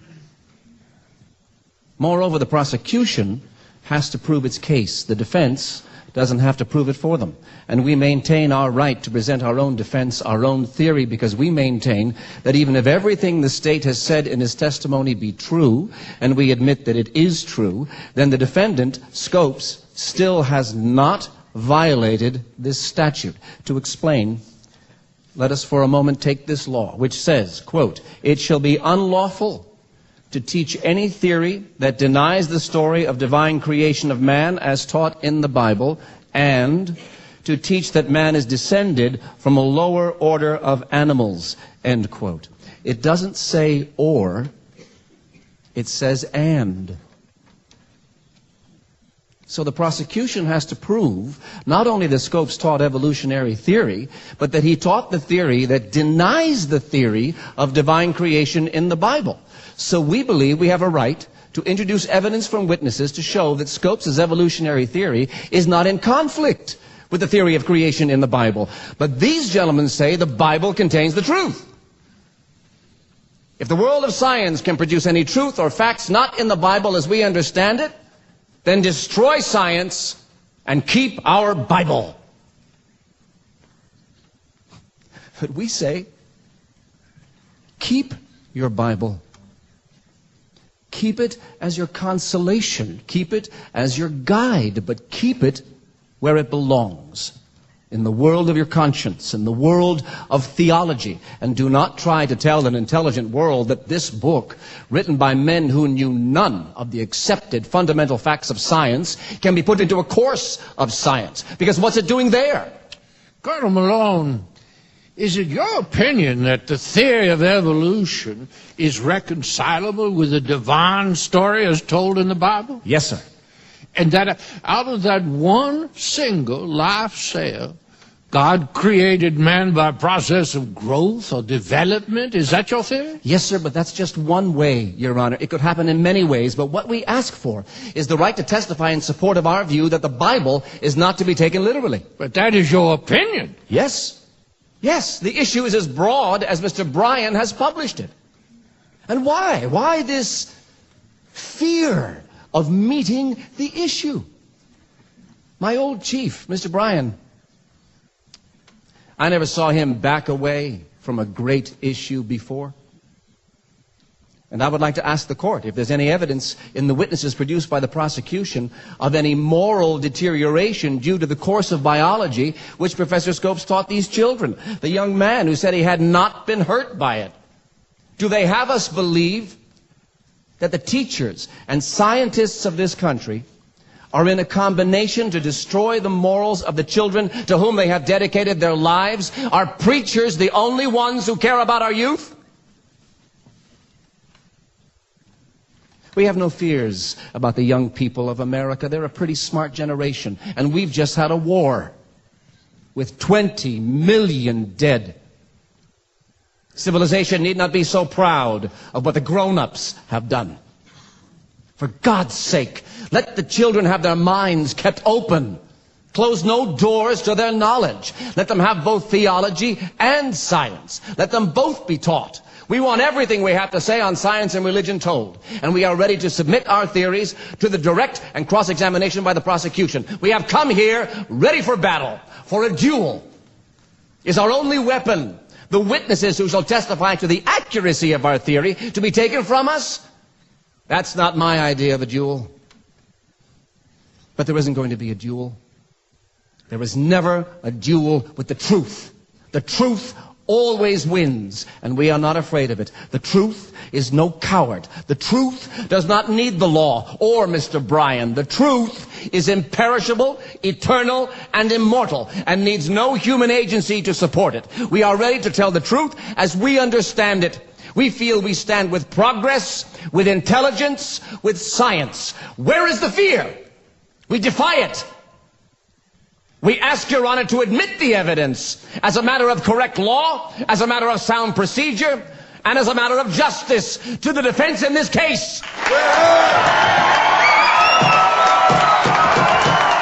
courtroom went wild when Mr. Malone finished. The Chattanooga policemen applauded too, pounding the table with a nightstick and actually splitting the tabletop. The judge couldn't control it, but I was concentrating on watching Bryan, and I realized that Malone had penetrated his flinty armor. There was only dejection on his face. The victory that had been his only minutes before was suddenly disastrously dissipated. Several minutes later, the courtroom was cleared, and only 3 persons remained: Bryan, Malone, and I. Bryan was sitting alone in his chair, and as he tried to cool himself, he would let the palm leaf drop, and then he would stare at a spot in front of him. Then, without turning, he said, Dudley, that was the greatest speech I ever heard. Thank you, Mr. Bryan. I'm sorry it was I who had to make it.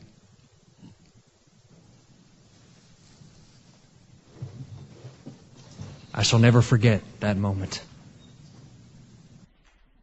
The night following Malone and Bryan's powerful speeches, Dayton's weary telegraphers worked until the early morning hours. The reports they sent showed how uncompromising this battle for the nation's hearts and minds was becoming. Friday, July 17th, a short but eventful day, began with Judge Ralston's ruling.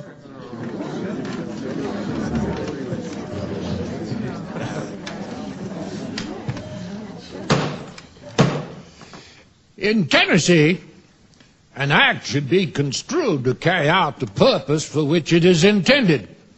And in this case, the legislature clarified their intention for the act as a whole when they stated that it was unlawful to teach that man descended from a lower order of animals. The ordinary, non-expert mind can comprehend this simple language. Descended from a lower order of animals. It's not ambiguous or complex. Though I personally would suggest the substitution of the word ascend for the word descend. And if the court is correct in this, then there's no justification for calling expert witnesses to explain.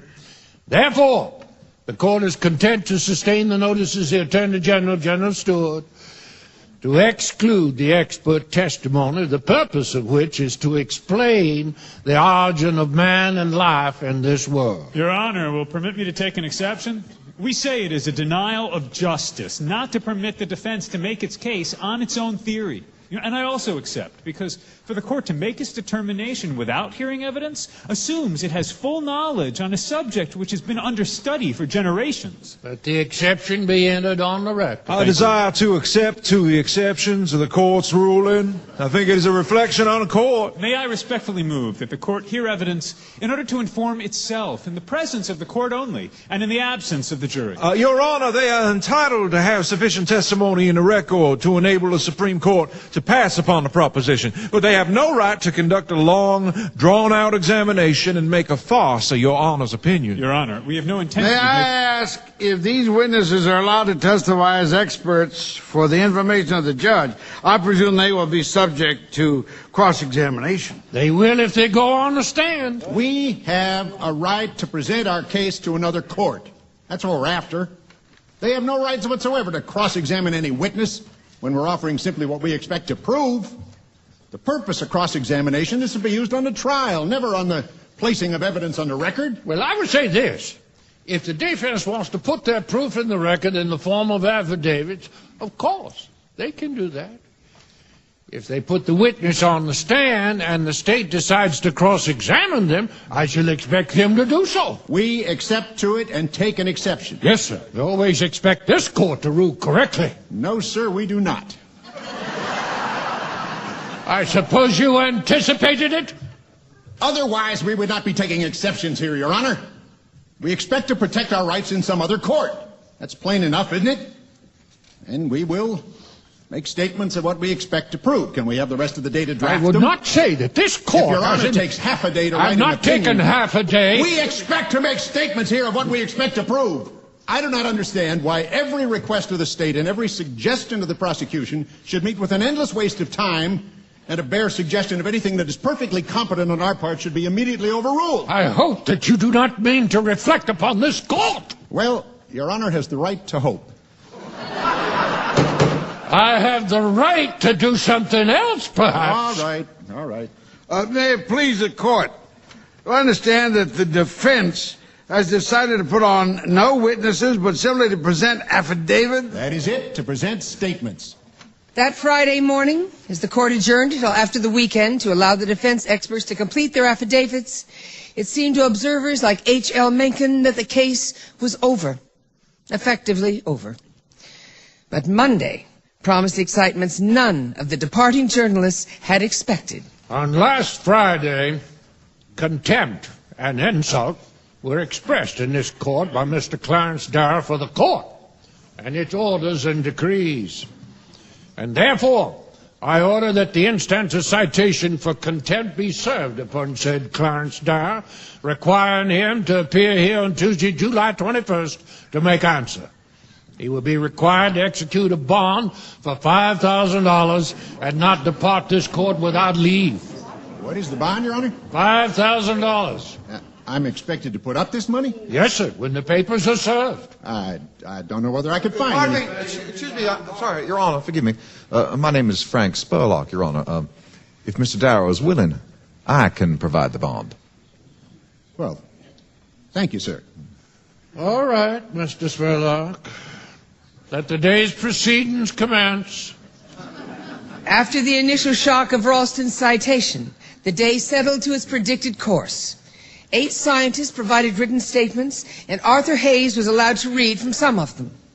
One was prepared by the Hebrew Bible scholar, Rabbi Herman Rosenwasser, whose evidence threw new light on the biblical account. In the translation of the Hebrew Bible, from which the King James Protestant version is derived, there are many errors. The word create purports to be a translation of the word bara. Now this word, bara, is used to represent the whole cosmic scheme, and the correct translation is to set in motion. From that incorrect translation, great confusion has resulted. Then, in the first chapter of Genesis, the word Adam is used. The word Adam, or Adam, does not mean a man, but actually any living organism containing blood. If this is a lower order of animal, then Genesis itself teaches that man is descended from a lower order of animals. If the Hebrew Bible were properly translated and understood, one would find no conflict with the theory of evolution that would prevent him from accepting both. And so the accumulation of evidence continued. In readiness, everyone thought, for the appeal to the federal court. But just after lunch, Darrow asked to speak. Your Honor, I've been practicing law for 47 years. I've had many a case fighting the public opinion of the people of the community. And never have I been criticized for anything I've ever done in court. I do think, however, Your Honor, that I went further than I should have done. I overstepped the mark, and Your Honor could not help but take notice of it. Personally, I don't think it constitutes a contempt, but I am quite certain that the remark should not have been made, and I am sorry, and I want to apologize to the court. Anyone anything else to say? Then, my friends, and Colonel Darrow, the man that I believe came into this world to save man from sin taught that it was godly to forgive, and I believe in that Christ.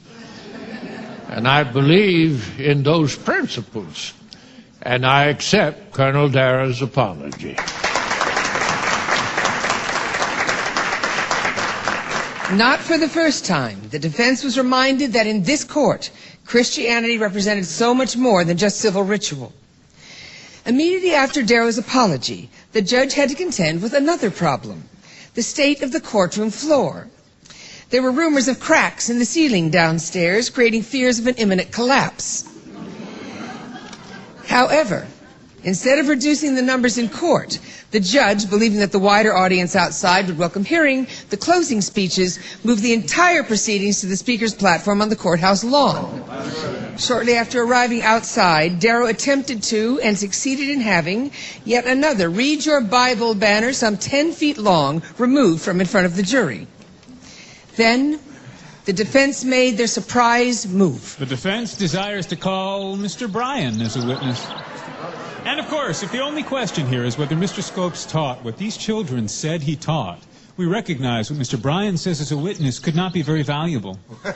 But we think there are other questions involved, and we should like Mr. Bryan's testimony for the purpose of our record, even if Your Honor does not think it admissible in general. So, we should like to call him now. Do you think you have a right to his testimony or evidence like you did the others? If you ask him about any confidential matters, I will protect him, of course. I do not intend to do that, Your Honor. As to the scientific matters, Colonel Bryan can speak for himself. If Your Honor please, I insist that Mr. Darrow can be put on the stand, and Mr. Malone, and Mr. Hayes. Call anybody you desire. Ask any questions you wish. Oh, then we will call all three of them. Not at once. Where do you want me to sit?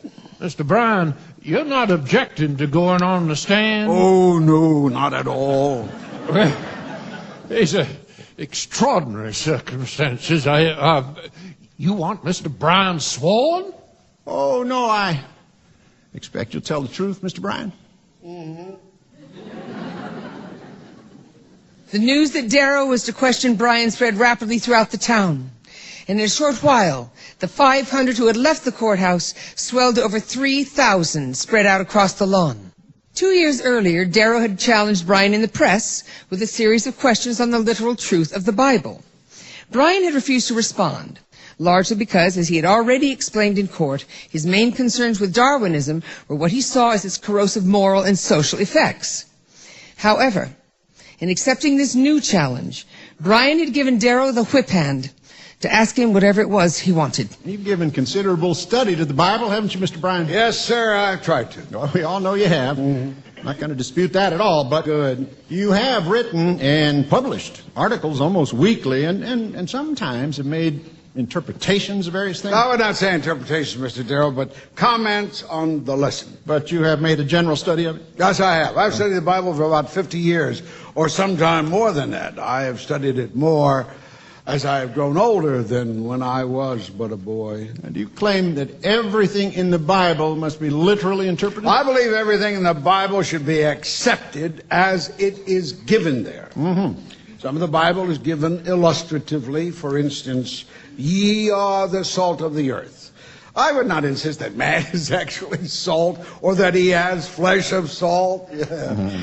But it is used in the sense of salt as saving God's people. But when you read Jonah swallowed the whale, or the whale swallowed Jonah, that was, excuse me, please. How do you literally interpret that? When I read that a big fish swallowed Jonah, it does not say whale. Doesn't it? No. You sure? Yes.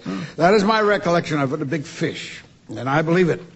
And I believe in a God that can make a whale and can make a man and can make both do as he pleases. Well, now you say this big fish swallowed Jonah and he remained, how long? 3 days. And then he spewed him up on the sand. Mm-hmm. You believe that big fish was made to swallow Jonah? No, I'm not fair to say that.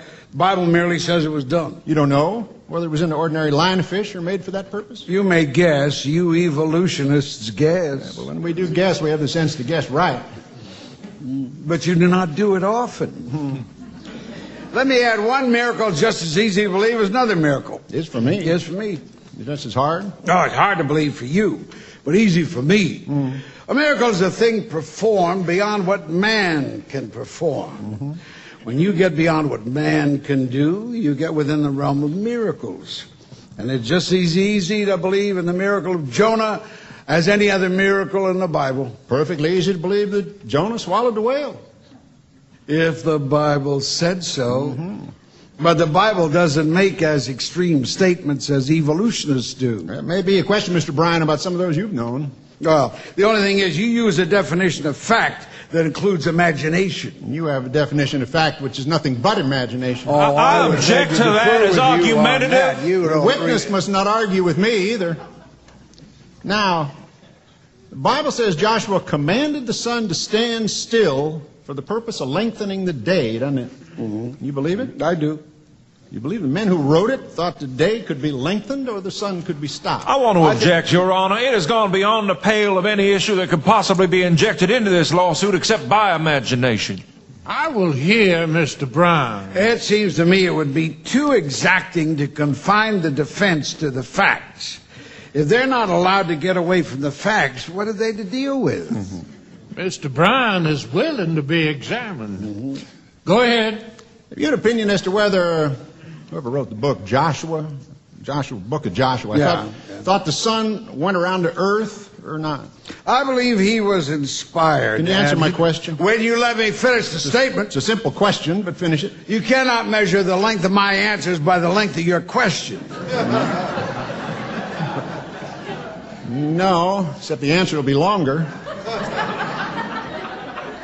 I believe the author of the Bible was inspired by the Almighty. And he may have been directed to use language that could be understood at that time instead of using language that could not be understood till Darrow was born. So don't you believe that in order to explain the lengthening of the day, it would have had to have been construed that the earth stood still? I would not attempt to say that would have been necessary.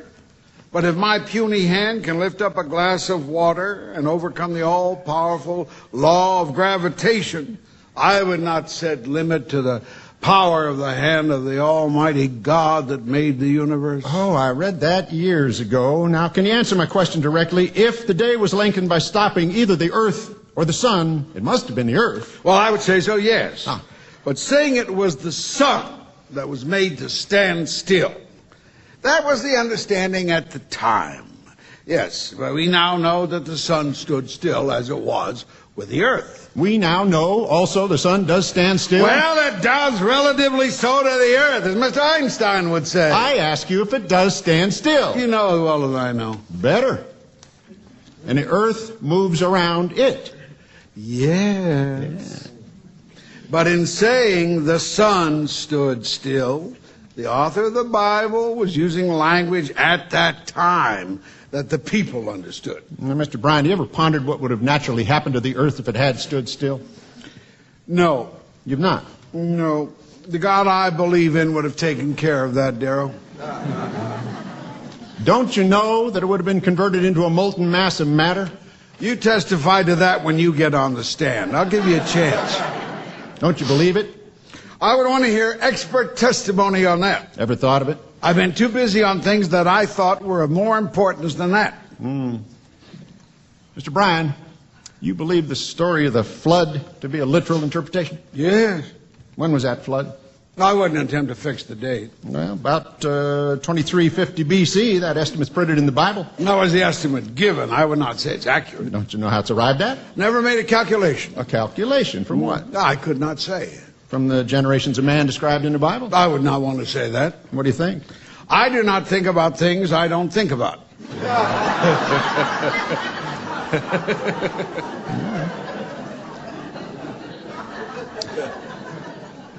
Do you think about things you do think about?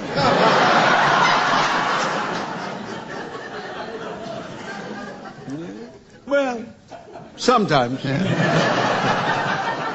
So you want to say now you have no idea how the dates for this flood were computed? No, I don't say that. I say I don't know how accurate it was. Your Honor, I am objecting to his cross-examining his own witness. He's a hostile witness. Oh. I'm going to let Mr. Brown control. These gentlemen have not had much chance. They did not come here to try the case in hand. They came here to try revealed religion. Now I'm here to defend it, and they can ask me any questions they please. All right. Great applause from the bleachers. No. Yes, yes, from those you call yokels. Well, I never called them yokels. Oh, it is the ignorance of Tennessee, the bigots you talk about. You mean the ones who are applauding you? Those are the people you insult.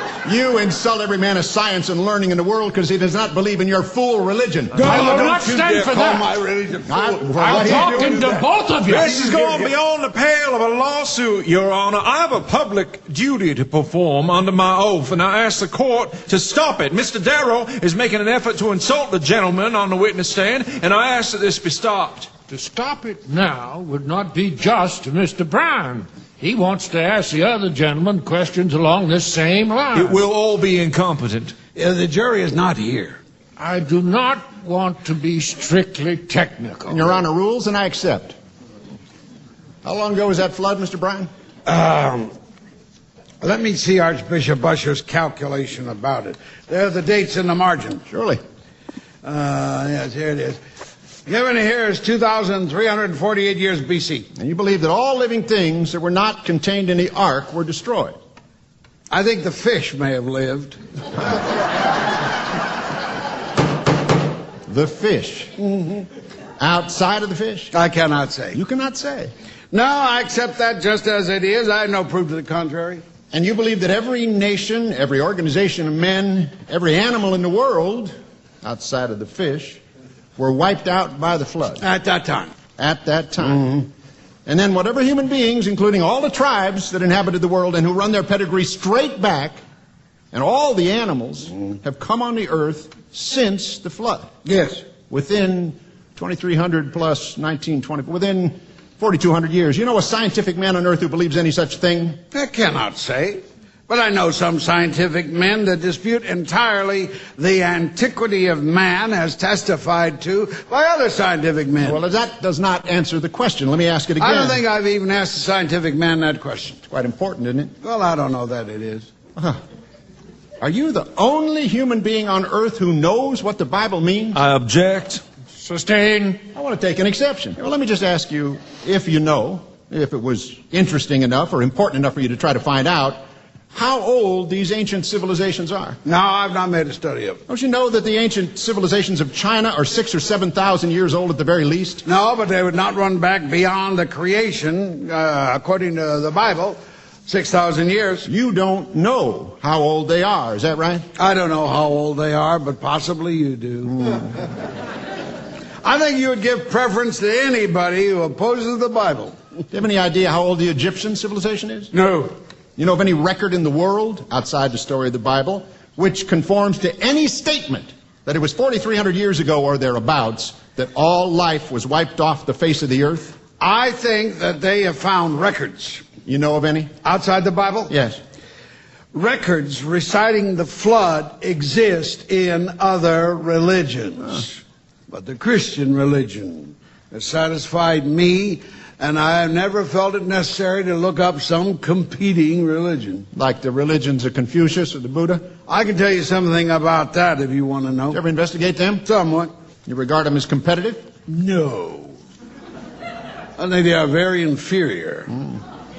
There are those, Mr. Darrow, who say that Jesus brought nothing into the world and talk about Confucius's golden rule. But Confucius said, do not do unto others what you would not have done unto you. Now that's purely negative.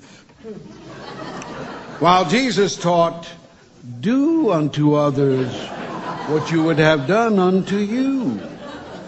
Now there is all the difference between negative harmlessness and positive Christian helpfulness. Oh, Mr. Bryan. But do you know how old the Confucian religion is? No, sir. You know anything about how many people there were in Egypt 3,500 years ago? How many people in China 5,000 years ago? No. You ever try to find out? No, sir. You're the first man I ever heard of who was interested in it. Mr. Bryan, am I really the first person you ever heard of who's been interested in the age of human societies and primitive man? You are the first person I ever heard speak of the numbers of people at these different periods. Where have you lived all your life? Not near you. No, sir, nor anybody a-learning. Oh, I don't assume you know it all. Now, don't you know there are thousands of books in your libraries on all these subjects, but you don't care how old the earth is, or how old man is, and how long the animals have been there? No, sir, I'm not much interested in that. All right. You have heard of the Tower of Babel, haven't you? Yes, sir.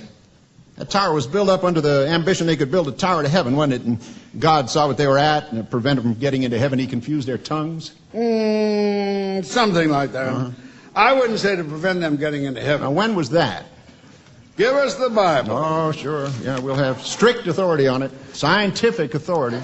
That was about 100 years before the flood, Mr. Darrow, according to that chronology. And up to that time, every human being on earth spoke the same language. Yes, sir. Mr. Bryan, you know how many languages are spoken on the face of the earth? No. I know the Bible has been translated into 500. And no other book has been translated into anything like that many. Interesting, if true. You ever studied philology at all? No, I never made a study of it. I'm not in the Mr. Bryan, you don't think much of scientists, do you? Oh, yes, I do, sir. Can you name one whose opinion you value on this subject? I can think of George Price. He was at a notable college in Nebraska, but he's a professor of geology at Lodi in California now. And that's a small college. You judge a man by the size of his college. But I would rather find what he believes. Whether his belief corresponds to your views, your prejudices? I am no more prejudiced for the Bible than you are against it. Now, you mention him because he's the only man signing himself as a geologist that believes the light you do. No. There's a man named Wright who, when you get him up... We'll get to Mr. Wright in a moment. All right. Who publishes Price's book? I can't tell you. I can get you the book. Don't you know it's Revell and Company, Chicago? I couldn't say. They publish yours, don't they? Yes, sir. Will you let me make an exception? The man's publisher is not pertinent. He has quoted a man that every scientist in this country knows is a mountebank and a pretender and not a geologist at all. You can ask him about the man, but don't ask him about who publishes his book. As you wish. So to return, have you any idea how old the earth is? No. The Bible you've introduced into evidence tells you, doesn't it? I don't think it does. Well, let's see whether it does. Is this the one?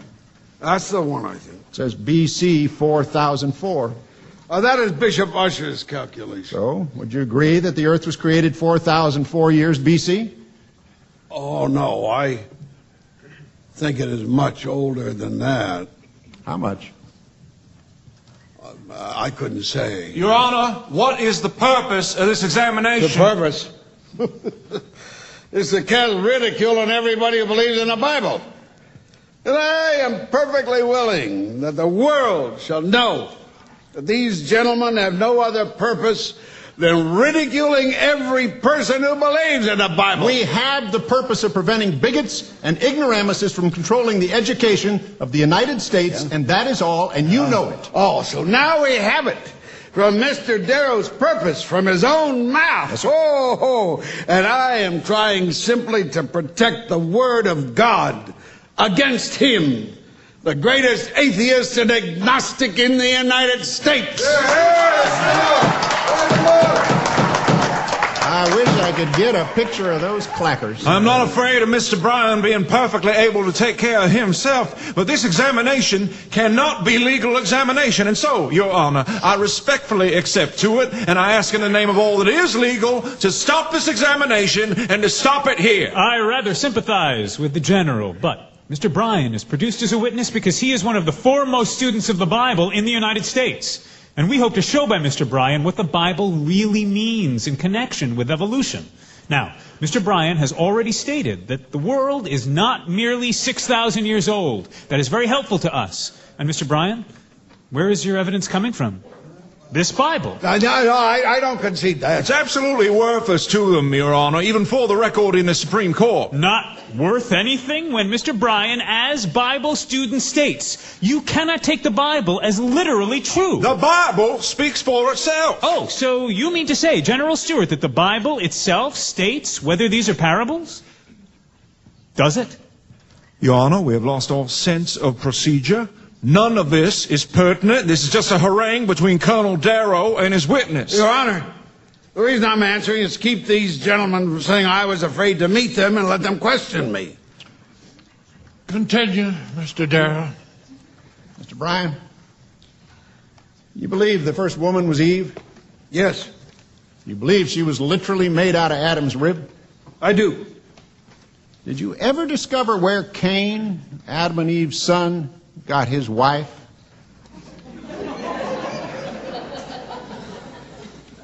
No, sir. I leave the agnostics to hunt for her. Well, the Bible says he got one, doesn't it? Were there other people on the earth at that time? I cannot say. You cannot say? Did that never enter into your consideration? Never bothered me. All right. Does the statement, the morning and the evening were the first day, the morning and evening were the second day, mean anything to you? I do not think it necessarily means a 24-hour day. You do not? No. What do you consider it to be? I've not attempted to explain it. You'll take the second chapter. Let me have the book. The 4th verse of the 2nd chapter of Genesis says, "These are the generations of the heavens and the earth when they were created. In the day the Lord God made the heavens and the earth." The word day there is used to describe a whole period of creation. Therefore, I do not see there is necessity for construing the words evening and the morning as meaning necessarily a 24-hour day. Does it or doesn't it? Great many people think so. What do you think? I do not think it does. I see. No, but I think it would be just as easy for the kind of God we believe in to make the earth in 6 days or in 6 years or in 6 million years or in 600 million years. I do not think it important whether we believe one or the other. Do you have any idea the length of these periods? No, I don't. You think the sun was made on the 4th day? Yes. And they had evening and morning without the sun? I'm simply saying it is a period. They had evening and morning for 4 periods without the sun, you think? I believe in creation as they're told. And if I'm not able to explain it, I will accept it. That settles it. Now, you call those periods, they may have been for a very long time. Oh, they might have been. Creation might have been going on for a very long time. It might have continued for millions of years. I believe the Bible as it is. And I will not permit you to put your language into the words of the Almighty. Now, you refer to the bow that was put into heaven after the flood, the rainbow. You believe in that? Yeah, I'll read it. All right, Mr. Bryan, I will read it for you. "And the rainbow shall be in the cloud." Oh, Your Honor. I think I can shorten this testimony. The only purpose Mr. Darrow has is to slur at the Bible. But I will answer his questions. I will answer them all at once. And I have no objection in the world. I want the world to know that this man, who does not believe in a God, is trying to use a court in Tennessee. I object to that. To slur at. I object to your statement. And while it will take I'm time, examining you on your fool ideas that no intelligent Christian on earth believes. Let's have order in this court. This court is adjourned. As the crowd dispersed, scores of people clamored around Darrow, while Bryan, the great commoner, sat exhausted, virtually alone with his thoughts.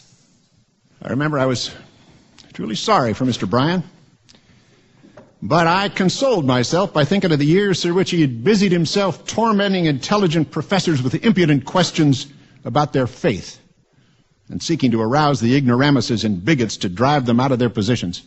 Before the court opened the next day, a secret meeting took place between Ralston and a number of local politicians and police. In essence, they warned the judge that things had developed to such a fever pitch that they could not be responsible for what might happen if this cross-examination continued. The fears were not unfounded, as Bryan and Darrow had both received death threats. At the same time, Bryan had been told by Stewart that he would dismiss the case if there was any attempt to continue the duel with Darrow. As Ralston's opening address began, Bryan sat motionless in his chair. I fear I may have committed error yesterday in my overzeal to ascertain any new insights. But now, I feel that the testimony of Mr. Bryan can shed no light upon any issues pending before the higher courts. The lawsuit now is whether or not Mr. Scopes taught that man descended from a lower order of animals and is not one of these broader issues. And so, taking this view of it, I am pleased to expunge this testimony given by Mr. Bryan yesterday from the records of this court, and it will not be considered further. If Your Honor, please, we have no further witnesses, no proof to offer on the issues the court has just laid down, and will thus ask the court to bring in the jury and instruct them to find the defendant guilty. For the prosecution, we are pleased to accept Mr. Darrow's suggestion. Please the court. I will hear you, Mr. Bryan. I fully agree with the court that the testimony taken yesterday was not legitimate or proper. What is more, I have not had the chance to answer the charges the defense has made as to my ignorance and my bigotry. I object, Your Honor. What is Let this me all about? finish. Now that there is a plea of guilty, I realize I cannot make any closing statement. And so I am not asking to make a statement here. But I will hear what you have to say, Mr. Bryan. Your Honor, now I shall have to trust to the justice of the press, who yesterday broadcast what was said here in court all over the world. The gentleman who represents the defense not only differs so much from me, but also in the manner of the court. I think it hardly favor them to have brought into the limelight my views on religion than to stand behind the dark lantern which throws light on others but conceals them. The country should know the religious attitudes of these people who come down here to deprive the people of Tennessee of the right to run their schools. I object to that. Overrule the objection.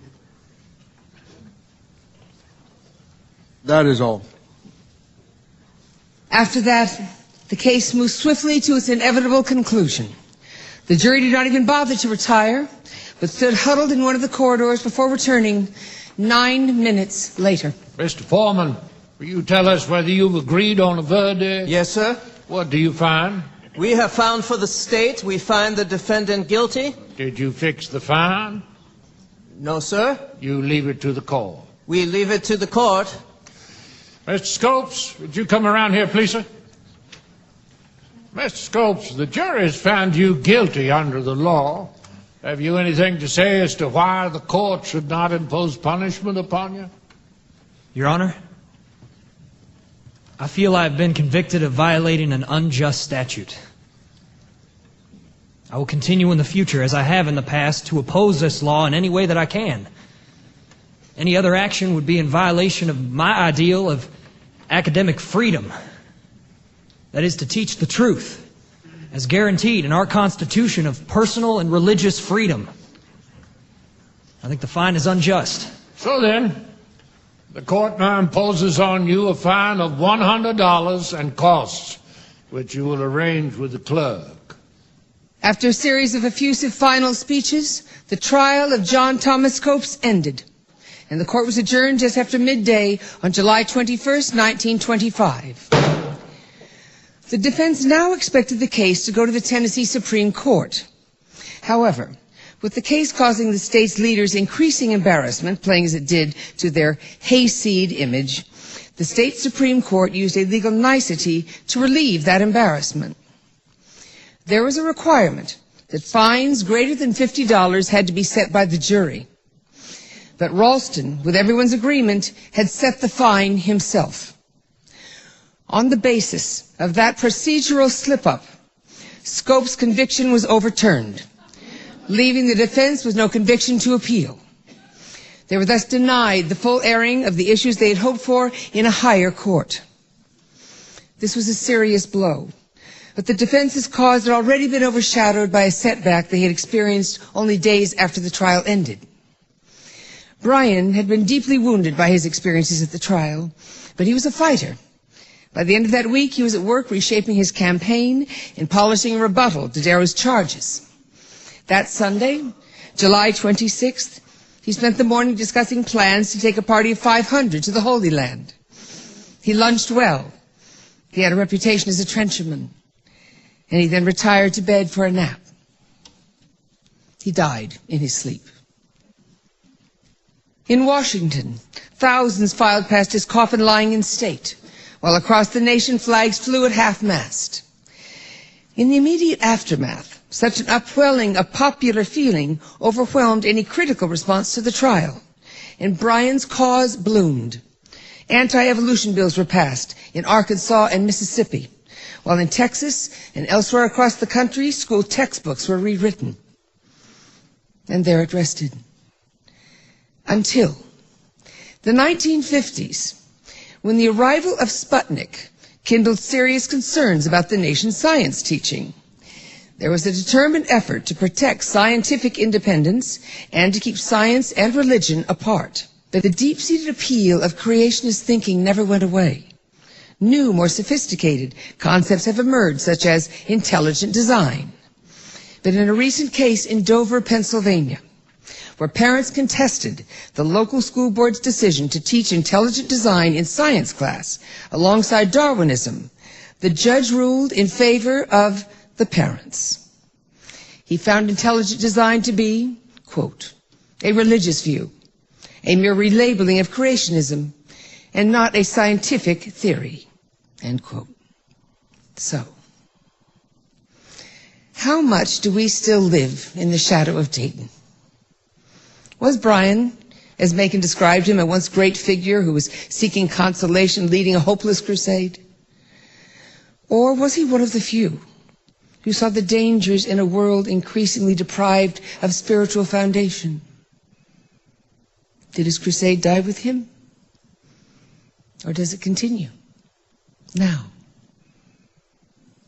And this concludes our broadcast of this acclaimed Los Angeles Theater Works production. I'm Damiano Pietropalo. Good night.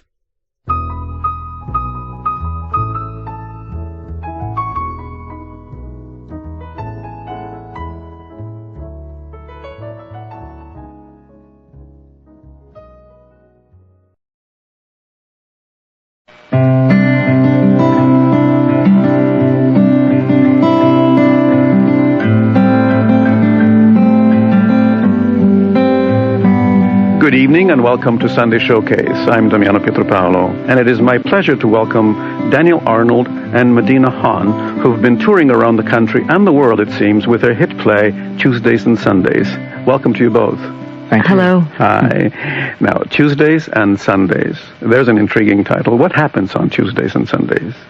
Well, our play was inspired by a true story, and in all the research that we did, the true story took place between this young couple only on Tuesdays and Sundays. So it was a courtship basically. They met at a New Year's Eve dance. It was a Tuesday. The following Sunday, he came to her house and had a visit with the family, etc. And so in the true story, they actually only ever met on Tuesdays and Sundays. And so our title for the play was basically born of that. And who were they? They were a young couple in the late 1800s in Prince Edward Island named William Millman and Mary Tuplin.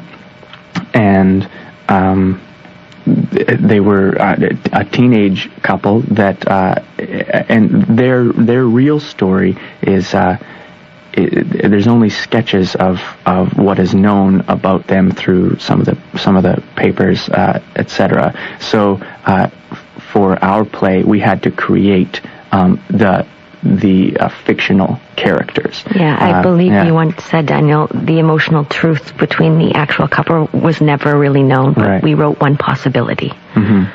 And did the story bring you two together as a team for this project, or how did you meet? We met at the University of Alberta BFA acting program in 1997. And in our last year of school in 2000, we realized that the importance of creating your own work and began looking for something to write about so that we would be able to create something for ourselves. Mm-hmm. And at that time there was a festival in Edmonton where we were called the Next Fest Festival, part of Theatre Network's season in Edmonton, and we submitted the script there, and they chose it to be directed and dramaturged, and for us to be in it as well, which we always wanted to, which we wrote it for ourselves to be in, and so it premiered there, and we have since taken that production and toured it all over. And given the rights to high schools and universities across the country to do it as well. Yeah. So today, Edmonton, tomorrow, the world. Yes. In a way, yeah. In a way. And I'm sure everywhere you've been in the world, you've been asked the following question, but I can't not ask you. Is it a art mirrors life kind of story here? Oh, God. Right, so you're asking, are you together? They ask us that everywhere we go. And our answer usually is, if we were together, we wouldn't be together. We would have killed each other. There's no way we'd have been able to tour this play. I see. We are great best friends. Great. But you'll be together for the tour. Tell us about the tour. God, I guess, well, we've been touring this play for about 3 years. I mean, and so it's off and on, though, right? Because we also work as actors and writing new material as well. So, it's, I guess our Canadian, it's usually been around the summers, I guess. Canadian tour, we toured, and it was together in a truck and sleeping at different people's places along the way, and then we spent a month in Edinburgh at the Edinburgh Festival last year. And how was it received over there? Oh, it was great. We were very lucky. So, we were very, very lucky. So tough. That festival is so humongous. 1,500 shows. And so for the first couple weeks, it was a struggle to get audience in because there was no reviews, and we were a very small show.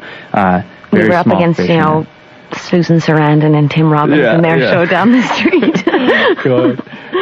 But no, once the reviews came out in the good papers and stuff, and we got some 5 stars and on some what's hot lists and recommendations and stuff like that, audience totally picked up. And we sold out after that. Yeah. So where are you going to summer with it? We are heading to Prague. They actually saw us in Edinburgh and are bringing us over to the Prague Fringe June 2nd to 9th.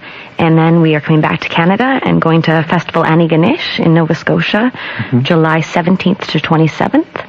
And then we might be heading to New York after that.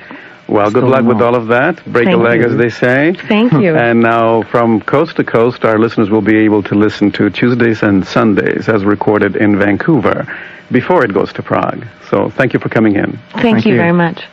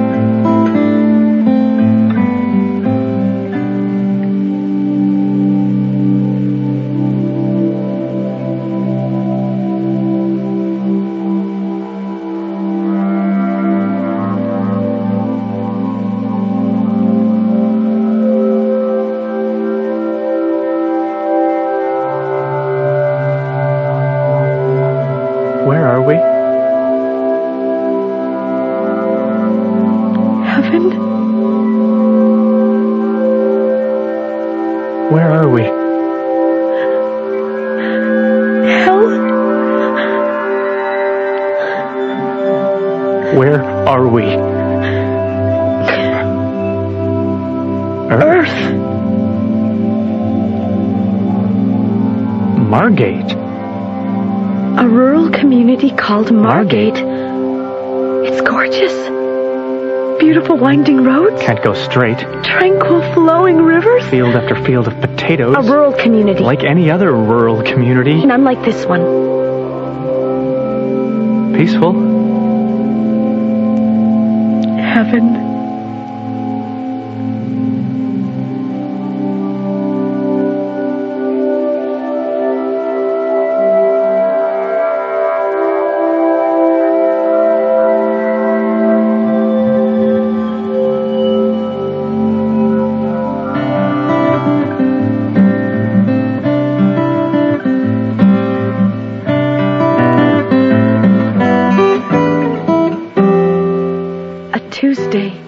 Yes, a Tuesday.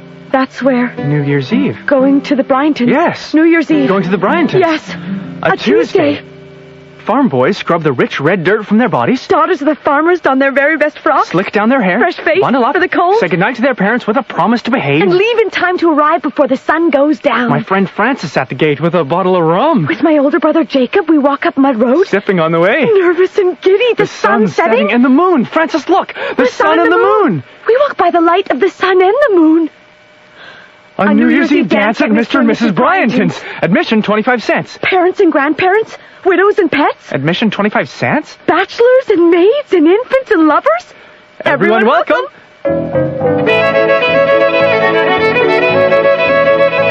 Fiddling, punch, piano, a family affair. Little girls dance in their father's feet. Little boys run from their mother's grasp. The older girls whispers in the corner. The older boys stealing drinks out back. We meet with a glance. By chance. By the punch, we meet. You're a Tuplin, right? Yes, that's right. How'd you know? I saw you come in with your brother. You know my brother? Yes. He gets me some punch. I get her some punch. He spills on my hand. I do? Yes, you do, but don't notice, and neither do I. We stand there. I've seen you before. What's your name? Of course. How do you do? I'm William Millman. Mary Tuplin. Pleased to make your acquaintance. William meet Mary. Mary meet William. Oh, thank you, Mr. Bryantton. We just met, sir. Thank you. She's soon to be 17. William, she's growing up quick. Thank you, Mrs. Bryantton. He knows we just met. Well, carry on. This part is a success, my dear. Mutter, mutter. My dear. Mutter, mutter. Oh. William Millman. Mary Tuplin. Feet beneath the table. Soft words in the corner. I make her laugh. Look at those couples dancing so close. I give her a drink. A smile. A hand through the hair. Getting to know you, sweet, exciting, soft, intriguing, getting to know. Trying to get. Getting to know. Trying to get.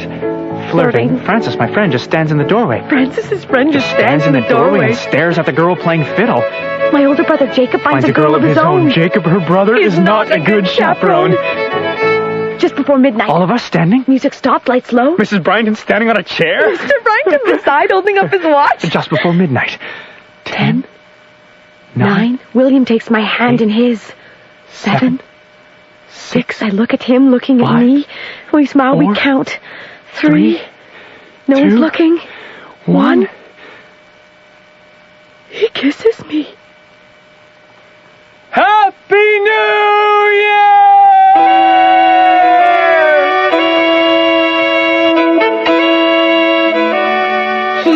Kisses me.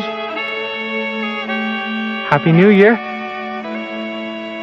We dance. She dances. I try. We dance till forever. We dance till forever and a day with my head on his shoulder, his hands on my back till forever. Till 4. Till forever.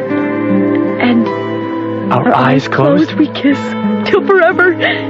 My tiptoes, his hands. We kiss till forever and a day till forever. Till 4. Till forever. And then I walk her home. He walks me home.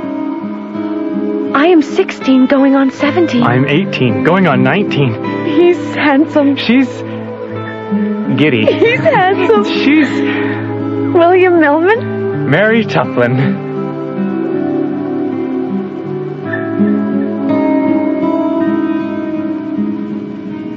You're walking me home. So I am. How many girls have you walked home in all your 18, going on 19 years? I've walked home my share of girls. Have you really? No. I'll walk home at 4 in the morning, snow beneath our boots. My arm within his. Our breath in the air. The moon guiding us along mud road. Did you see earlier? On the walk here. The sunset? And the moon I saw. Me too. I saw. Yes, I saw it too. Yells Francis from behind, following behind. I can't believe I hang out with him. Francis hears him and hollers. I heard that. Go home. William yells and I tell him, be nice. He told my folks he'd look after me, so that's what he's doing. Need looking after, do you? According to my folks, go home! He yells again with the bark of a man. Not a child, not a youth, but a man. Just go! Francis yells back. Mama's boy!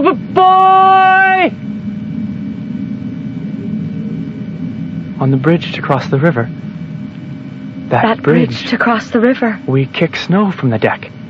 Watch it fall to the water below and keep on. Before Francis catches up. We talk. And we tease. About respectability and properness. At 4 in the morning with a rum punch on our breath.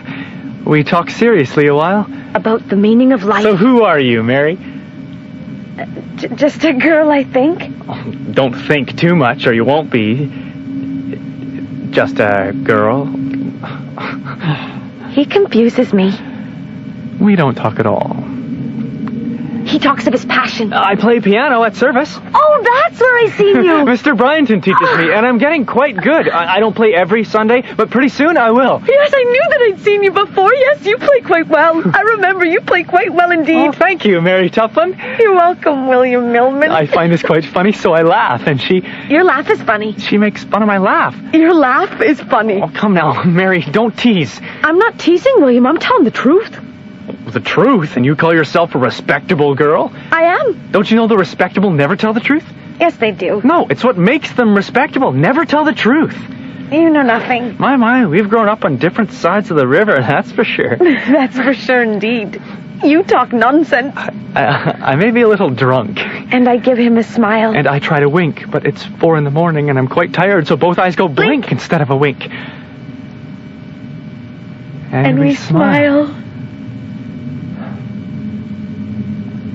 Simply walk in silence now. Down Mud Road, arm in arm. Past the Black Horse Inn. All of its lights out. How is it that we've never met before? I'm nearly 3 years younger than you. That's no reason. I've known girls way younger than you. Oh, I've no wish to know what you mean by that. This your gate? Yes, it is. We walk up the lane. I tell Francis to wait. He sits down at the gate and pulls out a pipe. Good luck, he says, and I tell him, shut up. We walk up the lane. Right up to the door. Out of Francis's sight. We stand there. She seems a bit nervous. Does he want to come in? I smile at her. I can't help it. He laughs. I smile. That funny laugh. I smile. And I laugh too when I open the door. She opens the door. Do you want to come in? Yes. Yes, I do very much. He says nothing. Yes, I do very much. He says nothing. Well, don't just stand there letting in all the cold air. I enter her house. He enters my house. I enter her house. My parents asleep. I close the door. She closes the door. Pitch black. I light the lamp. Nice place. Oh, thank you. Fire's out, but it's warmer than out there anyway. Do you want to take your boots off? Yes. Yes, I do very much. William?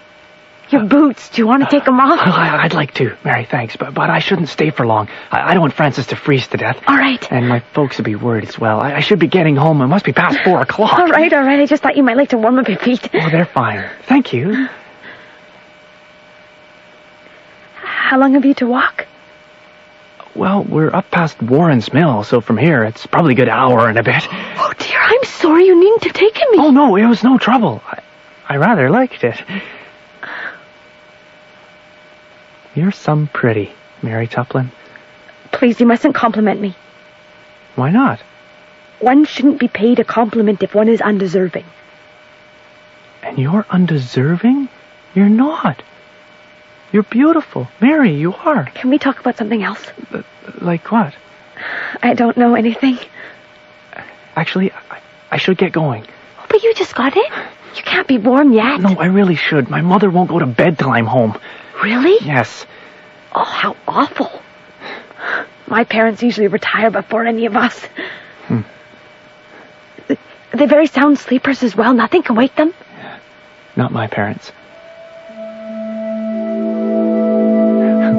All right, I must be off. Oh, his hand on my cheek. It's cold, but it's nice. I step closer to her, her breath on my face. He leans towards looking at me. My eyes open. Looking at me, I can't breathe. Her breath on my face. I can't breathe. Her breath in the air. I can't breathe. I leave. We talk first. Then I leave. We talk. A sleigh ride on Sunday, he says. I'll come pick you up. This Sunday evening, I'll come by with a sleigh and we'll go for a ride. And I agree, and I agree, and I agree. Ooh, she seems not to mind that she'll see me again. Sunday evening with a sleigh, then, I say. Sunday evening? Yes. A walk home in the cold. I puff from the pipe. Creep up the stairs, listen at the door. Teasing from Francis. Short visit, sent home, those sorts of things. My parents snoring. I open the door and crawl into bed. But she wanted me back. And I lie awake to the sound of my parents asleep in the bed next to mine, and I think. On Sunday, I say, she wishes to see me again, and so there. Is this love? And I'm lying awake. I can't get to sleep. William Millman? Mary Tuplin. I can't get to sleep. Is this love? William Millman?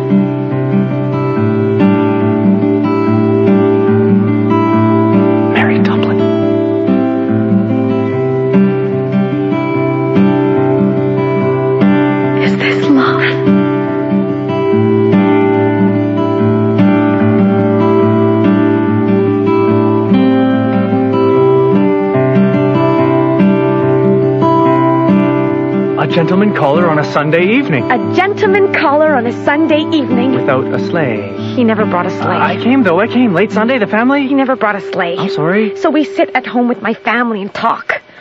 John Jr. running around. Jacob still peeling potatoes for being a bad chaperone. My parents fussing.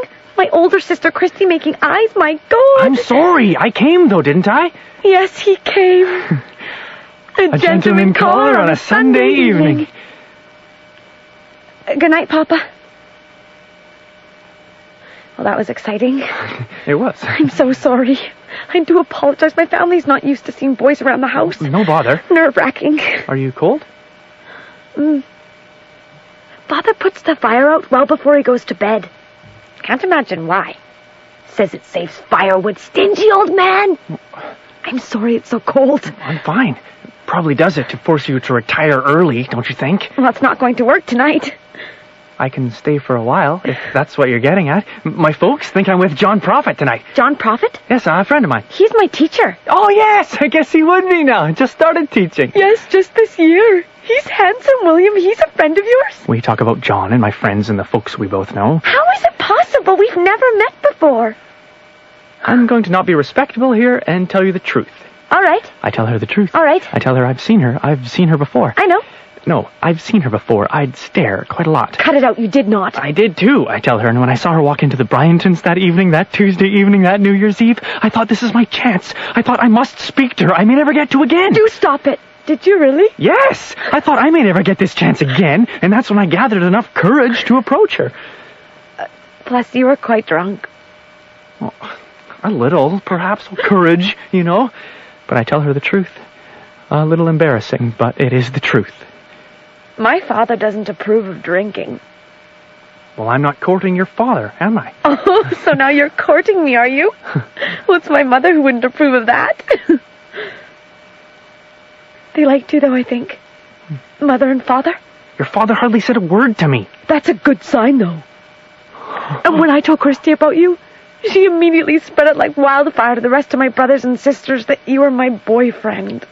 So that's why they've been looking at you and giggling all night. I'm sorry. Well, that's fine. I rather enjoyed it. I love John Jr. He's so sweet. How old is he? He just turned 3. Oh, they're wild at that age, eh? Oh, no, he was tame tonight. You should see him when he eats a candy or two. He's uncontrollable. I love him. Yes, definitely the wild one of us all. Well, the others were a little giddy tonight, too. You understand. Why didn't you bring your sleigh? You promised. I never promised. I know. It's all right. Maybe next time.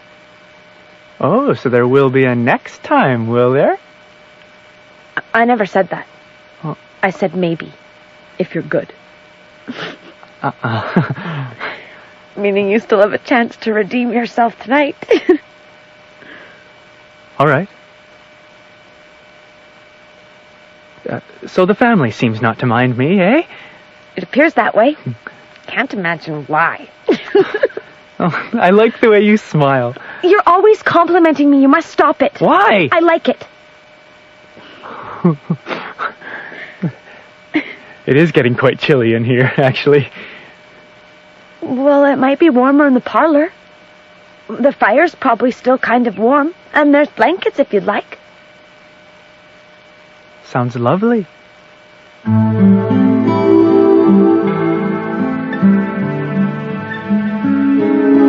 Keep your eyes on the girl. This look in his eyes. Grab onto her hand. And my hand reaching out. Letting go. Reaching out. And we sink. Round the front. To her stomach. Her neck. Away slowly down. Slip her under. We're gone. In my arms. In the air. And we sink. Round the front. To her stomach. Her neck. Away slowly down. Slip her under. We're gone and we sink. Round the front. To her stomach. Her neck. And we sink. Round the front. To her stomach. We're gone and we sink. Slowly down to her stomach. We're gone. And we sink slowly down. Slip her under. We're gone for eternity. Gone. Till forever. Till... Mary. My father calls down in the middle of the night. Mary, it's past midnight. Why aren't you in bed? Oh, God. Get going. We scramble and pray and come down the stairs. Trip over my trousers. Where are my boots? Get them outside. Quickly now, quickly. I thought you said nothing could wake them. Mary. I lied. Get outside. Quickly outside. She lied? Just a fib. Coming, Pa. The rush of cold air. My feet in the snow. Hurry around the back to the shadow of a tree and I stop. I'll breathe. Listen for a moment upstairs. There is none. Coming. So carefully now fold the blankets. Tiptoe upstairs to the bedroom I share with my parents and explain. No noise in the house. Must have gone back to sleep. Throw my coat on the ground to wrestle my boots onto my soaking feet. Do up my shirt, shake my coat off, put it on, and make my way home. Sorry to frighten you, Papa. We were talking downstairs. We lost track of time.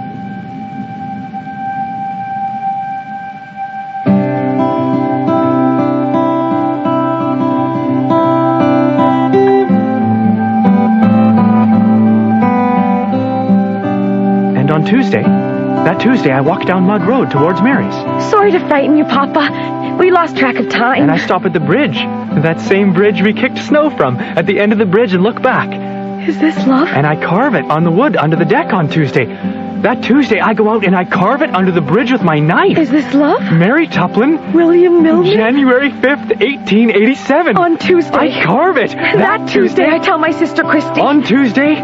I'm in love. I lie down and reach up and I carve it. Mary Tuplin. William Milner. January 5th, 1887. And as soon as I carve it, I know it is true. It is true. It is true. I'm in love.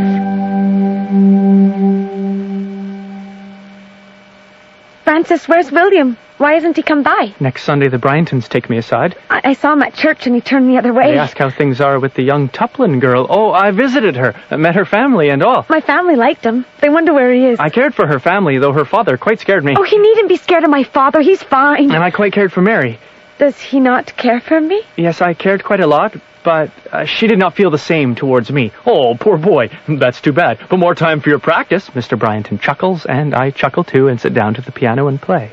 Well, if he feels like it, Francis, tell him he's welcome. Tell him he can write. Not wanting to write, too scared to visit, I go to John Prophet. John Prophet. My friend. My teacher, John Prophet. Tell Mary Tuplin I feel it was a mistake. Whispers. William Milman feels it was a mistake. I can't see her anymore. He can't see you anymore. I don't like her. Doesn't like you.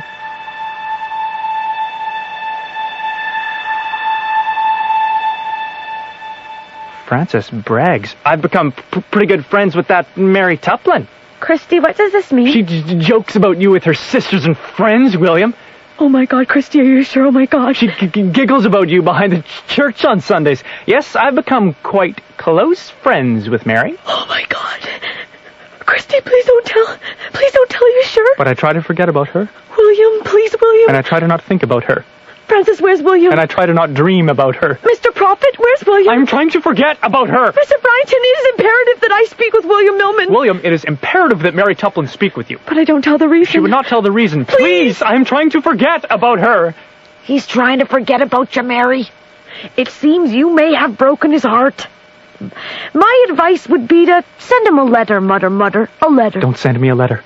William, dear William. Don't send me a letter. William, dear William. I don't even read it.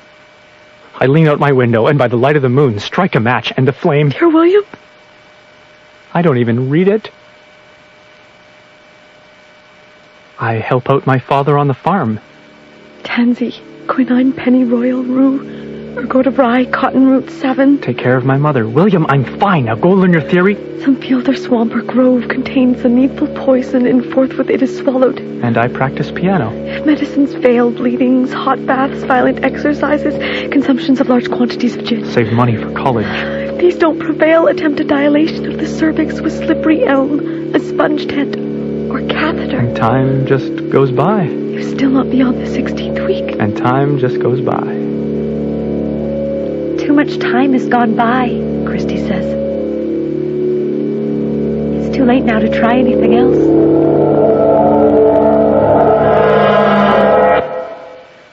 I'm sorry, Mama. I'm sorry. I'm sorry, Papa. Mary Tuplin's dropped from school, says John Prophet. We tried to be rid of it, Christine. We tried. Is she sick? I asked John. He's not sure. William Milman. You remember he came about New Year's? He asks, what happened at New Year's? And I breathe. We were downstairs in the parlor, under some blankets. You're teasing, he says. No, I'm not. We did. It's the truth. I'm sorry. Your parents will kill you if they ever find out. I know. Father, I know. In a letter to the Bryantons, tell William to meet me on Sunday. Mr. Bryanton takes me aside. Tell him to meet me down at my gate. You must meet Mary Tuplin down at her gate. Why? Tell him why. And she's saying it's mine? It's William Milman's for sure.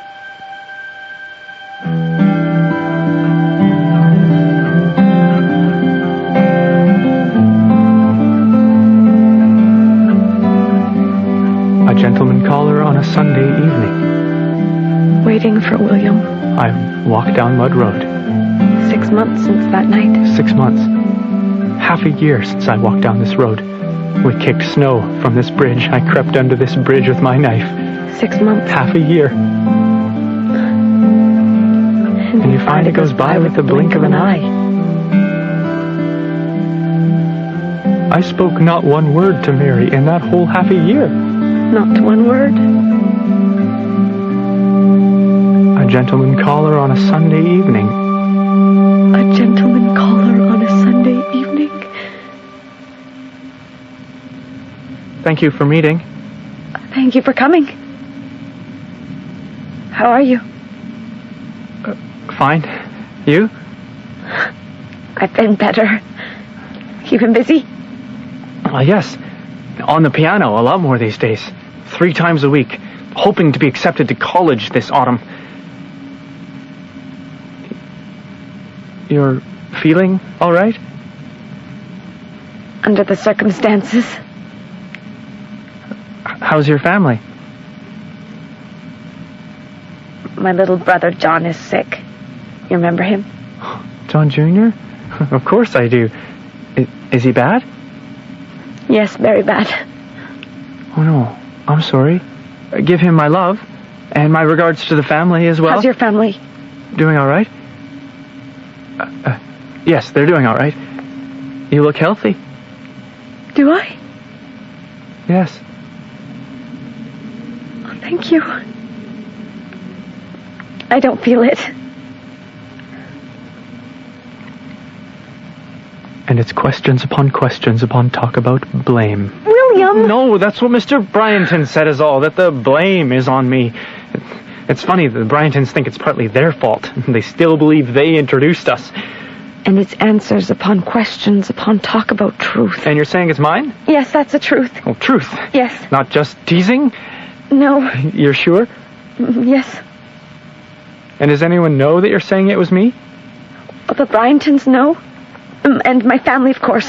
You told your family you thought it was me? Yes. I look up to the house, her father in the window. Turn back around, Papa staring at us. And do your parents know? They can't know, they'd kill me. That's why I couldn't see you again. Why?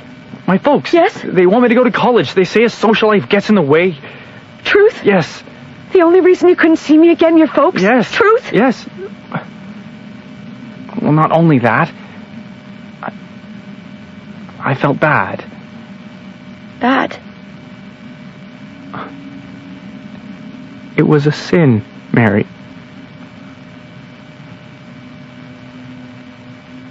It doesn't have to be. And her hand on her tummy. It's 6 months for sure. The wind rushes by. With this look in his eyes. I thought I was quite careful. This look in his eyes. I thought I was quite careful. Sorry? I said, I thought I was quite careful, Mary. I mean, I tried to do just what they all say, to pull myself out before. Like, no, Mary, I was quite careful. I made sure. William, you're the only one I've been with that way. I don't know, Mary. About what? Like I said, I was quite careful. William. No, Mary. William, you realize what you're saying about me. How is Francis? Sorry? Now, from what I hear, you and Francis were pretty sweet on each other. What are you talking about? He tells me you became quite close friends. I haven't seen him for months. Why not? I don't know. He stopped calling down. What did he tell you? He told me you had become quite close. Oh, my God. I'm only telling you what he said. Oh, he's lying, William. This child is yours. All right, Mary, I'm going to have to meet you some other time. My folks will be wondering where I am. William, my father wanted me to make sure you knew some things. All right, what? Well, that this will cost money. I know. And that he and my mother will not take on too much of the responsibility. All right. And that my reputation will not suffer because of this. All right.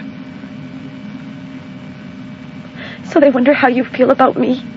And how I feel about you, us. They wonder if it's a possibility. I told them that it wasn't really. After all, you didn't want to see me again, but no, I did want to, Mary. I couldn't. Listen, I really have to be off. I'll meet you on Tuesday. Is that all right? I'm away tomorrow doing my conservatory, but I can meet you Tuesday evening, all right? Sure. Sundown? Sure, meet me here. All right. See you then. Turn back up the lane. Papa still stands there. Head back up Mud Road. Quicken my pace. Oh, Papa still stands there. William, what do I tell my father? We're going to meet on Tuesday and work something out. We're going to meet on Tuesday and work something out. Oh, hey. I hope John Jr. feels better. Me too. Thank you. We're going to meet on Tuesday and work something out.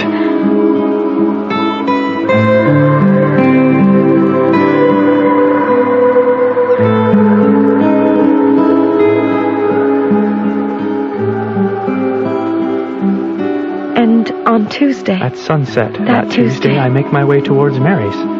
Down Mud Road. Across that bridge. Wait by the gate. I'm alone at home caring for the Bryantons' little one. It seems they feel the sudden desire to train me in mothering. The breeze is nice. Fans the sweat from my face. Before sunset. And there she stands. By the gate. With a little one in her arms. Oh, she's the Bryantons. I'm taking care of her. That's what she'll look like, carrying a child. I can see it in his eyes. Beautiful.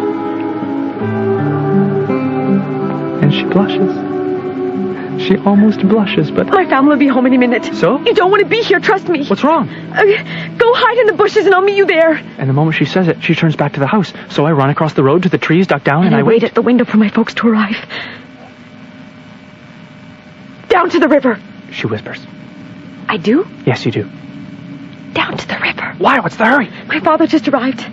He wants to talk with you in person. He'll be out in a minute. And I quicken my pace. Over branch from my way. It snaps back in my face. We duck under leaves, over roots, through the trees. Why does he want to talk with me? He doesn't think we can work something out ourselves. He wants to get your parents involved. Whoa! I know! And I tried to tell him we'd work something out, just you and me. Take a quick look back. Does he know where you are? I ran out without saying a word. Come this way. And we come to the clearing, to the bank of the river. And we stand by the trees and the river runs by. Across the river a field. Across the field more trees. And above the trees... The sun caresses the skyline.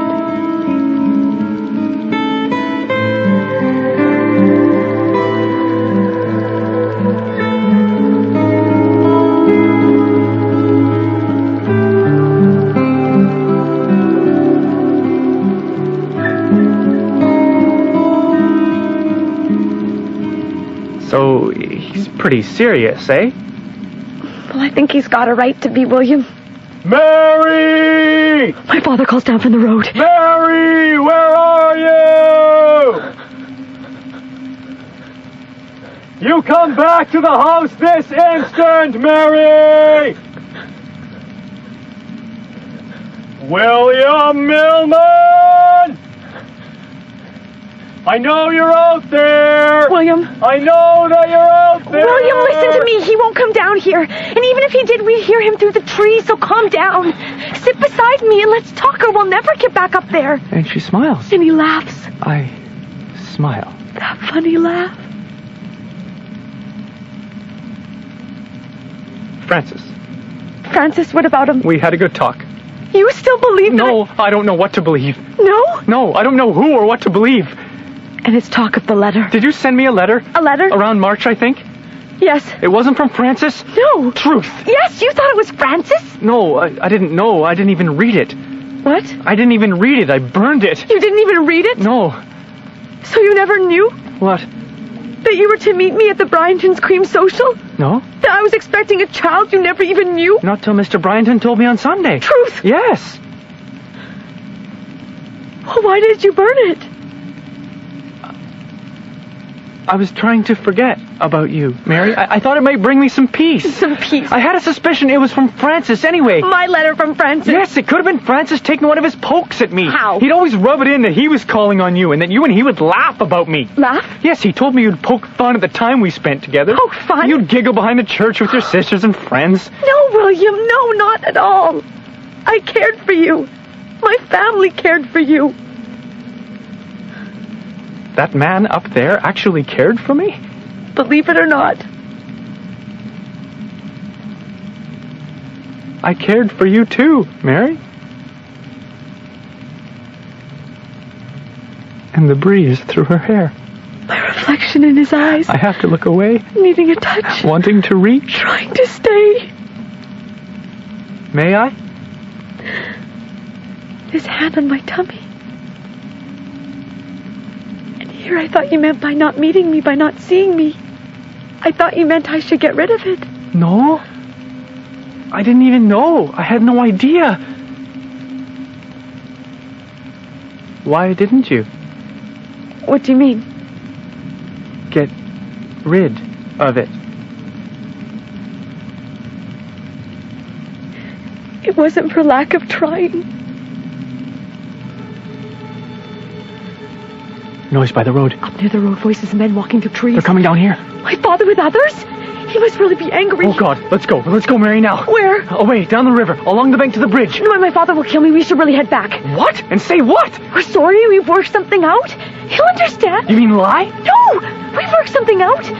We care for each other. Come on, he's going to kill me for running away. Kill you? He'll kill me! No, don't worry, William. You tell him what you just told me. He'll be fine. We'll be together. Mary, follow me. Where? Away, just follow. We need to talk more. What is wrong? Your father and his hunting party, that's what's wrong. No, William, what is wrong? I can't do this. I can't. What are you talking about? I can't be with you, Mary. I can't, and I won't. This look in his eyes. He's telling the truth. Not very respectable, but he's telling the truth. I can't. I'm sorry. Look, either follow me now, and we'll work something out, or we'll talk later. I can't be standing here like a dope when your father comes crashing out of those trees. His frightened young face. Her confused little eyes. Mary, I'm sorry. Just let me explain. And the snap of a branch even closer now. I grab her hand. We run up the river. Holding on tight, he pulls me along. I stumble on the rocks and crowd in pain. But I'm still holding on. We scramble up the bank, in the trees, out of sight. One hand in his, the other in my belly. We crouch in the trees. Are you all right? I'll be fine. Are you sure? I'll be fine. Her pain, her breathing, her eyes on the ground. Oh, I feel him staring at me. Follow me further, and we'll work something out. He moves the branches away from my face. And we creep in silence till we get to the bridge. No one around. We dash for the bank. Slide under the deck. And up out of sight. We sit there. Still. Still holding hands. The river below us. The bridge just above. And he nods to some carving on the underside of the wood. Mary Tublin. William Millman. January 5th, 1887. I carved it the Tuesday after. I was on my way to call on you, and I stopped here and carved it. I need to leave home, Mary. I need to leave Margate. Why? I'm going to college in autumn for my music, and I'm not coming back. Well, I'll come with you. You can't. Why not? My father runs a tight house, Mary, a tight, strict house. So So you're leaving? That's right, I am. And I have money enough for myself and no others. Oh, my parents will give me some money if it means going with you. I'm sure they will. Mary, no. Oh, what do we do? I can give you a little money. I don't want your money. That's all I can offer. Oh, I'll wait your back. I'm not coming back. Why can't you stay here? I've told you already. Have you? I'm going to college. I need to leave home. Why can't I come? William. No. Why can't I come? I have an unclaimed child in my belly, William. That's how my mother put it, unclaimed. Do you know what that means? It means I couldn't even go to the funeral today. I had to stay home. I couldn't even go to my own brother's funeral. My family's too embarrassed. Funeral? You never heard? Oh, I've been away. My little brother John died Sunday night. Oh my God. And you couldn't go to his funeral? I haven't been off the farm for a good while now. My parents have actually started to ignore me around the house. Really? You don't understand the shame, do you? Yes, I do, Mary. But it's not written on your body.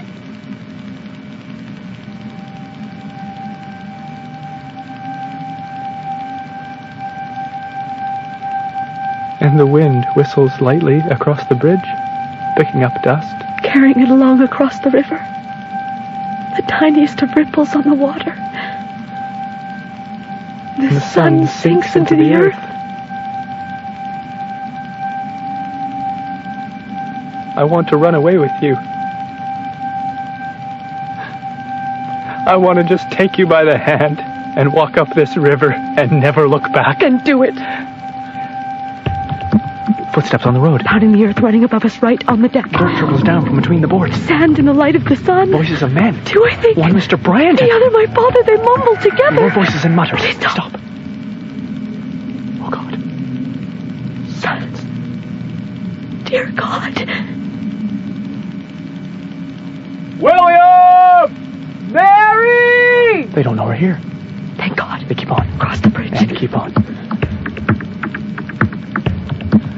I think it's fair to say that I'm quite worried. What are they doing? I bet you 10 to 1 Mr. Bryanton is taking him to my house. Really? Yep. I'm sorry. Yep, that's not good. What should we do? I need to stop them. My folks can't know about this. Crawls out from under the deck. Listen, Mary, go home. I'll go catch up with them and say you're back. We're sorry we ran away and everything's settled. Everything's not settled. Lie! Mary, please. He'll understand if you're safe at home. It will be settled. He'll understand. Now go, Mary, go. Leaps onto the bridge, but I do not move. Run a couple of steps. I do not move. He looks over his shoulder. He stops. I don't move. Mary, go. Please. I don't move. Please, Mary, go. I don't move. Fine, I'll tell him you're here. But before he can leave... She clutches her dress in her hand. I work my way up the bank. Careful, Mary, be careful. Up the bank to the road. She stands at the end of the bridge. She stands in the middle. And my hand reaching out. You let go, you reach out. Letting go, reaching out. I don't move. And step back. I step back, going to run. I'm coming with you. Under her breath, but I heard it. I'm coming with you. No, Mary, you are going home. We'll work it out later. One hand holding my dress, the other defiantly swinging at my side as I walk. Mary, calm down. No, I'm coming with you. We're going to your house right now. Let me by. Mary! No, we'll catch up with my father. Let me go. We'll march right into your house. Let go of me, William. Mary, please, calm down. Let's be reasonable. Ow! Mary, stop it. No. Go tell my father the truth, William. You don't understand. Go tell your father the truth. You don't understand. Then tell me the truth. I can't. I crowd in pain. I can't. And he won't let me go. I can't. He won't. I can't. He will not let go. I can't. There are so many things you just can't do. Why is that? I don't know. Fear? Yes. Well, what have you got to be afraid of?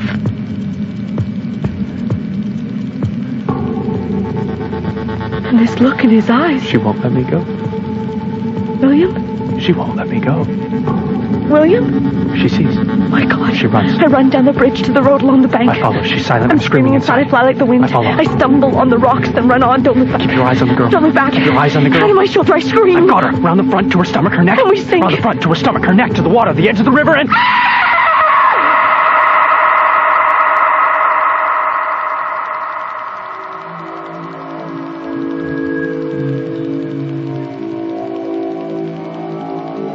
I move, but I'm not really there.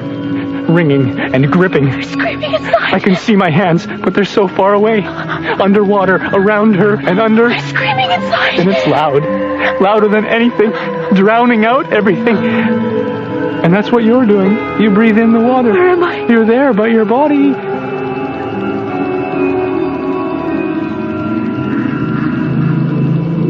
I'm gone. There's nothing. The water, the weight. The water takes everything.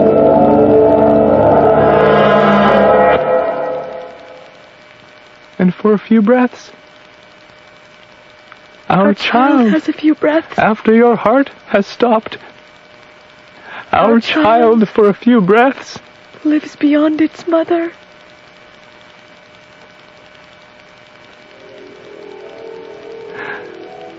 And I stand with her.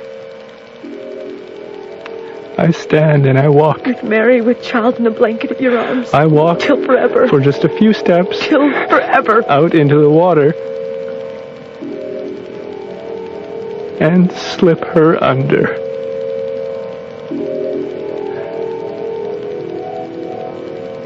Your eyes. Their open eyes open. Your eyes. Their open eyes open. Looking up at you. Wondering what you've done. Being dragged slowly down. Back on land, I wander a bit. Under the bridge. They'll find me. They will know. You will be blamed. Should I have buried her? And it's not questions about life and death and love. It's not questions like that. That run through your mind. It's questions like... Should I have buried her? She wouldn't be found if I'd buried her.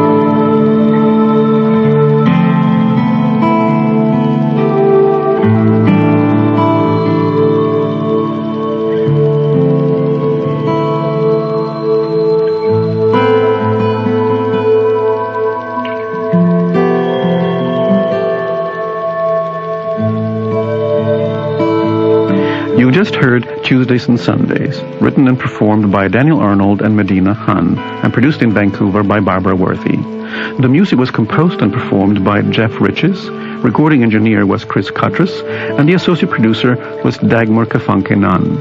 The packaging producer was Rosie Fernandez.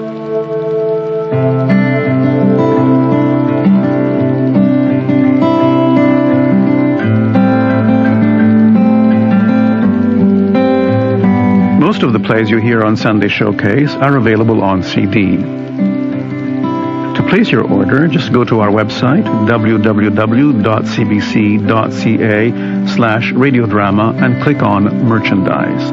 That's www.cbc.ca/radiodrama and click on Merchandise. Or you can place your order by phone. Just phone 416-205-5966. Or if you prefer email, just email us at radiodrama@toronto.cbc.ca. You can make a check payable to CBC and mail it to Radiodrama on CD, Box 500, Station A, Toronto, M5W1E6. If you'd like to send us a letter, please address it to Sunday Showcase, Box 500, Station A, Toronto, M5W1E6. And send emails to sunshowcase, that's one word, sunshowcase @cbc.ca. That's it for tonight. Just a reminder that this program will be aired again tomorrow night on Monday Night Playhouse at 9:05 p.m. on CBC Radio 2. And don't forget to join us again next week when we present an adaptation of another hit play, The Death of Socrates, adapted and performed by Nick Mancuso from Plato's famous play. I'm Damiano Pietropalo for Sunday Showcase. Stay with us now for Katie Mallock and Jazz Beat on CBC Radio 1. Good night.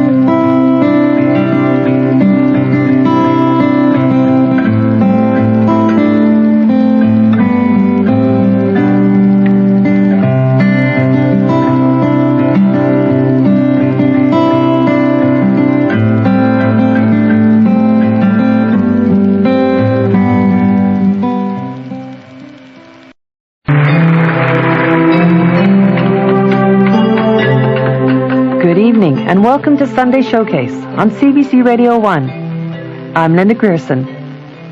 Tonight's play is called Vested Interest, and it was written by venerated radio writer Emil Scher.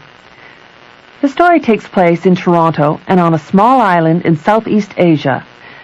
When a young woman discovers a technique for designing fabric from a local, very humble tailor, she realizes immediately it will be a hot ticket back at her mother's boutique in Toronto. But should she get all the credit and the money? Shouldn't that poor tailor get a cut? Here is Vested Interest by Emil Scher.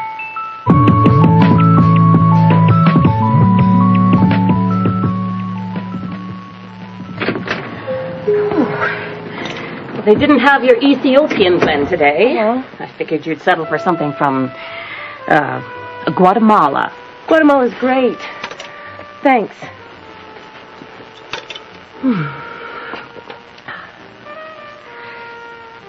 What do you think? Of? The window. I didn't notice. If you didn't notice, then it's not working. No, I didn't notice, sweetheart, because I had other things on my mind. I'll step out and have a look. I'll come with you.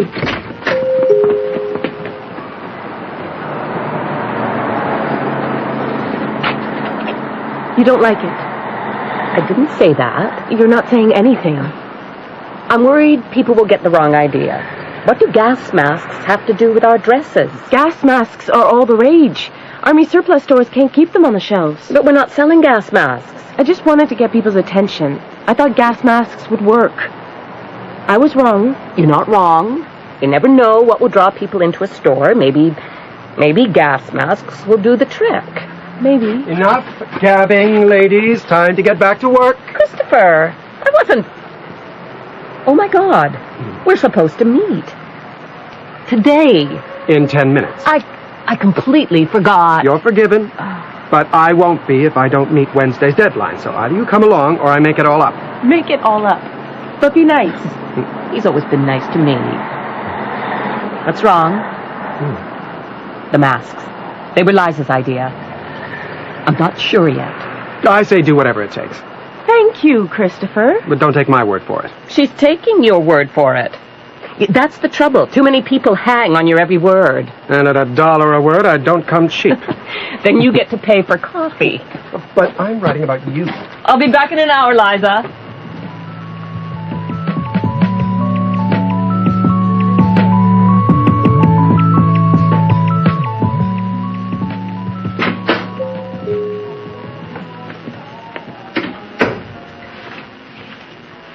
Can I help you with anything? I love the gas masks. Really? Really. What about the dresses? I've always loved your stuff. Cheap, but kind of classy. I don't mean cheap. Cheap as in inexpensive. I know what you mean. So are you looking for something special, or do you just want to browse? Neither. I came to see you. Oh. I'm Sarah Gorin. Hi. I'm majoring in visual design and commerce at York, which a lot of people have trouble wrapping their minds around, because, either you're supposed to be a starving artist or making gobs of money. You're not supposed to do both. But you plan to. Yep. But that's not why I'm here. I'm here to invite you to speak at a brunch series I help organize called Women to Women. Have you heard of it? I'm afraid not. What we do is we invite different women to talk about their experiences in the business world. What we're kind of hoping you'll do is talk about what it's like for a daughter to go into business with her mother. Following in her footsteps as you've done. I haven't gone into business with my mother. This is her store. But you work with her, right? She must ask for your opinions, your input. Of course. Well, that's what we want to hear about. What you've done to help bloom. We get dozens of women to these brunches, so it's a real opportunity to strut your stuff. I've never been much of a strutter. Will you think about it? Have you talked to Nicole Lander? No. You should. Nicole's one of the shopping list girls. And they are? They were. A bunch of us got together in our last year at York. We sat around the quad drinking beer and drawing up these grocery lists of what we wanted after we graduated from school. The type of job, the type of car, the type of guy. And I was constantly rewriting my list. But Nicole had it all planned out. And at the top of her list was owning her own boutique within 3 years of graduating. Well, guess what? We've done it. Nicole spoke? Someone just like her, the successful grad thing. You're different. You guys are like an endangered species. Thanks. Oh, no, that's not what I mean. But you know what it's like. Everyone's trying to make a killing on the internet, or they're being gobbled up by a competitor with sharp teeth and deep pockets. But then there's you and your mother, managing to stay afloat in choppy waters. Small is beautiful. Something like that? Small is often overlooked. But it doesn't mean you can't be successful. You've shown that. You and your mother. More my mother than me. We want to hear from you. Will you think about it? Sure. Do you really get $1 a word? Not even close. Though I may soon start earning an income that will provide the lifestyle to which I am entitled. You're giving up freelancing? Not yet. When? I don't know. I don't know if it's happening. I've got nibbles. From? Can't tell. The hell you can't. You're not leaving here until you do. Promise not to tell. No. I want to tell Liza. Liza, but not another soul. All right. So who is it?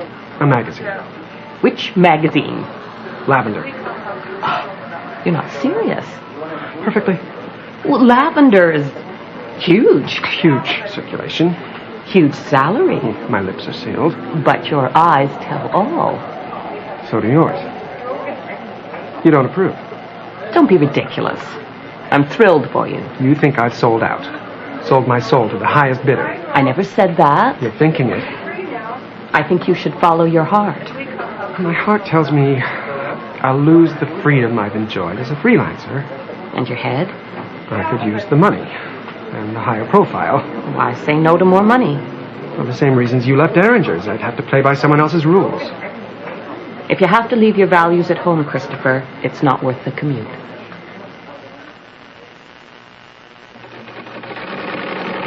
Why not? Because I haven't done anything to help bloom. That's not true. I'd feel like an imposter. Sweetheart, if these women want to hear you talk, then talk. I have nothing to say. Don't be silly. The brunch is in a month from now. Well, that'll give you plenty of time to write something. I may not be here in a month.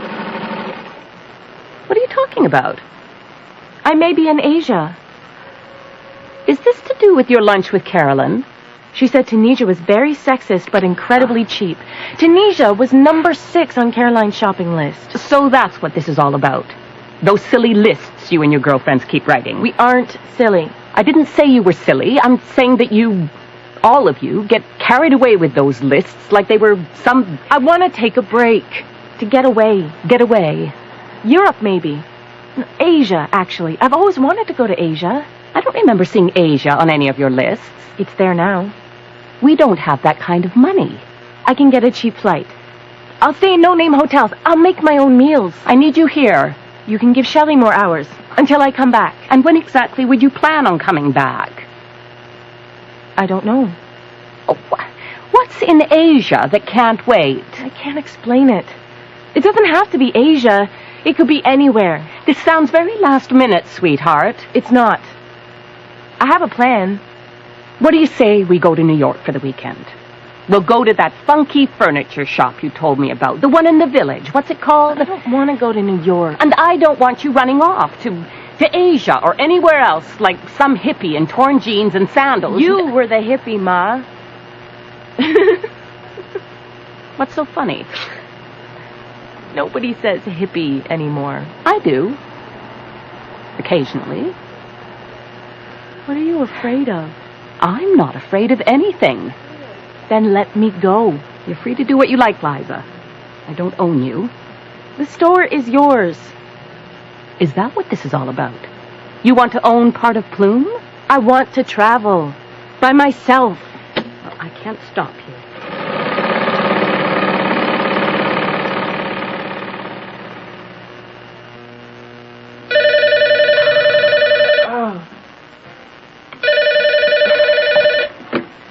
Plume, may I help you? Hi there, this is Sarah speaking. Hello, Sarah speaking. Sarah! Brunch series, Sarah. So, can I pencil you in for the 27th? The 27th? Next month, to come and speak to us. I can't. I'm going away. To the Mariganza Islands. Where? It's these tiny group of islands in Southeast Asia. I never heard of it. All the more reason to go, right? What about when you get back? What about it? Can you give your talk then? I'm not sure. A room full of curious women, all the croissants you can eat. What more could you ask for? I'll call you when I get back. When will you be back? I don't know. I'll call you, okay? Okay.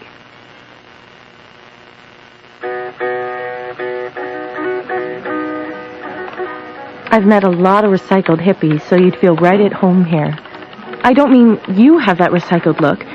This one guy, Ray, is there anything more pathetic than a balding 50-year-old who wears his thin gray hair in a ponytail? Excuse me? Are you going to be long? I don't know. I just started. What you're saying is I have time for another tall glass of mango madness. 2 glasses. There's a limit, you know. On drinks? The computer? You're only allowed an hour? I won't need it. Where? Australia. Well, couldn't you tell? Oh, bloody hell, you Yanks are all alike. Can't even see beyond your own nose. No, where did you get that vest? You like it? I love it. I told Edward he could be the Versace of vests. Of course, he didn't know who the hell Versace was. He laughed anyway. Edward's got a great laugh. Edward's got a great eye. Is his store far from here? Edward doesn't have a store. What does he have? Not much. Actually, he works out of this small workshop behind his house. Where's his house? About a 2-hour bus ride from here. 2 horrid hours. If I showed you a map... A map won't do you much good. Where are you from? Toronto, Canada. Oh, I had you pegged as an American. Why? You've got a Canadian flag on your knapsack. Which makes me Canadian. Really? I've lost track of the Americans I've met who have Canadian flags stitched onto their backpacks. I'm not out to fool anyone. You want to see the world, is that it? Oh, you're like me. You want to expand your horizons without expanding your hips. That's one way of putting it. Are you planning on visiting Canada? I am. It's all part of the Samantha Sees the World tour. I reckon I have to conquer the Canadian Rockies before I die. What about taming Toronto? Yeah, I plan on parking my gear in Toronto too. Are you up for a swap? What kind? You show me where Edward lives. I'll let you crash out at my place in overpriced Toronto. You'll save a bundle. Would you throw in free ice hockey lessons if I take you there? Would you? I'm heading that way anyway. Meeting up with a friend in town about an hour away from Edward's. But I'm not leaving till Tuesday. Tuesday it is?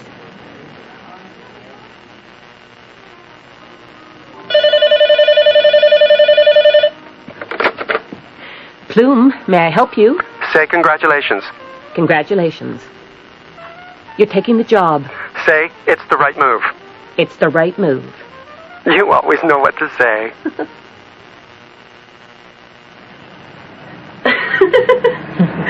Potters without borders? That's how I describe it. I'll call it something else when I get it up and running. It's hard to imagine these potters landing in hot spots all over the world, promoting world peace by making pots. I'll have you know you're traveling with the president of the Australasian chapter of Potters for Peace. You're kidding. Yeah, I am. But I'm convinced pottery is the perfect antidote for war. I don't know.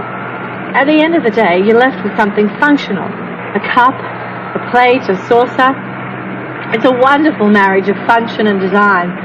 Besides, kids love it, sticking their fingers into wet clay. It's original. Not to mention practical. That's how I got this vest. What do you mean? I traded with Edward. He gave me a vest in exchange for a bowl. You carry bowls with you? I made it while I was there. I spent a day showing his kids how to work with clay.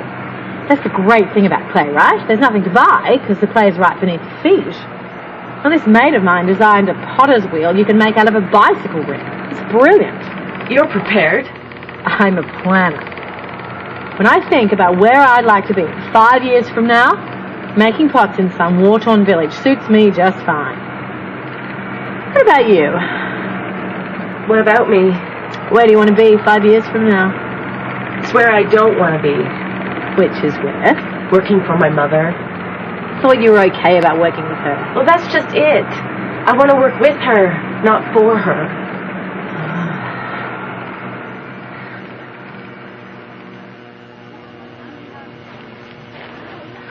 Over there. You see that rusted out lorry? You mean truck? Oh, truck to you, lorry to me. Playground to them. It doesn't look very inviting or safe. Like they have a choice. Edward's house? It's just past it.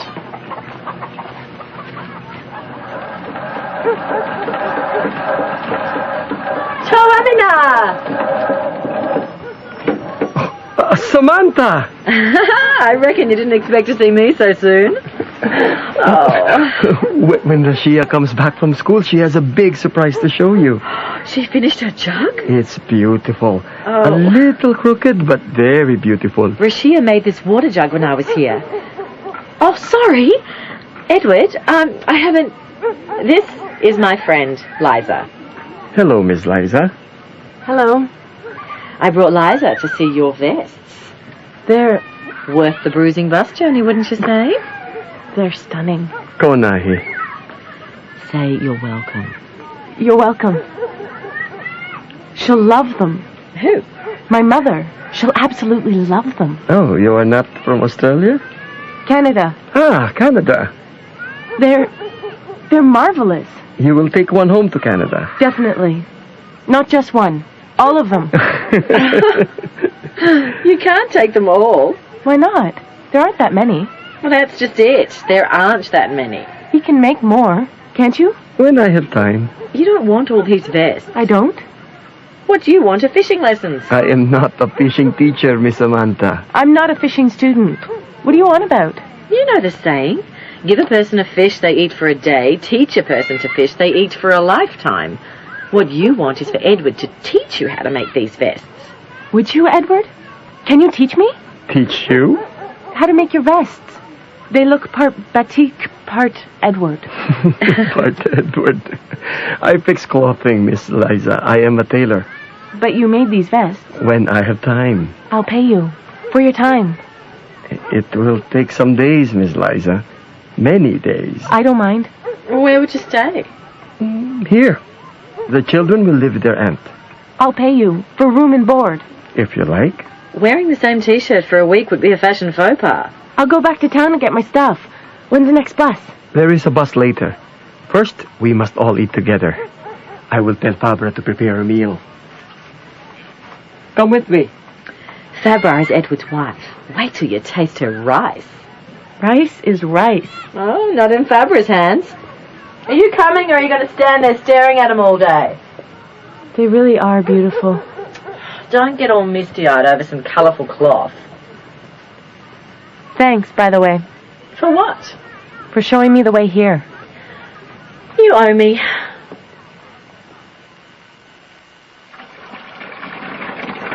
You do all your washing here? Clothes, dishes, bodies, the whole works? The whole works!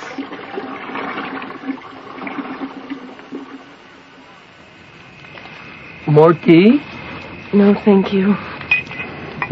You are tired. No, I didn't expect my back to hurt this much. You know, from bending over those basins. Tomorrow, my wife, she will get you better stool. By tomorrow, you will be like Edward. I hope so. You have big family back in Canada? Just my mom. You buy so many vests for one mom? Sort of. She has many arms. She has a lot of energy. Your children are beautiful. Thank you. The youngest, Sarina, she dreams of living in America. She wants to be rich. Don't we all? Me, I'm dreaming of a tap close to my home. I would like water in our compound, but it is very expensive. I'll buy you one. A tap? Why not? How much could it be? Too much. It'll be my way of saying thanks. You are very kind, Miss Liza. As soon as I get back to town, I'll arrange it all. Delivery, installation, the whole 9 yards. 9 yards? Well, maybe just 1 yard. Yours. That's a joke. The whole 9 yards is an expression. I see.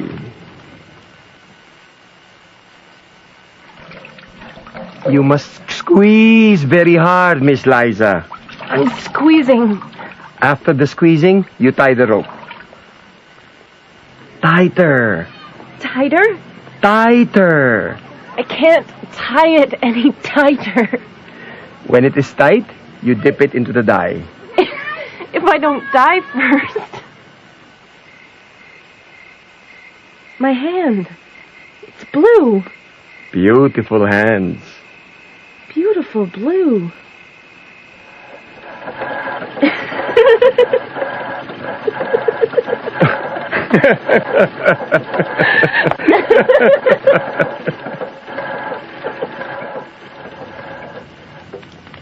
When you cut the cloth, you must hold the cloth like this. Like this? Like this. Like that. I did it! Yes, Miss Liza. It's beautiful. Now you can be like Edward in Canada. You must go, Miss Liza. You will miss your bus. Thank you, Edward. Thank you for your best. For showing me how it's done. You are a good student. Now you must teach others. I will. Like Miss Samantha says, you must teach others how to fish. Well, first I have to sort through all of this catch. So many vests to take back to Canada. Your mother will be pleased. Very. I'm anxious to see her. You must tell her Edward sends his very best. I will. I have to go. Thanks again. You're welcome again.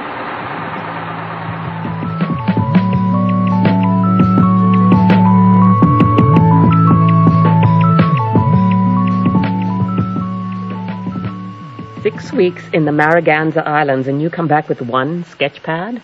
Stop whining and keep looking. What? Mother, please. You've not said a word yet. Say something, anything. Yes. Yes? Very yes. Yes! You said yes! Oh! These are wonderful. Oh, thank you, thank you, thank you, thank you, thank you. You have outdone yourself, kiddo. You're pleased? More than pleased. You ain't seen nothing yet. Close your eyes. Liza. Close your eyes. Ta-da! I don't believe it. Believe it. It's gorgeous. I think so, too. Oh, let me try it on. Oh, how in heaven did you come up with these designs? What do you mean? They're spectacular. You don't think I'm capable of spectacular? Oh, of course I do, sweetheart.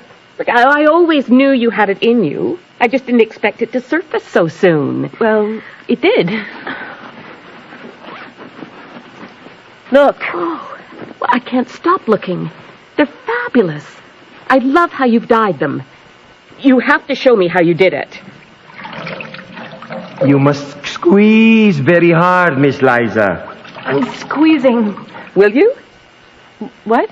The dyeing. Will you show me how it's done? Of course. I'll teach you everything I know. Good. Let me see the others you've made. Here. Oh. What? Well, some of these are a lot better than the others. It took me time to get the hang of it. I'm glad you hung in there. Look, how did you decide on vests? Anyone can wear a vest. Men, women, they can be funky or formal. Well, maybe not too formal, but... But someone wearing a suit might consider adding a splash of color. They can be convinced a splash of color is exactly what they need in this versatile world of ours. Versatile vest? Very. We may want to think of a name. Something catchy, a name they can hang their hat on. Investment. Investment. I like the sound of it. I like the look of it.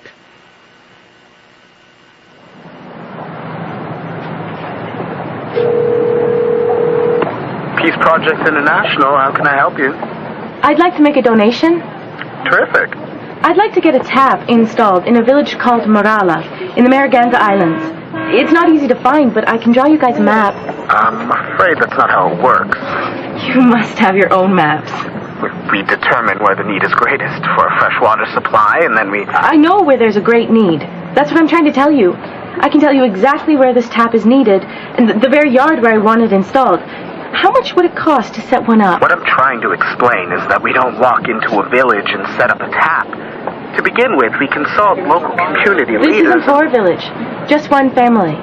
One family. We would never install... Do you have a price? A ballpark figure. Thousands of dollars? Thousands? Tens of thousands. You're kidding. There's already a pump nearby. It's not the cost of the pump and the pipes. You have to transport the material to the villages, often over secondary roads. I can't spend thousands. Not without my mother knowing. Besides, you can't even promise me you'll put the tap where I want it to go. As I tried to explain, that's not how we operate. That's no way to run a charity. No wonder you people are always begging for money. Oh.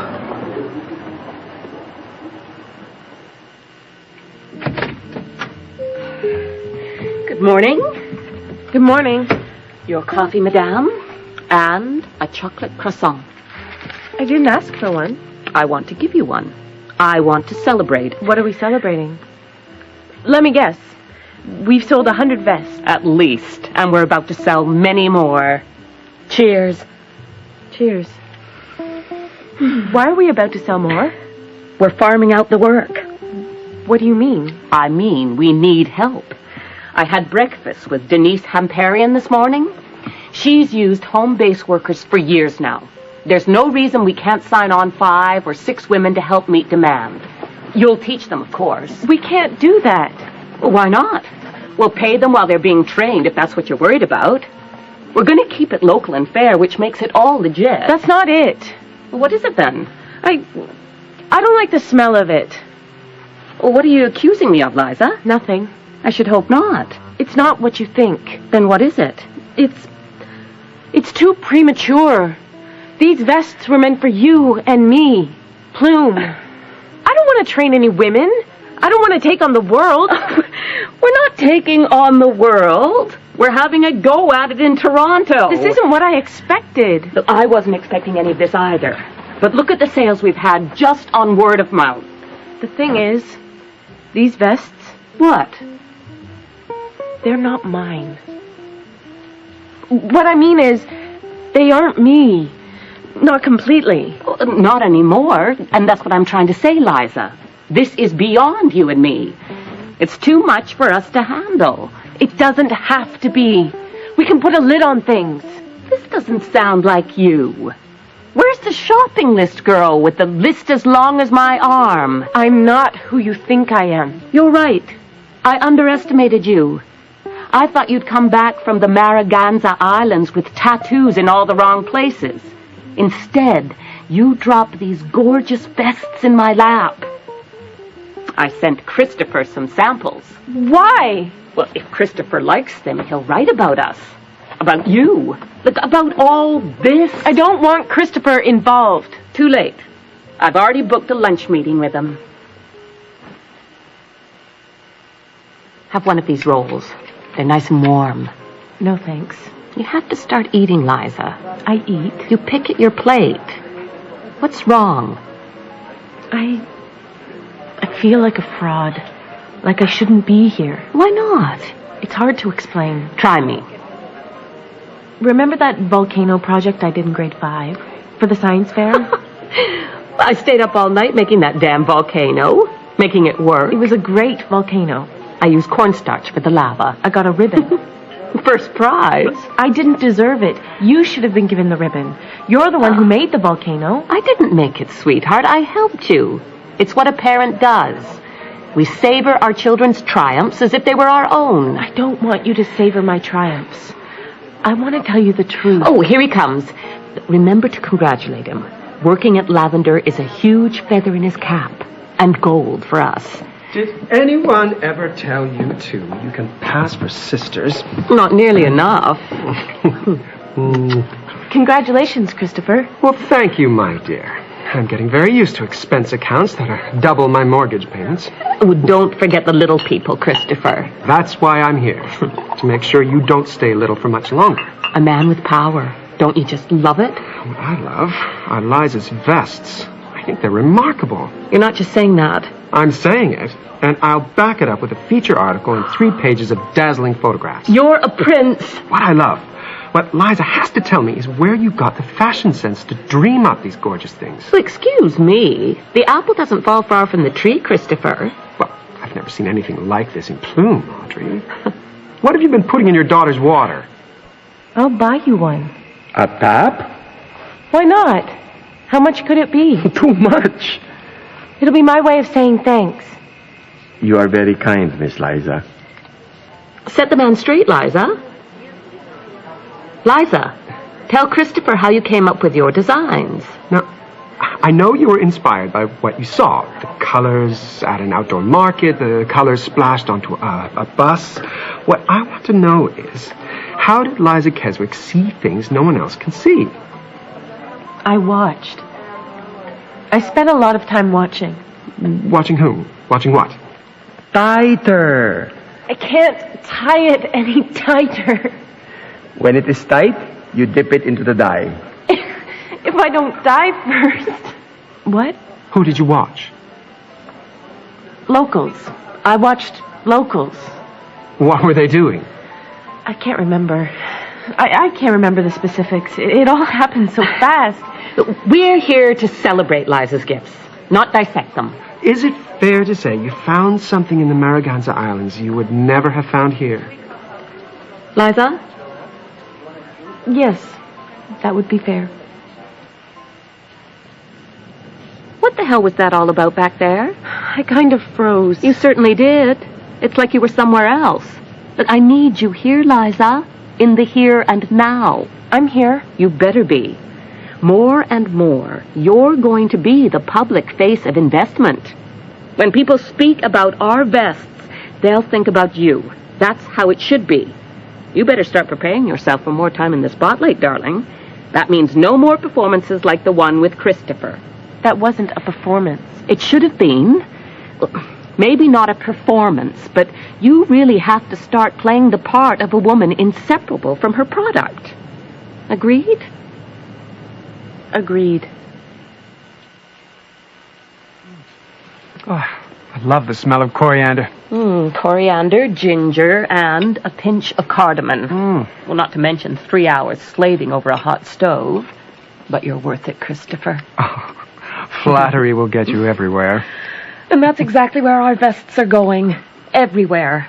Thanks to your story. And it generated a ton of emails. Everyone loves a story like yours. Not quite rags to riches, more like quaint store to fashion empire. Empire?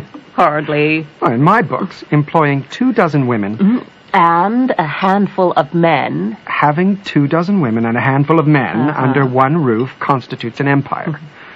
A mini empire. Oh, the roof leaks. Just as I suspected. Ruthless boss. Besides, these are temporary digs. Until? Oh, until we decide our next move. Liza and me. Where is she? You're moving forward, Audrey. At a very fast clip. Well, it's exhilarating. Overwhelming, but exhilarating. How's Liza handling it all? Well, she's late is how she's handling it. I asked her to be here half an hour ago. Cut her some slack. She's been very good to you. Well, healthy profits are one thing. Punctuality is quite another. I'm sure she has a good excuse. She better.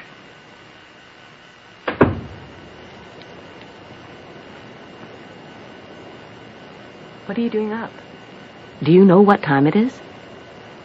You have that curfew tone. I haven't had a curfew in what, like 7 years? What you had was dinner with Christopher 5 hours ago. I'm sorry. You're sorry? I forgot. You forgot? I didn't forget. Not completely. I wasn't in the mood. Oh, I see. So depending on your mood, you either show up or miss a dinner with Christopher that I made in appreciation of his wonderful article. This is how you show your gratitude? Creeping in at midnight like a teenager? I didn't feel like sitting through a meal with Christopher, or you, or anyone else for that matter. Why not? I wasn't hungry. You're never hungry these days. What's happening to you? I'm tired. All this attention, it's exhausting. Oh, I'm going to bed. Night. Good night. Good night.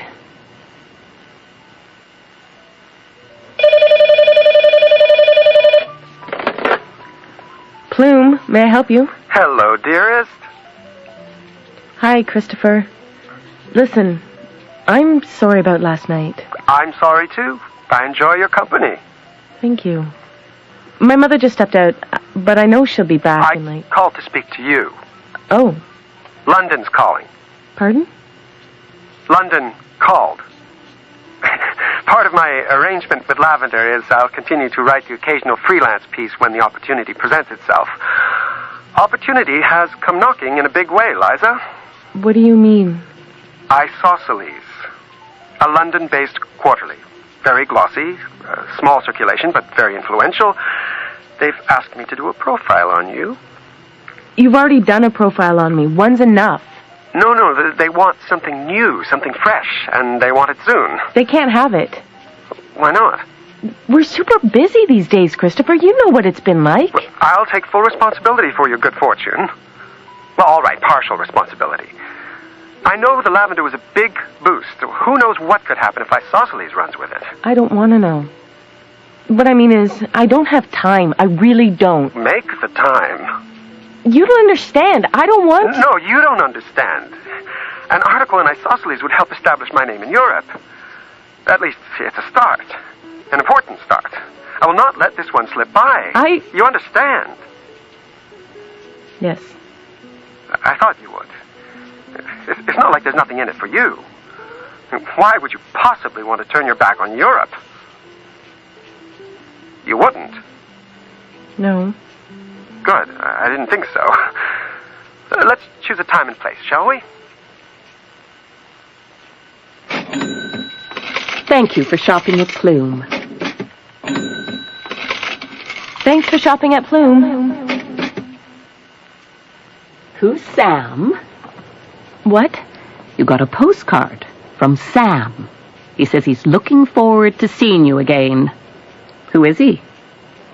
Why are you reading my mail? Oh, pooh. Postcards are public information. When do we get to meet him?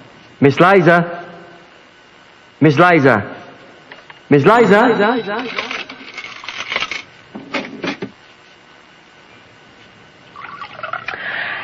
A toast, then. To? To you. To us. In a few short months, we've managed to make quite a splash. And I, for one, am enjoying it. No. I am savoring it. I didn't think it would happen.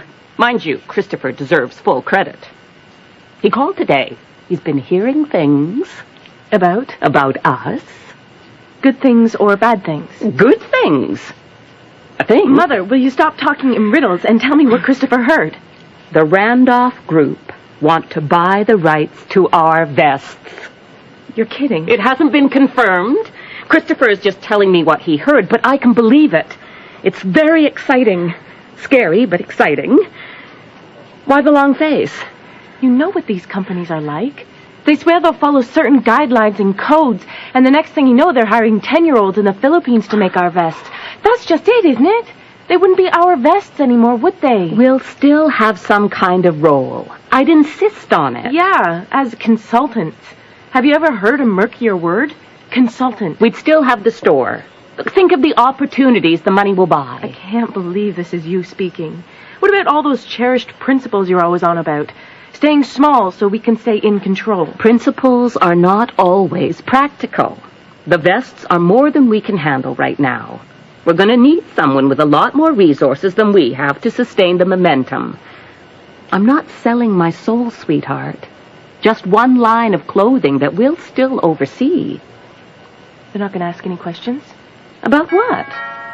Oh. Never mind. I'll get it.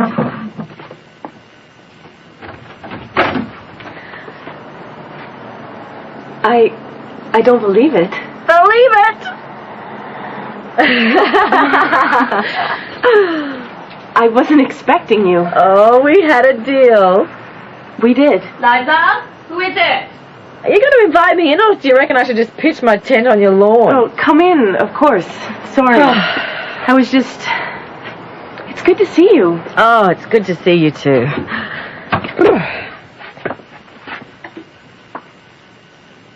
Are you going to introduce us, or am I supposed to guess who this young lady is? This young lady is Samantha. Sam. So you're Sam? Sam, I am. This is my mother, Audrey. Hello. Welcome. Sam and I met when I was in the Mariganza Islands. She's going to bring peace to the world one clay pot at a time.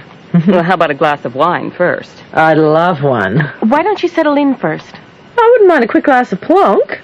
Then grab a glass and follow me.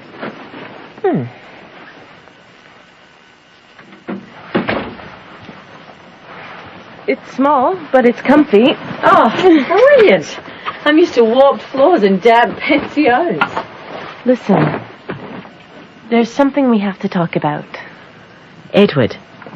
How did you know? How could I not know? I've been spending the past 6 weeks traveling across this fair land of yours. Everywhere I'd look, I'd see some article or photograph featuring these fabulous vests. He must be thrilled. Who? Edward. Why? His vests. Your vests. Oh, it's hard to tell whose is whose. What's the difference, right? He must be doing cartwheels. Probably. Look, why don't you settle in and we'll save you some of my mother's quiche. She makes a mean quiche. A mean quiche sounds divine. Listen. This whole Edward thing, it's a real touchy subject with my mother. Why? It's hard to explain. She's hard to explain. You know what mothers can be like. I'd really prefer it if we just sort of put an embargo on the whole Edward thing. An embargo it is.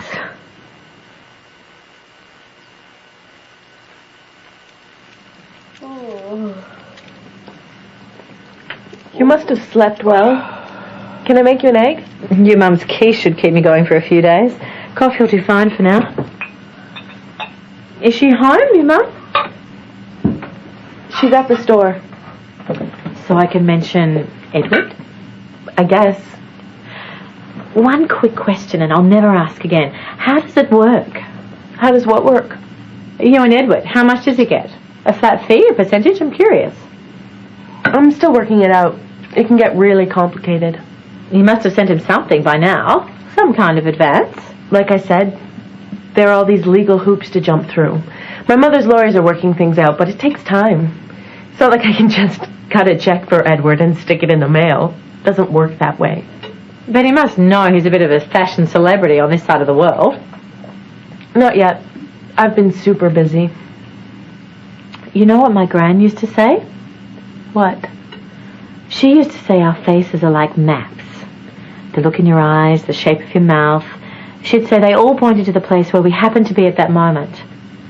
She was quite the navigator, your grandmother. Edward's got a hold on you. It's written on your face, Liza. It has been from the moment you mentioned putting an embargo on this whole Edward thing. The truth is, Edward won't see a nickel from the mounds of money you're making on your vests. Stick to pottery, Sam. Cheap psychology isn't one of your strengths. Send him a check. Where in God's name is he going to cash it? There's no bank in his village. There wasn't much of a school either. You expect me to build a school? No, but I thought you'd acknowledge Edward's contribution in some way. I'll have you know, I made a donation for $500 to UNICEF. In his name. $500? Yes. And how much have Edward's vests made for you so far? They are not Edward's vests. These are my designs. Don't you think you owe the man something? I have my reputation to consider, not to mention my mother's. Oh, lucky you. Edward is dreaming of indoor plumbing. Who the hell are you to speak for Edward, or anyone else for that matter? Where are you going? Oh, I have an urgent need to shower. I wasn't expecting you to work today. Sam wanted some time on her own. She's like that. Don't pencil anything in for Sunday morning. Why not? We're going to a brunch. What brunch? Oh, no. Oh, yes. I spoke with Sarah Gorin. She called a few times while you were away, wondering when you would be back. I meant to call her. Well, she called us. A slot came up that I said that you would be happy to fill. You can't do that. I don't see why not. My thinking was, if you didn't want to do it, I would. Sarah loved the idea. Daughter speaks about working with mother, then mother has her turn. What you're saying is it's a done deal whether I'm there or not. I want you there, sweetheart. You'll want to be there, too. The last thing you'd want is your mother singing your virtues without someone to rein me in. Oh, Christopher will be there, too, but he promised to behave.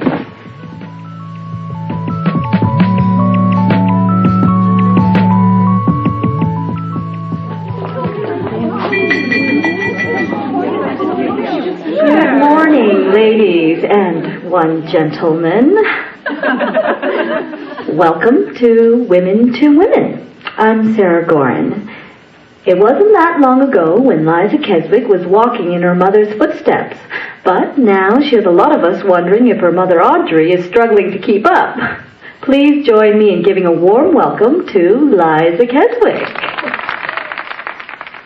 Stop beaming, Mom. I can't bear the glare. See what a degree in fine arts can get you? And you're talking to a sociology major who minored in Frisbee. I've spent most of my life sitting on the sidelines, watching my mother do about a dozen things at once. And that was on a slow day. As far as I'm concerned, single mothers deserve medals. She was such a shy kid. You sure she's yours? Oh, shut up. No one ever made much of a difference by blending in. It's a guiding principle I've finally learned to embrace. All you're guided by is your own self-interest. All you care about is your reputation. When I showed my mother some of my first designs, it was like we had traded places. She was this little kid who's been given this gift and can't believe her eyes, and I was the parent who made it all happen. You couldn't have made it happen without Edward.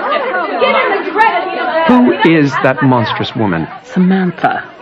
You know her? I invited her.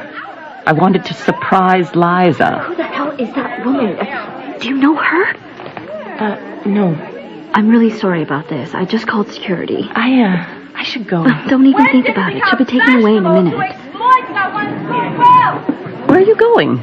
I want to have a word with her. Why? My mother is a lot better at this, so I'm going to ask her to continue. Mom?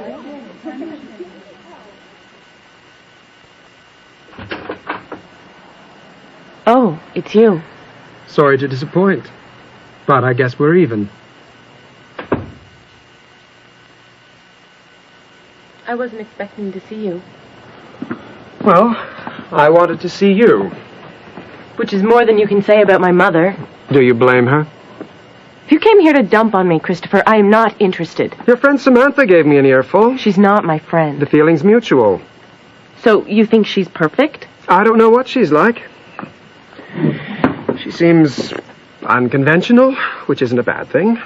And honest, which is even better. She had no business humiliating me like that.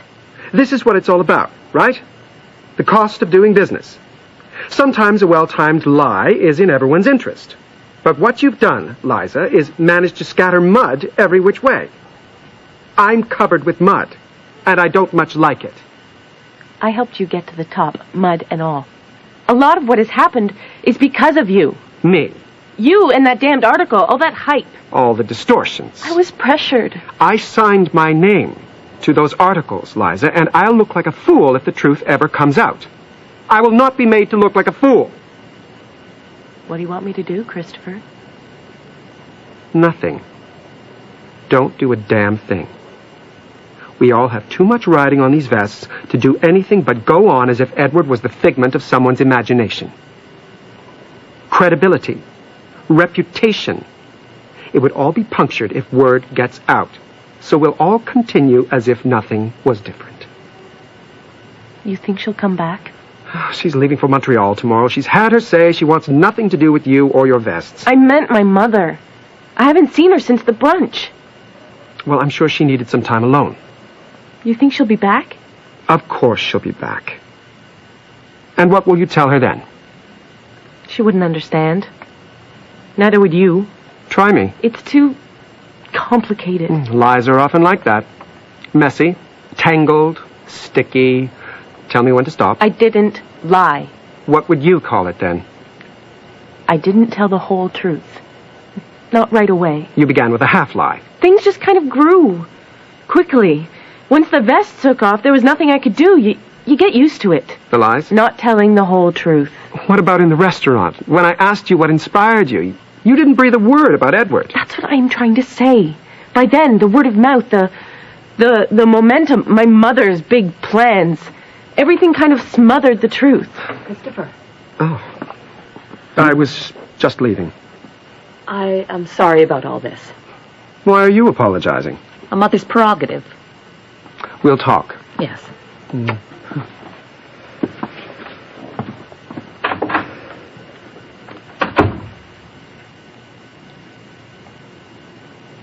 Say something.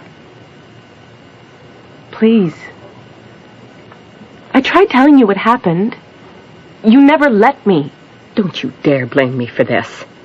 You have lost the right to pass judgment on me for a good long while.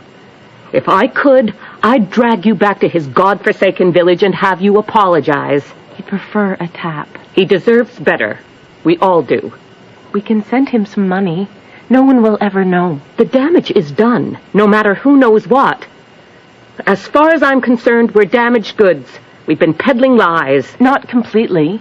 It's not like those designs weren't ours. Listen to yourself. This is what happens. Everything begins to blur. Right and wrong, truth and lies, integrity and deceit. How can you keep perspective when everything's one big blur? You make it sound so intentional. It wasn't like that. Your intentions hardly matter at this point, Liza. I am sorry, okay? I'm really, really sorry. Sorry you were found out? Or sorry it happened? I'm sorry it had to come to this. So am I. We will go into work tomorrow, the two of us, and act as if nothing has changed. Everything I have stood for has collapsed. Everything. I'm still here. I want you to go. Where? To the store. Now? Now. Rearrange the window. Get rid of the vests. We can't stop selling the vests. Oh, I would if I could. I'd have nothing to do with them. I'd wipe my hands clean. But it's too late for that now. We have a responsibility to our employees, our suppliers, our customers. But I didn't say we'd stop making them. I just don't want them displayed in our front window for everyone to see. I can't stand the thought of that faceless tailor named Edward staring at me every time I walk into the store. Go. You never looked happier. What? I had never seen you that happy. When you saw the vests for the first time and you thought they were mine, you were so happy. Happy and proud. And I wanted it to last. That look on your face. I wanted it to last forever. Just go. You've been listening to Vested Interest by Emile Scher. In the cast, Liza was Molly Jane Atkinson, Audrey was Brenda Robbins, Christopher was Steve Cummin, Samantha was Mattie Shisco, Edward was played by Toto Banzil, Sarah was Marjorie Chan, and the aid official was Michael Blake. Vested Interest was a co-production between the BBC World Service and the CBC. It was recorded in Toronto. The recording engineers were Joe Mahoney and Chris Cuttress. Sound effects were by Matt Wilcott. The associate producer was Michelle Parisi. Vested Interest was directed by Marion Nancarroll. Next week, we pick up with a series we started last year, The Do's and Don'ts of Dudley. Masterful storyteller Greg Nelson takes us back for more of this wry tale of a young minister's struggles in an isolated prairie town. Don't miss the return of Dudley, next week, right here. I'm Linda Grierson for Sunday Showcase. Good night.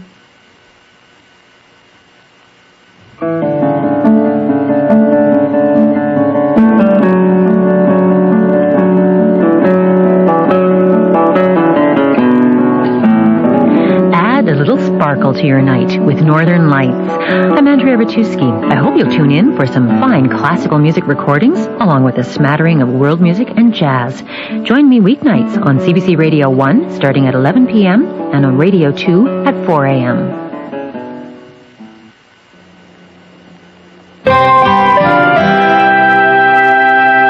Here's the CBC. Good evening and welcome to Sunday Showcase. I'm Damiano Pietropaolo. Let me begin by wishing you a happy and prosperous new year. And let me also warn you that you had better screw your courage to the sticking place, as Lady Macbeth famously said, for the first of our series of 4 plays meant for the darkest time of the year. Welcome to Winter's Tales. A winter's tale is best told on the longest of nights, by the light of a fire or flickering candles. Inside it may be snug, but outside there is a boundary that marks the scene from the invisible. Shakespeare, who always said it best, had this to say: "A sad tale is best for winter. I have one of sprites and goblins. Come on, then, and give it me in mine ear." And there you have the shaping principle of winter's tales, psychological thrillers for the ear. Joining me to launch our Winter's Tales series is producer and director Gregory J. Sinclair. Good evening. Welcome, Gregory. Thank you. Oh yes, let's get the cliches out of the way. You know, the sound effects cliches out of the way with the. Now, what about this particular form of storytelling? Why are you interested in this so much? Well, it's interesting because, I mean, in a way, this kind of storytelling was my introduction to radio drama. As a child, we lived in Montreal and had a cottage in upstate New York. And on the way back from the cottage on Sunday nights, we would get a bounce from New York City, from WCBS in New York City. And they were, at the time, rebroadcasting their classic series, CBS Mystery Theater. And I remember sitting in the back seat of the car, absolutely enthralled and absolutely terrified at the same time. And tell us about the story we're going to hear tonight. Well, we start with, in effect, a question. You know, do the sins of your past remain unanswered? And in this play tonight, it's called Someone Just For Me by Michael O'Brien. We meet Maureen. She was the leader of a high school posse of girls, the A-list girls who wreaked havoc in the lives of those who wanted to be a part of the A-list. And we discover that one of the victims was a girl named Sharon, who was a little marginal. She was a misfit. And, well, you know, maybe Sharon is having her revenge, or maybe, in fact, there's some other agency that's wreaking its revenge on Maureen for her misdeeds in the past. So, without further ado, here's Someone Just For Me, written by Michael O'Brien, starring Julie Stewart and Christina Nicol. Just a word of warning, the play you're about to hear contains adult situations and profanity and may not be suitable for all listeners. Your discretion is advised.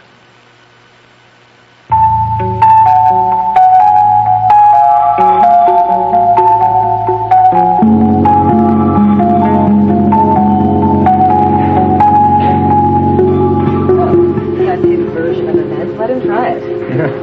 Grossman's daughter on the witness stand. We'll see who cracks first. Judge Atkinson won't buy his line of reasoning. I know he won't. I know his mind. I know. Grossman's dreaming if he thinks he can put one past Atkinson. I mean, so listen, why don't we... maybe you should get that. It might be Grossman's daughter. Maureen Fraser. Maureen, Yes, who's this? you used to go to Queen Elizabeth School up in Lake Vernon? Yes, I did. You lived in that brown and gold house up at the end of Pine Street? Who's this? Listen, I don't have a lot of time right now. I'm in a meeting. Right. I forgot you're a lawyer now. Yes, I am. What do you want? Oh, yeah. You were always so smart, eh, Maureen? Yeah, you realize how many freaking M. Frasers there are in the phone book? Look, who the hell is this? You know, I'm a very busy woman. You don't recognize my voice? No, I'm sorry, I don't. I bet you remember my name, though, eh? Sharon Scott. You remember what you did? You still there, Maureen? How do you sleep, Maureen? Listen, whoever this is, don't ever phone me again, all right? Who's that? I have no idea. Anyway, like I was saying, I know Judge Atkinson very well, and I don't think that he's about to buy Grossman's story, so we'll make that our plan of attack. I agree. Yeah.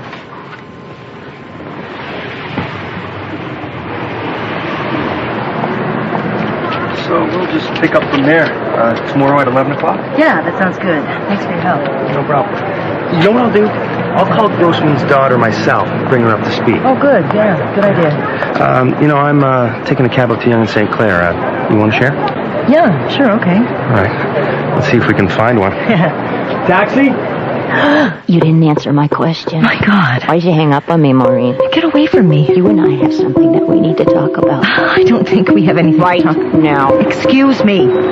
Taxi? How do you sleep, Maureen? Do you know this person? Just keep walking, Gordon. Find a taxi. Okay. Taxi? Will you listen to me, Maureen? Oh, thank God, you got one. God's sake. All right. I haven't done this for you because I want you to do it. Just drive, okay? Sorry, Mrs. For Christ's sakes, will you just go? Whoa, crazy woman. Yes, that's what she is. You okay? Yeah, I'm fine. You know her? Yeah, it's an old schoolmate. It's been one of those days. Sad, actually. Schizophrenic, I think. Oh, man. Yeah. I'm gonna have to get a restraining order.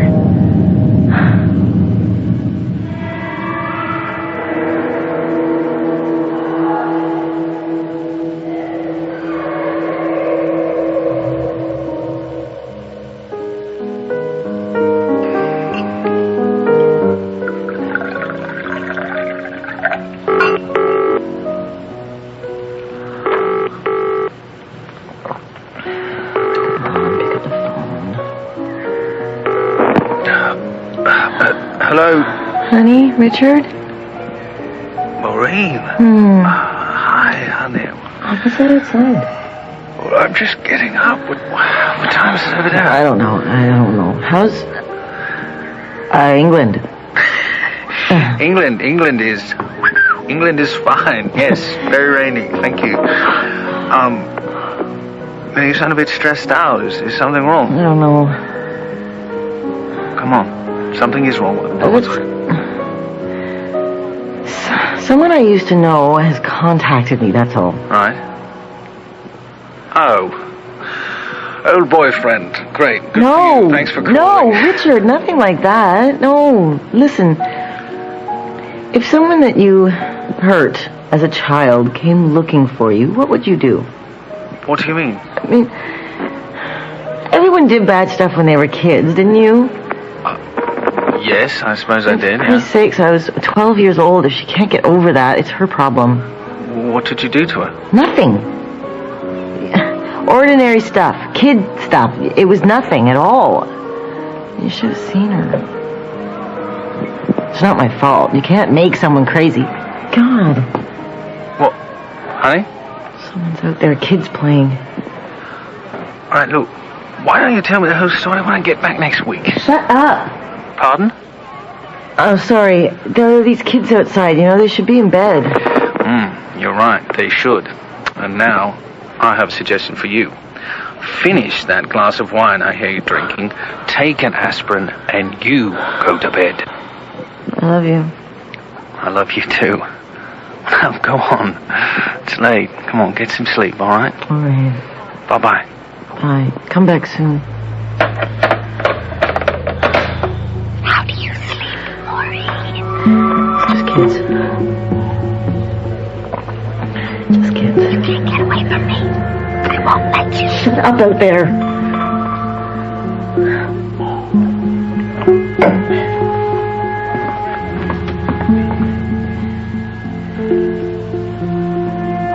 Who's there?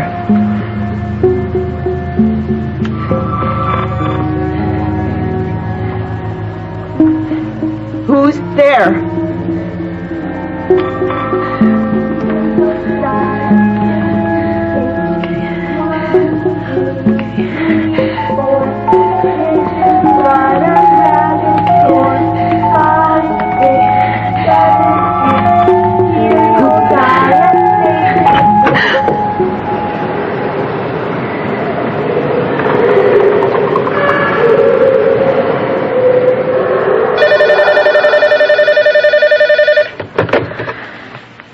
Fraser. Hi, it's Danielle. Yes, Danielle. Sorry to bother you, but something just came. What? Who? No, I said something came for you. It's a package. It looks like a videotape. There's no name on it. It just says the Clark Institute. Do you want me to bring it in to you? Or? No. Oh. Meet me in the conference room in 5 minutes. There's a monitor set up in there, isn't there? Yeah, I think so. I'll just check. Okay.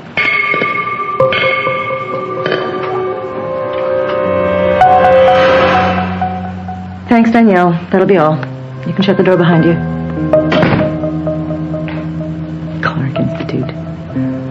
Figures.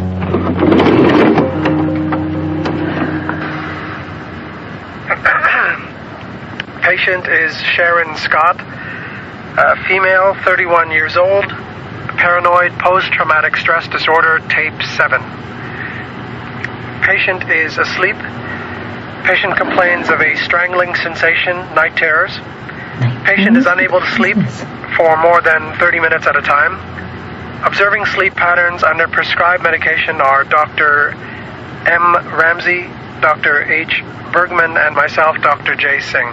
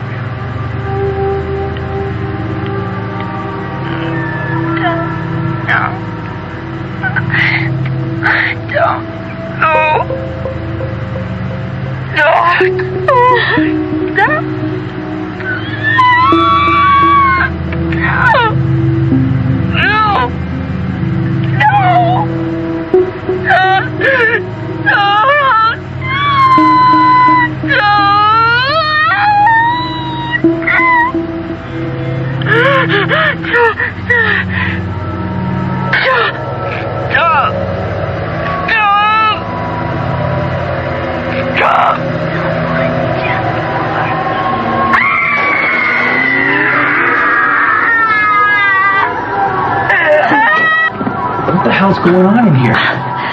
Don't you know how to knock? Is everything okay? Yes, everything's fine. That was the videotape. Yes. I thought it was you. Is that something relevant to what we're doing? No. Is it something I should know about? No, Gordon. It's nothing. Okay. Well, anyway, our meeting's been postponed until later tomorrow. Okay. Thank you. All right.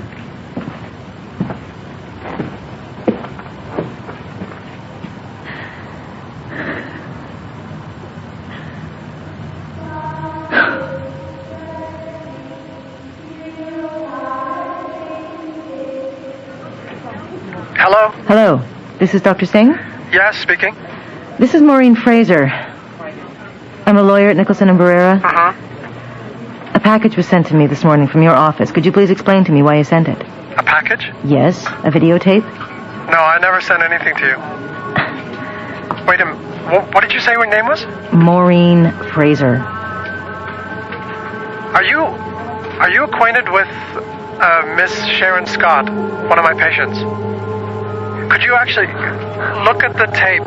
Is there a number on the side?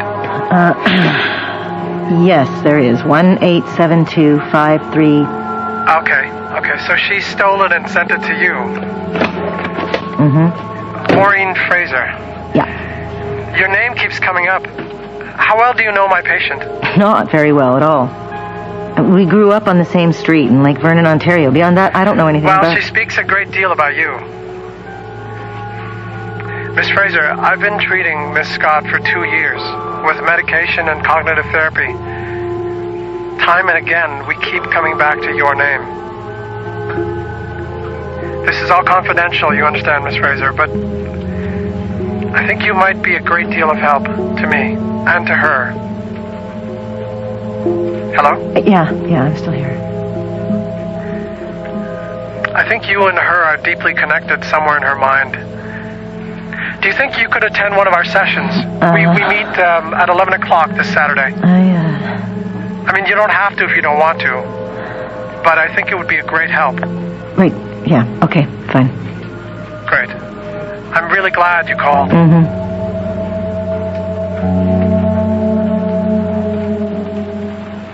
Let's hope this can clear some of Maureen Fraser, Dr. Ramsey. Hello. Nice to meet you. Why don't you take a seat?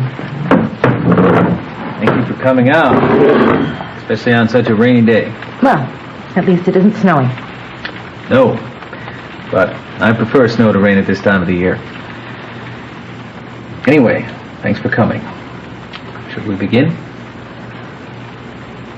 Maureen? You know Sharon? Hello, Sharon. Hello. It's nice to see you again. I'm sorry I was rude to you the other day. This isn't easy for me. I don't remember everything. It was a long time ago. No, it wasn't.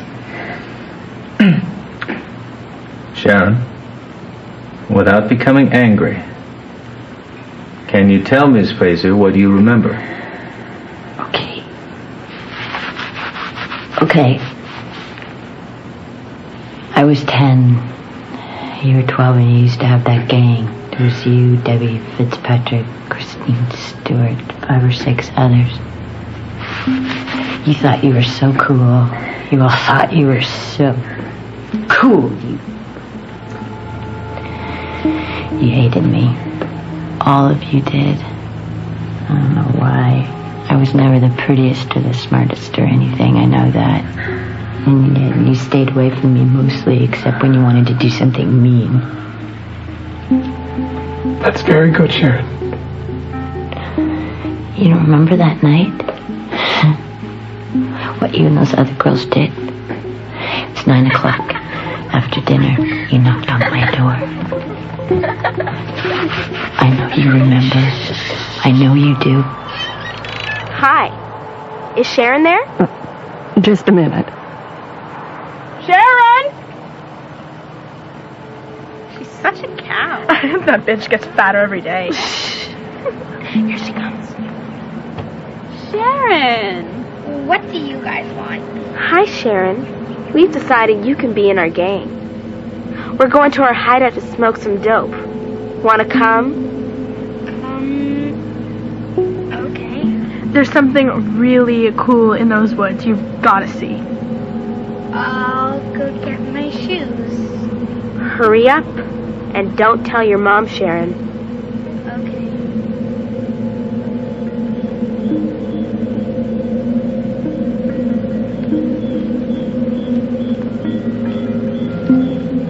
Sharon, over here. This is our hideout. It's getting dark out. I know. We just want to show you something. Then we'll go home. Over here, look, Sharon. Come on. What is it? In the grass. 5 of them. Gravestones. Oh. Whoa. People must have died here 100 years ago. No one knows about them. 5 little stones, Sharon. Who are they? No one knows. Go on. Read them. I can't read the names. Go on. Look closer. I can't read them. They're almost worn off. Well, whoever they were, they want you. They told us to bring you here. They speak to us. We're devil worshippers. Those people are in hell, and they want you, Sharon. No, leave me alone. Quick! Fucking grab her! Wait, don't! They want you as a human sacrifice, Sharon. Hold her down. Let me go. Shut up. Tired of that tree. If you fight, I'll take the stick and flog you. Ah! You're hurting me! Shut up, Sharon. Those people were evil. Evil! The whole family! Help! Someone! You belong to them now. They want you all to themselves. Help! Please, stop! Draw the sign of the devil on her face.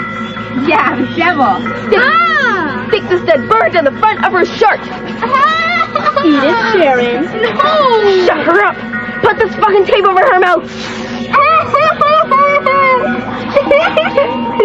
No one has pity on you. Everyone hates you. No one wants you but them. I call upon all evil spirits to take this girl. You're staying here tonight, Sharon, all fucking night. Now, invoke the spirits. Let them come. 1, 2, 3, 4. Pigeon's blood and rabbit's gore. 5, 6, 7, 8. Here you'll die at Satan's gate. 1, 2, 3, 4. Pigeon's blood and rabbit's gore. 5, 6, 7, 8. Here you'll die at Satan's gate.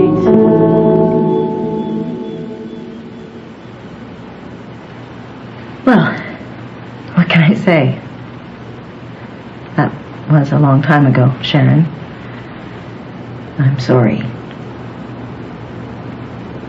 I'm not that person anymore.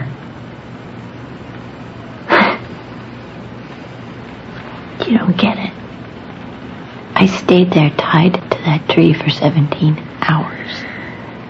Until you untied me the next day. I am sorry. Those laces were tied really tight, Maureen. They cut my hands. I've been wanting to tell you this for a long time. Because you're the one who caused all of this. I never had a relationship. I've never had a job. I've lived that night every night of my life ever since. And you did that to me. You did that to me, Maureen. Listen, I said I was sorry. Yes, I remember. I'm glad we've met to discuss this, but... Wait. Just listen to me. There's more. That night in those woods, oh, God, I cried and I cried. It was so dark. I prayed that someone would find me. Someone would save me. Nobody saved me. No one took pity on me. But someone came. Someone came. At first it was just a shadow over by the grave. Remember, the littlest one? For a moment, I thought it was a raccoon, but it wasn't. It stood up. I could see the shape of it. It was a boy. A little boy. I don't know. I think he was maybe 3 years old. And all around him was this cloud. I can't describe it. It's a black cloud of pure evil. And he moved into the moonlight. I could see his eyes black, sparkling, dead, like 2 cold marbles. He laughed at me. Oh, horrible laugh.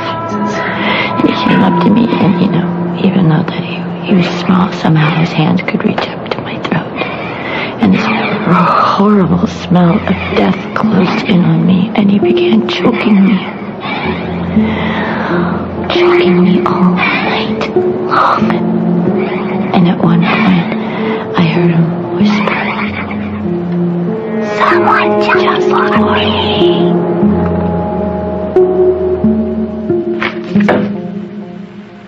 Sharon, you've never spoken of this before. The next day he let me go. He untied me and I ran straight home. I thought I was free of him. I thought he was gone at last. But that night, I was lying in my bed. And guess what? There he was. I could feel him, his weight on my legs. He was there sitting on me, laughing.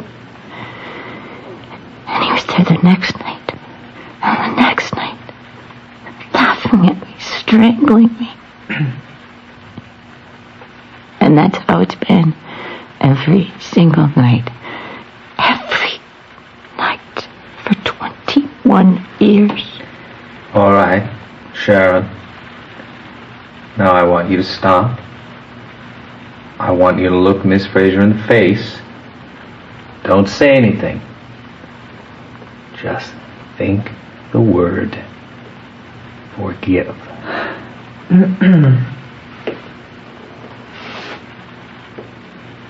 I don't forgive you. Sharon?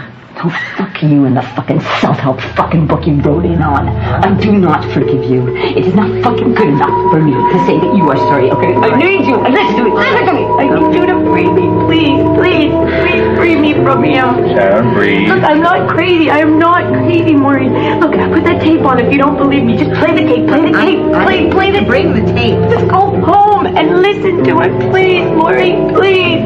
Only you can save me from him. Please, Maureen. Maureen, please listen to me. Please, please listen to me. No!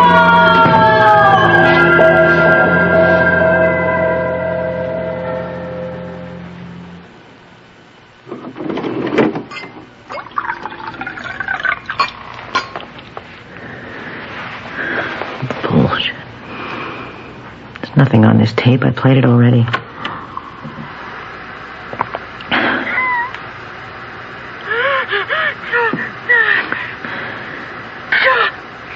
It was a joke, Sharon, a goddamn joke. I can't help it if you're so...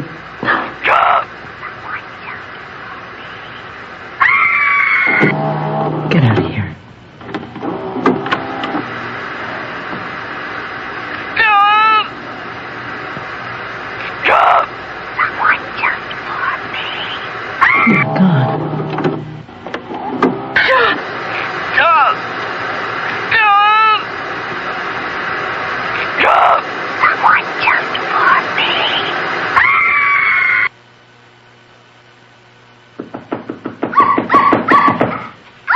Just a sec. I'll be right there. Oh, honey, hi. Oh, it's cold. Yeah. A lot of snow here. Are you all right? Yeah. Yeah, of course. I mean, the driver's a bit hellish, but I'm fine. Well, but they've been calling. Like, there are 26 messages from your office. They've been saying, get her a call as soon as she gets in. Honey, they said you just left work. No. Shh. They're overreacting. I just wanted to come and see you and Dad. All right? Oh. Yeah, I just wanted to start my Christmas break a little bit early this year. Listen, okay. I am going to take a nap before dinner, if that's all right. Oh, sure, it's all right. You know where your room is. Mm-hmm. When's Dad going to be home? Soon, I think. Yeah. Okay. I love you, Mom. I love you too, honey. Good to see you. It's good to see you too. You have a good rest. Thanks. I'll call you at 6. We're eating at 6. Okay.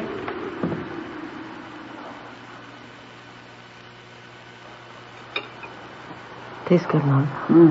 Thank you. Dad, you know that area on the north end of town? Yeah, the woods where you used to play? Is it still woods? All that area? Oh, I think so. I don't go there very often. There's been talk about clearing it, building a mall. Oh, that place. Mm-hmm. I bet you got a lot of memories there. Yeah, I guess I do. That gang of girls you used to hang around with, whatever became of them? I don't know. We went our separate ways. What a bunch. Well, you one by one, they're nice, but when you got together, woohoo, look out. Yeah. I guess we were pretty bad. Oh, you weren't that bad. Did you ever hear about the gravestones in those woods? Gravestones? Well, I wouldn't be surprised if that was the first area that was settled around here. Yeah. Was it? Yeah, I don't know much about it. Look it up in the library. It's getting colder. Yeah, I think we're going to get more snow. That's what it says on the TV anyways. Oh, you have to have the heat turned up so high I'm burning up. I need to take a walk. A walk, Maureen? It's 30 below. No, it isn't. You've had a bit to drink, honey. I can take care of myself. Thanks anyway, Dad. I'm a big girl. Well, put on one of your dad's parkas at least. Mom. Leave me alone, all right?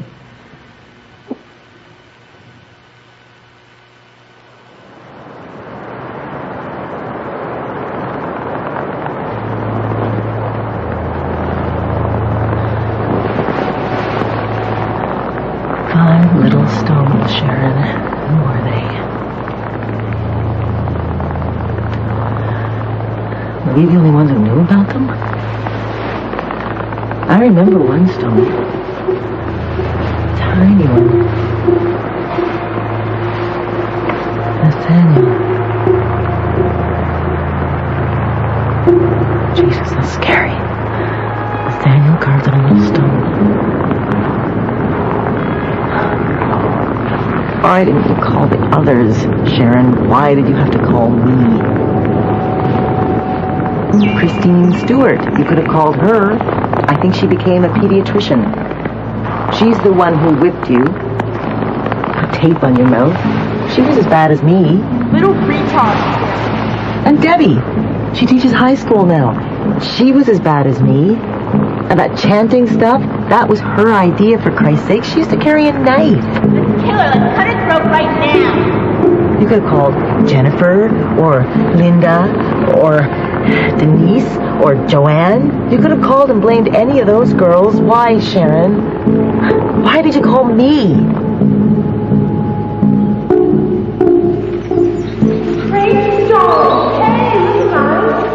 Wow, cool. Give me that spray paint. I'm going to write something. Hey, Maureen. No, don't. I've got an idea. Get some rope and some duct tape.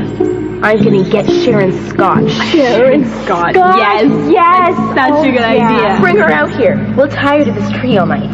All night? Tie her to the tree? Oh, yeah. Oh, my God. I know. That's so great. Come on, let's get her. Let's get a crap out of her. Yes. It was me. It was mostly me. I was the leader, that's why. You know the worst part, Sharon? I told you I was sorry, but I wasn't. Then or now. I enjoyed hurting you. I enjoyed watching you cry. Part of me even thought it was funny when you sat there telling...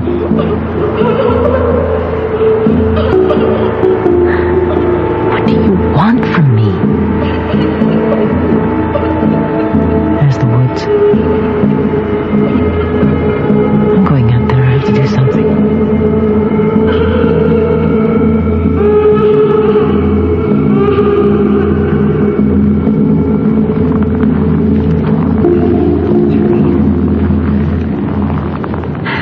I'm facing this. See, Sharon? Look, I'm not afraid of this. I'm here after all these years. All right, where are those stones? I'm not afraid of them either. They are only stones. Stones for dead people. Dead people are just dead. There you are. All 5 of you. What the hell were your names, anyway? Benjamin. Jacob, I think. Bible names. Esther. Oh, that is a terrible name. Susanna? Can't quite read that one. There it is, the little one. Nathaniel.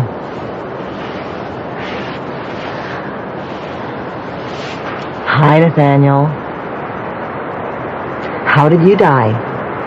Babies died a lot back then. Was that you, Nathaniel, speaking on that tape? Go on. Say something. Try it. You can't, Nathaniel, and you know why? Because you are fucking dead. Because, Nathaniel, you are... All right, Sharon. I'll do it. I'm gonna do this.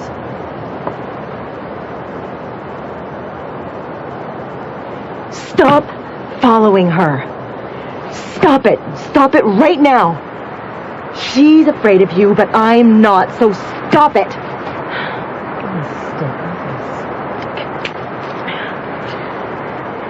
Stop it. Do you hear? I'm not afraid of you. Leave her alone. You are bad. Bad. Bad.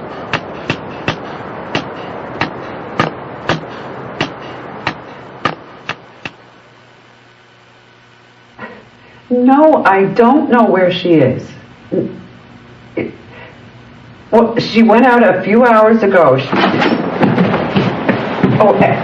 Just hang on a sec. Is that you, Maureen? Yeah.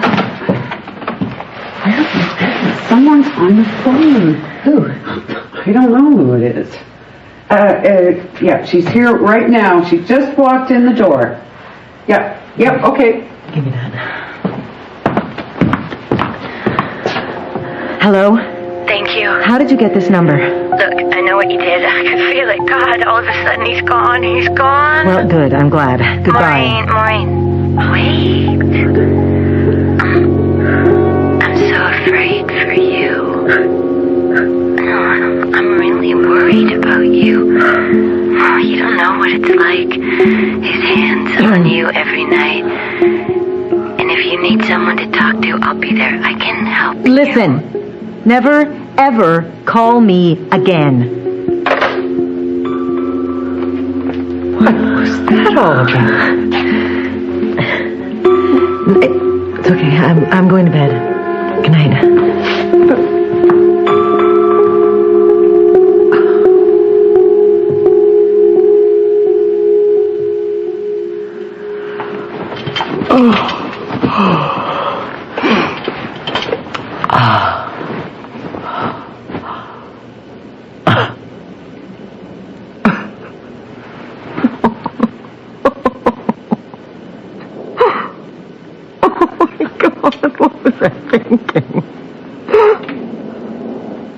Whacking a gravestone with a stick out of the woods.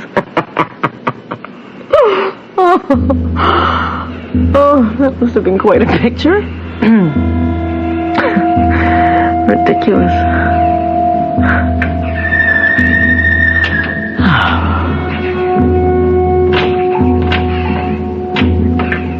Who's that?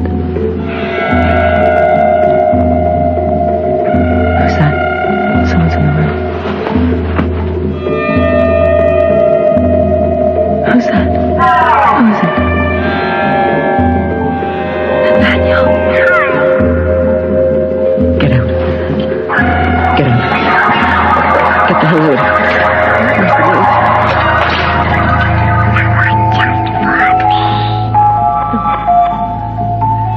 No. Don't.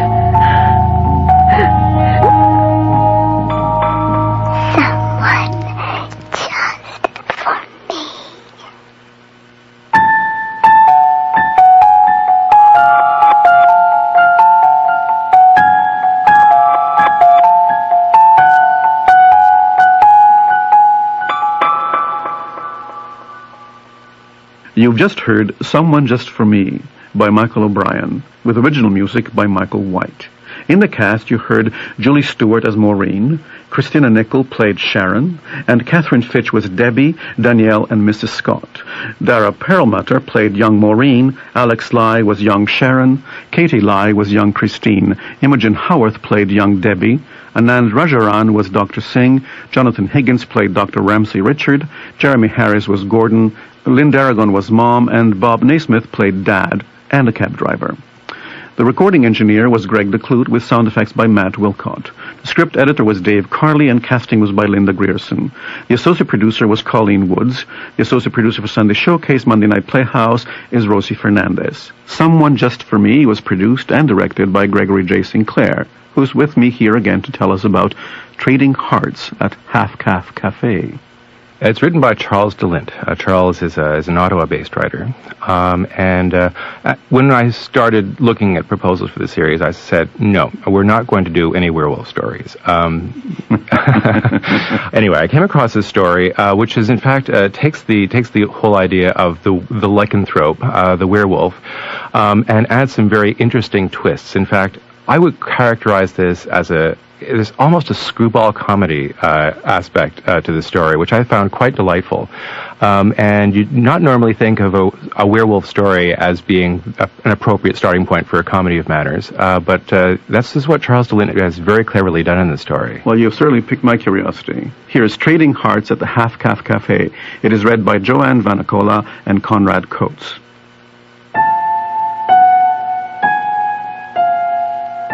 Cherish each day.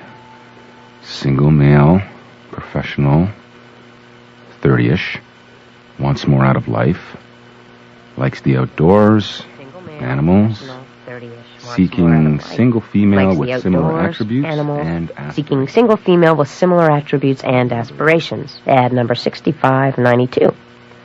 You already tried that dress on, Sue told me. With these shoes? Sue nodded, as well as the red boots. And? It's not a first date dress, Sue said, unless you wear it with the green boots and that black jacket with the braided cuffs, and you don't take off the jacket. Too much cleavage? It's not a matter of cleavage so much as the cleavage combined with those little spaghetti straps. You're just so there, and it's pretty short. I checked my reflection. She was right, of course. I looked a bit like a tart, and not in a good way. At least Sue had managed to tame my usually unruly hair so that it looked as though it had an actual style instead of the head topped with blonde spikes I normally saw looking back at me from the mirror. But the boots would definitely punk it up a little, Sue said. You know, so it's not quite so come hither. This is hopeless, I said. How late is it? Sue smiled. 20 minutes to showtime. Oh, God, and I haven't even started on my makeup. With that dress and those heels, he won't be looking at your makeup. Wonderful. I don't know how I'd gotten talked into this in the first place. 2 years without a steady boyfriend, I guess, though by that criteria it should still have been Sue agonizing over what to wear and me lending the moral support. She's been much longer without a steady.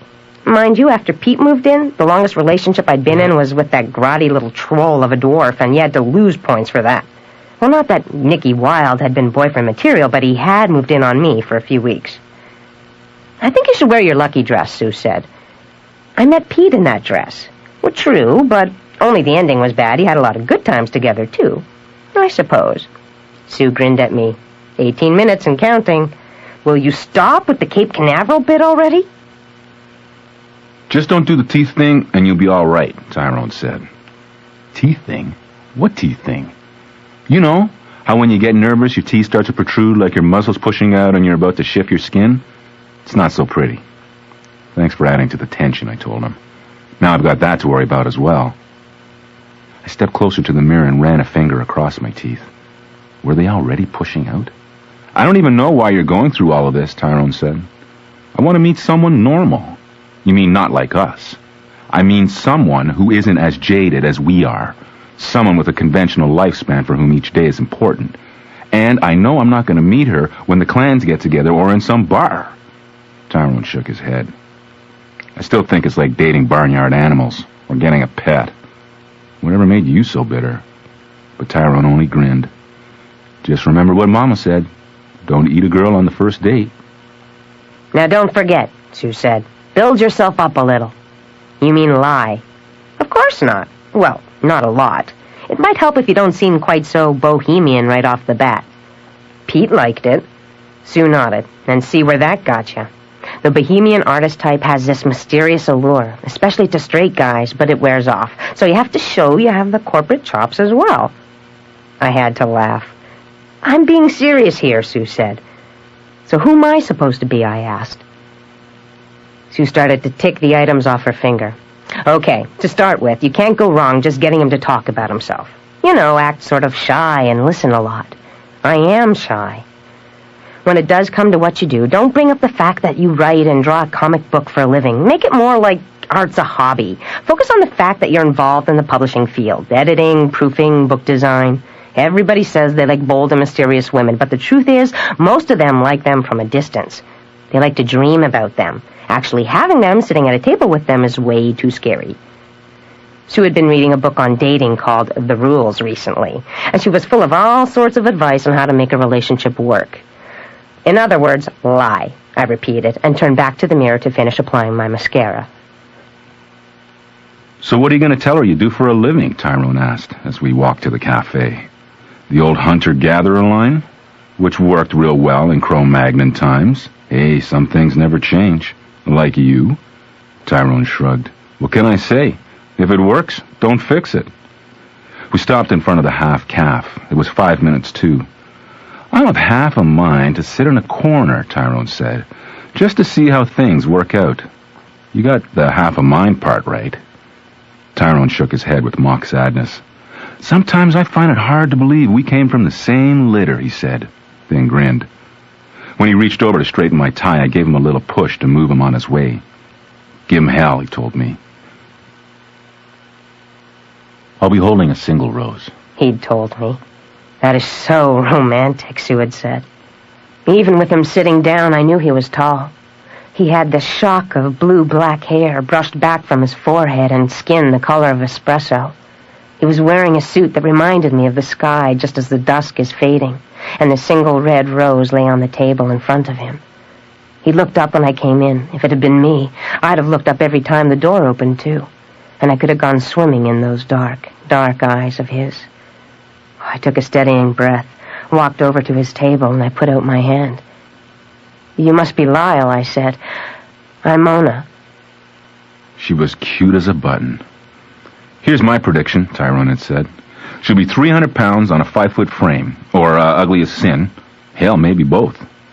I don't care how much she weighs or what she looks like, I told him. Just so long as she's got a good heart.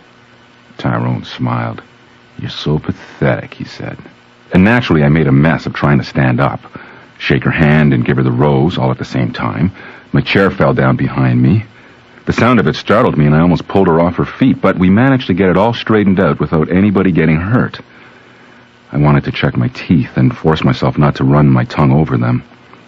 We were here for the obligatory before-dinner drink, having mutually decided earlier on a cafe rather than a bar, with the unspoken assumption that if things didn't go well here, we would call the dinner off, no hard feelings. After asking what she wanted, I went and got us each a latte. Look, she said when I got back. I know this isn't the way it's supposed to go, first date and everything, but I decided that I'm not going to pretend to be more or different than I am. So here goes. I write and draw a comic book for a living. I usually have ink stains on my fingers, and you're more likely to see me in overalls or jeans and a t-shirt. I know I told you I like the outdoors like you said you did in your ad, but I've never spent a night outside of a city. I've never had a regular job either. I don't like being anybody's pet boho girlfriend, and I'm way more shy than this is making me sound. She was blushing as she spoke and looked a little breathless. Oh, boy. That was really endearing, wasn't it? It actually was, but I didn't think she wanted to hear that. Searching for something to match her candor, I surprised myself as much as her. I'm sort of a werewolf myself. A werewolf? I nodded. But only sort of. Not like in the movies with the full moon and the hair sprouting out all over my body. I'm just... They used to call us skinwalkers. Who did? I shrugged. The first people to live here. Like the Kikaha up on the res. We're descended from what they call the animal people. The ones that were here when the world was made. Immortal wolves. I was surprised that she was taking this all so calmly. Surprised to be even talking about it in the first place, because it's never a good idea. Maybe Tyrone was right. We weren't supposed to mingle. But it was too late now, and I felt I at least owed her a little more explanation. Not just wolves, but all kinds of animals. And we're not immortal. Only the first ones were, and there aren't so many of them left anymore. And you can all take the shapes of animals. I shook my head. Usually it's only the ones who were born in their animal shape. The human genes are so strong that the change is easier. Those born human have some animal attributes, but most of them aren't skinwalkers. So if you bite me, I won't become a wolf. You're probably wondering why I was listening to all this without much surprise. Well, not that I actually believed Delisle here was a werewolf, but the fact that he was talking about it actually made him kind of interesting, though I could see it getting old after a while. So, what do you do when you're not dating human girls and running around as a wolf? Do? You know, to make a living. Or were you born wealthy as well as immortal? I'm not immortal. So what do you do? I'm an investment counselor. Hence the nice suit. How come you're so calm about all of this? I shrugged. I don't know. I like the way it all fits together, I suppose. You've obviously really thought it all through. Or I'm good at remembering the history of the clans. That too. But the question that comes to my mind is, why tell me all of this? I'm still asking myself that. I guess it came from your saying we should be honest with each other. It feels so good to be able to talk about it to someone outside the clans. He paused, those dark eyes studying me more closely. Oh, why couldn't he have been just a normal guy? Why'd he have to be either a loony or some weird fairy creature? You don't believe me? Well... I didn't ask you for proof when you were telling me about your comic books. I couldn't believe this. It's hardly the same thing. Besides, I got up and fetched one of the freebie copies of In the City from their display bin by the door. Flipping almost to the back of the tabloid-sized newspaper, I laid open the page with my weekly strip, Spunky Girl, on the table in front of him. This was the one where my heroine, the great and brave Spunky Girl, was answering a personal ad. Right from your life, they always say. I guess that meant that next week's strip would have Spunky sitting in a cafe with a wolf dressed up as a man. It's not so hard to prove, I said, pointing at the byline. Just because you have the same name? Oh, please. I called over to the bar where the owner was reading one of those glossy British music magazines he liked so much. Who am I, Jonathan? He looked up and gave the pair of us a once-over with that perpetually cool and slightly amused look he'd perfected once the cafe had become a success and he was no longer run ragged trying to keep up with everything. Mona Morgan, he said, who still owes me that page of original art from My Life as a Bird that featured the half-calf. It's coming, I said, and turned back to my date. There, you see? Now it's your turn. Make your hand change into a paw or something. She was irrepressible and refreshing, but she was also driving me a little crazy, and I could feel my teeth pressing up against my lips. Maybe some other time. She smiled. Right. Never turn into a wolf on the first date. Something like that, I replied, remembering Tyrone's advice earlier in the evening.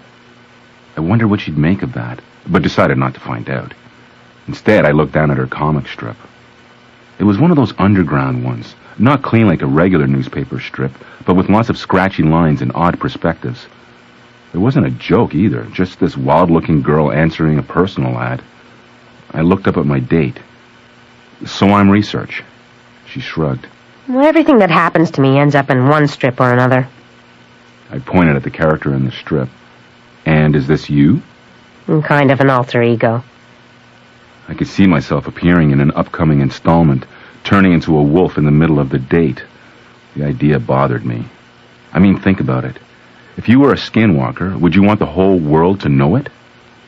I lifted up my gaze from the strip.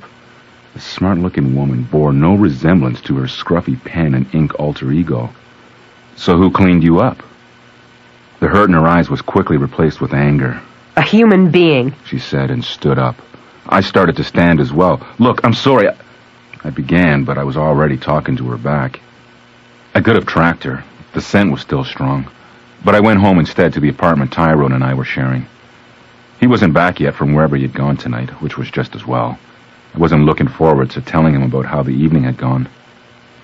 Changing from my suit to jeans and a jersey, I sat down on the sofa and opened my copy of In the City to Mona's strip.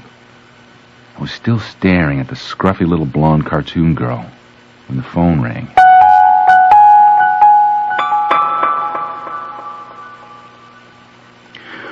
On Sunday Showcase, you've been listening to the first of our 4-part series of Winter's Tales, produced and directed by Gregory J. Sinclair. And once again, Gregory is here to tell us about next week's show. What's in store for us next week, Greg? Next week's play takes a rather different approach. It's called Man Radio. It's an exploration of the psychological as well as perhaps the supernatural. This one is set in a radio studio where a shock jock by the name of Spaz Kellerman has this hour-long show. Spaz Kellerman. Well, Jeffrey, but he goes by the handle Spaz. Spaz has led a very storied life. And this one particular night, the callers to the show are not the usual assortment of wingnuts and insomniacs. Some are, in fact, people from Spaz's past. From deep within his subconscious, perhaps. Perhaps. In the meantime, we'd love to hear from you, our listeners. You can send letters to us at the usual CBC coordinates, or you can email us at sunshowcase, all one word, at cbc.ca. Thanks for coming in, Greg. We'll see you next week. That's it for tonight. Just a reminder that this program will be aired again tomorrow night on Monday Night Playhouse at 9:05 p.m. on CBC Radio 2. For Sunday Showcase, I'm executive producer Damiano Pietropaulo. Stay with us now for Katie Mallock and Jazz Beat on CBC Radio 1. Good night.